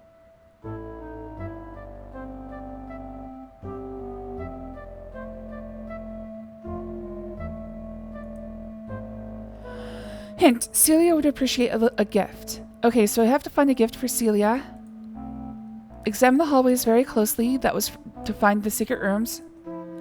The Tin Man is related to the water nymph. I found that one. The monocle resembles a magnifying glass. I eventually figured that one out. Visit the attic as often and early as possible. Ask all the characters about the other characters. Have you thoroughly searched the carriage house? I don't think so, because all I found in there was an oil can, and that was sitting out in the open. There's more to the chapel than meets the eye. That's why I figured I was looking for a secret passage. Consider it a noteworthy event. Whenever you see a character change clothes, apply makeup, wash up, or apply perfume. Oh, interesting. So they're covering smells. Did I enter the cellar? No, I couldn't figure that one out. Polly wants a cracker. Okay, so I have to find crackers for Polly. Eavesdrop on interesting conversations. You never know what dogs may find. Celia has lost something she considers valuable. She'd appreciate its return. Okay, so it sounds like I was supposed to give the bone to the dog to get something from him that Celia lost. The bell holds the key to... Oh, the crank was for the basement? Oh, wait, it's for something in the basement. But it doesn't mean that it doesn't mean it's for the door. I guess I can try that. Eavesdrop on the Colonel. There's more to him than you might think. Something of the doctor's is missing. Yeah, I don't understand that one. If I find an object in a concealed location, attempt to discover who it belongs to. I tried that. Nobody ever said anything. Murderers leave tracks. Check them closely. I fucking did. Follow Fifi. You'll be glad you did. The cognac decanter may be important. Someone pilfered a weapon. Crowbars can be very useful items. I never found a crowbar. Oh, maybe I was supposed to find a crowbar to open the basement. There is a room under the house. Yeah, it's called a basement. You may have pinned the crime on the wrong person. I didn't pin the crime on anyone. Some portions of my notes are rather scanty. Okay.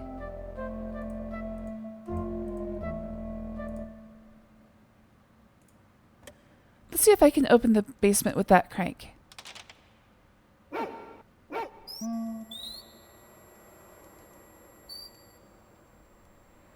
Alright, so for the rest of this playthrough, we will do a guide-driven full playthrough, quote-unquote.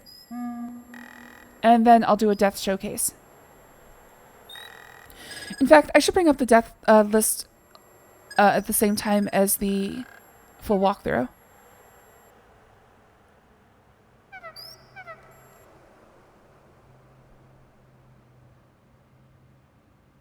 So I might be able to use the cane as a crowbar. I might be able to use the crank as a crowbar. Let's try them. Is that Beauregard bargain?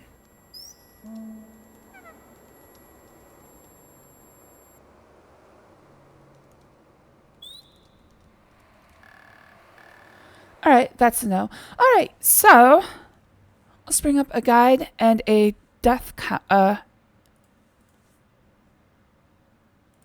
list. And let's get the music going again.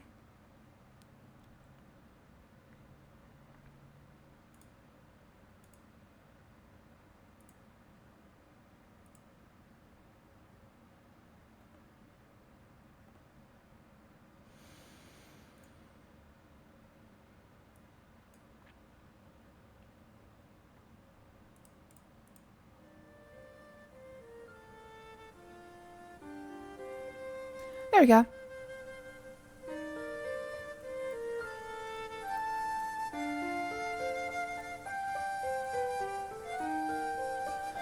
Actually, let's put the guide up here.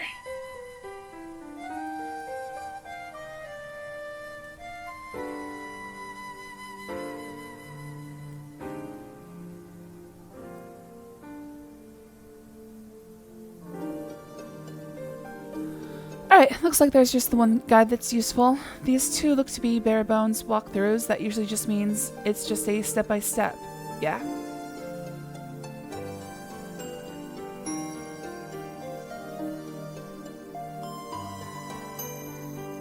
Yeah, those are pretty bare bones.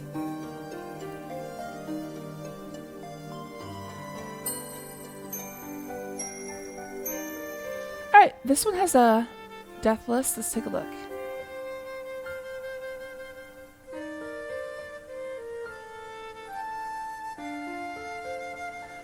In your room or the dining room, you can open the laundry chute and enter it. Oh! Actually, let's go try that. Oh, wait. You know what? Let me write down a time.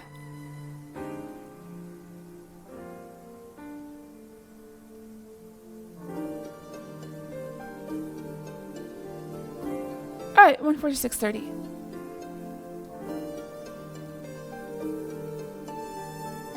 Welcome, everyone who came for the Death Showcase.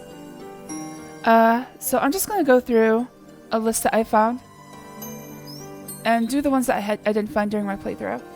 So, first one up, in my room or the dining room, open the laundry chute and climb in.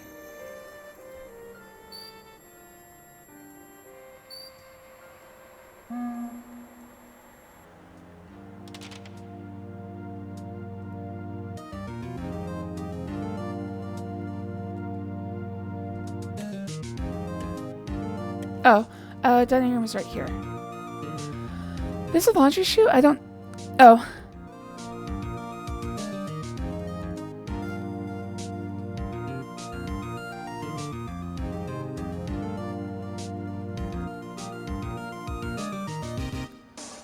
What chute? All I see is a little door.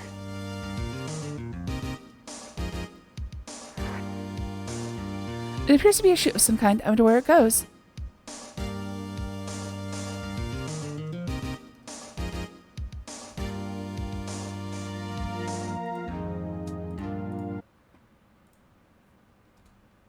Climb what?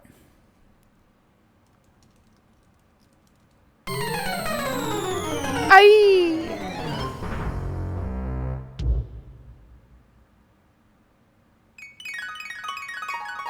Oh, here comes my ghost. Well, it was worth a try. Hello there, Demon Flame. Thanks for joining. Oh, it's good to see you.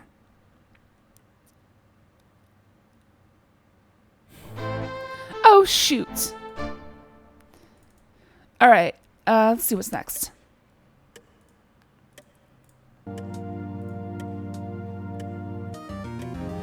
In the bathroom, take a shower. I did that. In the upstairs hall, open the closet. Oh, I did that. In the upstairs hall, broken railing, yes. In the downstairs, under the chandelier, yes. Oil the arm of the knight, did that. In the attic, walk towards the back where the trunk is located. To my left, I see an alcove. Walk in there and back out. Okay. So I can't visit the attic right now. I'm gonna have to go back through my saves and find one where I can. In the bell area, ring the bell. Yeah, did that. Open the gate without fitting blaze. Did that. Walk into the swamp. Did that. Cross the broken bridge. Did that. Get close to the alligator. Did that. Go to any elevator shaft that does not currently have the elevator in it. Type open gate and just walk in. So, I apparently found all but 3 of the significant deaths. I was pretty thorough. Happy about that for me.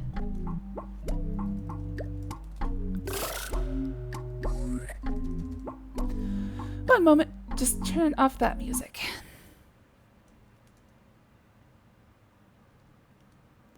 Wait, the elevator's here?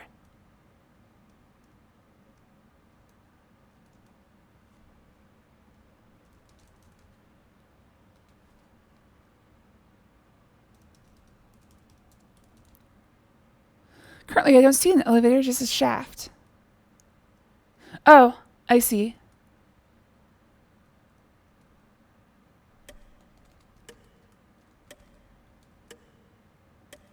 That's where the shaft ends. It does not go to the basement.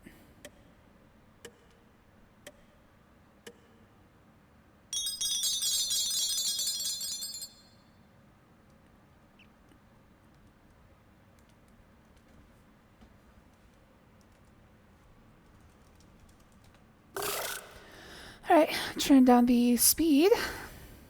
Oh god. Oh damn. You really got the shaft this time. Nice. Always my goal. Alright, Demon, have a good day at work.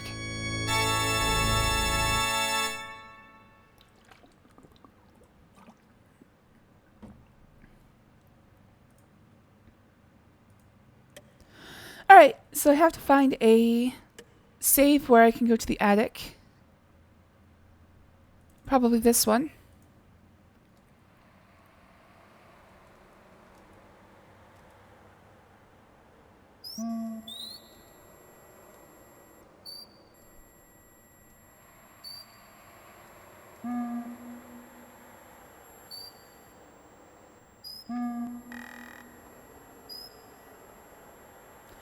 Alright, Rudy's still combing them grounds.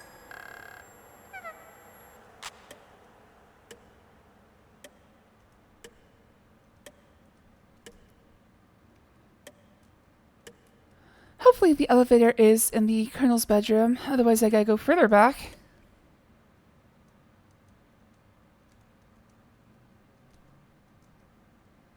Son of a bitch. Stay out of my elevator! Alright, when could I have gotten to the elevator? I think maybe wandering.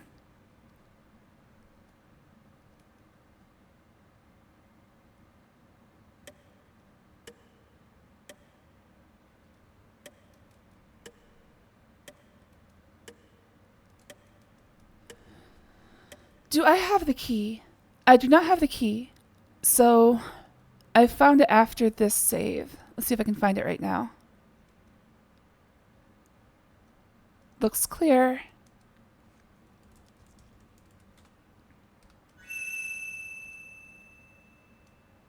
So I think every time I hear that noise, that means I found something that goes in my notes. Oops.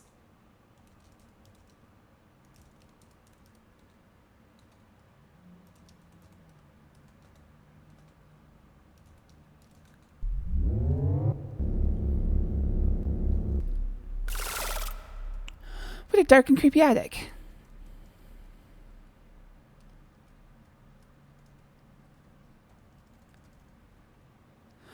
Alright, so sounds like this happens only sometimes.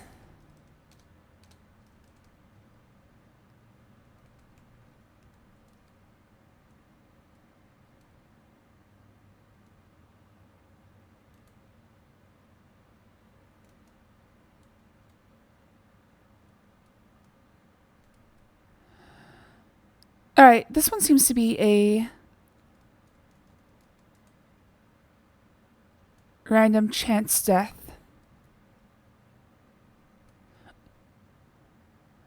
Oh, there it is.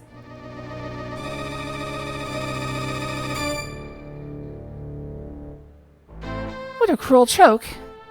Boo. Alright, so that takes care of the death showcase. Let's do a full playthrough with a guide and get hopefully everything. I would assume that this guide is going to tell me how to get everything.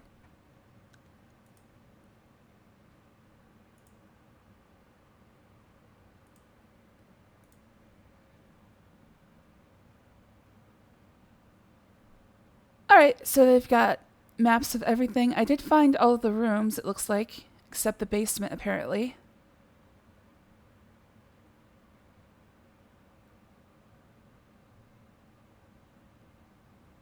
What is this E for?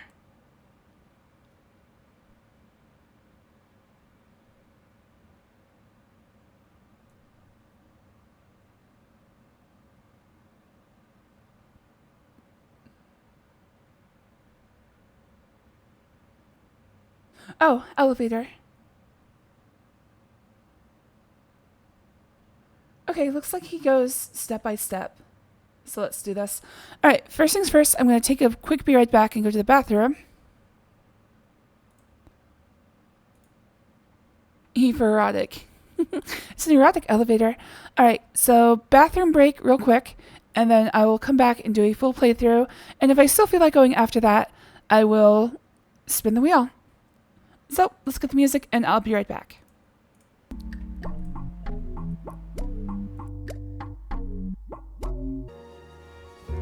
Alright, I'm back.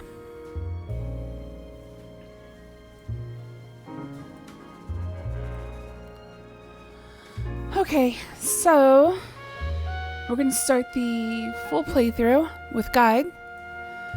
Give me just a second. I'm going to make a note of the time. Alright, and we'll go at 2:03.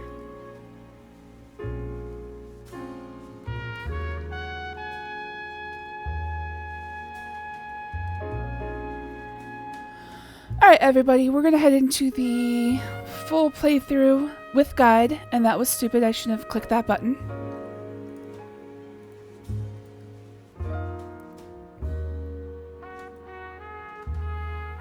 Hopefully this won't take very long, because it should be a fairly quick game if you're being told what to do. Like most adventure games, I would assume. Okay, so we're going to start from the very beginning and just do a full playthrough. The guide I'm using looks like this. Well, not exactly like that. It looks more like this. So it just tells me action by action what to do. Hopefully I would assume that this person has written a guide. It's the only one that's on Game FAQs that looks to be of any worth. Sorry, Anonymous and L. Sterling. Oh, and also thank you to Matt McGrath for making this guide. I really appreciate when people still use text guides. Much better than video guides, in my personal opinion. I can't really think of many things that would be better as a video walkthrough. Alright, so let's do this. Cut the music.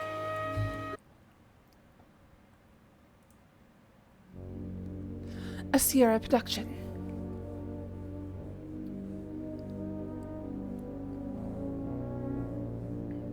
Oh, right. Using my magnifying glass in the back of the map enclosed in my Colonel's Bequest box, please identify the following fingerprint. Alright, well, I'm gonna have to bring up that thing again.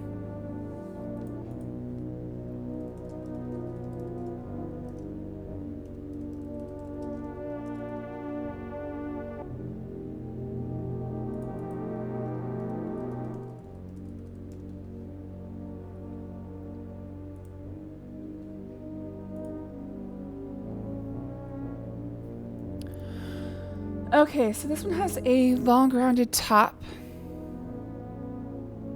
It looks like this right here. Nope, it doesn't have the whorl inside.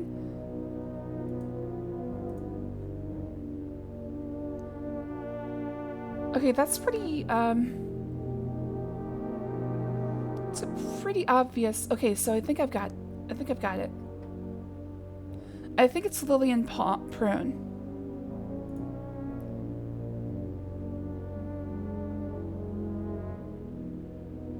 Yeah, because it's got this little... Oops. Ah, shit. It's got this little thing right here. I do believe that's a full match. Okay. And I don't think they would be that, difficult about it. Alright, Lillian Prune. The curtain is about to go up. Please be seated. I have previously attended a performance of The Colonel's Bequest. We saw the opening, so if you want to see the opening again, just go back to the beginning of the game. Or beginning of the stream. Oh, I pressed the wrong thing. I got confused. I was like, wait, does that mean I have to say yes or no? Oh well, guess we'll watch the opening again. Stab that thumb. Stab, stab, stab.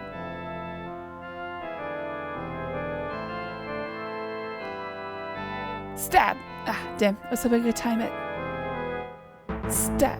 Ah, got him. First time. The Colonel's Bequest. Oddly enough, no one was killed with a sword.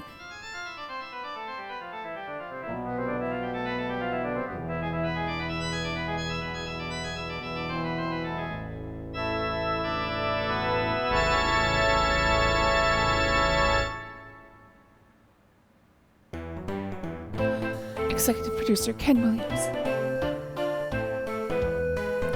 Alright, I'll just let the credits run. I'll just read any sort of title cards written by Roberta Williams, featuring Colonel Henri Dijon, Colonel Mustard, his faithful staff Celia, Fifi, and James. The rest of the Dijon family, Rudy, Gertie, and Gloria. The Prune family, Ethel and Lillian. Oh, I was going to say, Gertie had to have been married into the family. The Colonel's confidants, Clarence Sparrow and Dr. Feelgood. And starring Laura Bow.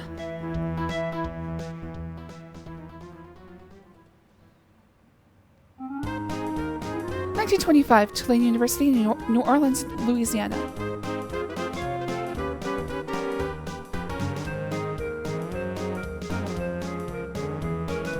I love how that's like, yeah, Flopper's just dressed like that. It's not just a party dress. Directed by, oh, same thing. It's like, you're not really going around town wearing your best party dresses.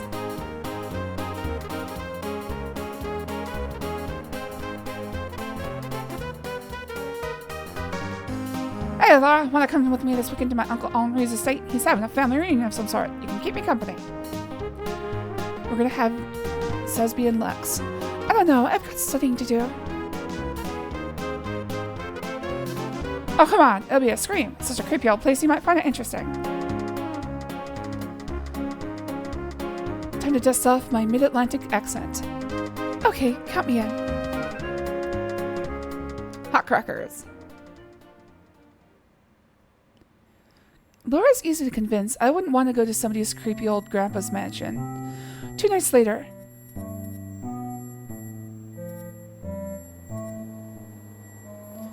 And you definitely wouldn't have convinced me by saying it's a creepy old place. It's like, that feels disincentivizing.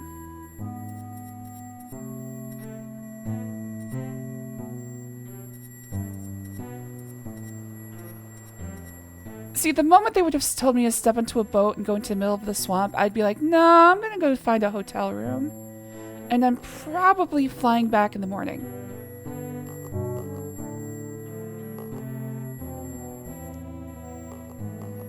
We're here, Laura.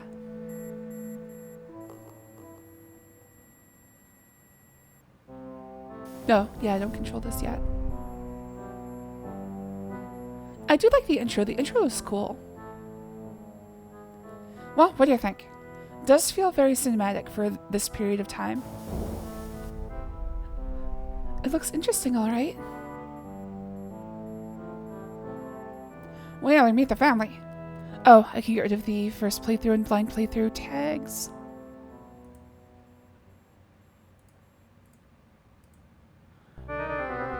So, on the off chance that anybody knows this game, feel free to tell me to do things from now on. Just be like, oh, by the way, Yes.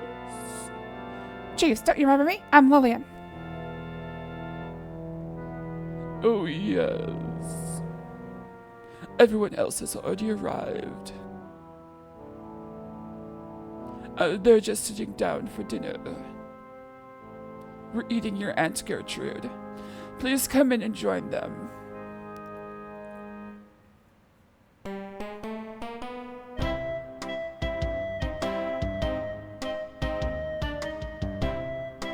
During dinner. I'm glad you're all here. I'm sure you're wondering what I sent you for. Why I sent for you. As you know, I'm a very wealthy man. I have invested my money wisely and have put away almost every dime. Okay, so I think the actual overarching story here is that However, my end is near, and I have decided to bequeath my millions to each of you sitting at the table. I think this was Colonel Mustard's plan to kill everybody. Like, have them kill each other and then finish off the last few. Except, of course, Lillian's friend Laura. Anyway, as I have said, you're all inheriting my money, and you will inherit equally when I go.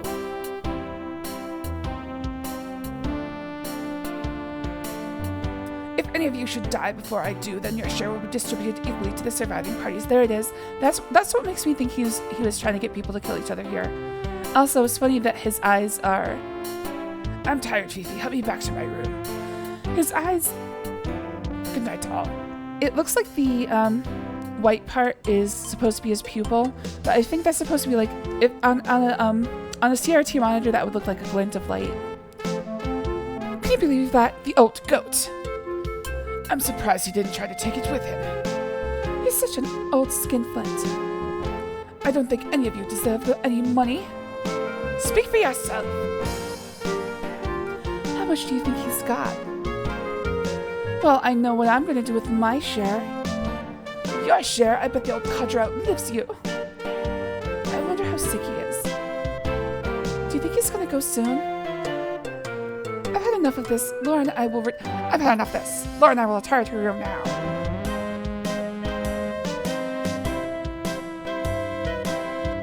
Screw you guys, we're going to go fuck. All of them just start watching. Act 1. I think I have to click off this. This is the guest room I share with Lillian. Though a bit tired looking, it seems comfortable enough. Laura, dear, please excuse me. I'm going to freshen up in the bathroom. Why don't you explore the estate a bit? Oh, right. So, something doesn't feel right. Everybody's acting too strange. Even Lillian. What would Daddy do in this situation like this? Honey, if things don't feel right, they're probably odds. Start hitting people across the jaw. Crack everyone that you see. Give them a good face slapping. Observe the situation closely, yet be unobtrusive. Explore your surroundings quietly and carefully. Try to question the others without raising suspicion. Notice small details. Take lots of notes. And above all, be careful. And make sure you slug them up a bit. The suspects like being slugged up a bit. Since I never go anywhere without my trusty notebook and pencil, I go to my suitcase, open it, and remove those 2 items. Yes, my father is right. Observing the situation and taking notes would be a good idea. So apparently that's supposed to be the scoring system. I was supposed to understand that would be the scoring system. Alright, we're into the game.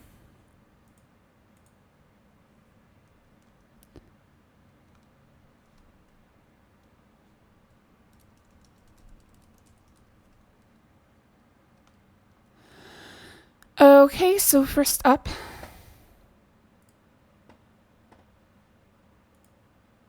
go into Ethel's room. Oh, also, let's get the music going. I'm probably just going to leave the music running throughout the whole game.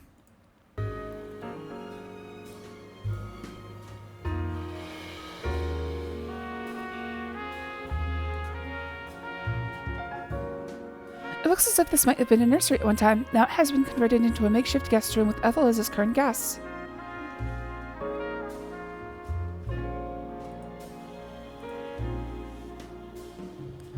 Ask Ethel about Rudy, and she'll tell you of his gambling debts.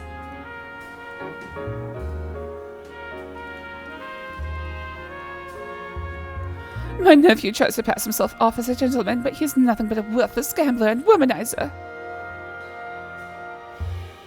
This may seem pointless now, but in order to get the rank of Super Sleuth, you must know Rudy's secret. You can ask other characters about Rudy later on, and they'll tell you the same thing. However, it's best not to just get this silly question out of the way. Alright, so I'm not going to read the entire guide out loud, but just know that every step I take is going to be pretty much driven by what it says. At this point, I'm just an automaton. I'm the abstraction layer between the video game and the guide. As a human, I fully disappeared.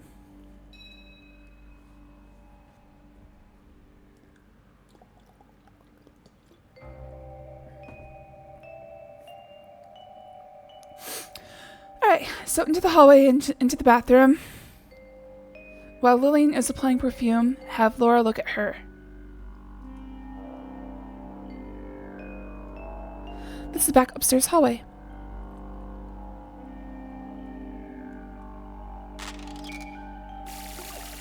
A modern bathroom has been installed in this old house. Ah, Laura, I'm feeling better now. That ride through the bayou had me plumb frazzled. If you need to freshen up too, I'll be done just a bit. Okay, so I'm waiting for her to apply perfume. Okay, this is actually something that I do not like about these games. If you have to do something during a very specific animation, hopefully you give me the option of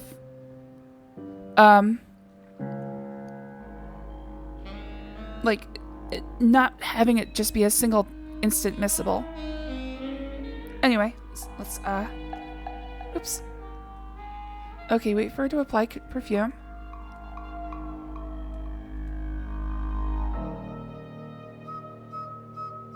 There it is.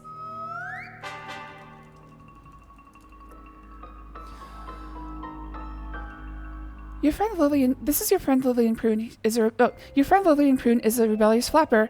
Like you, she is 20 years old, but unlike me, she has been known to hang out with speakeasies, smoke, and run around with several young men. That doesn't sound not like me. She is assertive and outgoing, to the point of obnoxiousness, but underneath it all, I believe her to be a lonely, insecure girl.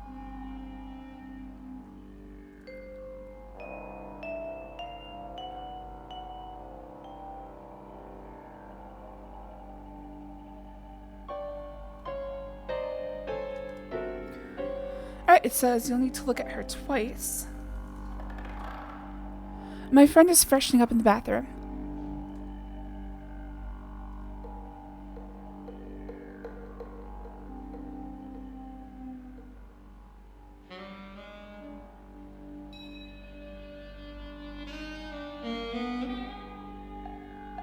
Okay, so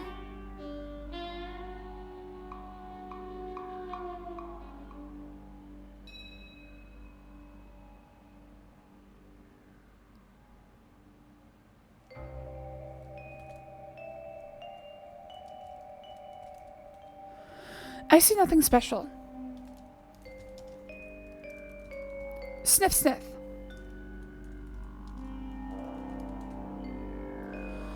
Okay, so while Lillian is applying the perfume, I'll want to have Laura look at her. Just type "look Lillian."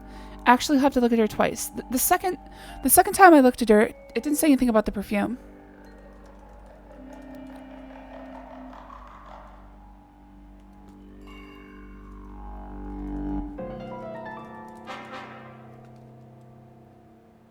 Okay, well, hopefully that was sufficient.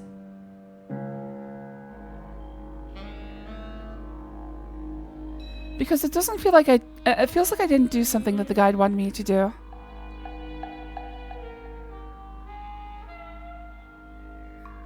Okay, how about this?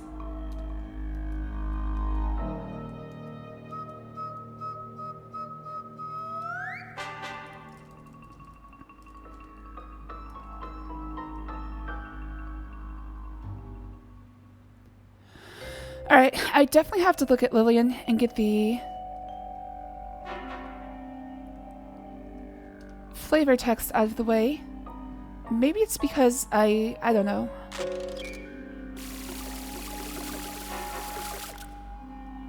Okay, so let's save here.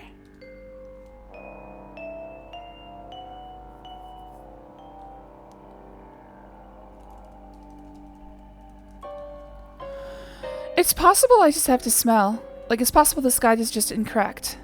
It says smelling doesn't do anything. Oh, fucking hell, I forgot. Okay, reload.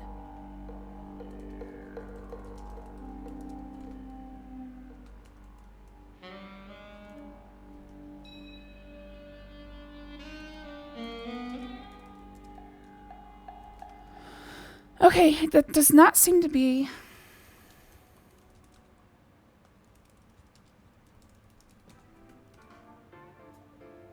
Maybe I just have to smell Lillian right now.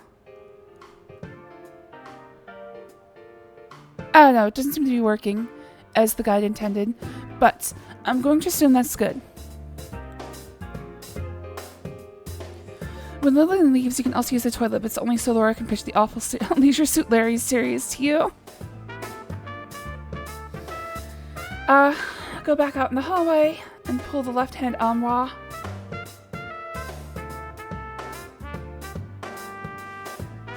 From now on, we'll refer to this passage as Secret Passage 1.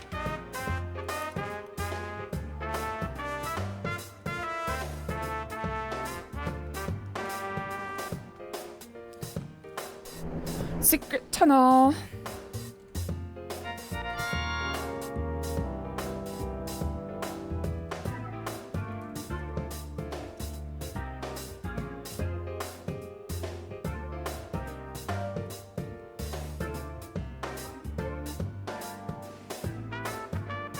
Okay, so for future reference, whenever the guide says spy on someone, they mean do this.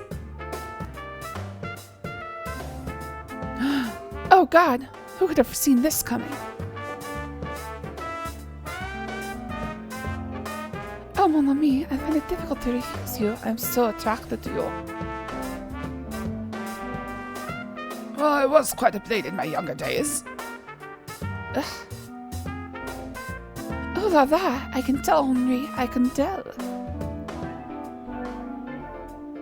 Imagine that, you have to change his diapers and then do that. Ugh. Ah, Fifi, my dear, I do appreciate you, but you'd better leave now before we're noticed. If you say so, Henri, au revoir, mon chéri. Alright, so that gets me to 7:15.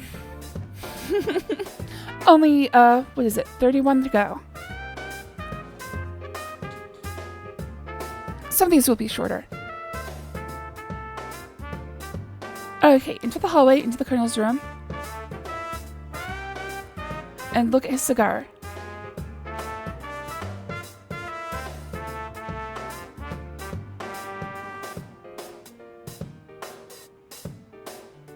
Alright, I'm trying to be thorough so I don't miss anything. What happens if you go out of the panel into his room?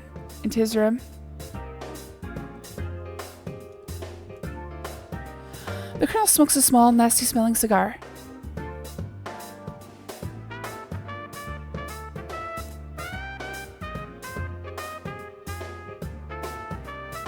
Alright, go into Wilbur's room.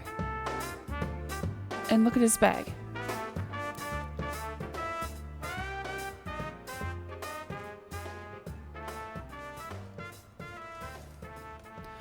It's Dr. Field's bag.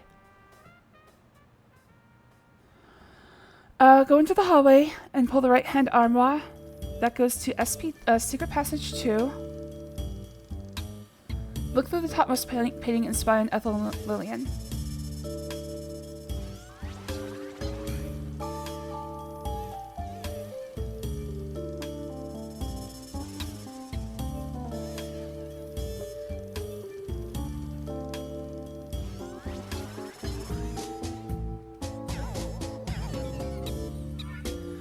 So this game pretty much just assumes that I'm going to spy on everybody all the time. Which I guess makes me just the world's biggest voyeur. Gertie isn't deserving of any of Henri's money when she's not even a blood relative. What are you going to do about it, Mother? Well, I certainly can't talk to Henri about her, and I can certainly talk to Henri about her and those two brats of hers. You never change, do you, Mother? Never mind, Lillian. You and I will never agree on anything.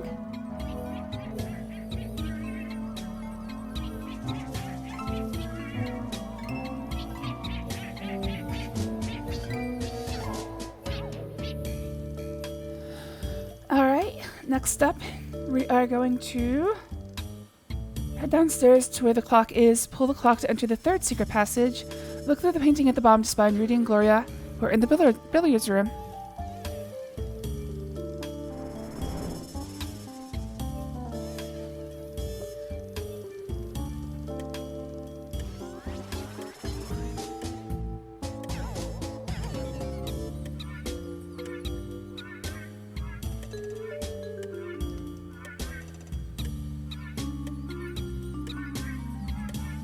Pull that clock.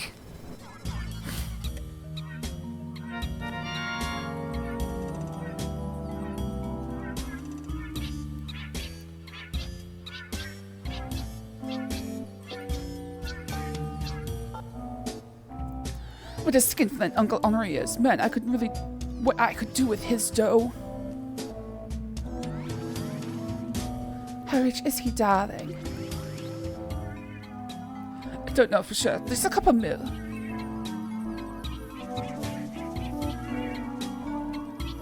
If he's so rich, why doesn't he keep this place up better? It's such a dump.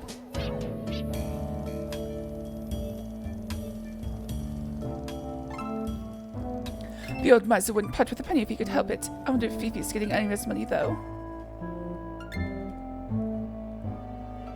I bet she's trying to anyway. Why, she practically has him wander on her little finger. Darling, it's disgusting. Speaking of disgusting, what are you going to do about Clarence?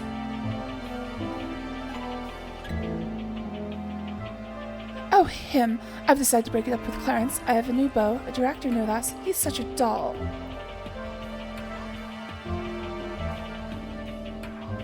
Clarence isn't going to like it when you break it off. I don't trust him at all, that snake.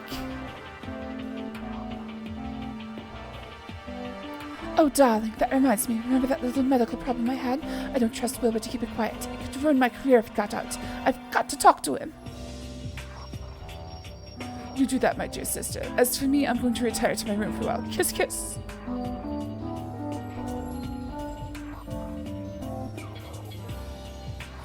Alright, 7:30. I should probably save every 15 minutes.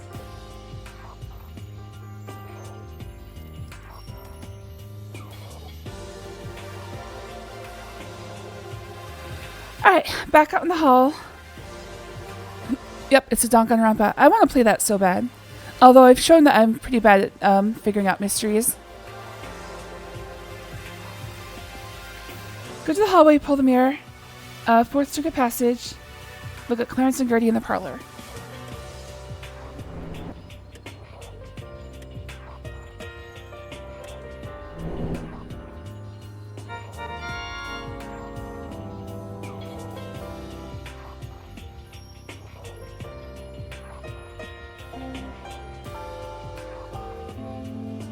I've offered her a fair deal many times for her property along the river, but the old biddy won't sell. She's soon going to force me into taking some sort of action.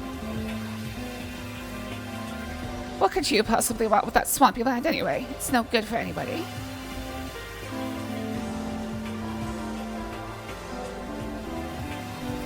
Little do you know, Gertie, my dear, let's just say that I happen to know it's worth a great deal, and have several rich potential investors who would back me up on any plan to exploit or develop it. Well, tell me. I've said too much already. You'll probably go and blab everything to Ethel.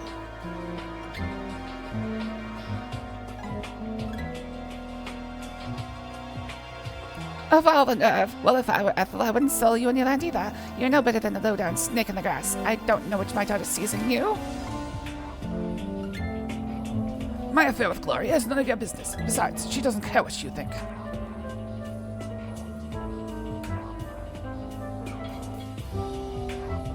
You're trying to exploit my daughter just like you tried to exploit everyone else. Well, I've got the goods on you, mister. I know about your little racehorse scam. If you don't watch your P's and Q's, I'm going to tell him all about it. Try it, lady. I've had enough of this. I'm going to go throw myself off the second floor. For no obvious reason. Alright, so 7:45. This one is a fairly... Oh my god.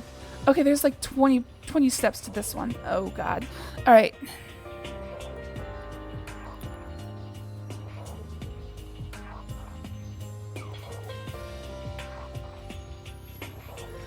Time to get out of the mansion for a while. Go to the carriage house, which looks similar to a barn with 2 doors.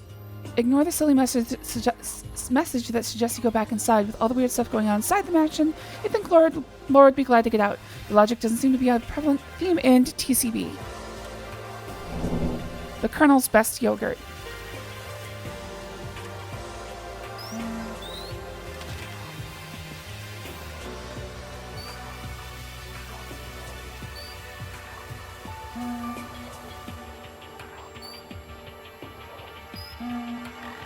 Alright, so I'm going to the carriage house, which is not here. It's right here.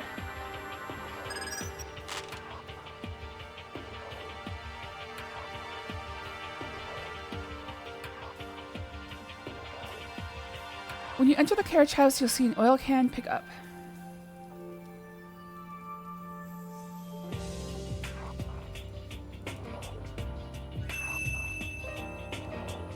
Walk over to the carriage and look inside to find the crowbar.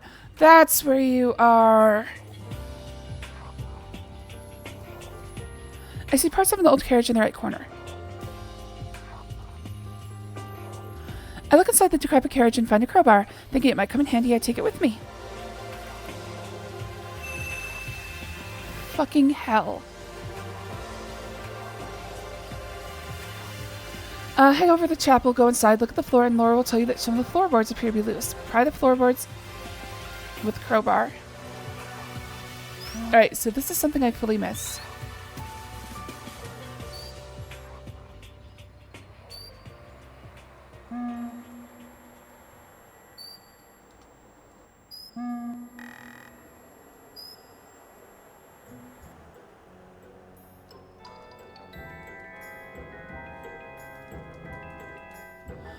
I know some sagging floorboards near the pulpit.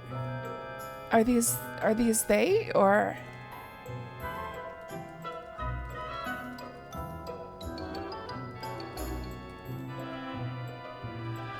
The floorboard that has been pried open exposes a small niche in the chapel floor.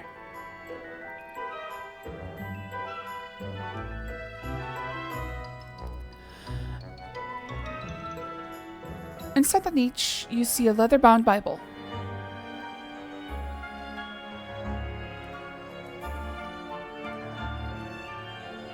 After removing the brittle old Bible from the opening in the floorboards, I carefully open it. Written inside the front cover, I see Francois Pierre Crouton, born 1787, passed away 1832, married Claudette Marie Tuote, 1815, Claudette Marie Crouton, born 1796, passed away 1856, Thomas Simon Crouton, born 1816, Claude Francois Crouton, born 1819, Thomas Wed Mary Frances O'Neill, 1848, Mary Frances Crouton, born 1827, William Thomas Crouton, born 1851, passed away 1851. It's pretty common back then. Sarah Marie Crouton, born in 1854, and we know she died at 17 in 1871, so this Bible is from sometime between those years. In fact, it would be between 1856 and 1871 would be the date of this Bible.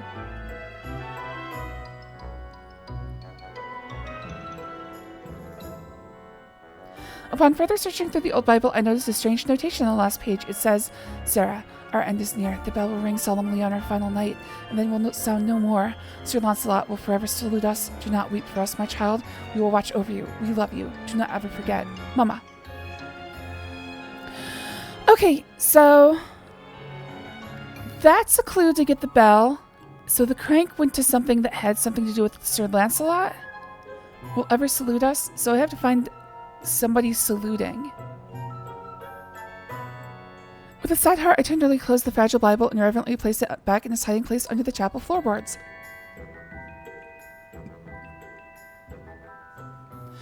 See, I don't know exactly how I was supposed to find all this shit, but I guess the about page where it said you get out what you put in is 100% accurate. I just don't know if I'd like to put in the look at the floor in every room type effort that this game demands.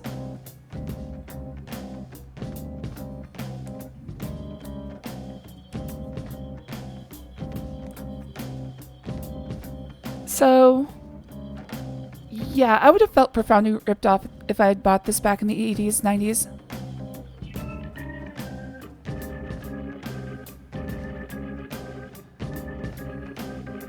head back to the mansion.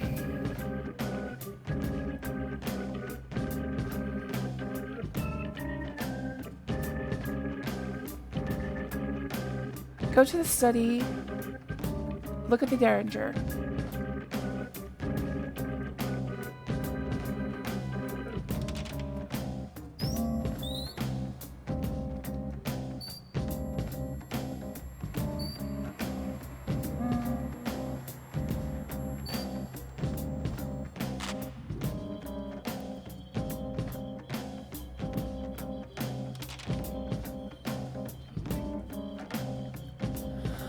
The small silver Derringer is inside the glass case. I'm sure this is because I need to confirm that it moves later.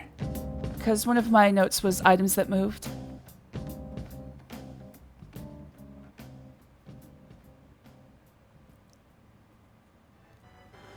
Open the leftmost cabinet and Laura will describe the weapons that are inside. Later on, one of these weapons will disappear.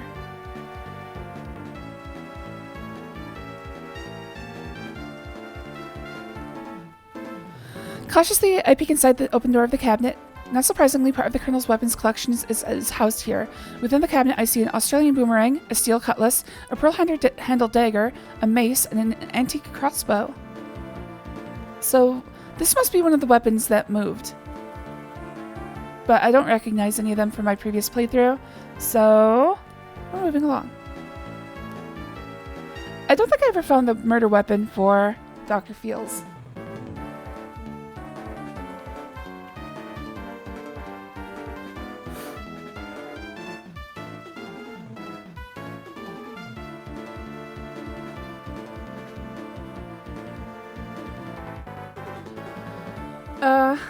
Head over to the parlor.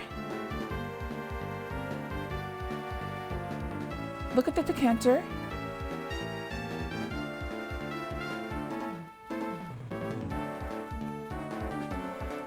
Would you like a drink?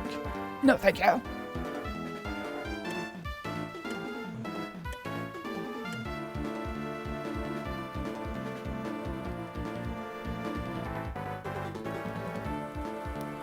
Upon the countertop, I see a decanter of cognac.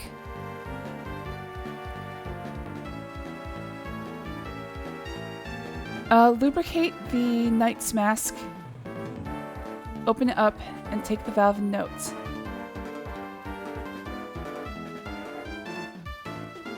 Okay. Oh, son of a... When was the last time I saved? Oh my god. Okay, that's gonna be a killer.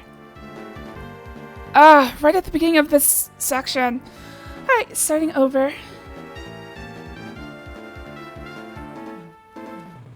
Alright, go to the carriage house, get the oil can and the...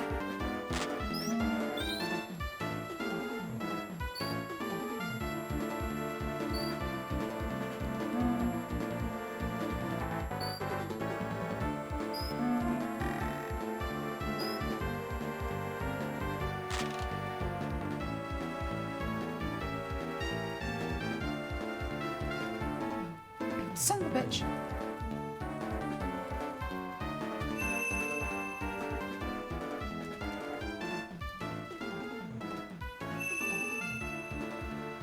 Okay, use the crowbar in the chapel, read the Bible.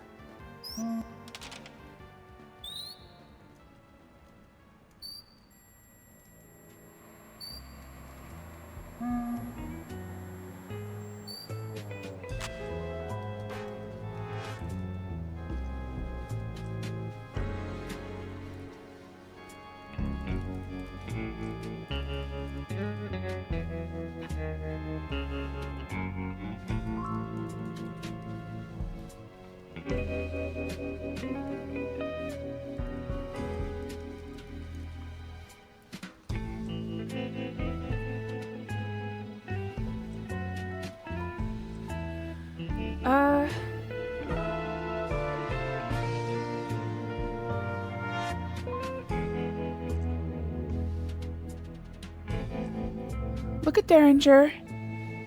Look in cabinet. Look at decanter.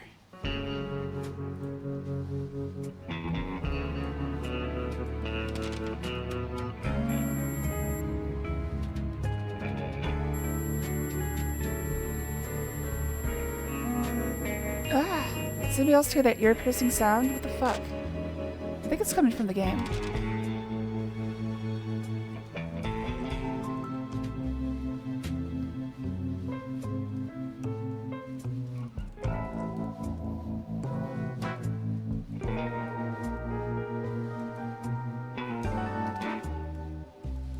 Would you like a drink? No, thank you.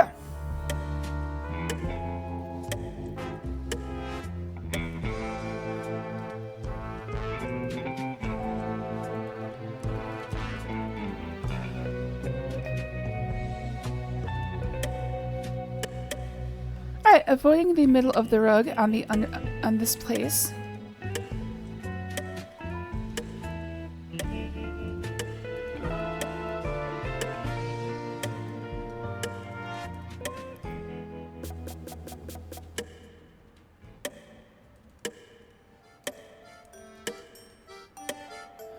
I carefully open the armor's visor and peek inside.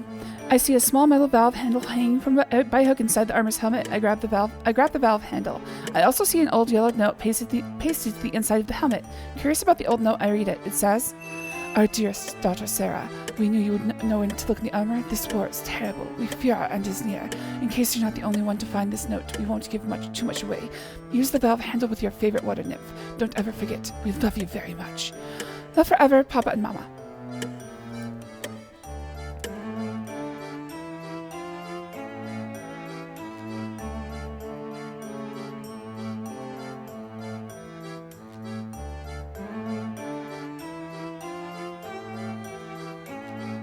Okay, go upstairs and enter Gertie's room.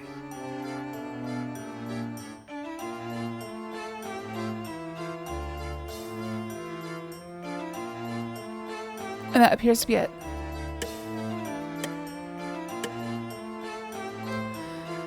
I will say just a boil down of, like, actions would be good. But I can't fault the guy who wrote this for being too verbose. It just takes me a bit to process what he's trying to say sometimes.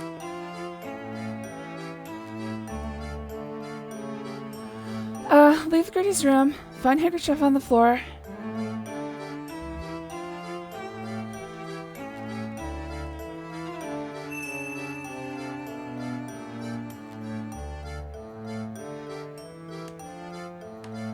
Head back into Gertie's room.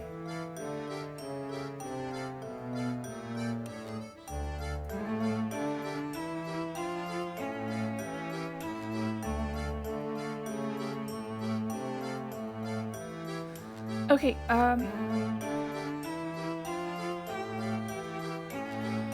so I'm hoping I didn't skip any steps. I guess all I can do is keep going. Alright, somehow somebody killed Gertie, even though well, I guess I could have entered from the secret passage. Is that cigar smoke I smell?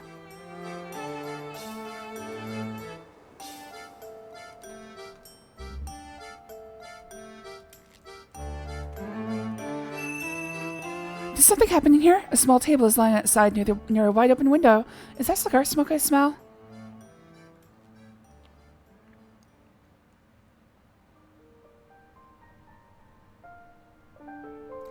Look at the room and then the open window.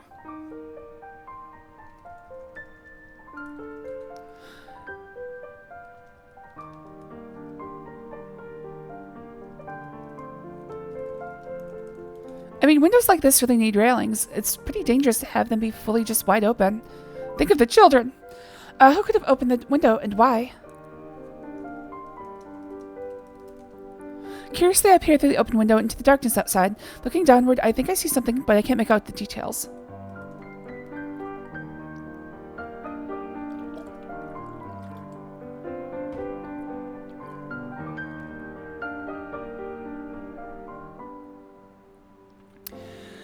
Okay, go downstairs into the study.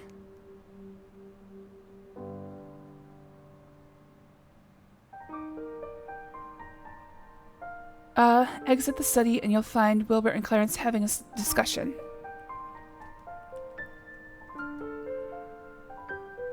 Someone's walking outside in the second-story veranda. Who could it be?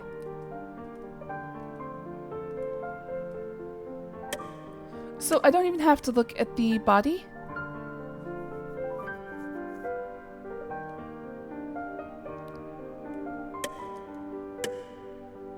One important tool of a good detective is cracking someone across the jaw. One good tool a good detective uses besides asking questions of people is to selectively reveal information to them and listen to their response. If you tell Gloria about Fifi, you may receive additional information about Fifi, or at least what Gloria thinks of her. Honey, if you find any items that you're confused about or would like to know information about, try showing it to the others. They may reveal more information about it to you. Thanks, Daddy. Now get out there and crack some jaws. Okay, study.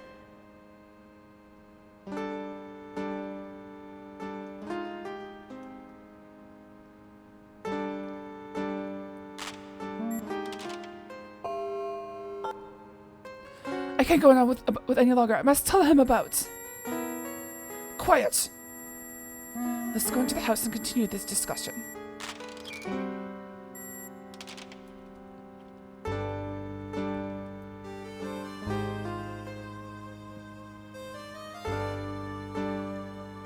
Follow them and head into the library. Chase them out of there, they'll go to the dining room. Use secret thing 4. No privacy here either. Come on, let's go to the dining room.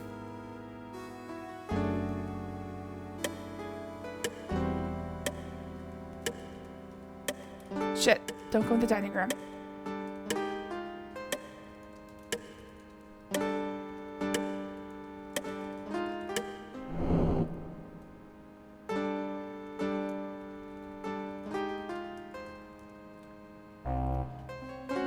It's just not right. We've got to tell him about it.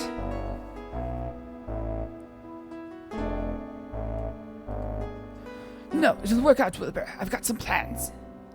How are you going to replace that $100,000 we took from Henri? Where would you get that kind of money? I know people. I can do it. Trust me.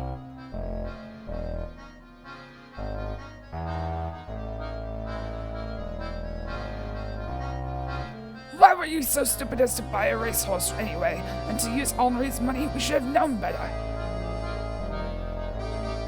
It would have worked out, Wilbur. It wasn't our fault the fucking horse broke his leg.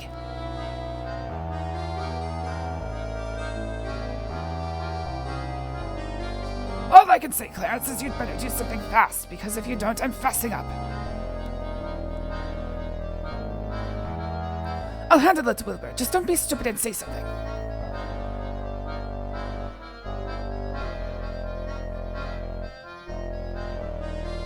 I've got to go. Remember, don't say nothing.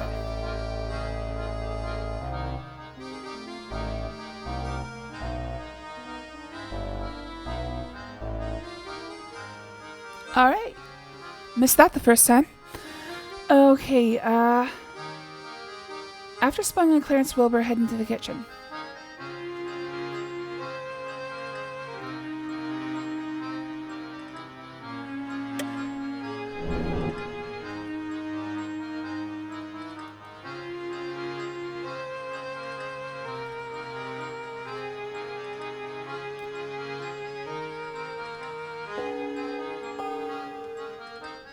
No, child. Ain't no use getting yourself upset. Things have a way of working themselves out. I know, Celia, but it just doesn't seem right. Oh, hi, Laura.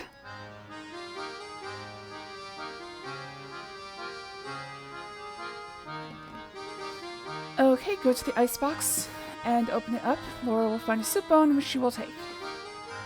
Head to Beauregard's doghouse.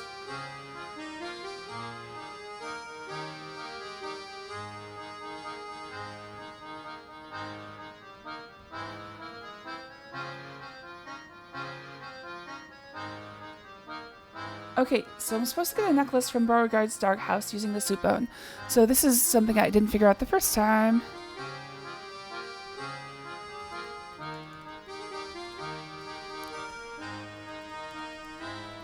Damn it!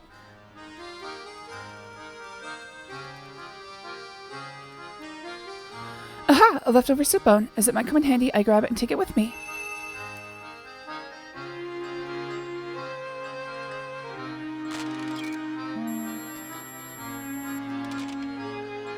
Come and get it.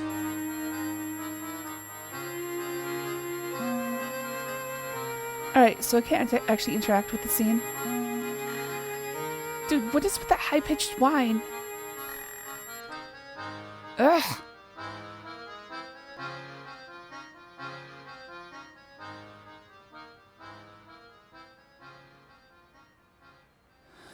Okay, so give bone to dog and look into his doghouse while he's preoccupied.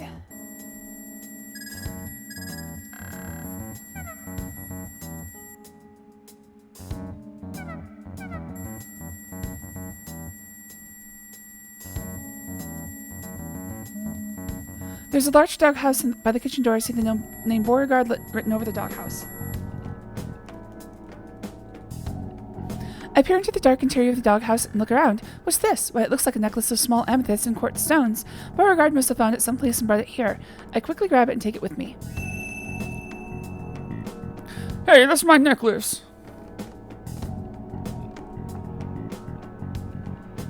Okay, head back into the kitchen, and give Celia the necklace. You know how they all are. You'll be fine, Miss Lillian, you'll see.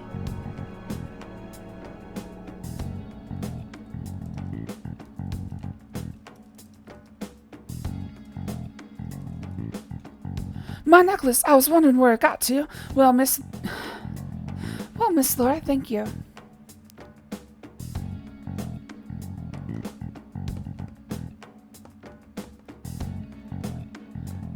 Alright, so I've become Celia's friend. Go into secret... What was SP stand for? Secret Passage, I think. Secret Passage 3.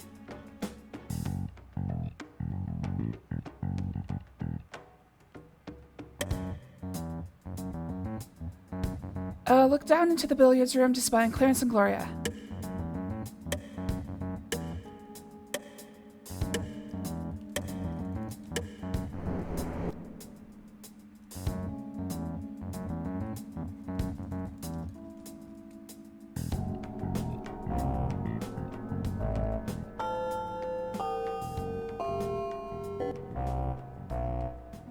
You seem distant, babe. What's the matter?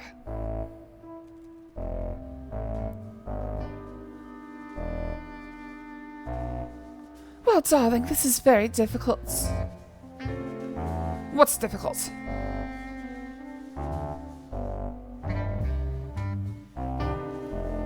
You and I want to end it.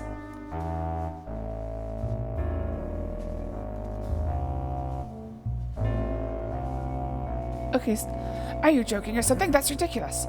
so it doesn't seem to matter how fast the animation is going. It appears that the scene, goes at the same speed no matter what. No, darling, I'm not joking. I have a new beau. He's a director.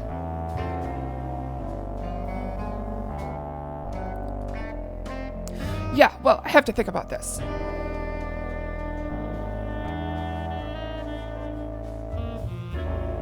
See you around, sweetheart. Alright, so it doesn't seem to matter how fast I have the game moving, except for the animations themselves. Alright, so 8:45.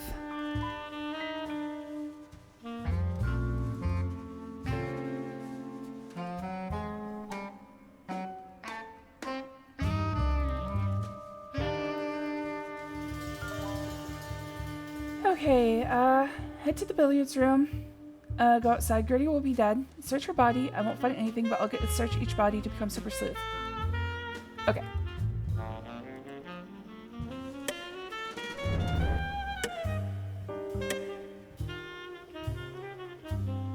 Everything all right, Gloria? I suppose so, darling.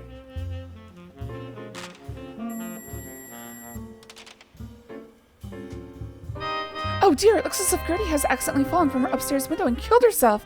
Or was it an accident? What is with the high-pitched whine tonight? Alright, I'm gonna have to reload the game.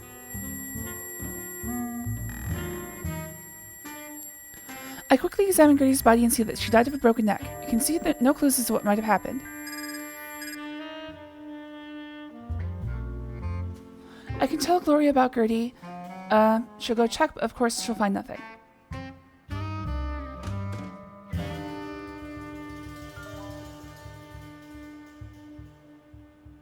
Go back inside and go to Rudy's room.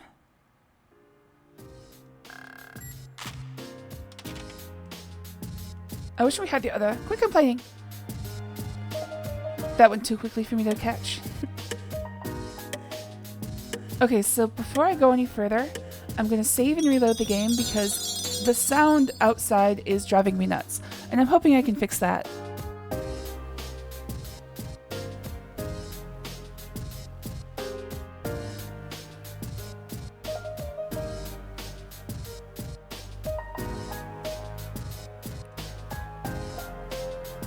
You appears to be up. Leave me alone, you, God!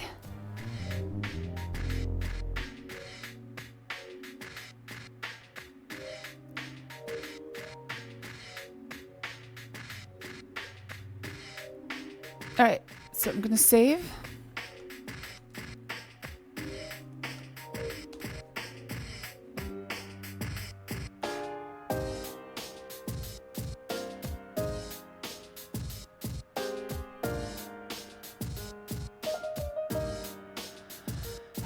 What did I just do? Bedtime.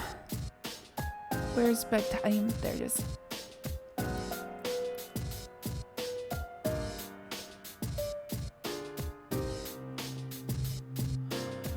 Okay, head over to... Oh, wait. Go to Rudy's room. All I had to do was witness the altercation. Head to Ulmary's room and you'll find him missing. If he happens to be there, which happens sometimes, go downstairs and back up again. Once he's gone, go to the fireplace, look in the cannon, get the elevator key.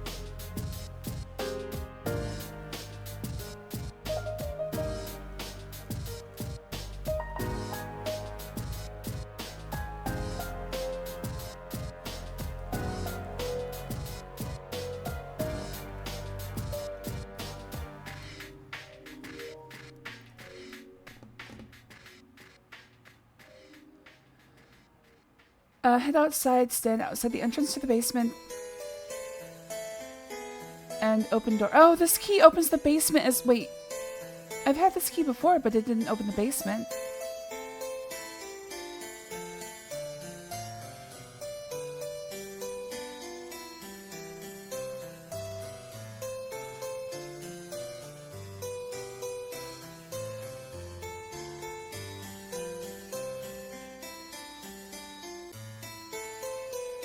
Okay, this is the only key I found, right?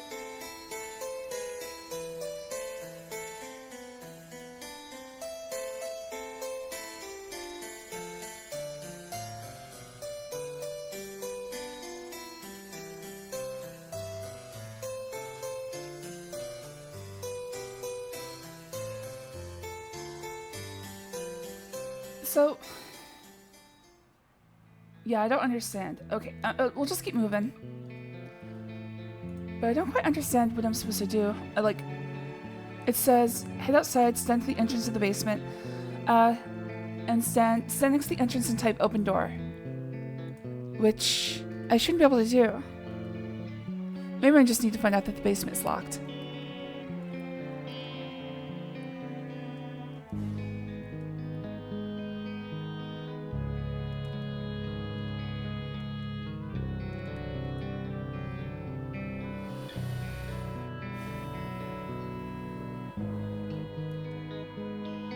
Hi, Laura. Having fun?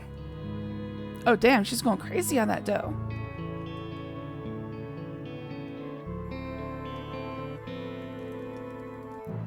What the fuck? This must be the butler's room. Actually, it's not too bad considering it's down in the cellar. Oh, I guess it's open whenever Jeeves is home.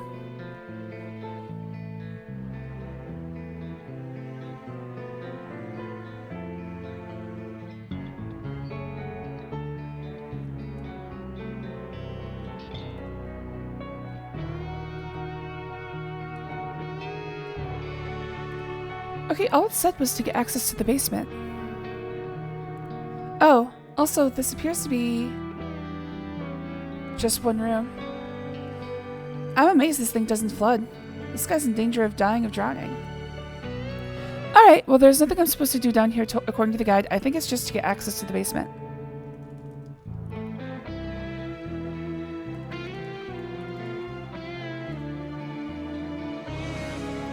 A box of crackers is sitting on the nightstand next to Jeeves' bed. Oh, that's where the crackers are. Okay, does this guide actually have me take them?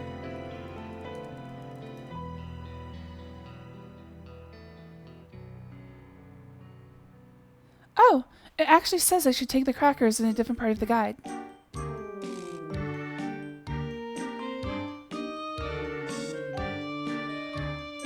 Oh.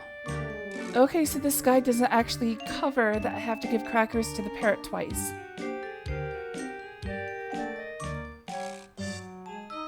So why isn't it in this guide?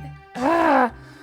Okay, I guess if you're going to write a guide for a certain purpose, you should probably make sure all the information is in it.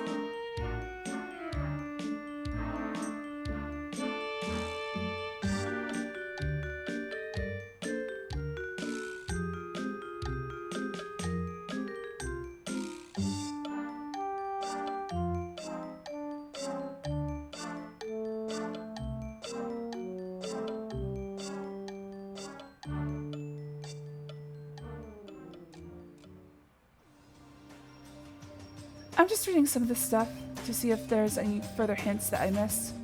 I'm just reading all the item descriptions. Alright, looks like crackers is the only thing he doesn't actually cover. I don't know why. Maybe it was here before and they accidentally got rid of it. But it doesn't say anything about the crackers in the main guide, so I'll take these. Hey, more doggone Rampa.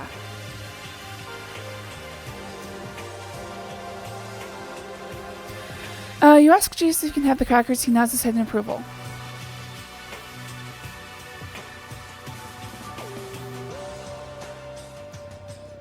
I thought he was asleep. I thought he was stealing from him.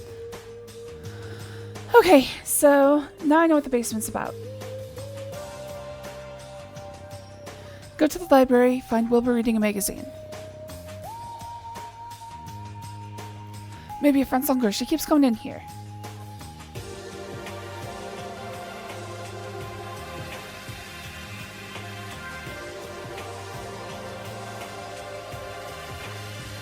Act 3.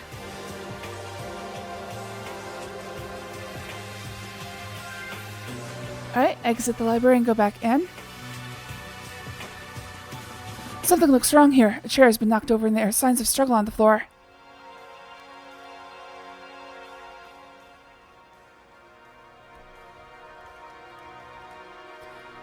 A fireplace poker has been dropped on the library floor. Oh, you see small pink feathers scattered about.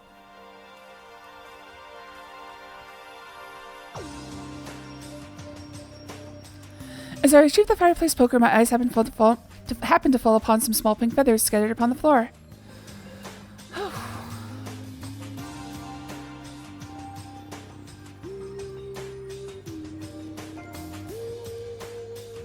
I read the name of the magazine. It's called The Racehorse Quarterly. Upon examining the open page, I see a picture of a beautiful thoroughbred named Sunny Boy. The name Sunny Boy has been circled in red.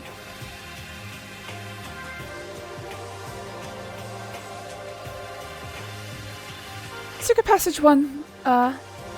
Spy on Henri's room.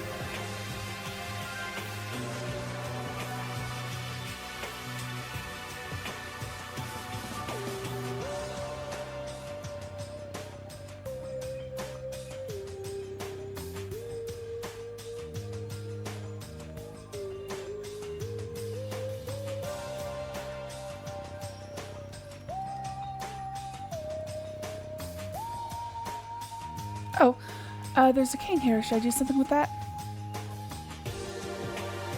If I saw something on the floor in SB1, it is a cane that I'll need to pick up. If, however, the cane wasn't there, search the remaining 3 secret passages to find it. Okay. After picking up the cane, go upstairs to Fifi's room. See a decanter, have Laura look at it. Go into secret passage 2. Spy on Rudy and Clarence. Okay.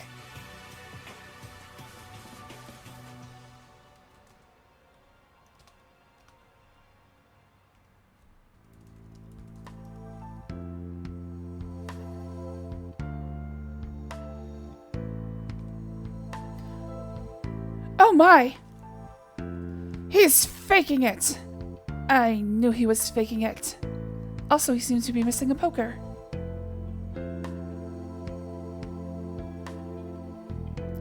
Gasp.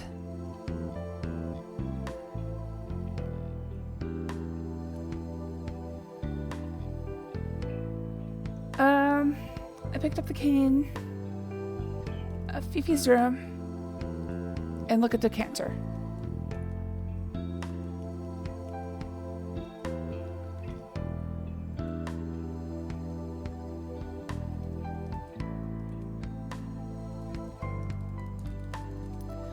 Looks like a fine cognac. Secret passage 2, spy on Rudy and Clarence.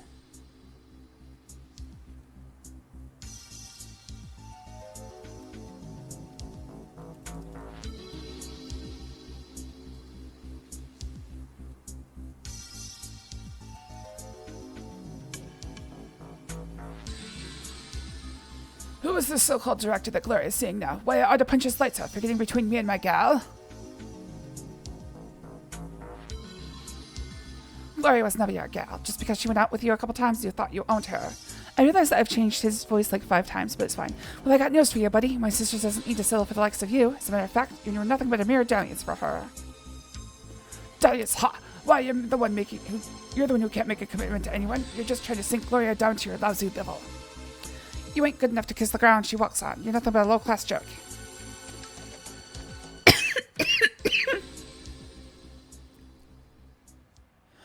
Quit butting in between me and Gloria. This is none of your business. I'll handle it the way I want, and I won't be asking your permission.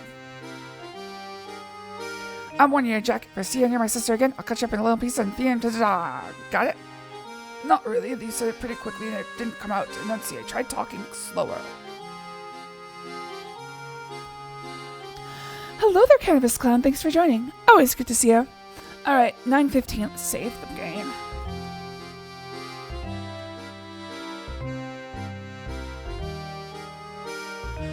Head to Wilbur's room to find his bag missing.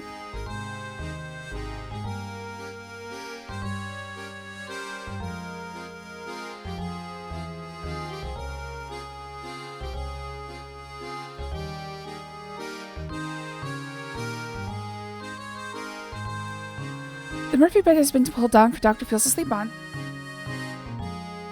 I don't see it here.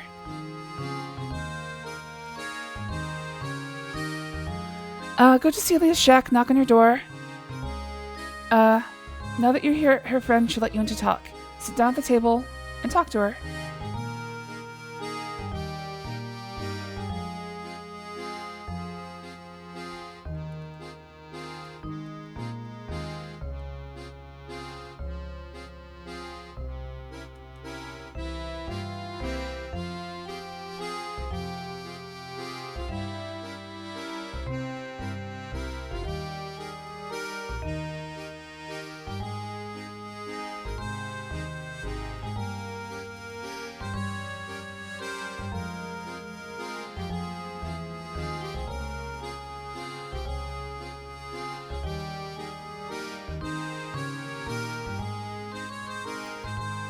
Nice to see you again, Missy Laura. Won't you come in? See, this place looks quite cozy and comfortable. She managed to make a home out of a little old shack. If you want, you can sit a spell and we'll visit.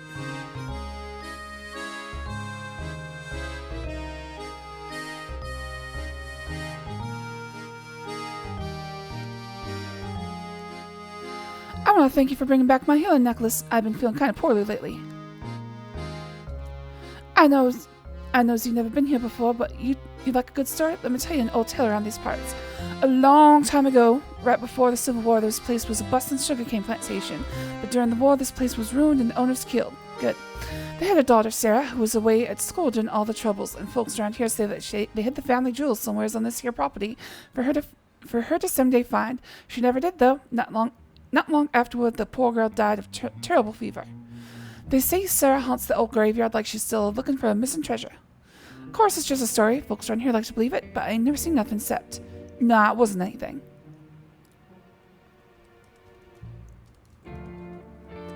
I'd be mighty careful walking around here if I was you, Miss Laura.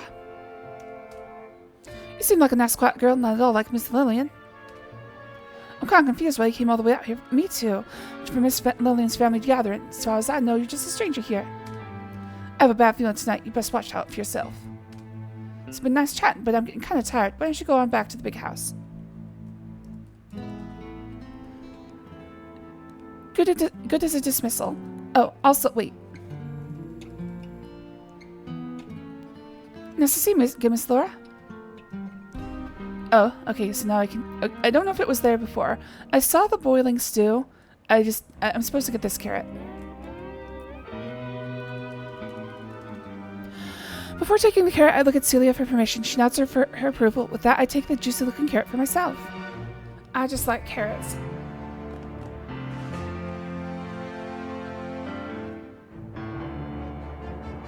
Okay, go to the chapel and find Wilbur.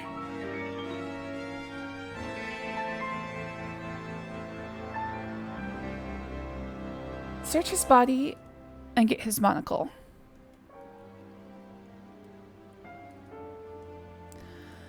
So apparently something I didn't notice, which I couldn't have noticed in a single playthrough, is that apparently the bodies have multiple locations they can actually appear. So this one apparently can go to the chapel or the stable, which is where I found it.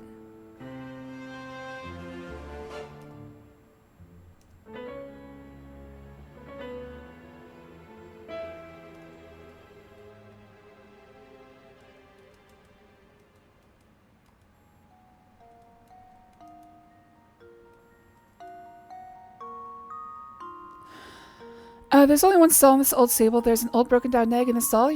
Deduce this must be Blaze. Oh no! What's happened to Wilbur? Someone must have hit him over the head and killed him.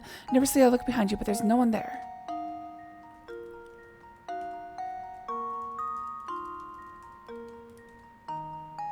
With trembling hands, I search Wilbur's body and confirm my suspicions that he died by a tremendous blow to the head. What's this? Why, it's Wilbur's monocle. Thinking it might come in handy, I take it with me.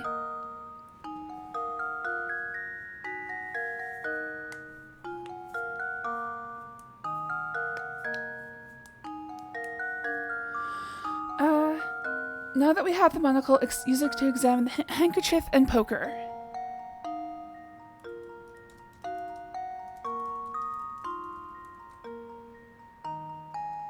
Oops.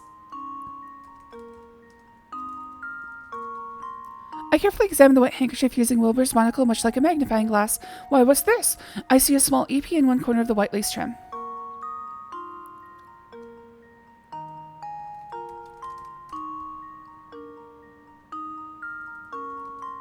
I examine the entire fireplace poker with the monocle. Oh! There are traces of blood on it.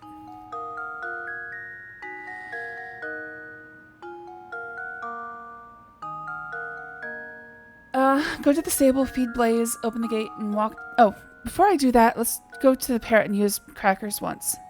Hopefully I don't run into anything that makes the time advance.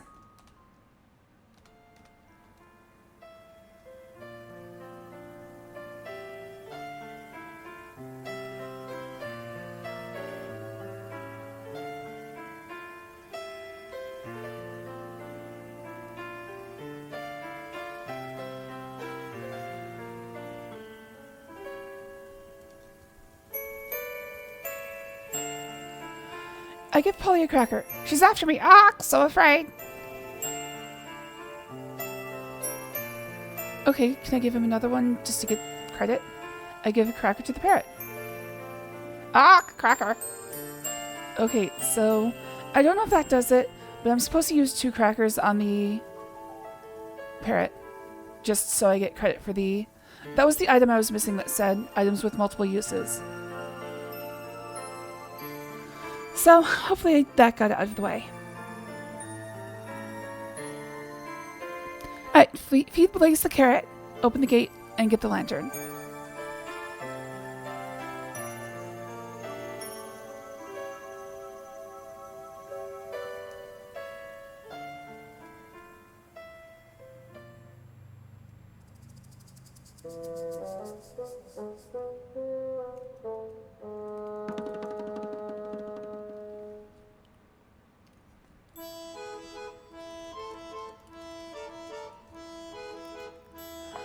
I hold the carrot in front of Blaze's nose, who begins to cautiously sniff at it. He then gently takes it into his mouth and eats it. He looks at me and whinnies softly as if in friendship. Aww.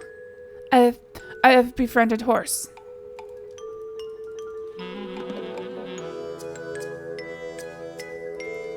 This is still not a good place to be, even if the horse is your friend.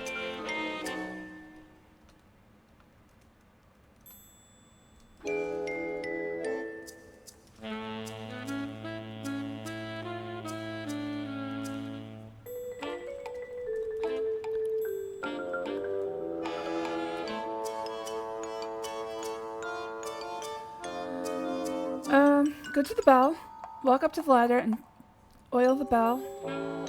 Pull the ring with the crane, not directly under it. Look at it and take the crank that is inside.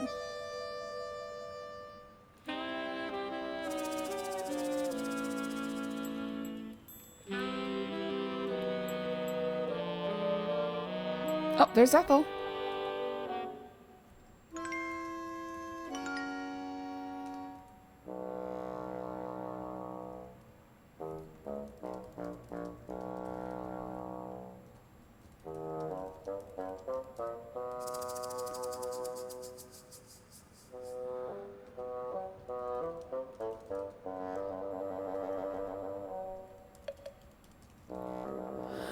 Okay, I think it might be useful. I remove the crank from the bell and take it with me.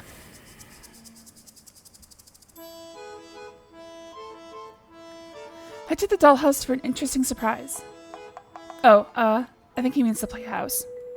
The dollhouse is in Bertha's room.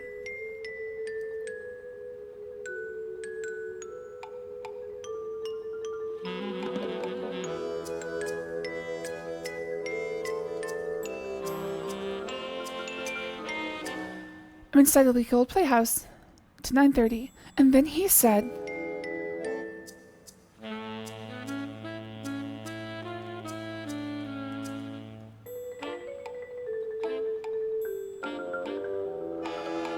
okay, I got the bell and the crank. Just go up to Fifi's room and we'll be at 9:45. Okay.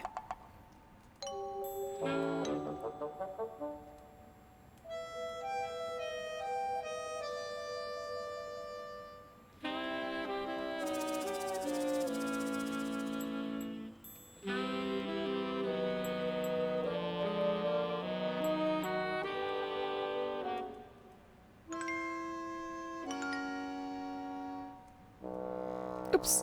Damn it. Why did I keep going the wrong way? Up to Fifi's room. Oh my. Stop it. Leave me alone. Get out of my room now. You got that, you little vixen.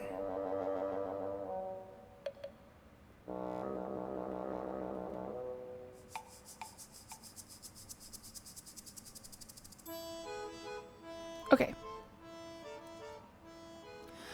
Go to the library, into the elevator.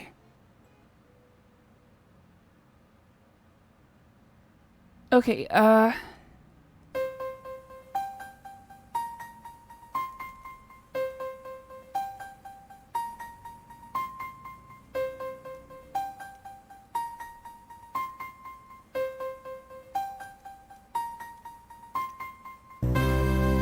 elevator is in here. So it says it could be in Henri's room. But if it isn't in Henri's room, just keep going back and forth until it appears.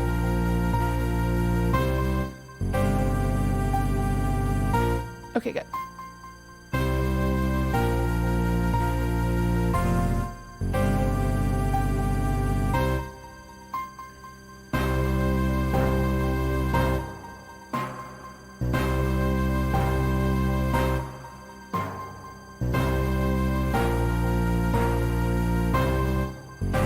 Look at the newspapers on the floor.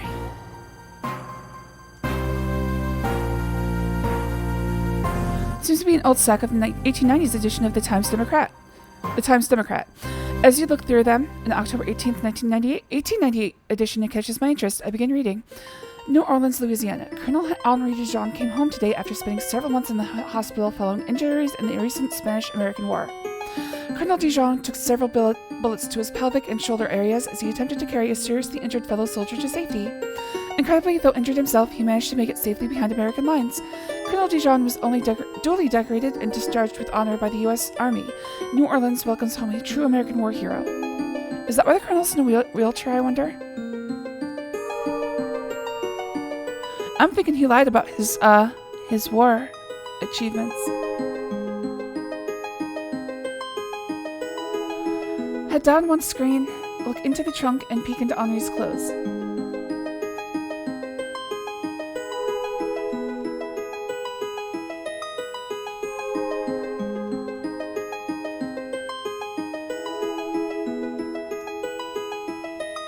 Peering into the open trunk, I see an old army clothing and various paraphernalia. This must be where the colonel keeps his old army gear. Lying on top of everything else, I notice a large officer's cape, a pair of leather gloves, a colonel's hat, and an old pair of army boots.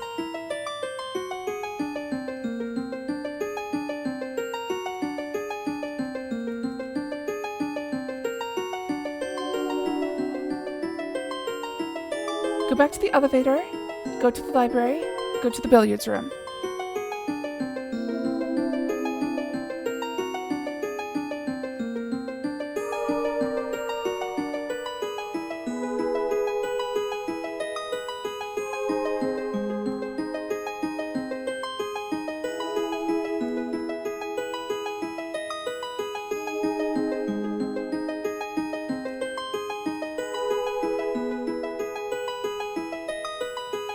Act 4.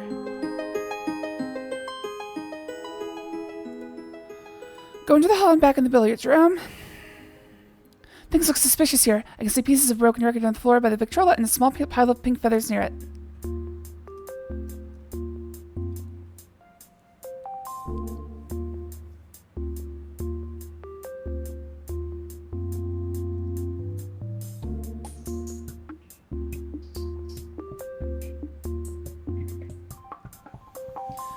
Examine the mud with my monocle. I tried that!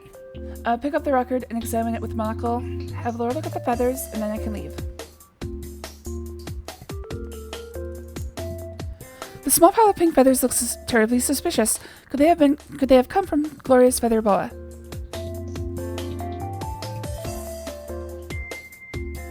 There are pieces of broken record, small pile of pink feathers, and some mud spots on the floor.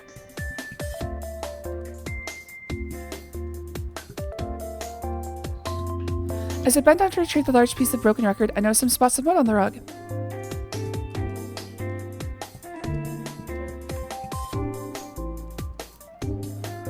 The muddy spot looks like a partial footprint.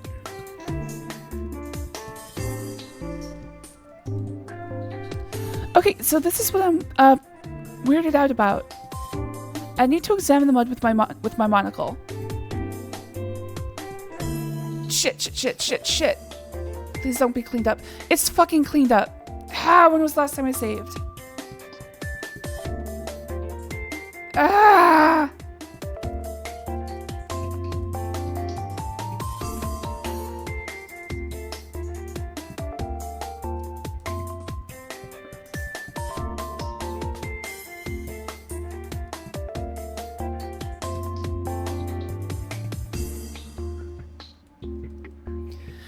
Alright, so I have to reconstruct everything I just did. That was the horse.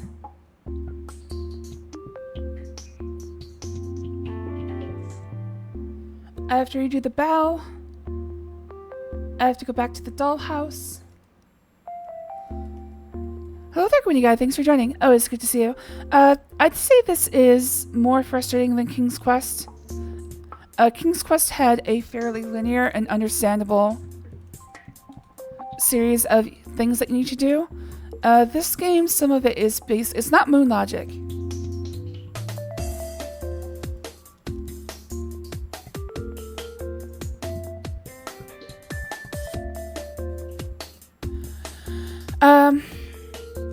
But you're not given very much in the way of hintage in what you should do. It's mostly just wander around and try everything with everything.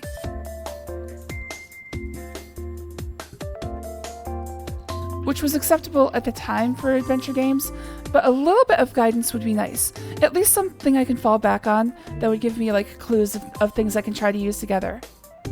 Because it appears what they wanted you to do with this game is finish it once, get access to the hint system, and then go through it over and over again, following the hints until you get new stuff.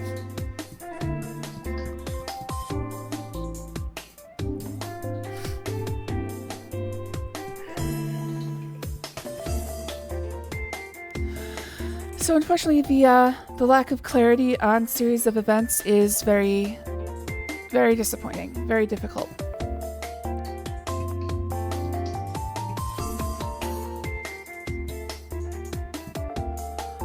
Alright, so I need to go to the playhouse.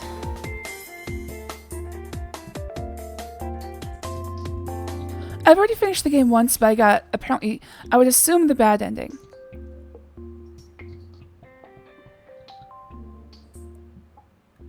Alright, go to Fifi's room.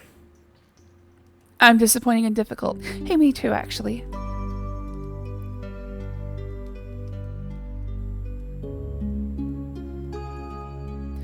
Let me make sure I actually get something. 1 second.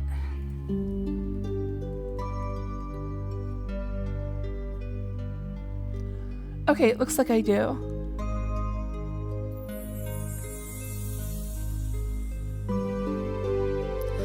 Also, I think I might have saved before I used the crackers on Polly. So just make sure, let's see if I can use those crackers.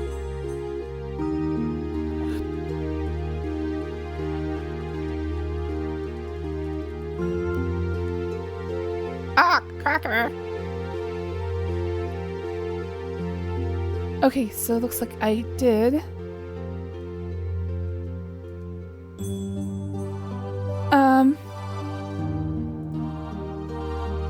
Alright, gotta scroll back up. Sorry, just a second. We're going to Fifi's room.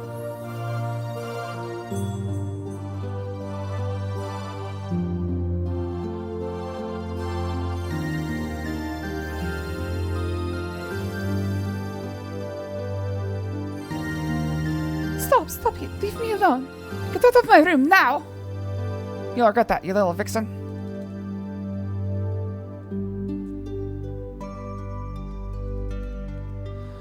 Okay, let's go to the library and back to the attic.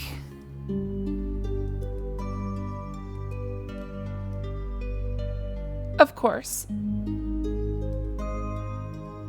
Of course it's never going to be in the first room that I check.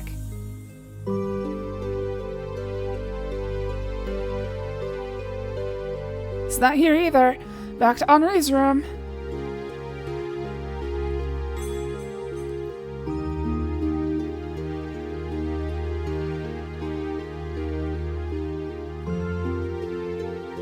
What the oh my god, please! Okay, so apparently it's just- wait, can I just go back in and out until it happens again? Uh-oh. So I noticed something, I think... okay, so yes, I can just go in and out until it appears.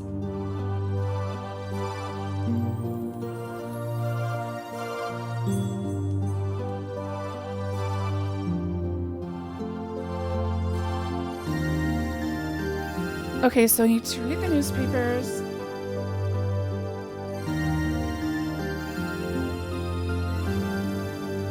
I need to look at the clothes in the chest.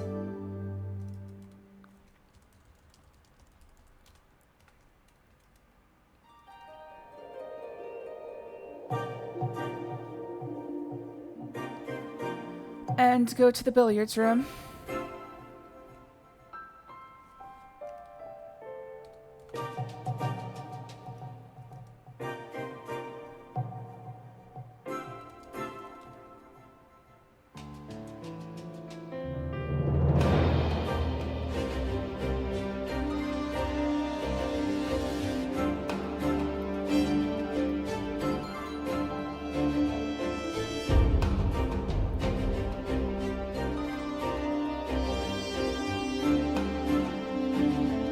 Oh, billiards room. Alright, out and back in.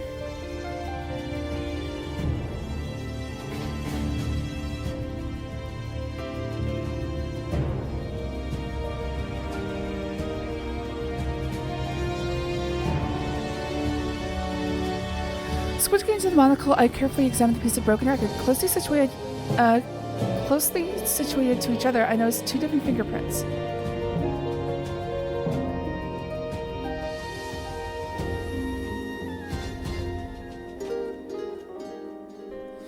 Okay, so it says I need to examine the mud with my monocle.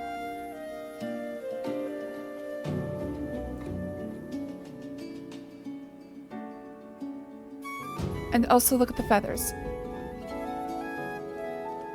I'm hoping that stepping in the mud like that isn't what's causing... You know what, let's just reload.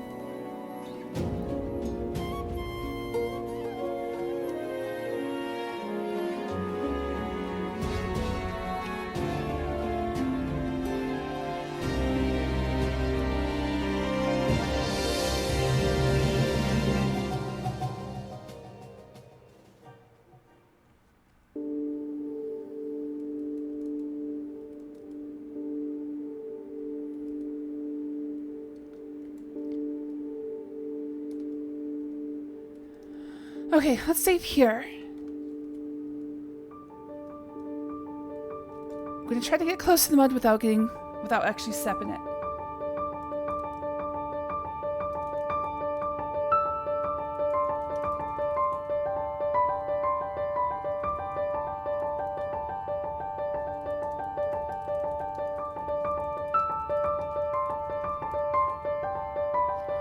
The muddy spot looks like a partial footprint.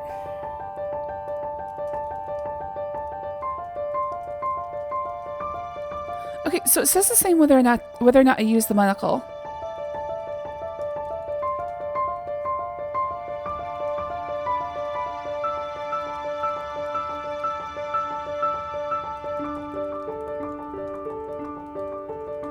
Okay, I'm gonna have to assume that was good enough.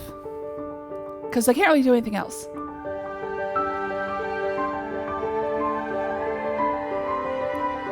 If you wait too long before examining the crime scene, Jeeves will come in and clean up the mess. This can happen in the library too when Wilbur is killed. Oh, right. Search all 4 of the secret passages for Henri's cigar. Hey, there he is.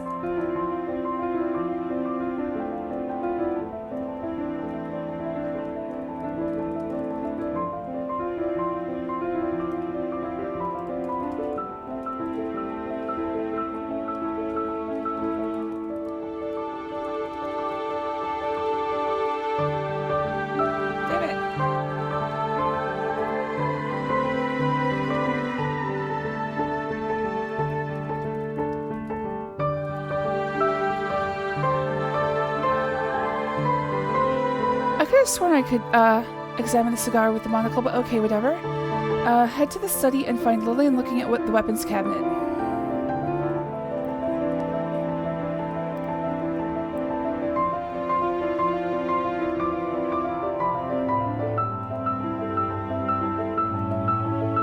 What an interesting collection of weapons Uncle Henri has. I wonder... Oh, Laura, you startled me!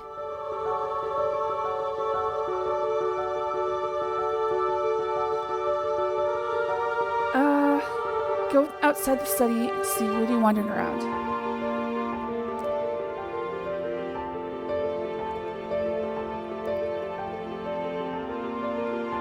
This is the most frustrating section of the Colonel's Bequest. Great. Partly due to poor scripting by the programmers, partly due to the poor story written by Roberta. Ouch, dude. Okay, when you see Rudy outside the study and the clock turns to 10:30, it's probably a good idea to head back to the study into the kitchen, exiting back outside through the kitchen door.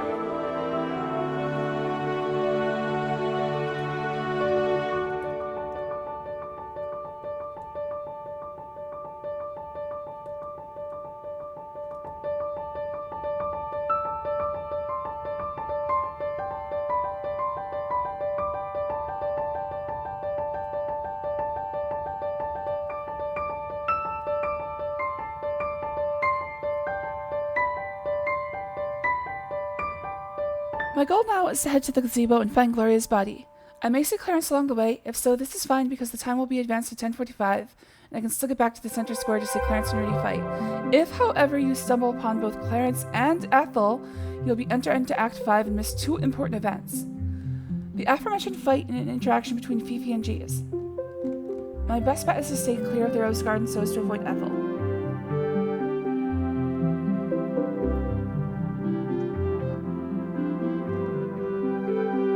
Okay, so get to the gazebo, search for Gertie's body, get to the center square and watch the fight.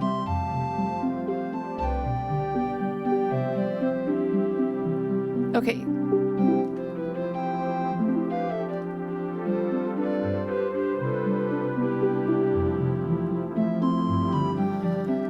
Okay, so...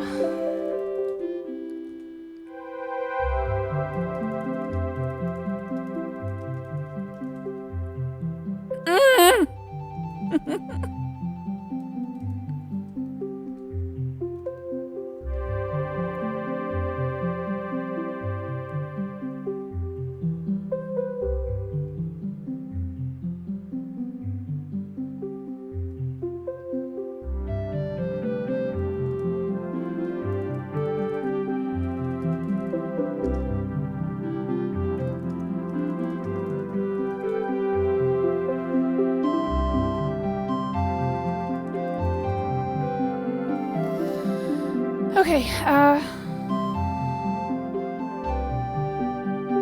find Henri's cigar. Find Lillian in the study.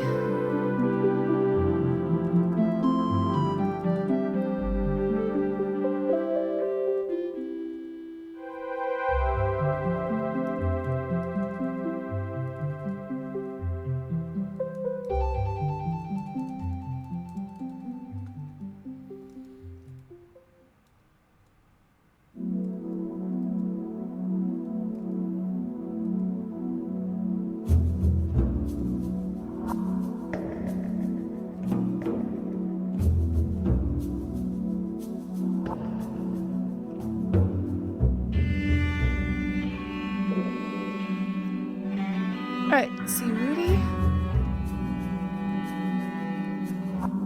Okay, so I have to be very careful after I leave this study, after I leave the kitchen, because I might see Clarence in advance time, which doesn't really matter, but I don't want to tempt fate here. Alright, so I'll save just before I leave the kitchen. After I leave the kitchen.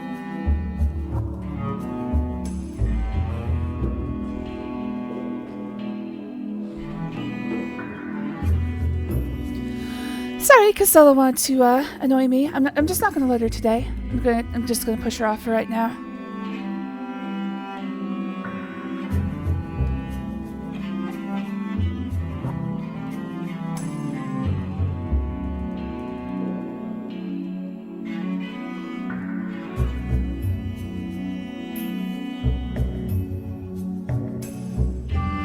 Okay, so Clarence wandered by again.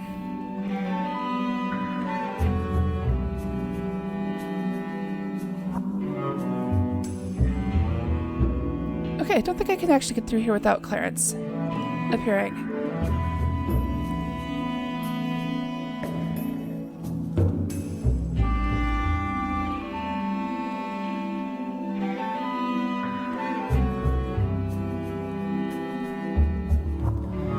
Okay, so I have a very limited amount of time before he comes through, but it says it's okay, so I'm just going to keep going for now. I just need to get to the gazebo.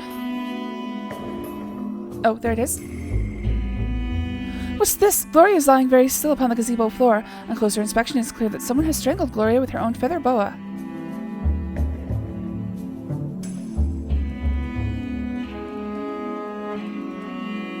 Nervously, I examined Gloria's body and confirmed that she was indeed viciously strangled with her feather boa.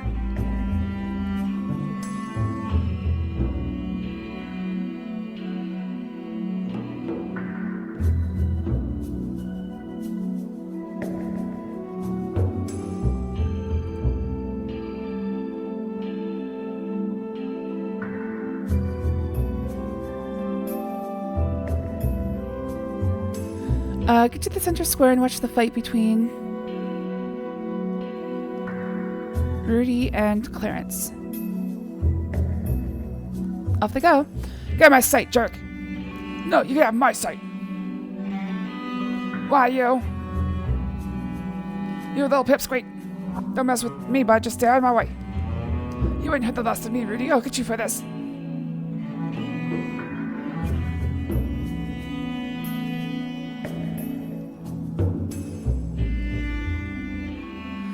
Go into the house through the front door and head to the dining room.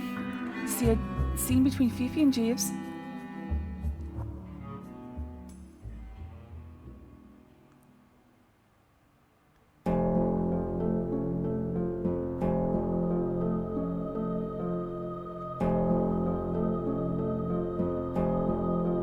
Okay.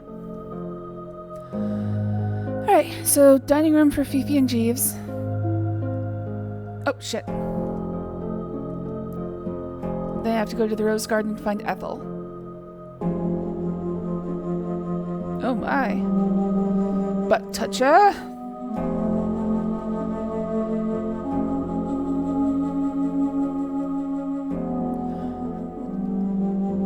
Act 5. Okay, halfway done. we're almost there, I swear. Okay, 11 o'clock.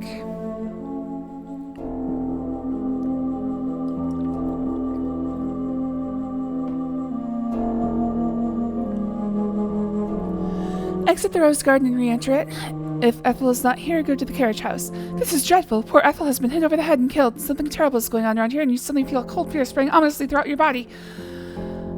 But it feels good. It was too warm. I needed that chill.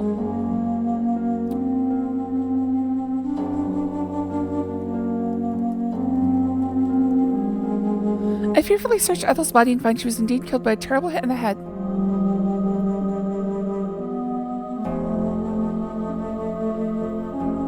Go to the farthest left-hand side of the yard. Head as far down as you can go.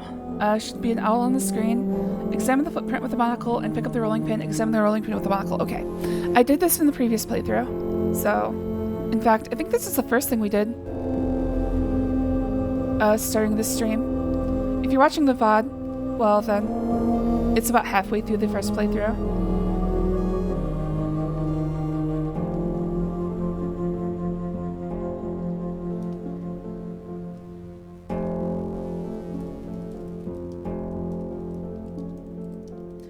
I don't think the monocle actually makes a difference. Mud puddles dotting the wet ground remain from an earlier storm.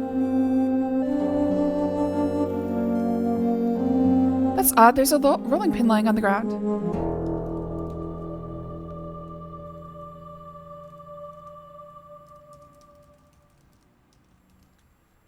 As I pick up the rolling pin, I notice a muddy footprint nearby.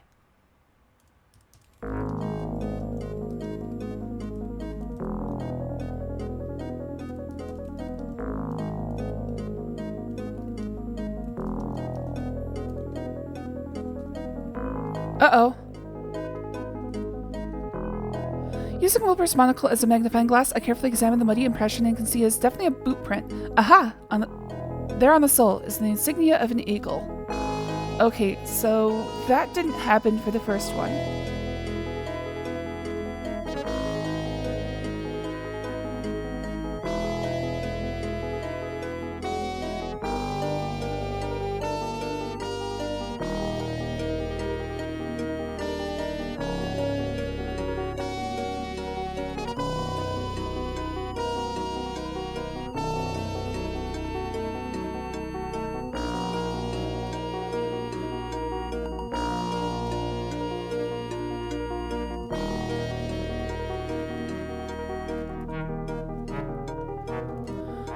Okay, so that definitely did not happen for this footprint. In fact, it's not telling me I'm not close enough, so I'm going to assume that I'm fine, and I didn't have to do that for the first one. I really hope so. But it's fine, it's fine.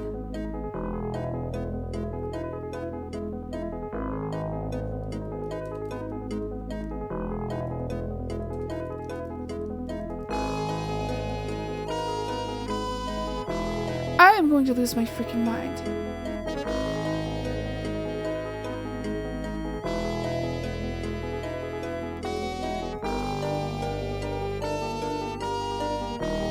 I scrutinized the entire rolling pin with Wilbur's monocle. Aha! I've discovered traces of blood on it.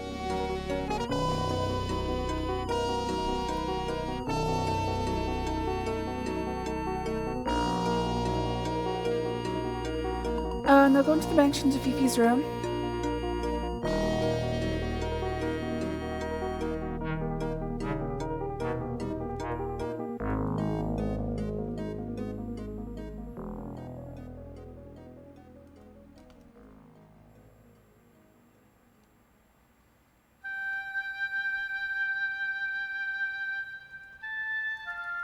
Wait, is this one repeating?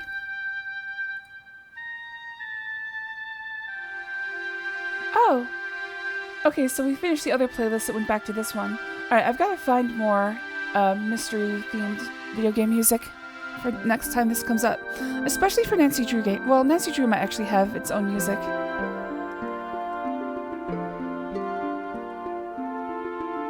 Okay, I'm supposed to go to Fifi's room.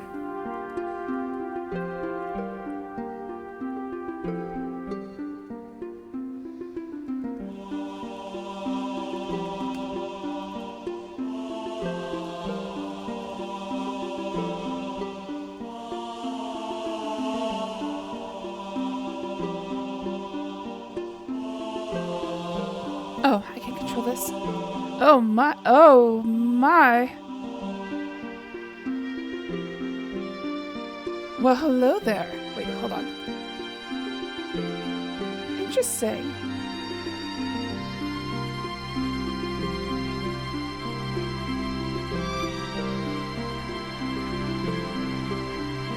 Okay, what was I supposed to do here? I've already forgotten. Have Laura look at Fifi when she's done changing. Okay. Fifi is the Colonel's pretty French maid. I surmise that she's probably very apt in her duties, whatever they may be. Fifi is young, blonde, and sexy. Although she seems to have a vivacious personality, I can sense a certain cunning underneath it all. Fifi must be getting ready to see someone special, as she's taking great pains to make herself look pretty.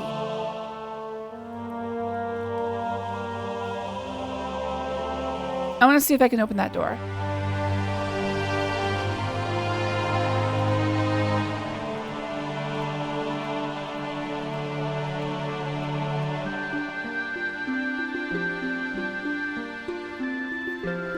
I don't think I have any sort of...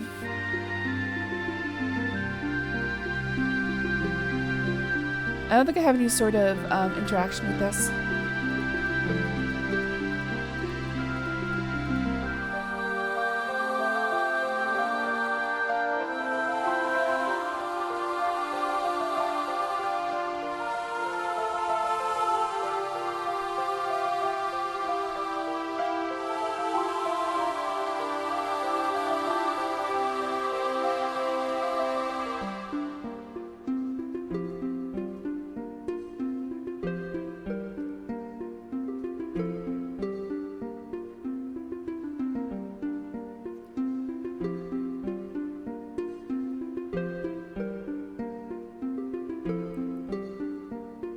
Okay, let's see. I saw something online that was like, that spoke about this. I'm trying to see if I can find it again.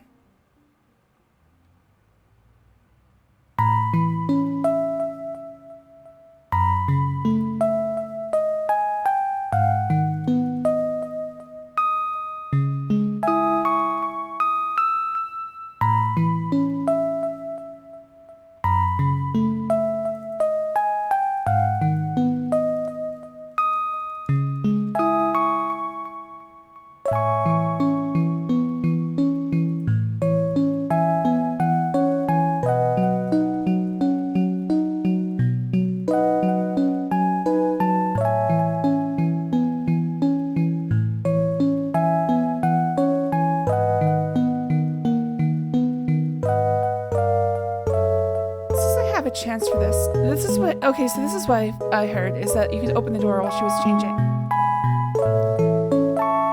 I just want to see if it's true, which is why I saved, because it did say I would find her changing. All right.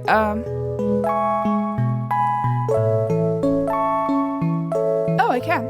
I just have to keep mashing. Please, mademoiselle, shut the door. I guess you can't do it while... I think they lock it down, so yeah, you can't do it while she's fully nude. kind of thought so.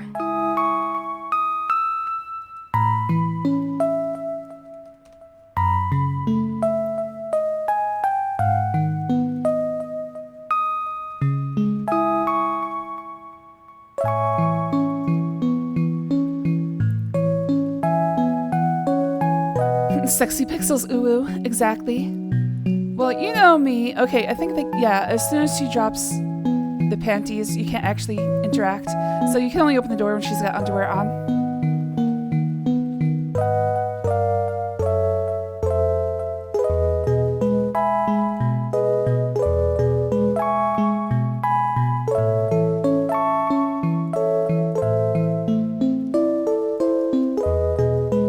Okay, I just saw somebody said you should smell the room as well, but I don't see that happening. Okay,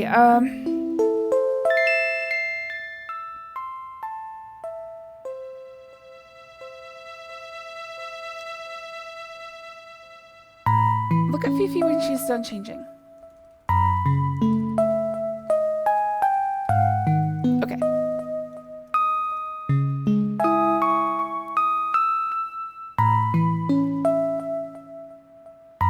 Head downstairs to the parlor to advance time.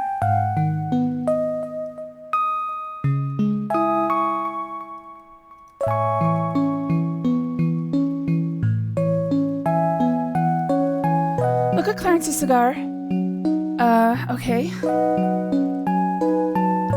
That's a big cigar.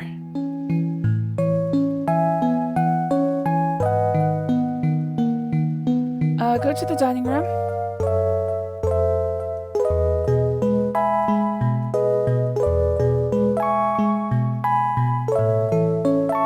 Go to Secret Passage 1 and spy on Lillian and Henri in Henri's room.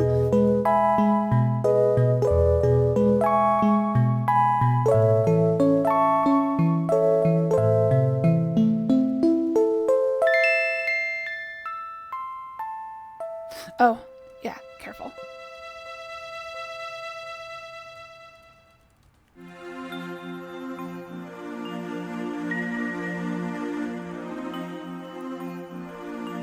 Why are you treating me like this way, Uncle Henri? Don't you care how I feel? Don't I matter to you anymore?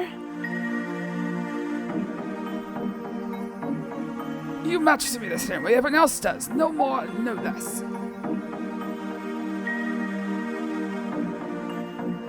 But I don't understand it. I thought I was special. I thought you cared for me more than for Gloria or Rudy or any of the others. You're right, you thought that. You were wrong. What about when I used to come and visit you? You were like a father to me. How can you be like this now? I'm afraid you misunderstood a lot of things, Lillian. I was trying to help my sister, that's all. To me, you were just her insecure, whiny kid. I won't hear any more of this. You're lying to me, Uncle Henri. Somebody's behind this. I just know it, and I intend to find out who it is. Au revoir, Uncle Henri.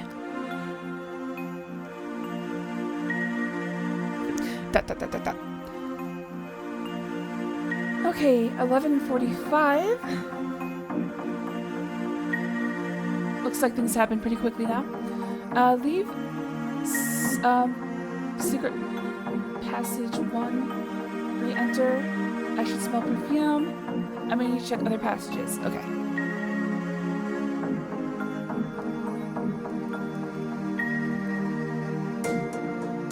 I noticed the faint aroma of perfume, which I guess Lillian is the one who uses. Okay, head to Jeeves's room.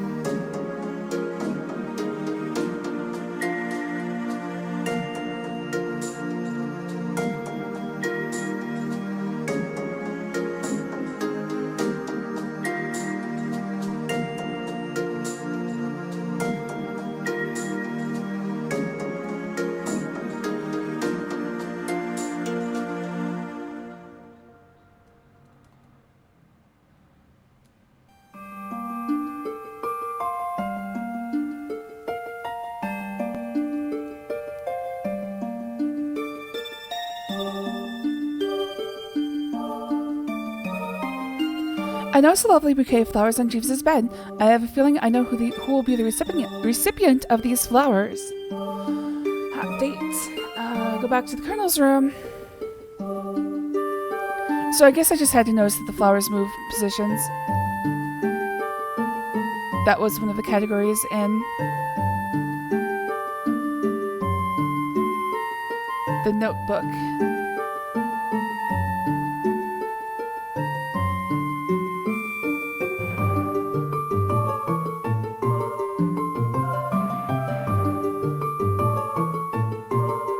Act 6. Okay, let's just have Laura look at the wheelchair. The Colonel's wheelchair sits empty in the middle of the room. Head up to the bathroom and look in the garbage can.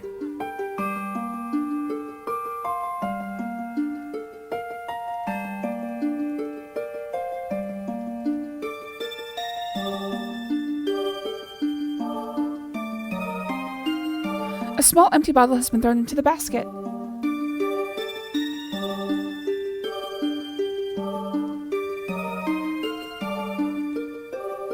I read the small print of the sleeping powder bottle through the monocle. It says, "Can be fatal if taken in too large a dose." Uh-oh.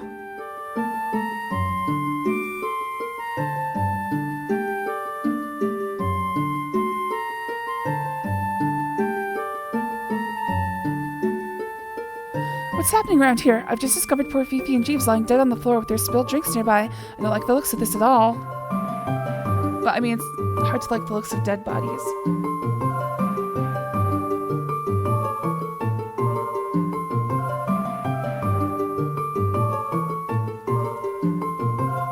A strange white powder is collected in the bottom of the cognac decanter.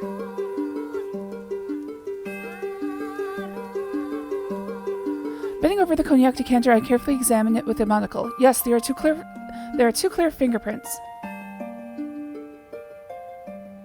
I can't progress in Baldur's Gate 3. It appears I'll have to pull out the Appenzeller and cheese the fuck out of it. Well, good luck. I don't know what the Appenzeller is. I thoroughly examined Jeeves and Fifi's bodies, but can't see how they might have died. I'm very puzzled.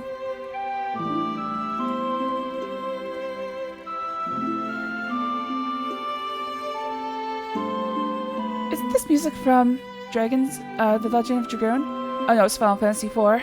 Whoops.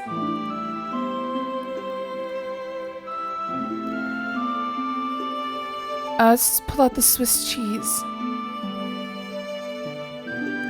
Oh, is that what you're saying? Appenzeller is Swiss cheese?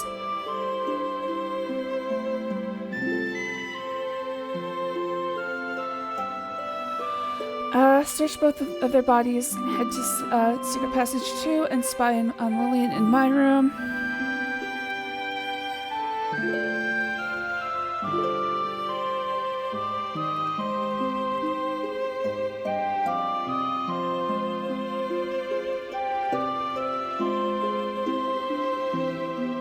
Lillian is writing in a book which she apparently keeps locked in her suitcase.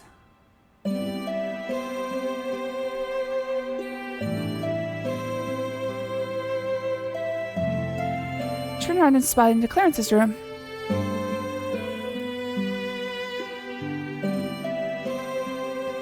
Clarence is writing at his desk.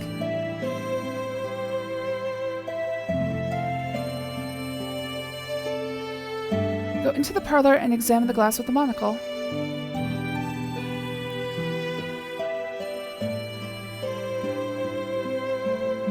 I'm currently gathering the movable boxes. What's that going to do? Actually, don't tell me. I'd like to find out for myself. I'll get to Baldur's Gate 3 some year, some decade.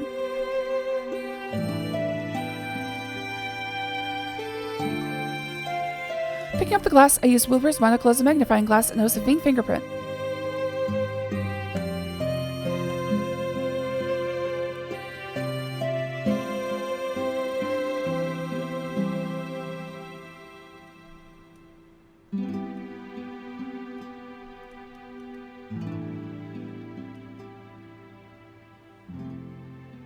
Oh no, the cabinet's open.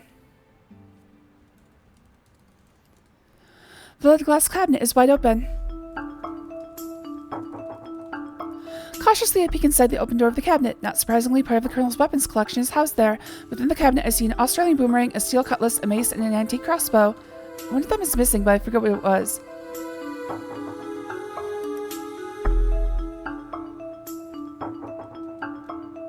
I forget what the missing item is.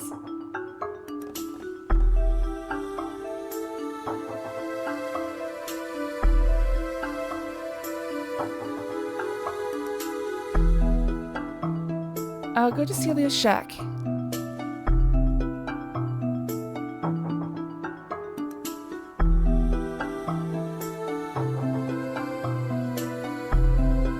Ah, I see.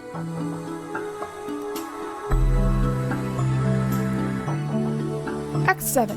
What are you doing here, girl? Can't you feel the evil in the air? There's something real bad around here, and I'm staying put in my cabin behind locked doors. You get yourself back to your room here.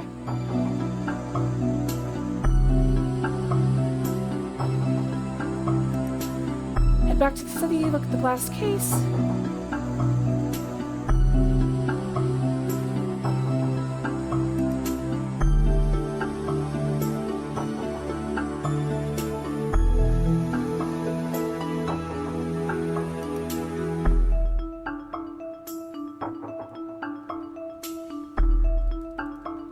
Uh-oh, somebody broke the glass case and took the Derringer.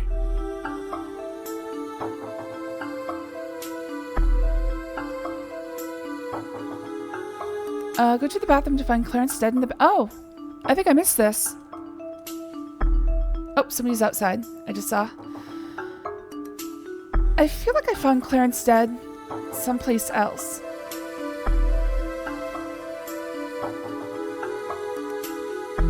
I should save.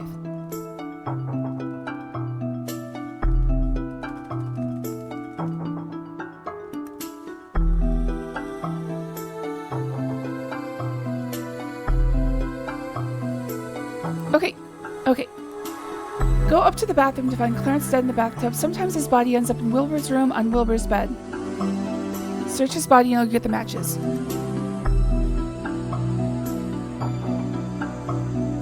Not at all suspicious that the Colonel is sitting right here with a dead body in the back room.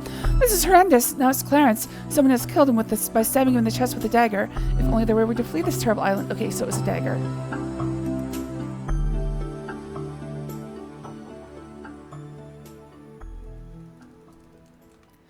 A pearl-handled dagger is stuck in Clarence's chest. Okay, so that was the missing item. I just didn't remember it.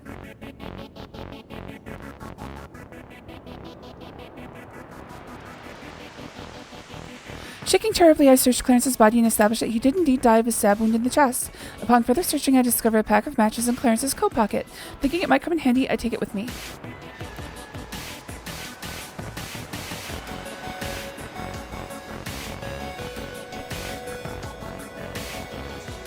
Go to my room and take the diary.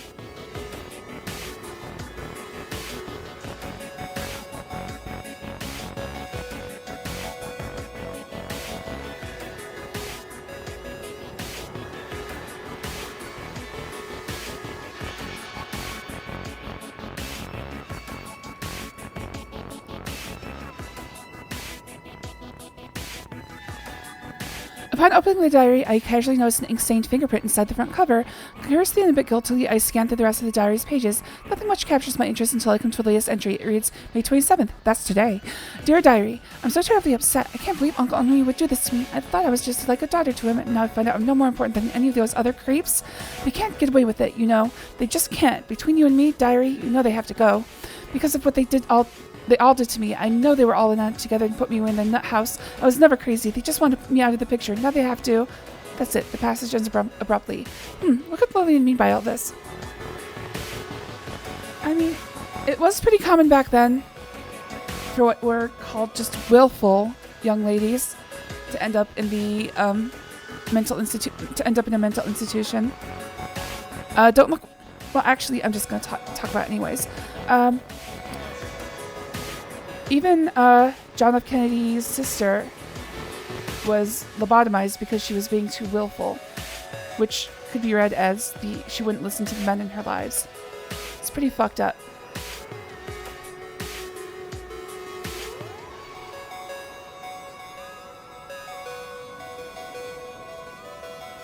Upon opening the diary, I see a small inky fingerprint inside the front cover. I examine it more closely with Wilbur's monocle.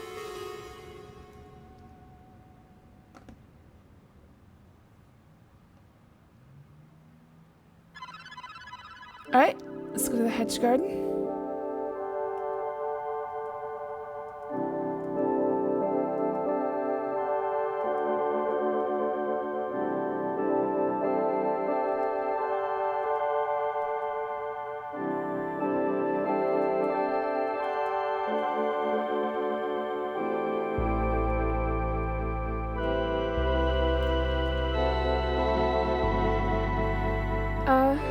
Put the valve in the shaft, turn the valve, and push the statue.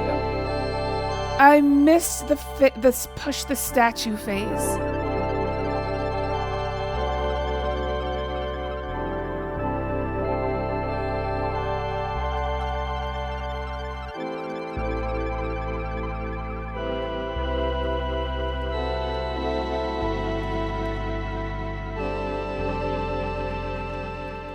How the hell was I supposed to push the statue?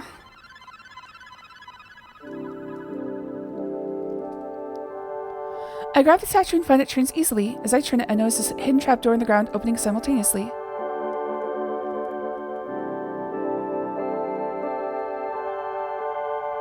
Whoa! It's too dark, I can't see. Ah, fuck. Okay, how far back was that? So I think this is after the Derringer. Let's check the time.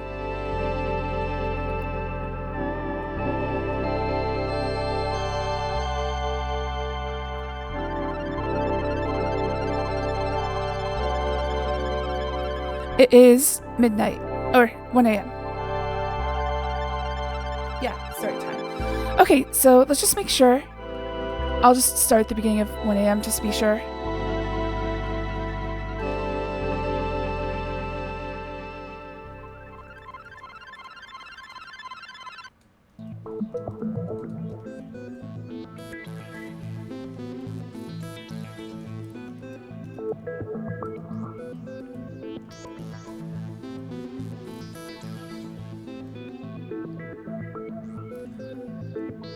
Alright, so Clarence could be dead in the bathtub or in Henri's back room.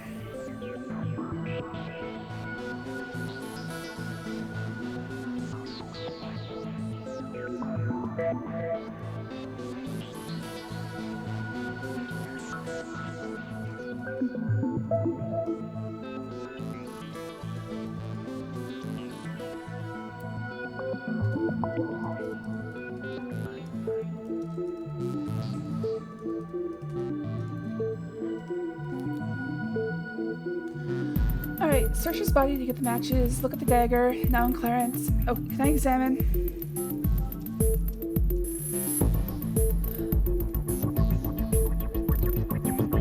Just now in Clarence. Go to your room and open the Williams suitcase. Take the diary, examine it with monocle, read it.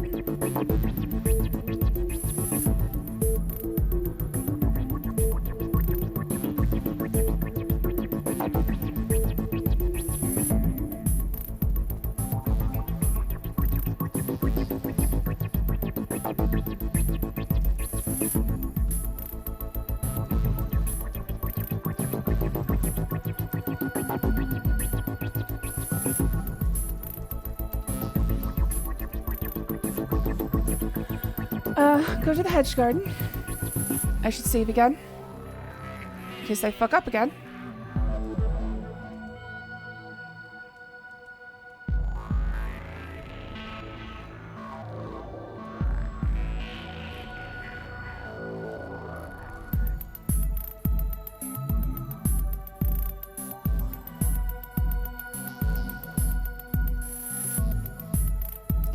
Hola, Guroki. Thanks for joining. Always good to see you.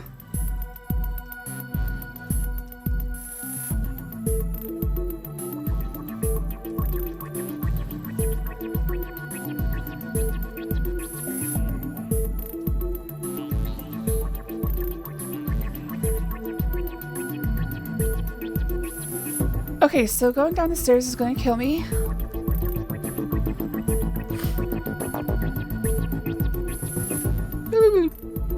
too dark, you can't see.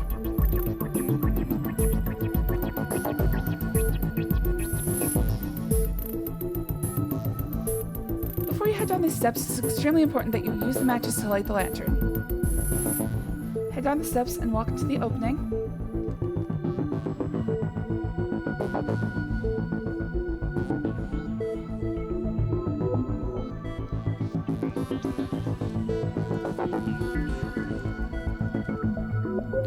Using a match, I carefully light the lantern. It glows brightly. Looks like this is an underground passage of some sort. Boy, it sure is dark down here.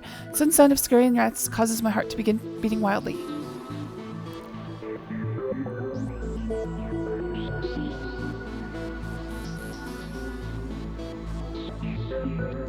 This looks like an underground passage of some sort. Boy, it sure is dark down here. The sudden sound of scurrying rats causes... Oh, same thing we said before.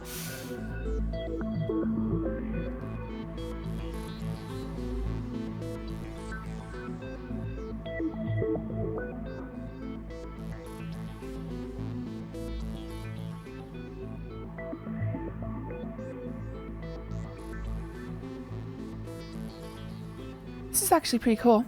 It appears that I've discovered an old sealed off portion of the basement. I know some outdated laundry paraphernalia in the form of a laundry chute, a wash tub, and a broken down wringer. I can barely make out a pile of something underneath that chute. Oh no! Alright, found the bodies. There they are! Eek! A pile of dead bodies. Someone has cruelly dumped the bodies of Gertie, Wilbur, Gloria, Ethel, Fifi, Jeeves, and Clarence down the old laundry chute.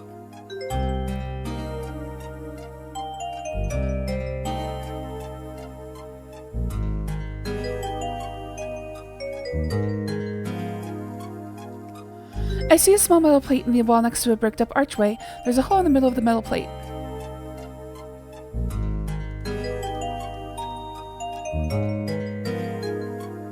With some effort, I am able to insert the crank into the hole of the small metal plate. It fits perfectly.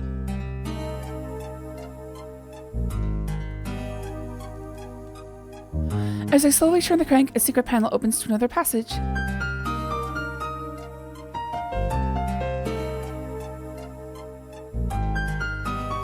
Good protein needs refrigeration. I do love this passage. This passage is pretty cool. I would have liked to stumble on it myself, but that wasn't going to happen in the first playthrough. Probably would have taken me a few playthroughs to get through this. I've come upon some stairs leading upward. I wonder where they might lead.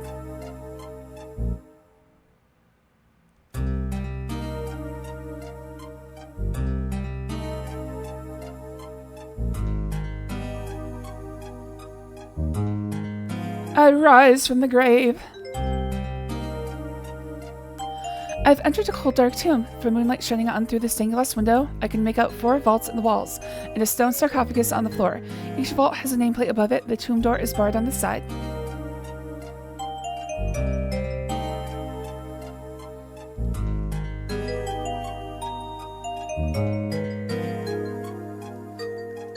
Let's do some exhuming.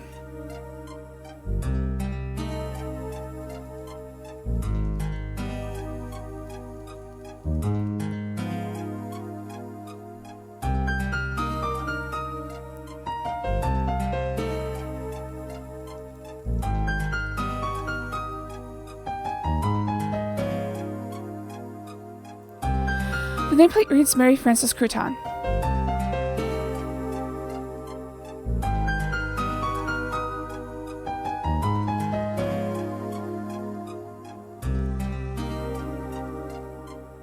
I insert the crowbar into the small opening between the vault door and the tomb wall. I then pull with all my might. With a loud crack, the door pops open. My God! Somebody put a skeleton in here!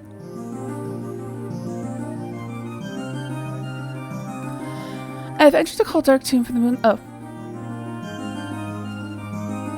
The vault is open.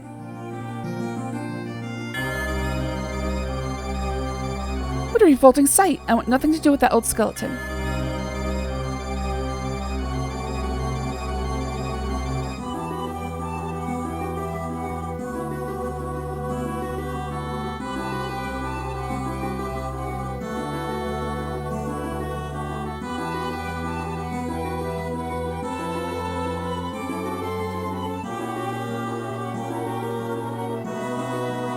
Oh, what even is that? Trembling, I peered into the open vault. Yuck, there's a skeleton in there!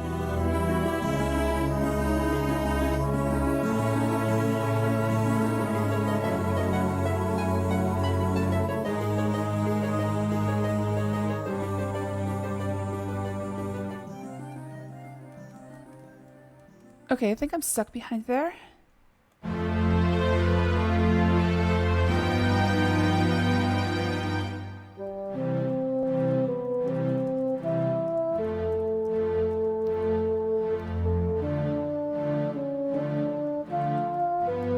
Wait, I just walked. Okay, good.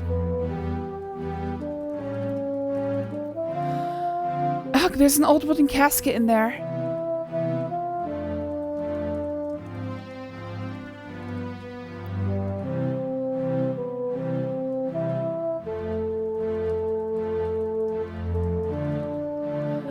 I peek into the open vault and see a leather pouch.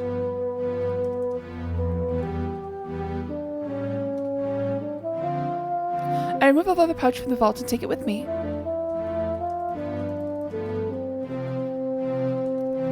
I open the leather pouch and peer inside. It's full of precious jewels. Carefully I close it again so as not to lose any.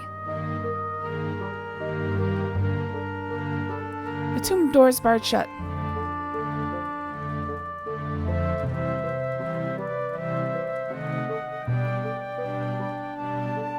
Alright, apparently I can't leave that way. Oh.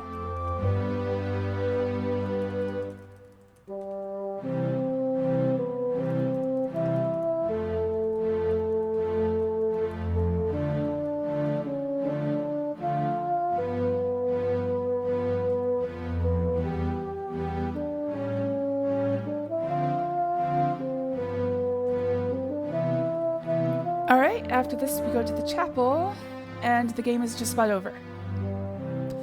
Okay, so I'm probably not going to continue Summer of Adventure today. We'll do the final votes, but other than that, I think I'm just going to go to sleep after. Well, not sleep. I'm going to. What time is it?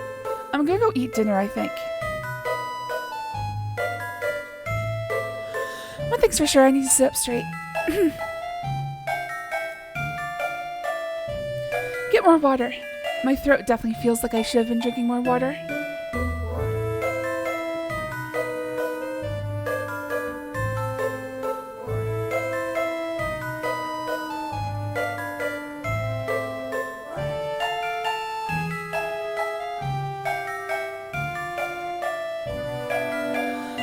So, for anybody still paying attention, the vote for if we continue with Laura Bow and the Dagger of Amon-Ra is coming up in just a few minutes.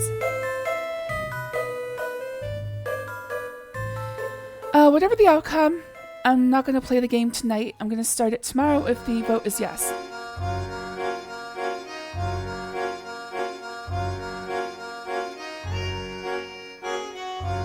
As I understand, the Dagger of Amon-Ra is a completely different game.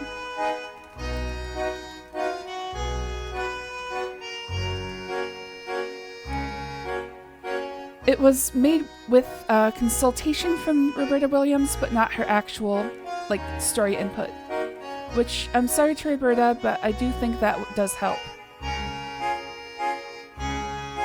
Because as it is, the story here is extremely vague. I get that it's just a bunch. It's like Knives Out.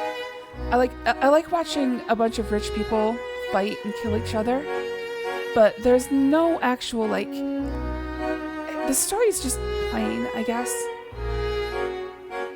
That's all it is.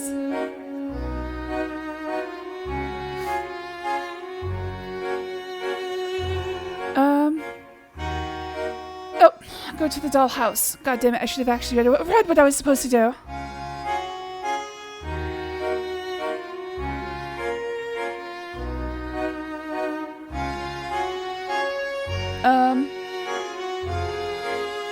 Okay, there we go.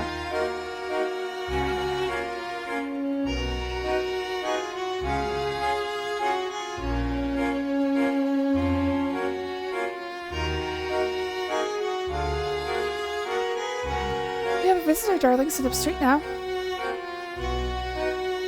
go to my room to find Rudy snooping around.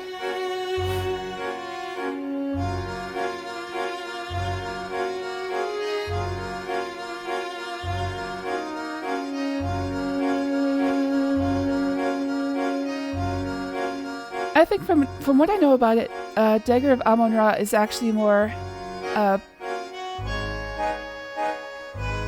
clear-cut detective story. It's more along the lines of Nancy Drew.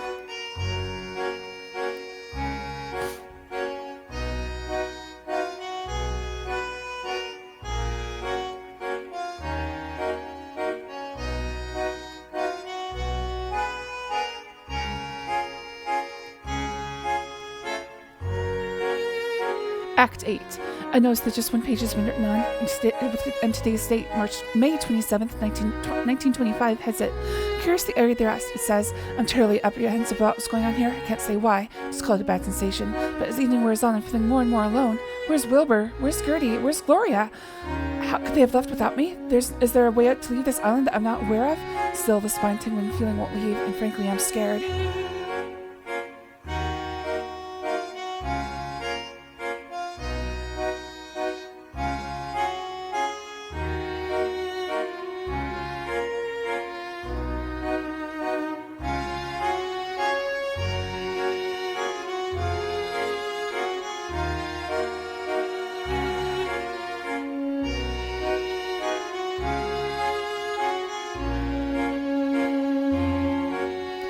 I read the note. It says, meet me in the hedge garden. Oh no, a sudden gust of wind blows away the note.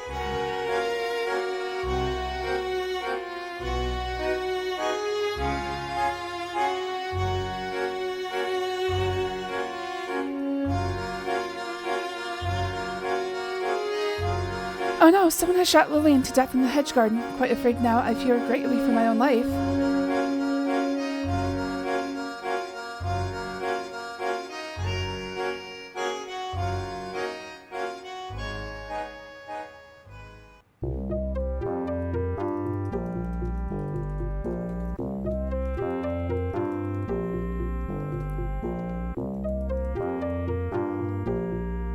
With trembling hands, I examine Lillian's body and see the horrible gunshot went to her chest area. What's this? I suddenly find a skeleton key in the pocket of the old army cape. Since it may be useful, I take it with me.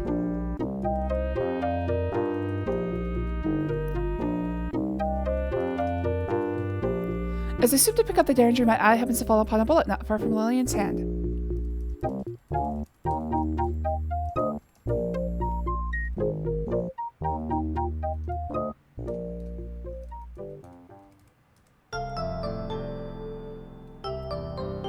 This is a good time to save your game, just in case anything goes wrong. Nothing should, but you never know.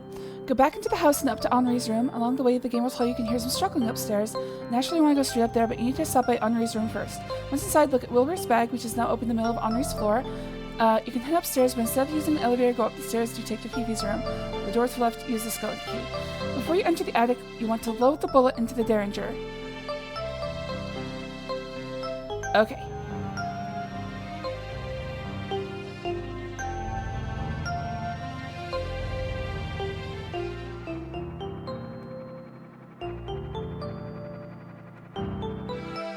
I hear scuffling upstairs.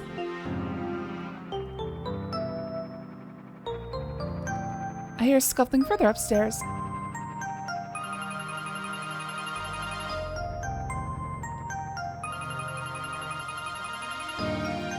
Someone has left the doctor's bag open on the floor.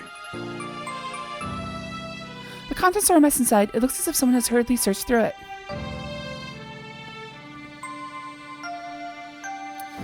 Alright. Here comes the ending. And there's two of them. I'm gonna do the... I guess there's three endings because on the first one I just didn't...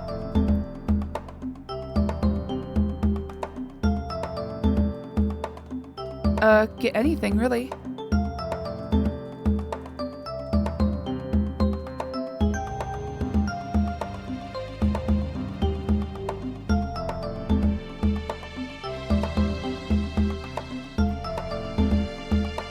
Oh no, Colonel Dijon and Rudy are in the midst of a fierce struggle. I see a hypodermic needle between them, and it's impossible to tell which of the two men is the aggressive. Flexo, shoot Flexo! This is indeed a dangerous situation. All right, here we go. Oh shit! I forgot to load the Derringer.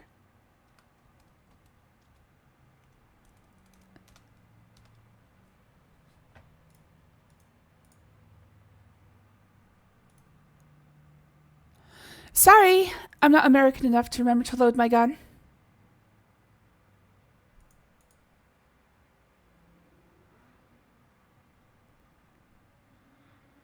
Where is... There it is.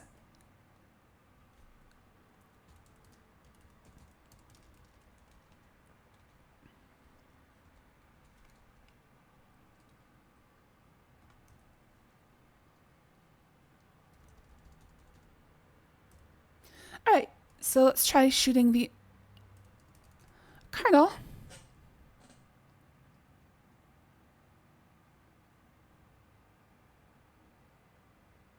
He's dead. You've shot and killed Colonel Dijon. Thanks, kid. You saved my life. The old coot lured me up here, and when he wasn't looking, he tried to stick me with a hypodermic needle from Dr. Field's bag. Okay, I think this is just the same ending I got before. Also, where's the music? Did it get, like, super quiet, or did I think the sound might have just crashed. Did you know about the others? Well, let me tell you about them. I found out that my uncle lured us all here so he could kill us. He never had any intention of leaving his money to any of us at all. Yeah, this whole thing is so buggy. He only wanted to get rid of us. He's been sneaking around here all night, and one by one he's been murdering everyone. I mean, it's true the Sierra games were not that tightly... the quality control on them was less than LucasArts, let's just say that. LucasArts was known as higher quality.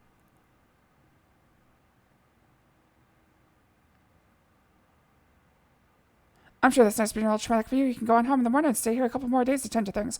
Okay, so this is the same ending I got if I had just come too late to save Uncle Henri.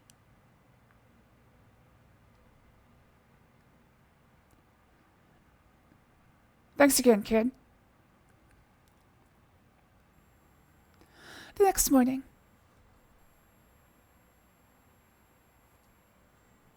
Thanks, Beggar Vance.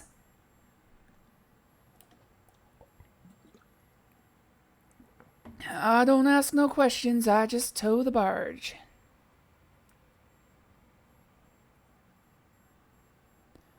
I wonder if that's supposed to be... Well, I was going to say I wonder if it's Celia's husband, but he didn't stay on the island, so... It's just because they're both wearing the same colors. Oh, just because they have the same clothes, they have to be married.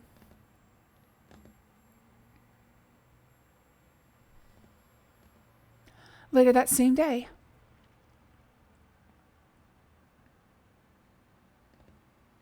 So I guess Laura was just like, after all the murder and mayhem, I just have to take a paddle boat ride.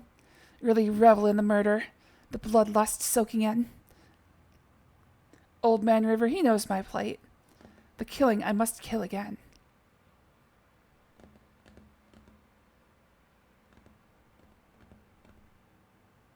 Oh, I could probably go faster. As I near the wharf at New Orleans, I considered last night's events. Was Rudy telling me the truth, or could there be more to the story? Oh well, I'll probably never know. Best to forget it and go on with my life.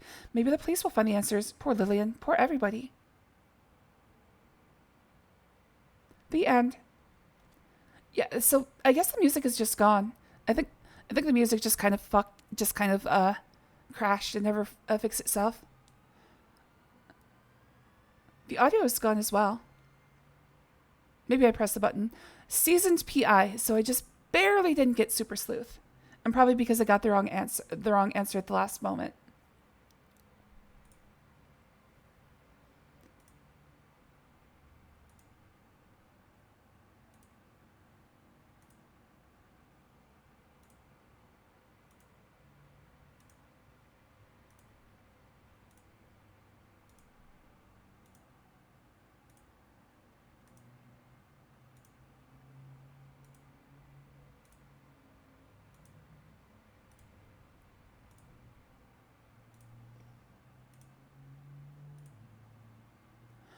One who murdered the most people. I don't know.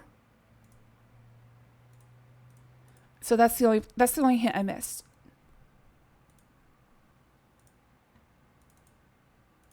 Okay, let's see if I crashed the sound card or something. Oh, I pressed F2. I see.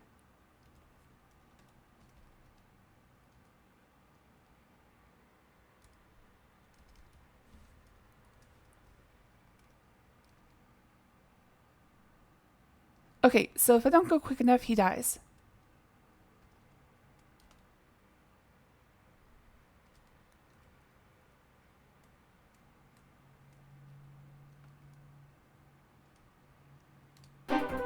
There's the music. I wondered what happened to it. Shoot Rudy.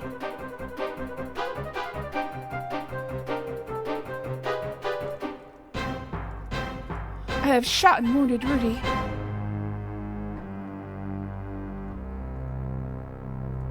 I actually want to see that real quick again.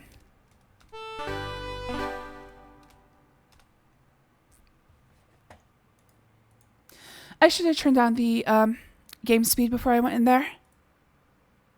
That was me. That was my fault. Okay, Scum VM. There it is. Load the end. Don't forget to turn the sound back on. Reduce speed a few steps and let's go in.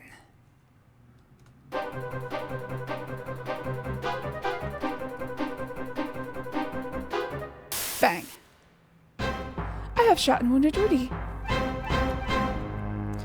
Yeah, I mean, I'm familiar with this UI because I played a bunch of Sierra games back in the day.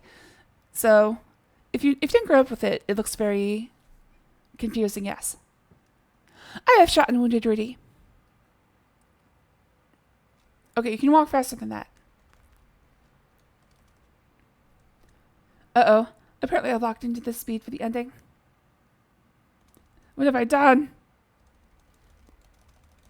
Faster, please. Thank you, young lady, Laura. That was some mighty fine shooting for a gal. I guess I owe you my life, don't I? Well, my nephew was trying to kill me with a poison one of Wilbur's hypodermic needles.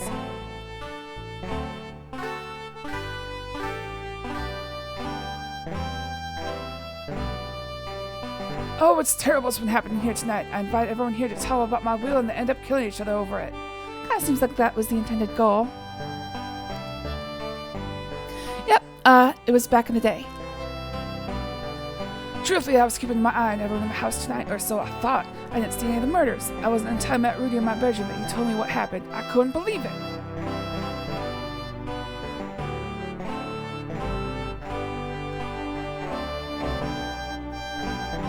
He told me that my niece Lillian had finally gone totally berserk and out of her crazy jealousy was killing everyone she thought had gotten between her and me. Jesus. Okay, so it was the mental illness angle. God damn it. She managed to just about murder everyone until she attacked Rudy with my Derringer. Rudy managed to wrestle the gun from her and in self-defense killed her instead. My nephew, seeing as how everyone else was already dead, decided to finish the job by killing me with a hypodermic needle. And to say I died of a heart attack induced by the terrible deeds that my niece had done. I can't stand much more of this. Laura, please find Celia and tell her to fire one of those signal rockets that we use to summon help in emergencies.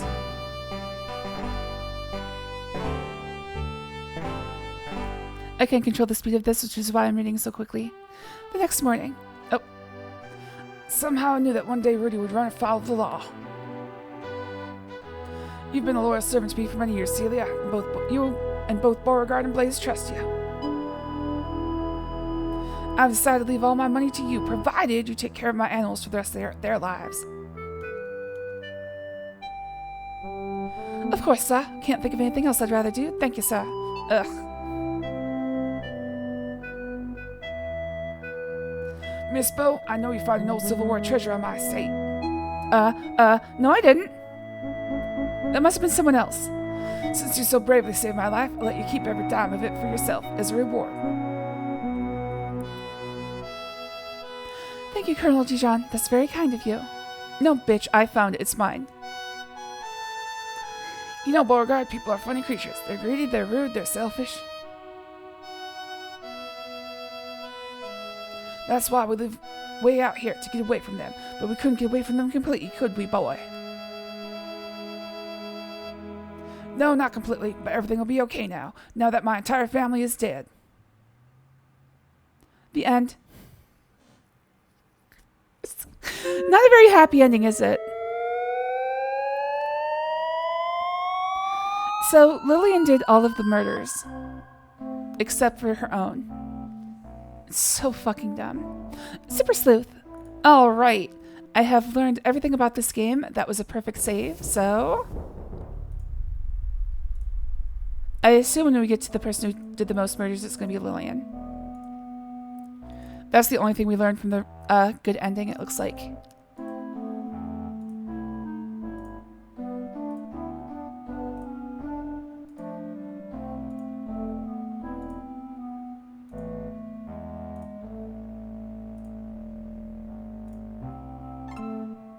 Yep, there it is. Alright, so that was Laura Bow and the Colonel's Bequest. There is one other game in the series. It's called Laura Bow and the Dagger of Amon-Ra. As I understand it, it's completely different. So I posed the question to chat. Do you wish to see that game next, or should I spin the wheel again at the start of the next stream? Vote now. And hello there, Ribbons of Intention. Thank you for the first time chat. Hope you like it here. At least Laura didn't kill the Colonel.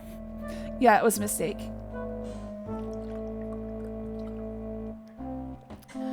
So overall, interesting game. Good game, I wouldn't say. I'm not fond of the story. I do enjoy that games like this exist because it's not exactly a game that was trying to appeal to to a broad audience. They knew their audience and they went after them.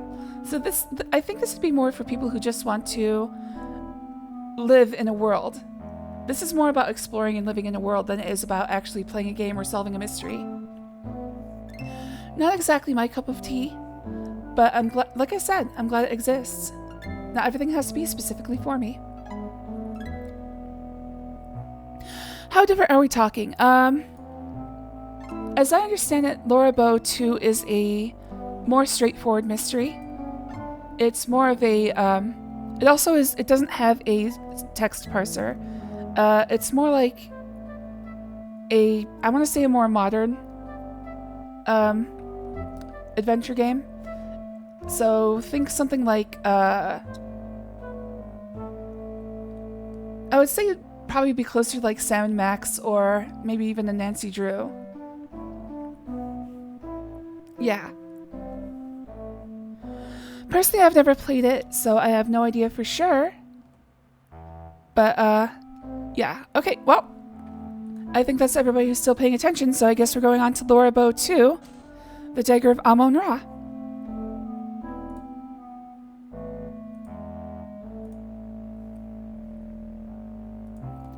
Colonels is weirdly replayable in a way most adventure games are if you've been finding stuff you haven't seen. Exactly. That's basically what this game is. They want you to replay it over and over again using their hints from the first completion so that you can fully see everything.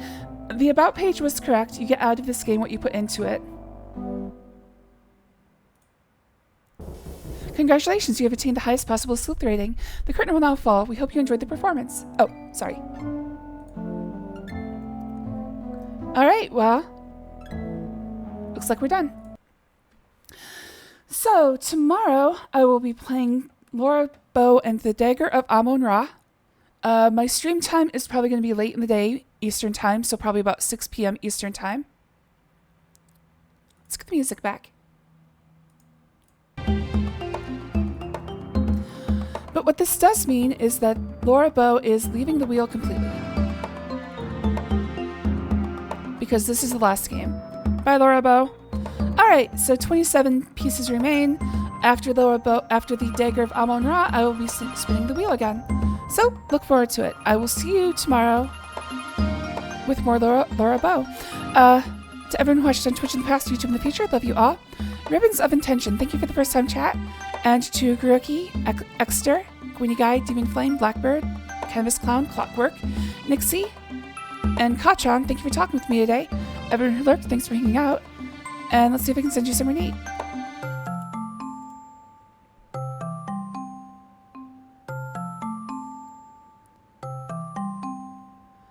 Yama is playing Fallout 76.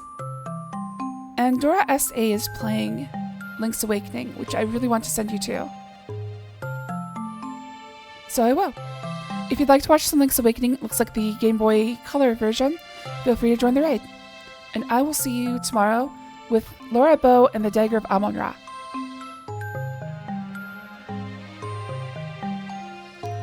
Bye-bye.